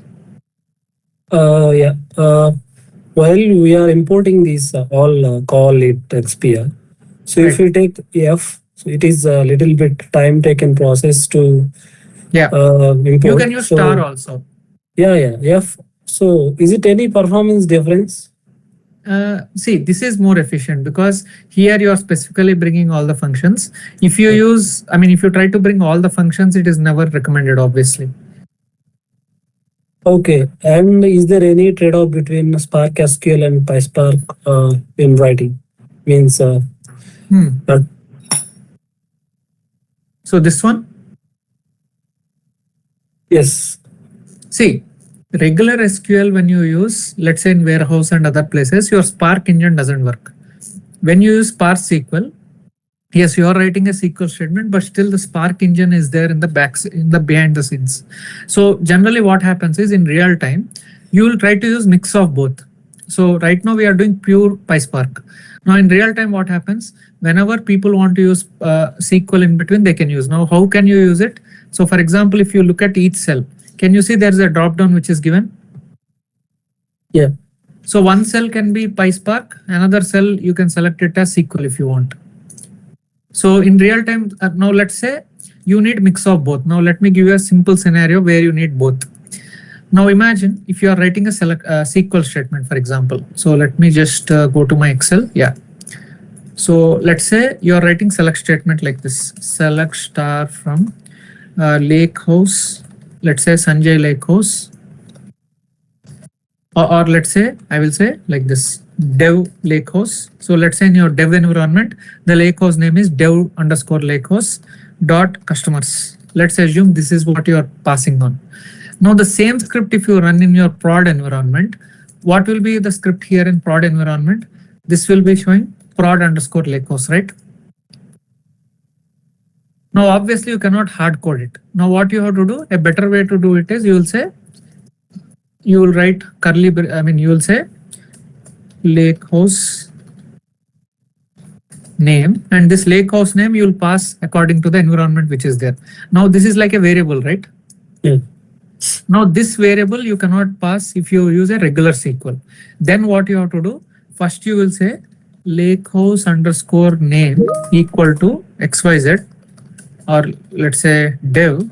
You will run a cell, and then below that cell you will just write this command, and here what you will do is you will say spark.sql, and you will use the f string f3 this thing. Let me just show you correctly how it, and then another 3 quotes, and I'll end it. Now what will happen, my single cell will contain both PySpark as well as my SQL. Now why am I using both? Because SQL, since SQL cannot directly pass my variables which are there, I'll try to use the cell as PySpark cell, but within the PySpark cell, so imagine if this is the cell. Let me copy it. Let me copy these two. Let me insert a fresh cell. Let's say if this is what I have, what I will be doing is, let me delete this. Yeah. So what I'll be doing here is, so if you look at the code which is there, I am taking a variable and this is a PySpark cell, but in between the PySpark cell, I'm actually passing a SQL statement, which is dynamic. And I'm using variables. Now this, if you want to do purely using SQL, it's not possible. That's why in real time, you'll always find mixed. Wherever SQL is convenient, people use SQL there. Wherever PySpark is convenient, people use PySpark there. You'll always find a mix and match. Got it? Got it. Yeah. Any other questions?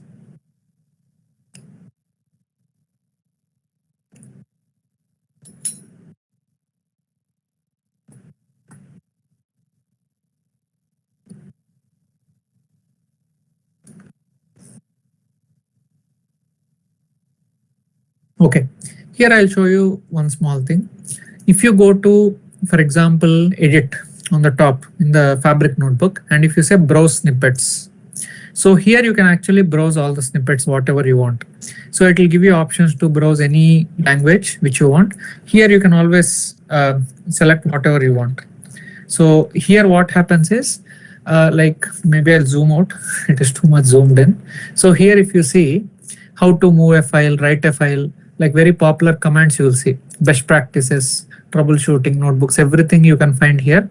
In case you want help, of course, the the bigger way to do it is you always have that Copilot symbol everywhere. So I mean this particular account doesn't have it, but generally in production environments, if you go, this Copilot will be available. So you can just Sanjay, press sorry the to Copilot cut button. you. Yeah. The screen is frozen. Let me reshare. Just give me a moment. I mean, I'm not doing anything hands-on, but showcasing the button. Let me reshare. So the ultimate thing is you have this Copilot button, right? So with Copilot, you can correct your code. I mean, you don't really need reference. In production environments, Copilot is by default enabled and you can use that to correct your code whenever you are facing any error. So here you have a small button near the cell where my mouse is moving, and also on the top right, you have another Copilot button at the notebook level. Got it? Yeah. So yeah, that's all from my side. Yeah, any other questions? I think someone was raising a hand before. Yeah, Sanjay, it was me to Okay, tell okay. this. Okay, sure. Yeah. And Sanjay, I think we have one question on the YouTube. The question is that mostly in which scenario we use SQL and when we use Spark? Very difficult to answer that question because in different environment, I mean, generally people who are good with SQL, they try to use as much SQL as possible in the code. I mean, like I gave you one example, right, where you need a variable. That is one example which I already gave. And in general, like let's say you need to write select statement, union statements. So some of these popular operations in SQL, if you want to do, in between they'll write a SQL statement using spark.sql, and then again they'll switch back to PySpark. So there is no hard and fast rule to say that this is where you can use SQL, this is where you can use PySpark. It just comes with prior experience. In my case, I prefer readability. So right, it's better. Yeah. There is a question on YouTube. I'm not sure when it was asked, but mostly in which scenario we use SQL and when we use PySpark. I think the same question you answered. Same. Yes, Amit. Okay, fine. And Amit, I want to share this file across. What is the best way? Right now in Teams, I'm not able to upload. Yeah, I think we can share on the WhatsApp channel what we have for this one. Okay. So you just share with me. I'll put it on. Yeah, WhatsApp I'll channel. share it to you. Yeah, sure. Okay. Is the session done or we have more questions? Session is done. If no questions are there, we can wrap it up. Sanjay, in the morning you said something. You're sharing some scenario-based book. It is there. It is there. I'll share it to Amit. Amit will share it in the channel. Yeah. Okay. Or you can connect with Sanjay on LinkedIn. Let's see. Wait, I'll just share the link. You can just. Yeah, I think I already shared for Sahil.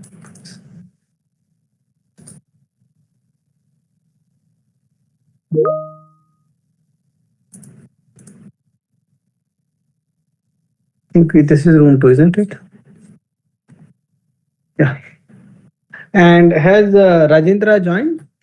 Sorry, not Rajendra, Venkat Subbarao Garu. Session is there now.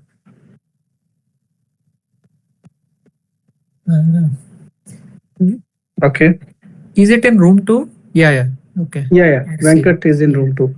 Okay. So we will now have a session on Power Platform. The topic is context-driven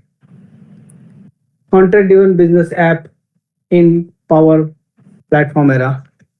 Let me check has the invite or not. Okay, I think if you guys can ask the questions or we can wait for other 5 minutes. Venkat is joining in that time.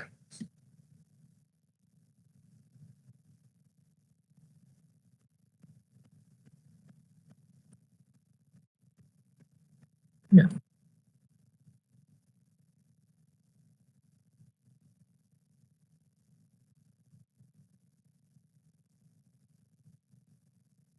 Yes, you can use chat box to ask your questions, or you can speak as well.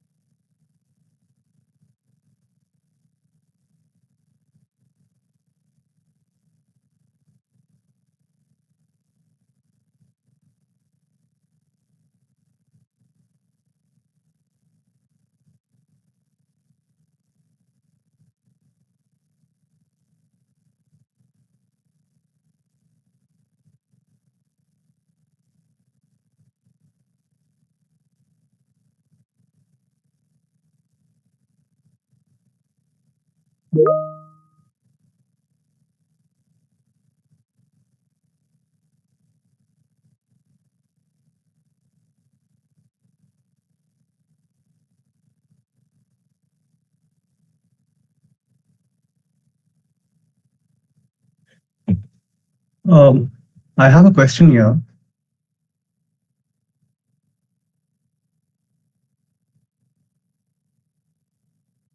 Yeah, please go ahead. Yeah. So as we get into this modern fabric architecture, so whenever client the same question now 2 or 3 times we asked, right? So the clients have been asking that why can't we stick with the SQL? The more suggestions that we'll be getting this for the engineering layer. And for the Lakehouse perspective, sticking with the PySpark will give us a better advantage. And for the analytics layer, the SQL will be helpful. This is the frame that we use, at least to tell to the client or something like that. Is there any way to, I mean, is the assumption correct, or is there any way to put it up properly, this one? Okay, I will tell you one ninja technique which I use for everything, not just only this scenario, for everything. I never go to client with one option. I always give 3 options. And in those 3 options, one option will be inferior among the 3, 2 will be equally compelling. So if you go with one option, they'll always ask something which is not related to that option at all. If you give them 3 choices, then they'll be forced to pick one most of the time. And I have seen a lot of success. So whenever I say, okay, Fabric, why should we even go to Fabric, or why should we go to Databricks? So I always go with 3 options. I say, okay, option number 1 is Fabric, option number 2 is Azure Databricks, option number 3 is maybe Snowflake or some other XYZ platform. So there I will do a comparison, and I'll go and I'll say, hey, this is the current situation. I mean, this is the current thing what we have. And if you look at the competing 2 platforms which are there, so these are the advantages which we get. And I mean, for example, there are a lot of softwares where the support will end, right? The legacy support will end. So those kinds of things I'll try to see. And of course, not every time you'll get an S, because you need to get the budget approval and everything. But you always have to go with some choices. You cannot simply go with one platform and say, hey, let's go with this. Most of the time it will not work out. You have to do a comparison, market comparison, and also in terms of current versus the new technologies which are there. And you should always make the client feel that they are choosing, right? That choice, the power of choice you should always give to the client. So they will feel that, okay, they are the ones who are making the decision. If you simply go with one choice, what will happen is they will think you are taking the decision.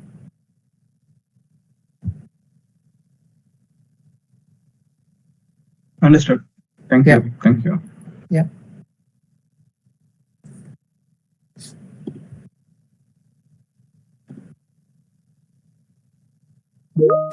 Okay, so Venkat has already joined. Venkat, you already have the uh, privilege to share your screen. And this is the second last session of the day. And so everyone who has joined, I think, hope you have enjoyed the session.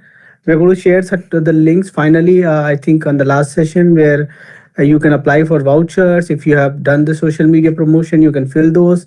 And you can also share the your feedback on the official meetup channel, which is there, where the meeting was registered, so that we can easily track. Also, if you have taken some screenshot and you want to share those, that do it. I have seen few people who have shared their inputs on the LinkedIn. I really appreciate. They have attended sessions and they listed down what all they have learned and they've shared. Thanks a lot for those who are doing that.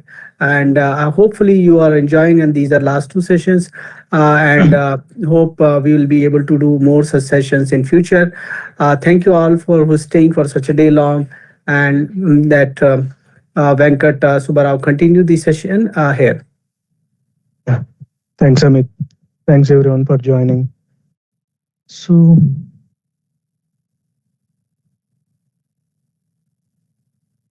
here,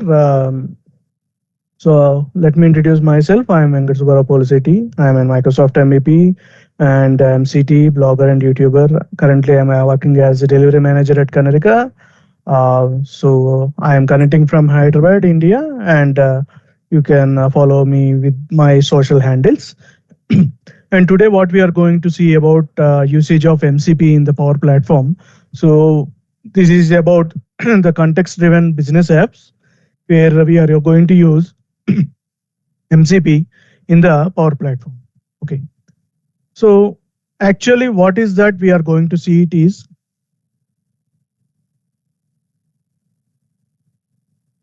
how this MCP is reshaping the intelligent business applications with the Power Platform.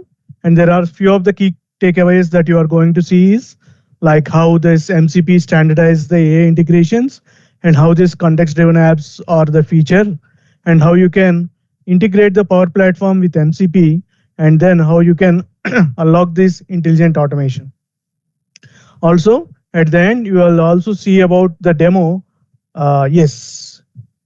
Venkat Subbarao, sorry to cut you in. I'm not sure if everyone able to see the screen, but it was on hold for me. Can anyone confirm?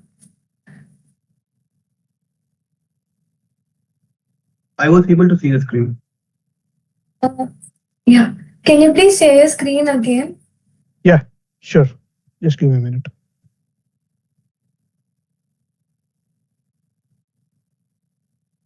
Just give me a minute.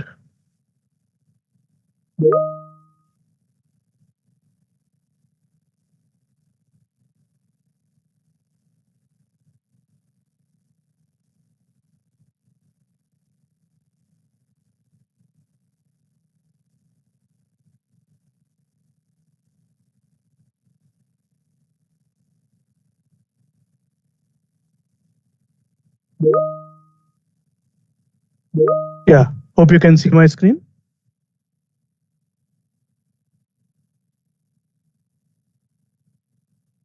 Yeah. Yes, it's visible. Okay, thank you.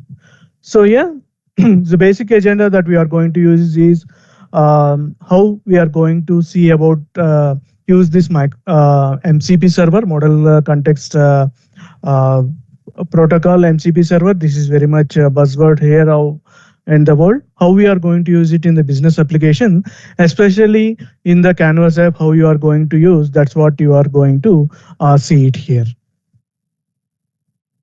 So let me share the details here. So yeah, when coming to this particular agenda, we have the evaluation of business apps. What is MCP? Why this context matters? And how you are going to see about MCP plus Power Platform architecture and Canvas apps and MCP. How you can configure the Copilot Studio plus MCP. And there are one particular use case that I'm going to see and some security and governance and future roadmap that I am going to tell. Okay. So if you observe the business applications, So the people who are joining for the first time and who have not heard about the Dynamics 365 CRM of the Microsoft, we call it as in business applications, especially on the ERP products of the Microsoft.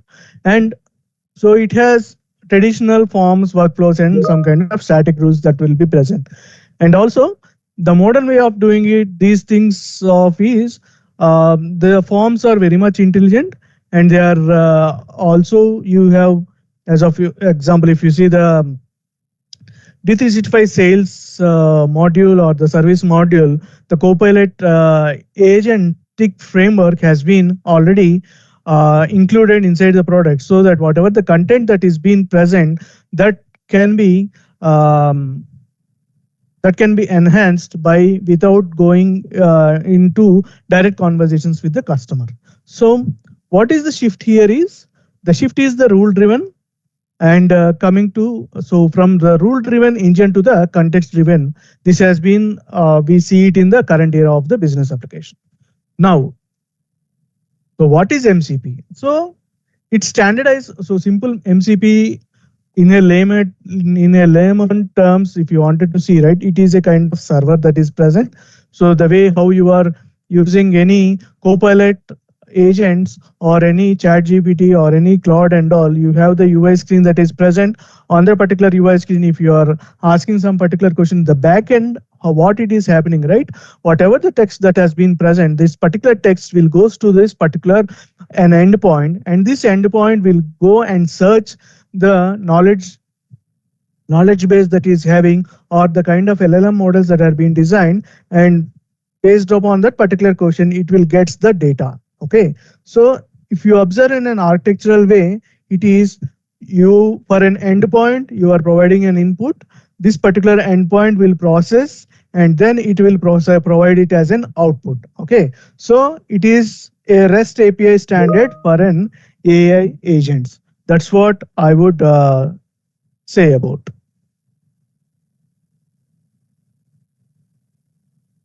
Okay, so if you observe the MCP architecture, one is the AI assistant will be present, and you will have the MCP client and then MCP server. So request in an web application or in a web APIs, you need to have the client and server. So client is the present client is an actor where you will ask the particular questions, or you will provide the inputs.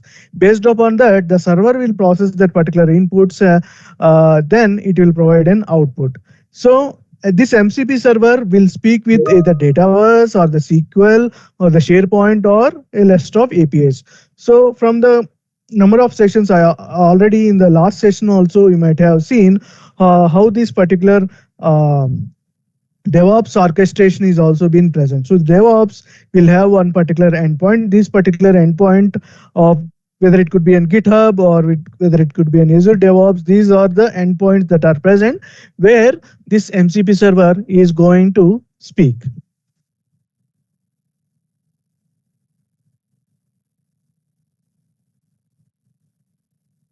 So you can ask me a question. So Venkat, why MCP in Power Platform? The reason is we can use the reusable integrations, and to have an okay, the prompts will be present. By using these particular prompts, the general common things like example, create an application with basic stuff, those all things before this particular MCP server or in the agentic way of doing it, one has to specifically set up this particular application and then do that one. After that, but because of this particular MCP, you can do it from particular position. That is, if you say there are a number of steps in the development of any particular canvas apps or any screens. So with the help of this MCP, at least you can create some kind of baseline of your components, so that from that particular baseline component, the others can work on them. So why may say so? That is one of the reusable integration. Next is to have the faster automation and less development effort. So here the MCP plus Canvas apps. So what we are going to do is So generally, without this particular Canvas app is MCP is present, then what we will be doing is, so Canvas app used to call and Power Automate, and this Power Automate will Power Automate or a custom connector will call one particular API. This API will be this API can be an fast API or an Azure function endpoint, and from there it calls the MCP server. So all this Power Automate, custom connector, API, MCP server, these all things has been now removed with the Copilot and the MCP server by directly going into the Copilot. So this is from MCP plus Canvas apps from Copilot Studio. So you have the Copilot Studio agent. From there, you will call the MCP server, and from that MCP server, you can speak with any number of enterprise systems. It can be your Azure function which has been hosted. It can be your weather API, or it can be any other SAP system, or it can be any of your Dataverse system or Dataverse. So for the people who were hearing Dataverse, so Dataverse you can consider it is a kind of rules engine which has the database, it has the security, and it has the all kind of restrictions that are present.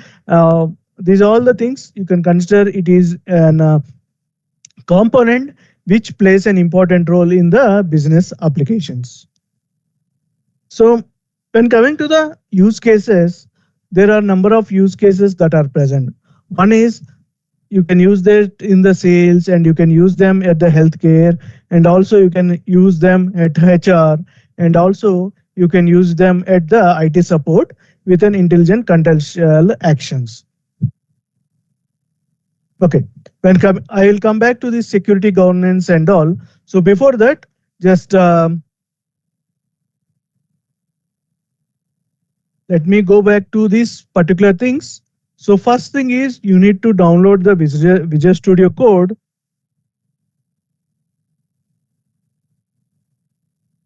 Let me stop sharing. I'll restart again.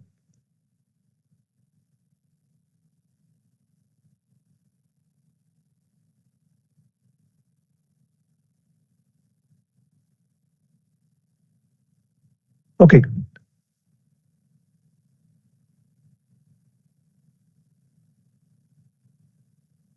Okay. So there are for particular steps you have to do it. So let me zoom in this.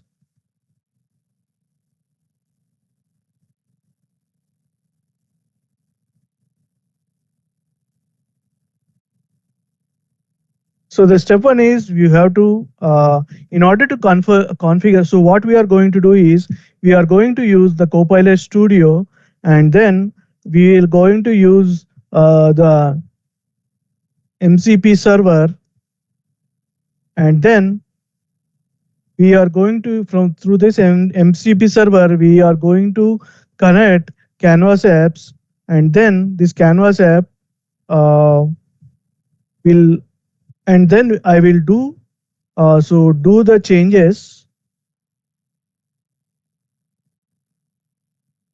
from Copilot Studio. Okay, so we need to do certain setup for it.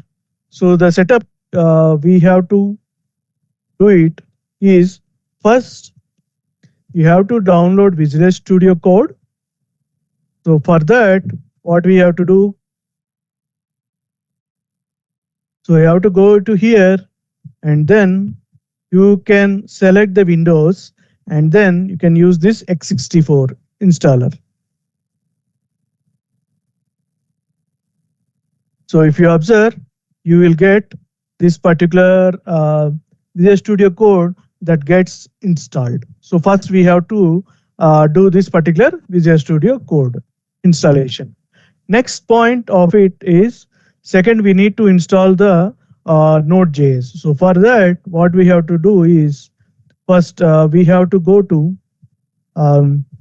Node.js,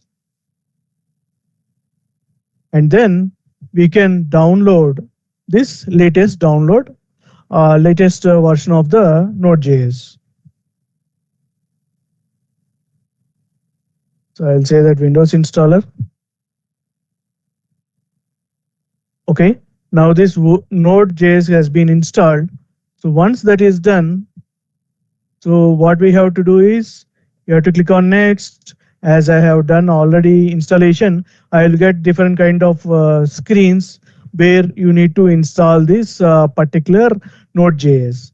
Because why we have to use this particular Node.js means through Visual Studio, I will use the terminal. From that particular terminal, in order to execute, we need to have this particular Node.js to be present. So with the, if you have this particular Node.js that has been installed, you can perform or you can create any kind of UI applications like the front end application, whether it could be Angular, React, or any other things, or if you wanted to write the TypeScript, all these things you can do it with the Node.js.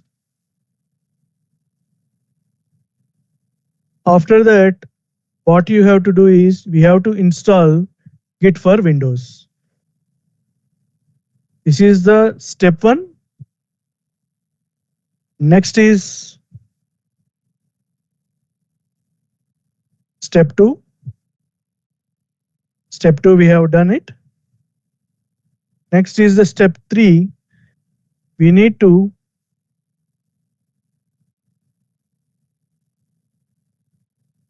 go to the Git.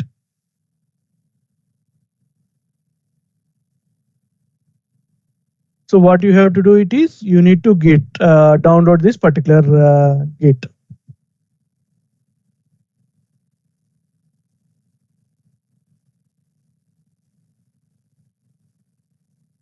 So once you download, then you just click on yes.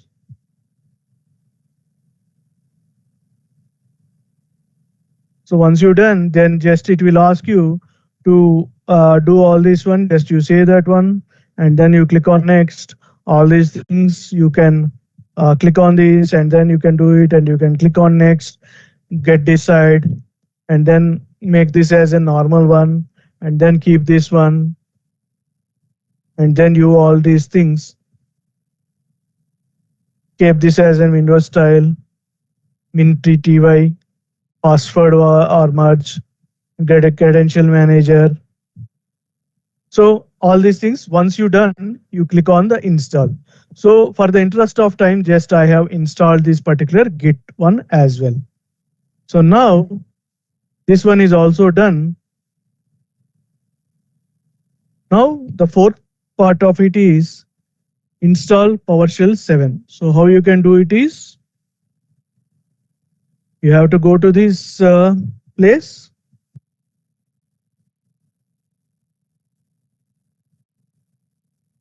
So you click on this Get PowerShell 7 and install PowerShell on Windows.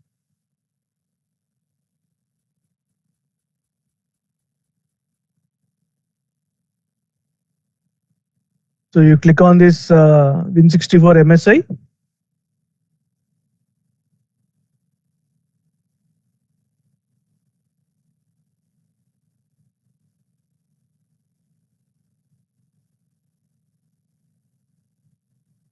Once that is done, so you'll get this particular wizard. So just say that next, as I have already installed, it is saying to repair. If at all you are installing for the first time, what you will get it is you will get the different steps of installing into the PowerShell. If I click on repair, then it will say that it was repair.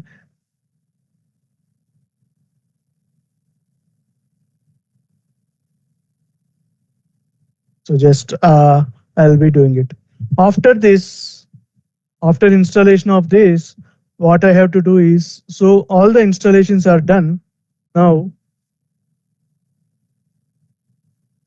So first is I have downloaded VS Code and installed it. And after that, I have installed the Node.js after downloading it. After that, I have installed the Git for Windows, and then I have installed it, and then I have installed the PowerShell 7, and then I have installed this HTTPS PS Windows.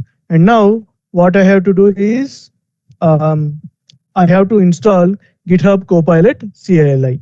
So for that, what I have to do is I have to open, this is my Visual Studio, and then here I have to click on this terminal.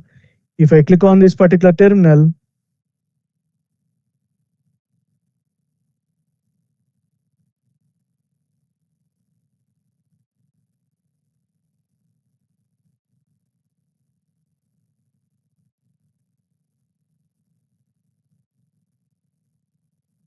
okay. So first, what we have to do is, as per this document, so first we have to install GitHub Copilot. So here, what you have to do is in the new terminal prompt, and in this particular prompt, the Visual Studio Code, you have to type Copilot.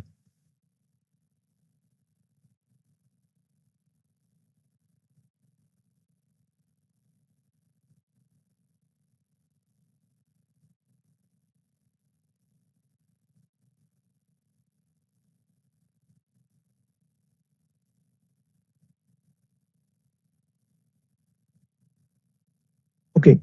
Once you do this one, it says, it asks this particular, which scope should you use for GitHub Copilot CLI MCP configuration? I will select one, global.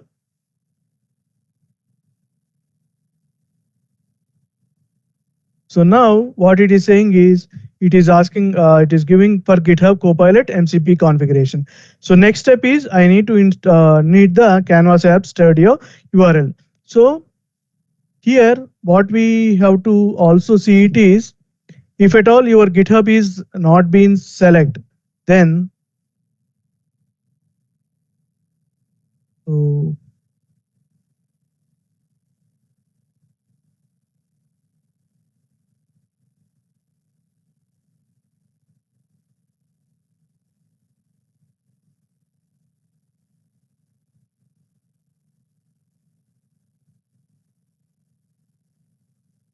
okay.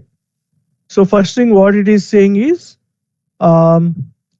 need the Canvas Studio URL from the Power Apps Designer. So for that, so what we have to do is,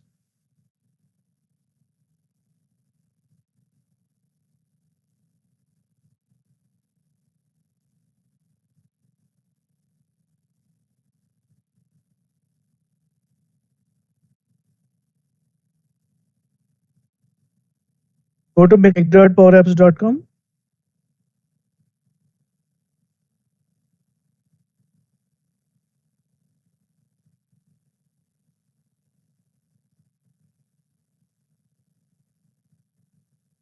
In this solution, go to this particular solution, and then you click on new, and then create one Canvas app.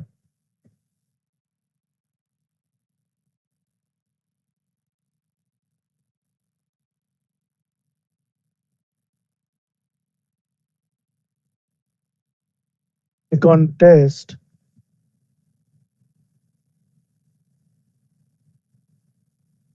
Once this is done, so first you have to save this Canvas app.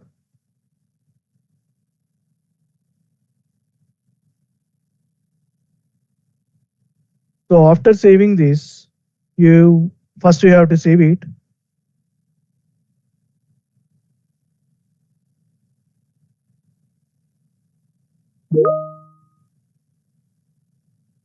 Now you have to go to the settings and go to the updates, and you have to enable this co-authoring.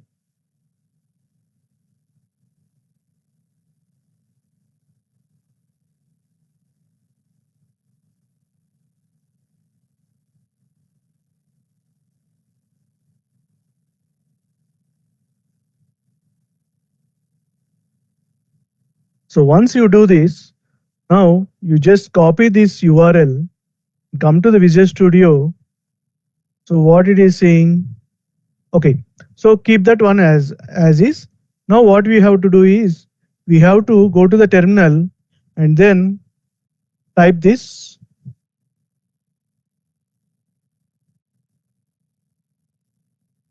So for the first time, if you see this one, backslash plugin marketplace, add Microsoft Power Platform skills. If you click on this, then Power Platform skills will get registered. Okay, as I have already installed it, the MCP server and from the Visual Studio Copilot, it is saying that Power Platform skills have been already present. Now we have to type this one as well, Canvas app.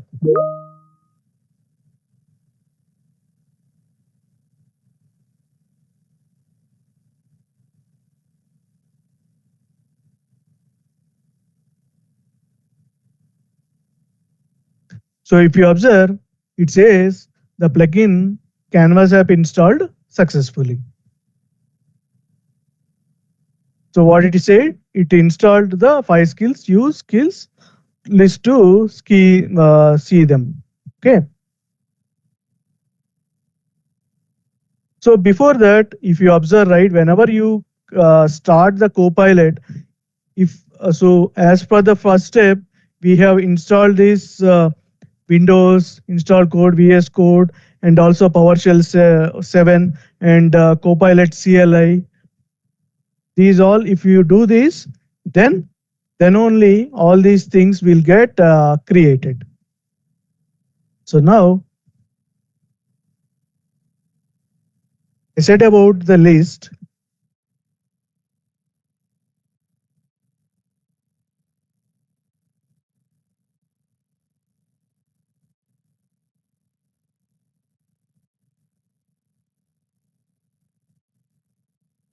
Okay. So I am saying right available Canvas app in the authoring session.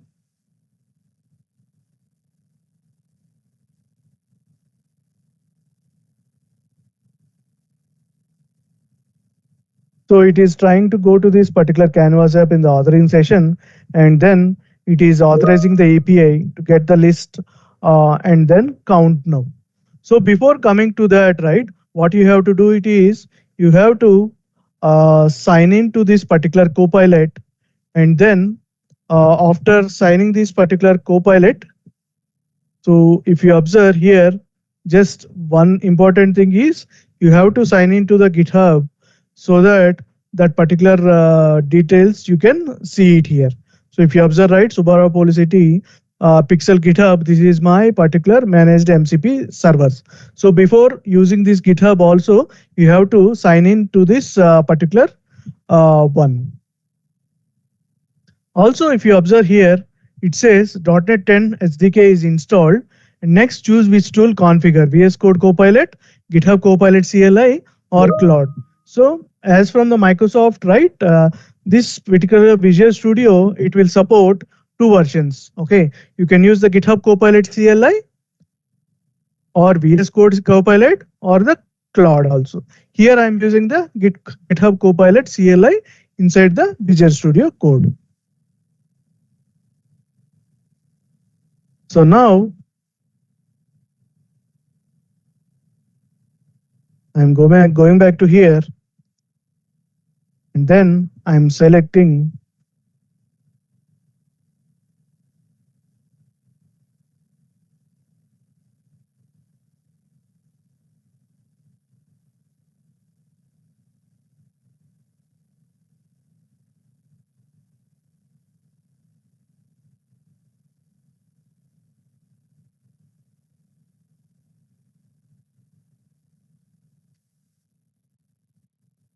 so what I am doing is start interactive GitHub Copilot CLI.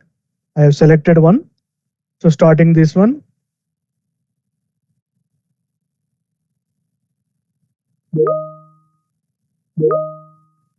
So now this GitHub Copilot CLI session has been started.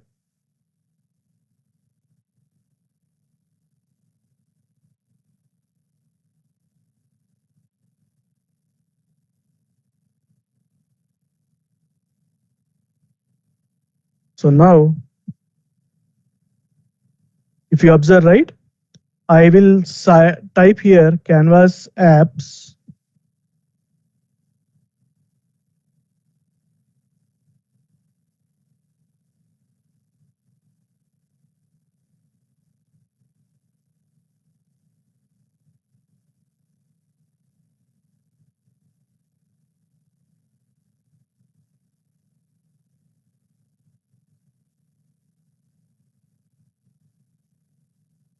Configure Canvas app MCP.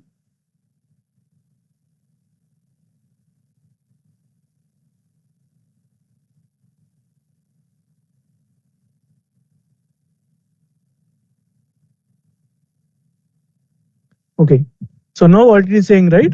Running the configure Canvas app to register Canvas authoring MCP for GitHub Copilot CLI, which is a global case. The skill will prompt for the Power App Studio URL. So paste it when requested. Now invoking the skill. So now what it is saying, right? Please paste the Power App Studio URL for open Copilot. So what is that is you have to copy this particular Canvas app URL and then you click on here.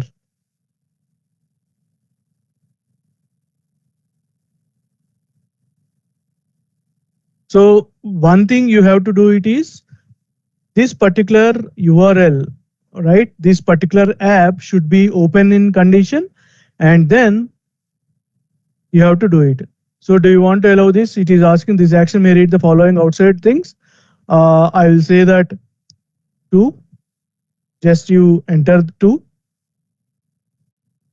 So it is saying it is reading the MCP config JSON inside the Copilot and MCP config.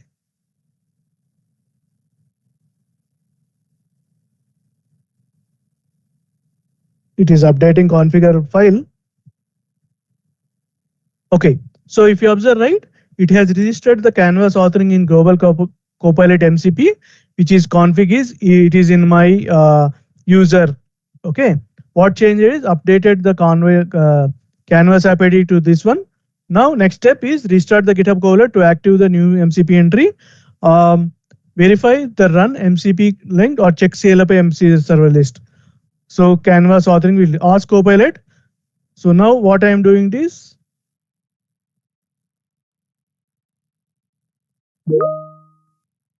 I am restarting.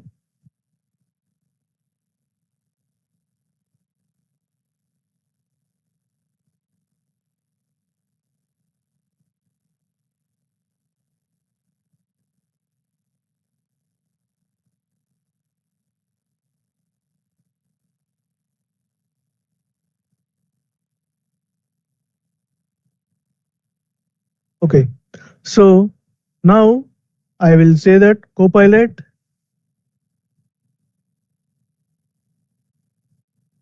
TP list.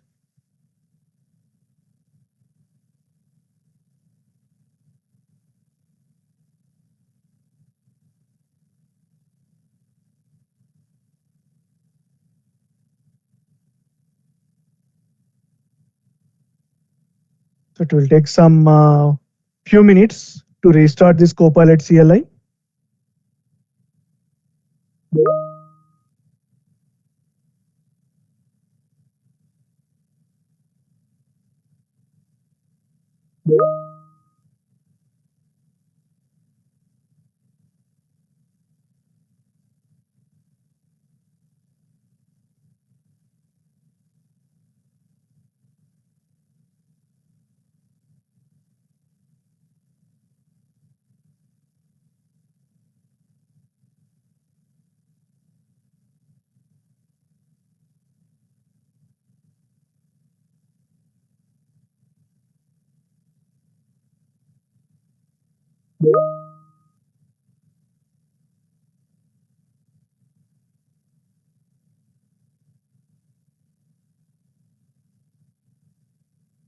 So I will retry the listening.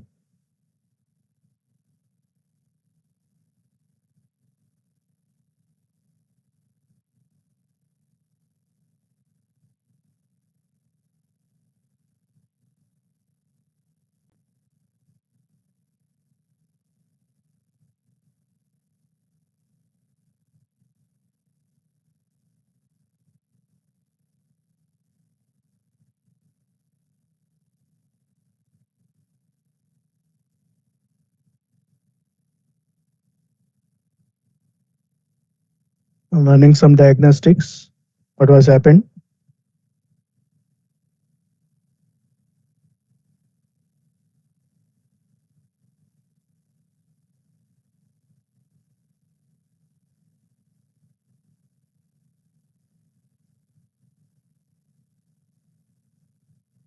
So just I have escaped it.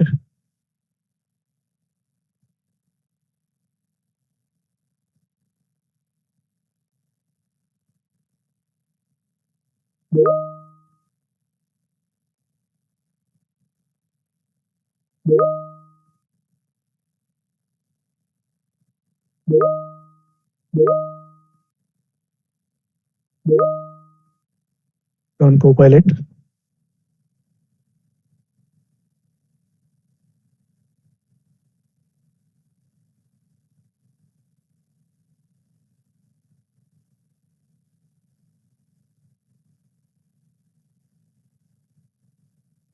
So again, I have started it.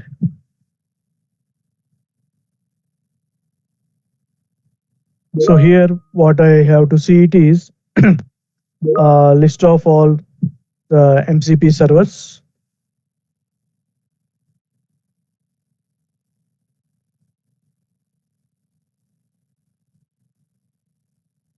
Back to here.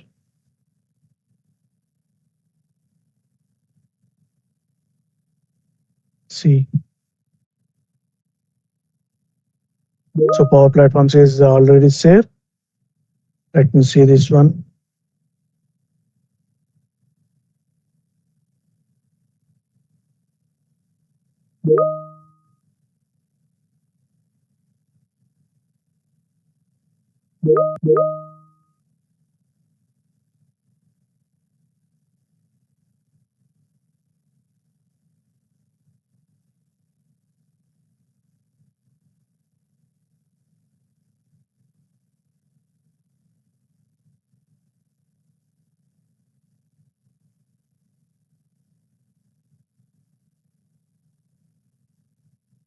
And just getting this particular Copilot input.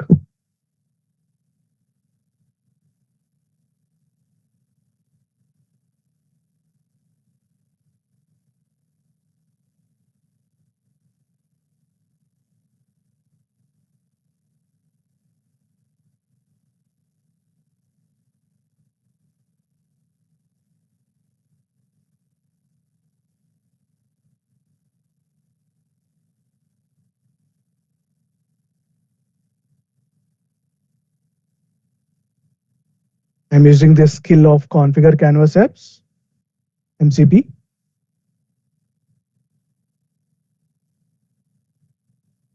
So it is verifying whether .NET 10 SDK has been present, and else it is saying the .NET SDKs are present.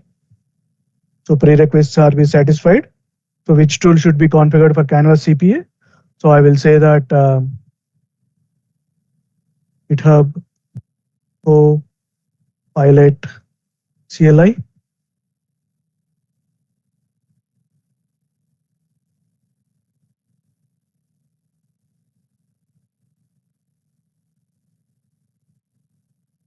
Again, select the global scope.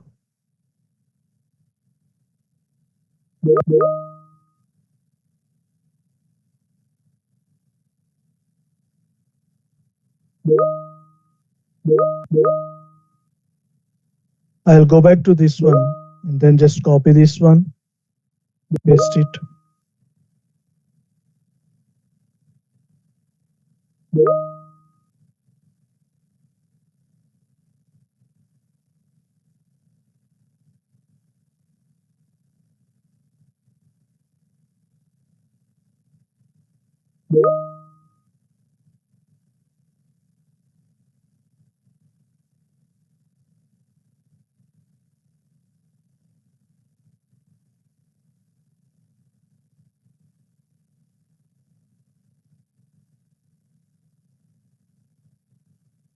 So just I am showing the step-by-step process so that you can also try it by using this Canvas app MCP.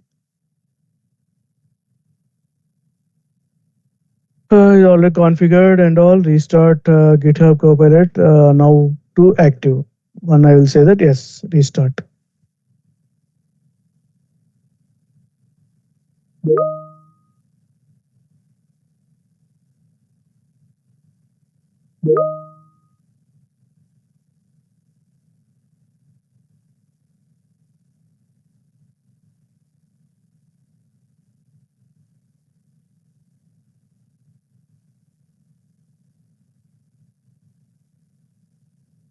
and I will say that canvas authoring.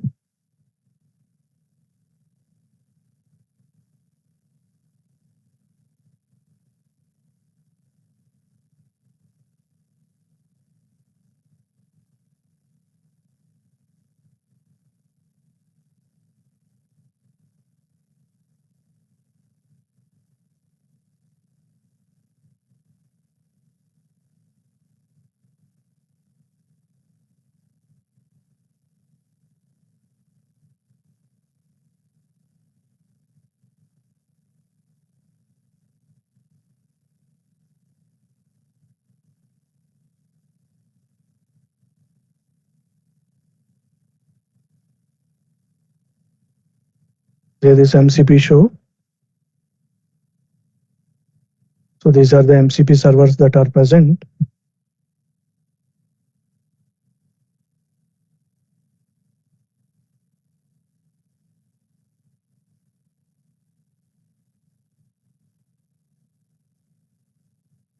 Now, so change the color of screen to green and give.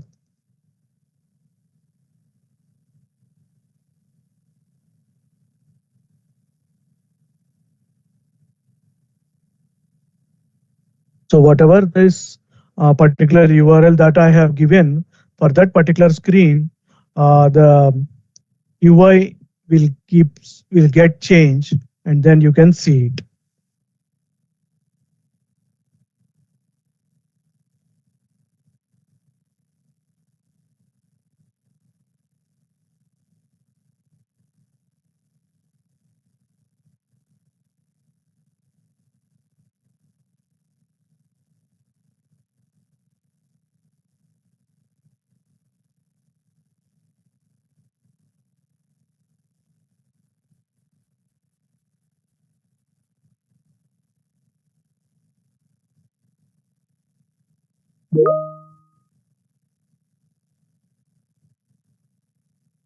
So what it is going is from the, so this is from this client I have. So imagine this particular Visual Studio Code, whatever that is present, this is the client.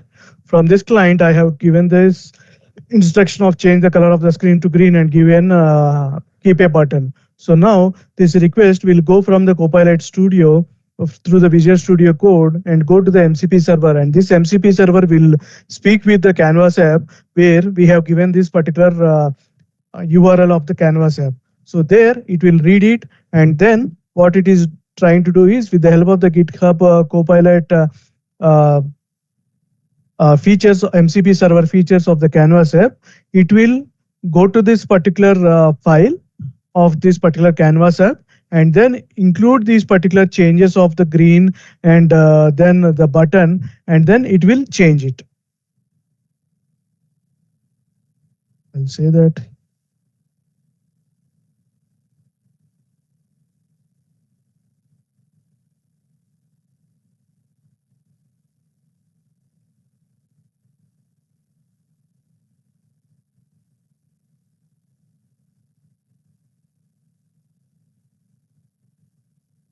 So just restart this one.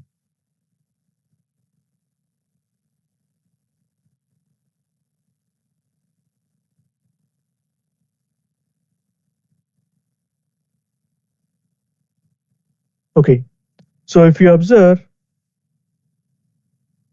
this particular Canvas app has been created with the home button and the welcome as well. So in this way, one can easily perform any changes on this particular Canvas app to here. So coming back to this one, there are few of the security and governance that points that we have to consider. One is we have to use the Azure AD for doing the integrations, or you have to use the managed identity, or you have to consider the API management, or then the auditing also you have to consider. So what is the future of Power Platform is low code plus AI and plus MCP, which will give this intelligent business apps. So if you have any Q&A, right, you can ask me now.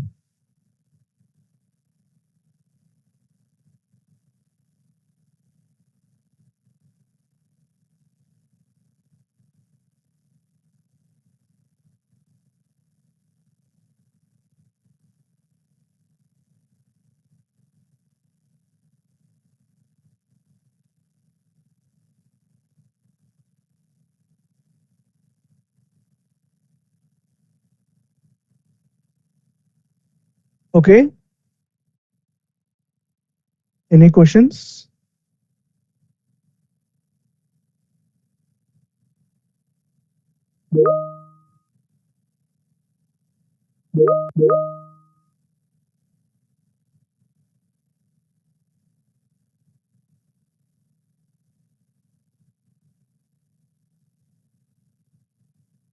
Okay. If you don't have any questions, right, you can reach out to me in more the LinkedIn in case if you are doing any of these particular demos and all. So my friend MVP has documented this particular step-by-step process.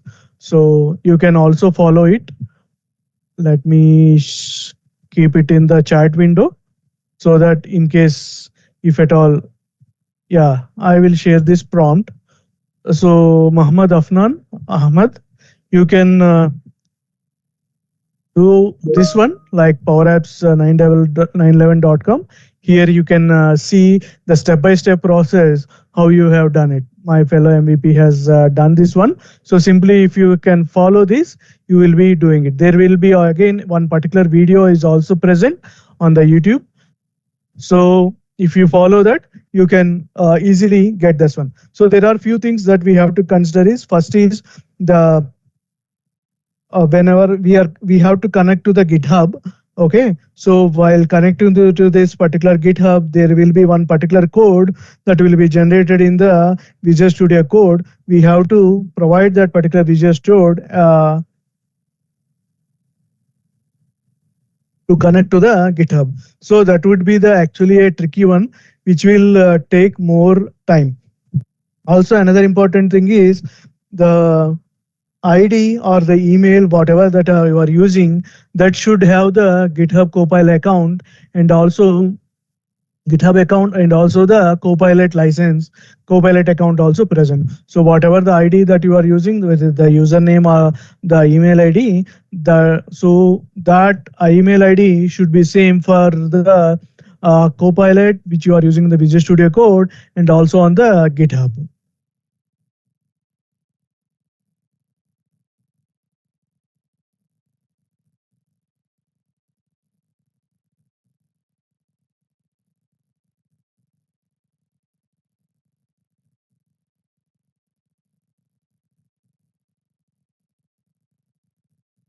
Okay, so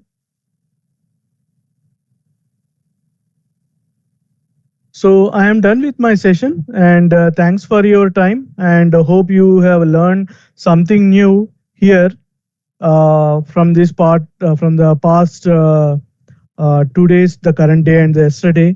And thanks for this Amit Chandak for organizing this global Microsoft Analytics community conference. And yes, definitely it is a big learning for the people who are in this particular into the data fabric and also the Copilot and also the AI. Yeah, it's actually a mind blowing. So thanks everyone. Thanks for joining. And again, hope you had a good learning. Thank you. Yeah, thank you so much, Venkata Subbarao, for this session. So I think we do not have any questions over chat here and even on YouTube as well. And next is that I've shared the LinkedIn URL of yours here so that anyone, if they have any questions in the future, they can reach out to you directly on LinkedIn. So Sure. yeah, Thank you. I think we are good with the session. Thank you so much. Thank you. Amit, over to you.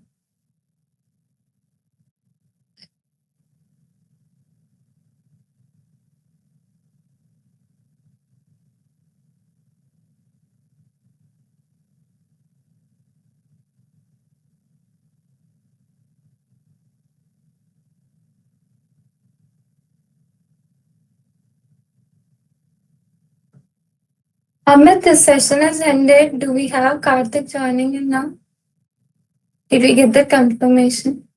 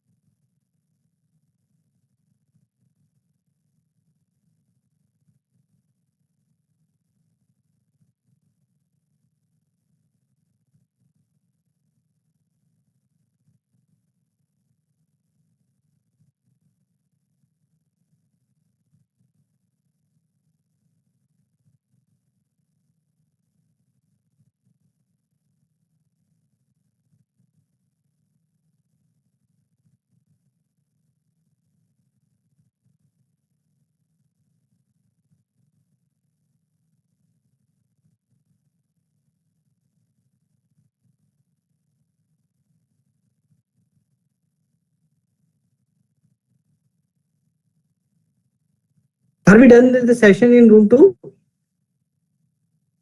Yeah. Yes, Amit, it's done. Just check if the speaker has joined. I think he planned to join around.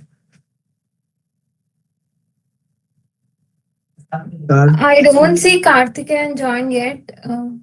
Yeah, I think he should be joining in a couple of minutes. And this is the last session, Yeah, guys. sure. Just hold on.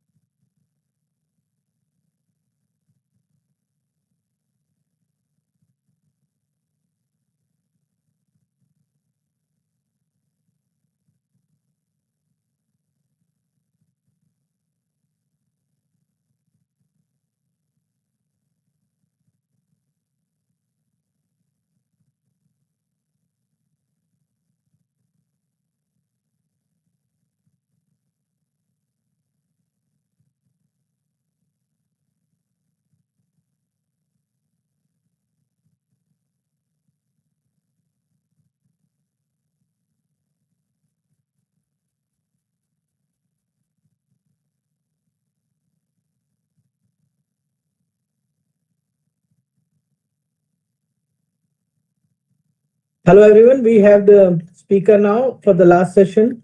And thank you, everyone who has joined throughout the day. And hopefully, you have enjoyed the conference. This is the last session for the conference also. Moderators, please take up. Thank you, Amit. Karthikeyan, thanks for joining. I hope I'm audible to you. Hi everyone. Thank you. Thanks for the opportunity. Yes, I'm able to hear. Hi, Karthikeyan. This is Purvaja. So our final speaker, Karthikeyan, is here. So let me quickly introduce him to all of you. So Karthikeyan is a seasoned IT professional and a Salesforce solution architect with over 2 decades of experiences in enterprise CRM applications, particularly within the life sciences domain, and currently working with Bosch Health in Bridgewater, New Jersey. He specializes in designing scalable and compliant Salesforce solution that enhances patient engagement, healthcare operations, and digital transformation initiatives. And throughout his career, he has worked with leading organizations including Cognizant, Accenture, IBM, Infosys, Oracle, and delivering impactful Salesforce solutions for global science leaders. And to the close end with 19 certifications, including system architect, application architect, and health cloud consultant, he continues to drive innovation in patient-centric healthcare ecosystems throughout scalable, compliant, data-driven CRM solution. So please welcome Karthikeyan. Yeah, over to you. Yeah, thank you for providing this opportunity. Good evening, everyone. Hope you had a wonderful sessions in the last couple of days. As introduced, I've been working in the Salesforce ecosystem for the last 12 plus years, and I'm in the CRM industry since 2004. It's almost like 20 plus years. So I've been working closely with most of the prestigious clients in the life science and pharma domain, Johnson & Johnson, Roche Diagnostics, Sanofi, Bristol Myers Squibb, and currently I'm just working as a solution architect Salesforce with Bosch Health, Bridgewater, based out of New Jersey. So from this, I just move on to present my topic on the Salesforce ecosystem. Let me share my screen.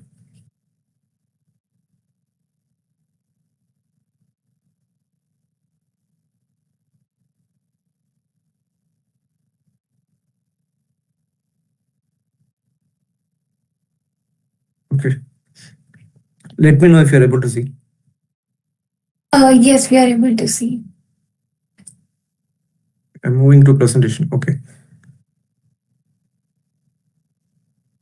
Okay. Since you have provided the introduction, I don't think I need to go much in detail. So moving forward. Yeah. So the topic what we are going to discuss today is about the emerging trend, what we are seeing currently in the overall Salesforce CRM system, data cloud, which is called as Data 360, and Agentforce. So both of this has created numerous benefits across the domains and multiple industries. The features brought in from Data 360 is highly impacting, and it is helping the customers in case of productivity, real-time data, making meaningful decisions, and providing more insights when it comes to any metrics, KPIs, providing cross-cloud integration platforms across multiple clouds. When I say multiple clouds, sales, service, field, marketing, financial, education, health cloud, across various sectors. Data is integrated, and we have access to real-time data across these systems. So, and we will go into deeper about the business impact, how this is creating an impact when it comes to performance, governance, customer retention, all those highly impactful areas. We will just go into deeper. Okay, so the reason we move for data 360 is when data is in a disconnected mode. When I say disconnected, it's in silos. Like you have multiple sources like source A, source B, source C. Data comes from multiple sources. So with the data 360, you have the flexibility to connect with multiple systems. And we get access to the real-time data. And the key benefits of data 360 is data identification. Like you can merge data from multiple sources. Data unit, it is a single source of truth. It serves as a single source of truth. So data will be mapped across the systems. So we don't need to do any data validation. So it is a single source of truth, and it serves as a purpose across the systems. And it is also helpful in zero data copy architecture, which means like you don't need to take a backup of the data. So if you need to query something, you just run the query. It just gets the data from the other system without storing it in at your end. So it just saves. I mean, like you don't need to take additional structure in it or store it in any of your sources.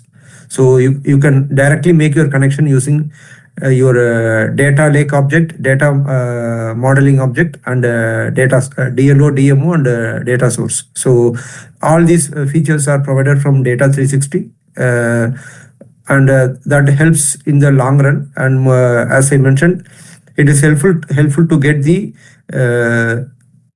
most recent integrated data across these systems. And at the same time, it brings you structured and unstructured data. Like as many of you know, like with the Snowflake and many other sources are there. So that is an additional feature where you can get both structured and unstructured data.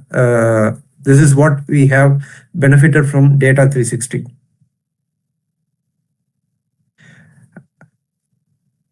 So customers, basically they expect personalized omni-channel experience across every touch point in the execution. So most enterprises are operating on fragmented data architecture, which cannot support the expectation on a large scale. So the gap between the expectation and enterprise capability is being widened across the systems. So there is a huge expectation from companies to meet the unique demands and needs of the system and compete with the customer experience. And at the same time, it helps this data 360 since because when it comes to financial and life science organizations, data is very critical. So even from a compliance standpoint, we need to have a regulation and more guardrails in place. So that is another main reason we have the data 360, which is helpful across the customers.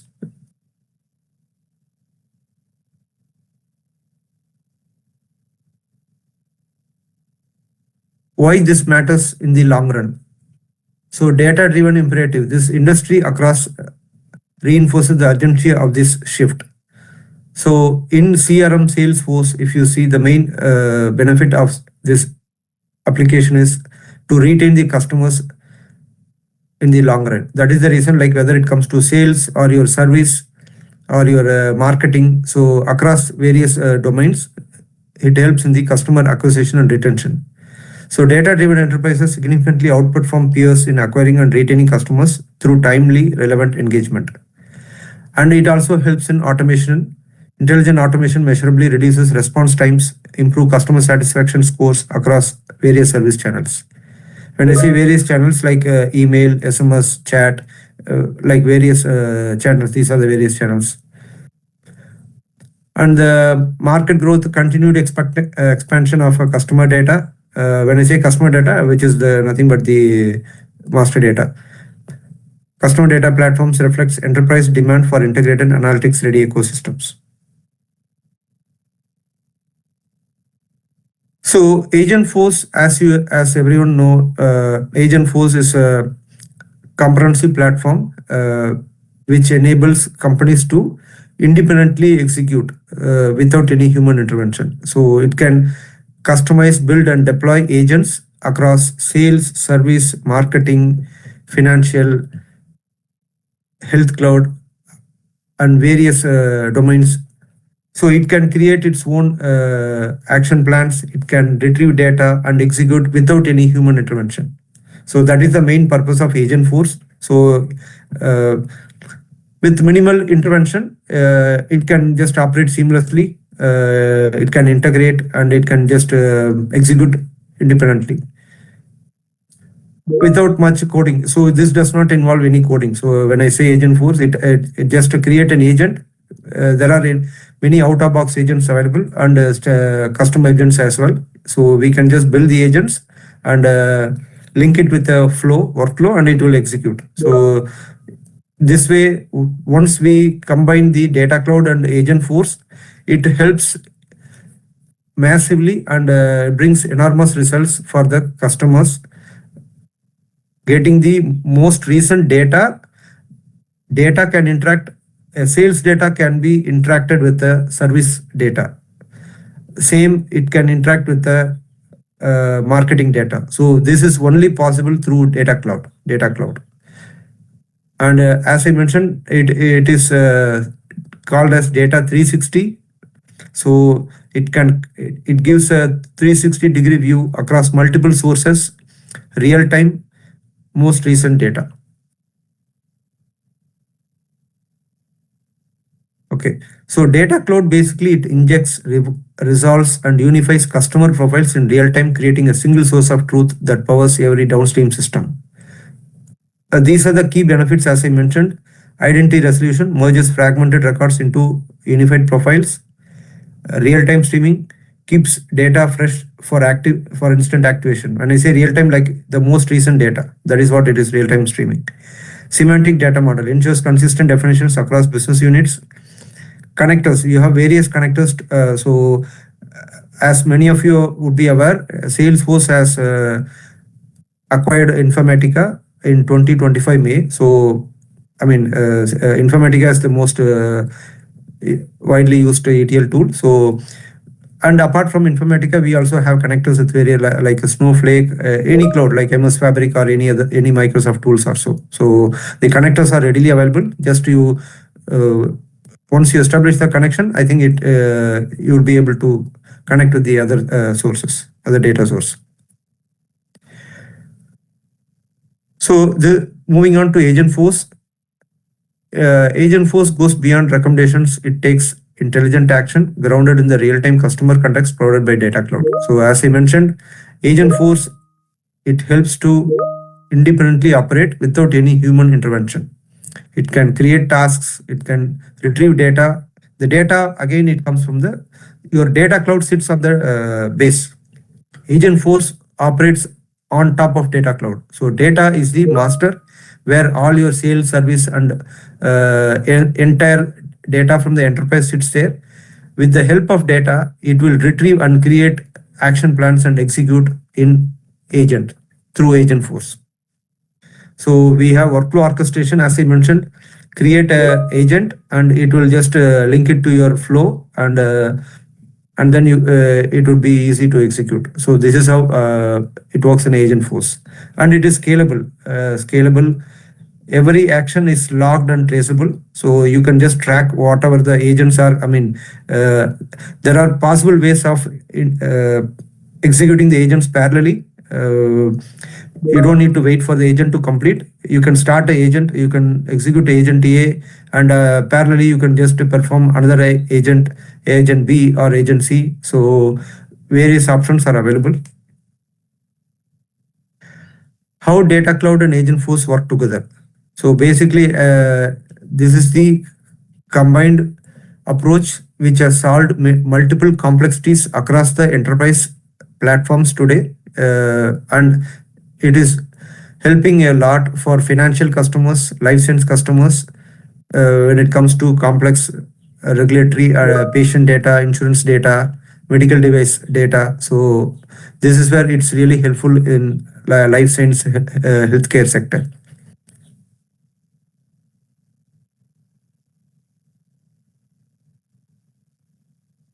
So the various clouds, what I highlighted earlier. So the data has been shared across these clouds. So with the help of data cloud, your sales data can interact with service data, same with marketing. So field service cloud is something which has been recently introduced, like any field service operations, like you create a work order, for in a real-time example I can give, we have a equipment at home. So if we have any service to be done, we create a service request, and the work order is created for the technician. The technician comes and he replaces the parts. So all these are handled in a very streaming connected mode, and this is very efficiently handled through work order orchestration, what has been highlighted in the Lightning Field Service, which is called FSL, Field Service Lightning Cloud. It has intelligent appointment scheduling. You can just see which technician is available based on your territory, your region. So in that way, I think the intelligent appointment scheduling has been efficiently handled. And the Service Cloud case, like we have various modules in Service Cloud, like case management, knowledge management, entitlement, how a case is created through various channels, how you can automate the case. So in one of my previous engagement, we have made sure that a case is created, and based on the trend, it will automatically populate and assign it to a queue. So this is what we have done in Service Cloud. And Sales Cloud, with the help of data and Agentforce, it helps to predict your future pipeline, what are the potential leads, where we have revenue generating from which leads, from based on the opportunity what has been in the last quarter. So multiple approaches are possible with the help of a Sales Cloud. And Marketing Cloud, it is used to just predict the segments, which segment can be targeted for the upcoming campaign, and based on that you can just plan your campaign activation from multiple sources.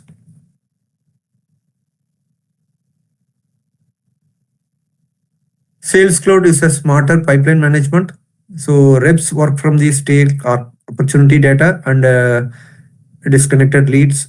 So scoring models rely on CRM data, missing behavioral signals. As I mentioned, like forecasting is another key aspect of Sales Cloud. Forecasting is manual, which could be automated. So forecasting is another main aspect of Sales Cloud, which can be automated.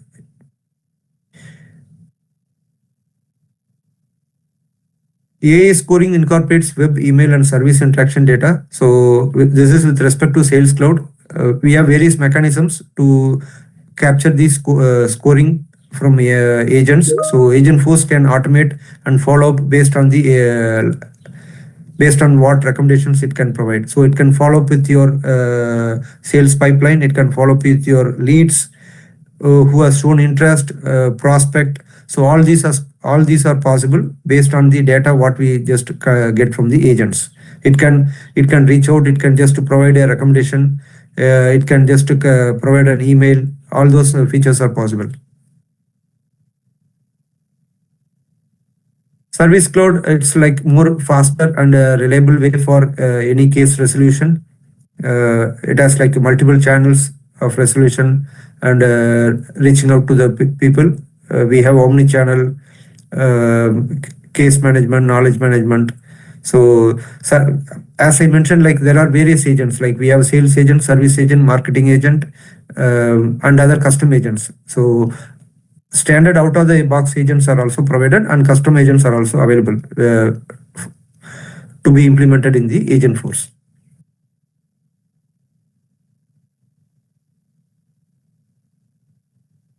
So field service, as I mentioned, this is for the resolution of the work orders, like any equipment repair or any service and repair. So this is handled through the field service cloud with the efficient handling of the work orders and appointment scheduling. We can just track the online appointments, and based on that you can reach out to that particular technician. You can track whether the technician is available for your particular territory, and accordingly you can just schedule your work orders. This is basically about the service maintenance for your any of your, like say, your air conditioner or any equipment what we have. So the periodic maintenance, everything, it is just automated, and with the help of Agentforce, it can just recommend like you are at the due of this particular cycle or quarter, and all those recommendations can be provided through Agentforce. And when it comes to Marketing Cloud, so again, like segmentation, how to segment the based on the trend analysis and transactions and historical analysis. This helps to identify the exact segment of people to send the communications or reach out for broader campaigns. So we have like various approaches here. Closed loop attribution, it connects campaign actions to downstream revenue outcomes, and journey personalization and email builder. So there are various ways in Marketing Cloud, as I mentioned, email, SMS, chat, WhatsApp, and any other social media. So those are the various channels available.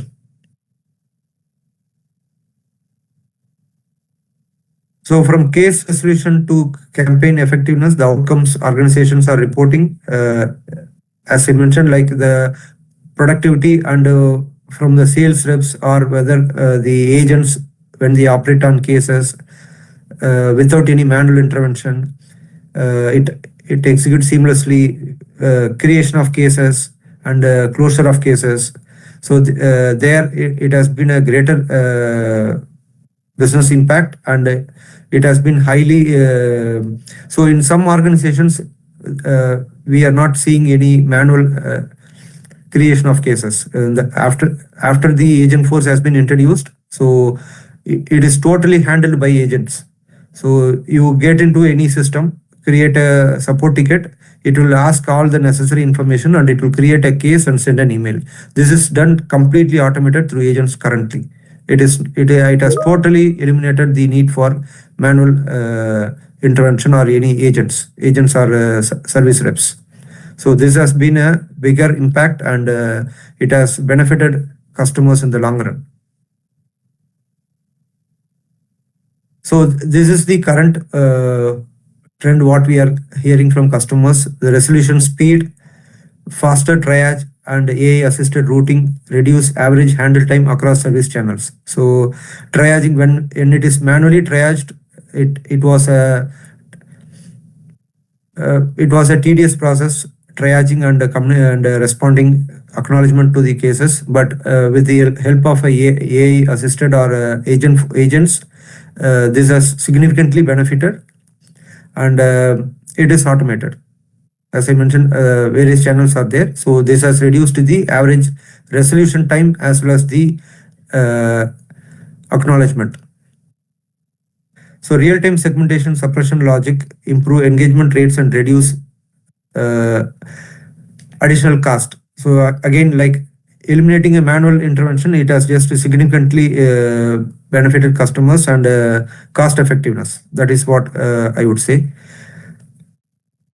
When it comes to audit trail and consistent data definition, it strengthens compliance.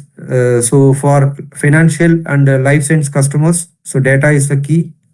So there are various compliance regulations, FDA. So it helps your data 360, and once you set the guardrails, it accordingly revolves around that guardrails, and what data, where, and how to execute. This is handled by the Agentforce. So one of the underappreciated advantages of this integration is the structural improvement to data governance. A unified data layer eliminates differential inconsistencies and create enterprise-wide audit capability. So a single semantic model ensures every work from the same customer truth. So it's a single source of truth, as I mentioned. So data 360, it's a single source of truth across systems. Across systems, it is integrated. Data Cloud enforces privacy preferences across all activation channels. Every agent action and data transformation is logged for compliance review. So when it comes to compliance or any review, audit, it helps significantly. Agents take autonomous actions across sales, service, and marketing. As I mentioned, like agents do not wait for any human intervention. They operate independently. It's an autonomous platform.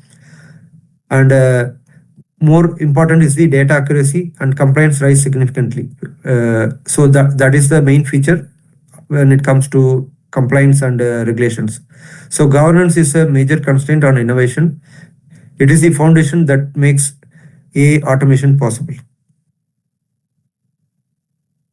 So we are moving from a reactive to predictive engagement. The shift what we are seeing is, until the introduction of agent, we have been in a reactive path. So now we are moving into predictive and adaptive shift in the system.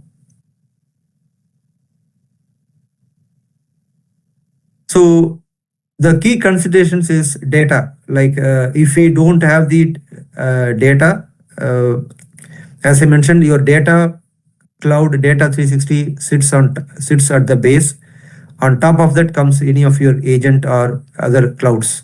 So we need the data to be accurate and validated. So data quality is a key factor here in order to have a proper predictions or any of your insights, your business insights, predictions, key decision making for the leadership or any business pipeline. So data quality is the key factor here.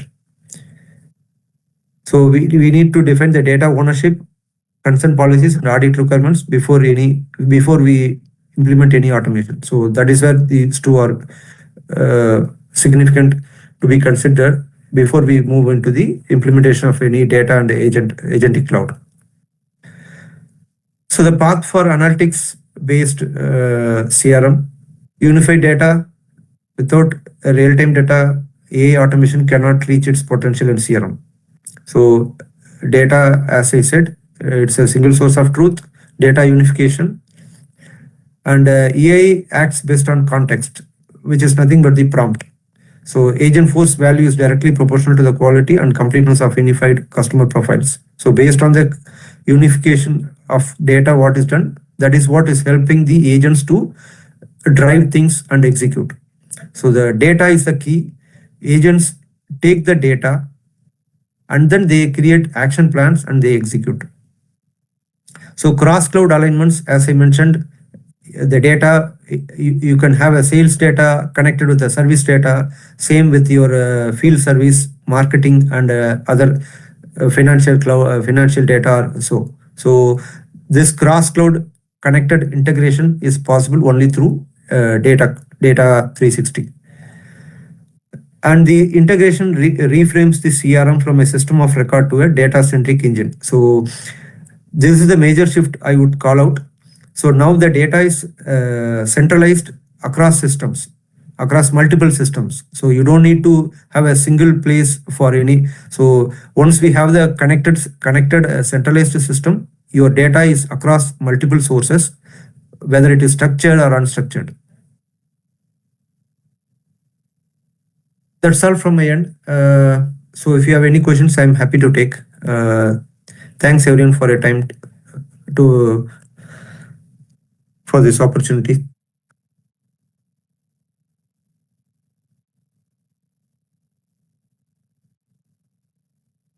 Thank you so much, Karthikeyan, for the session.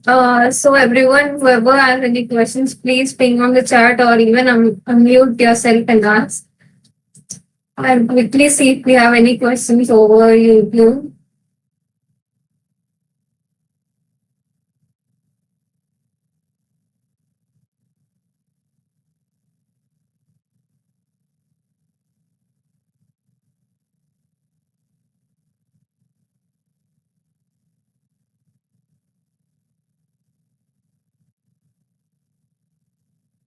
So Karthikeyan, I do not see any questions over chat. Let's give 1 minute. If anyone has any questions, they can quickly unmute and ask. Sure. If there are any further questions, I'm happy to, they can even reach out by email. I would be glad to yeah, I'll be glad to respond. Sure.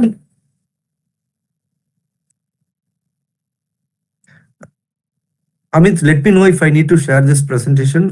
Just let me know.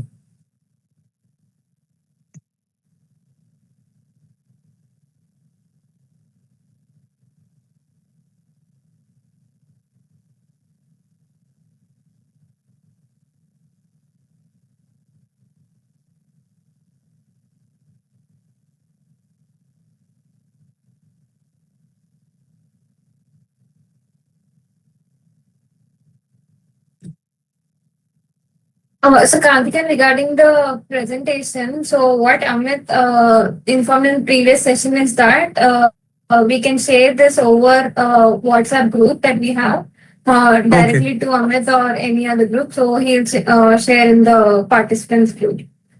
Sure, I will just share it after this meeting. Sure, I can share the deck what we have discussed. I will share it in the WhatsApp. Sure. Yeah, sure. Okay, I don't see any questions or so. So I think we are good. Thanks everyone. Thanks for your time. I hope it has been useful and informative for going over the insights on the agentic cloud and data 360. Thank you everyone. Have a wonderful evening and a great day. Thank you. Thank you so much, Karthikeyan. Amit, can you hear Yes, us? thank you. Thank you everyone for joining this conference for last 2 days. And thanks Karthikeyan for the last session. It was a really informative session and I appreciate those who have joined this conference. Just give me a second. Those who have joined this conference for last couple of days. Some of you have attended quite a few sessions, so I really appreciate your support in this aspect. And hopefully, all of you will fill out the form. Those who attended the session and looking for DP 600 and 700 vouchers, please fill out the form. The details have been given in the chat, and I'm going to paste it again just after ending the call. So take that information, fill that form. This also has been given in the WhatsApp. I'm going to share it now on all the groups. Right now, we are only sharing it in MACC4, Microsoft Community Conference 4 group, but we're going to share that. With that, I thanks all the speakers, moderators, and everyone who attended this meeting. Thank you all and see you soon. We are going to have next in person in Indore, followed by in person in Hyderabad, Bengaluru, and few other places. Keep in touch and keep watching our updates on LinkedIn or WhatsApp group so you'll get the information about that. Thank you all. Have a great day, evening. Thank you. Thanks to the organizers and moderators. Thank you.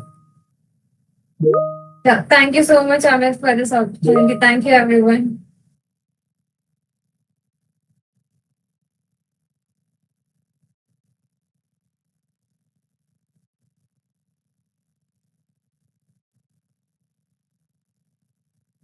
Yeah.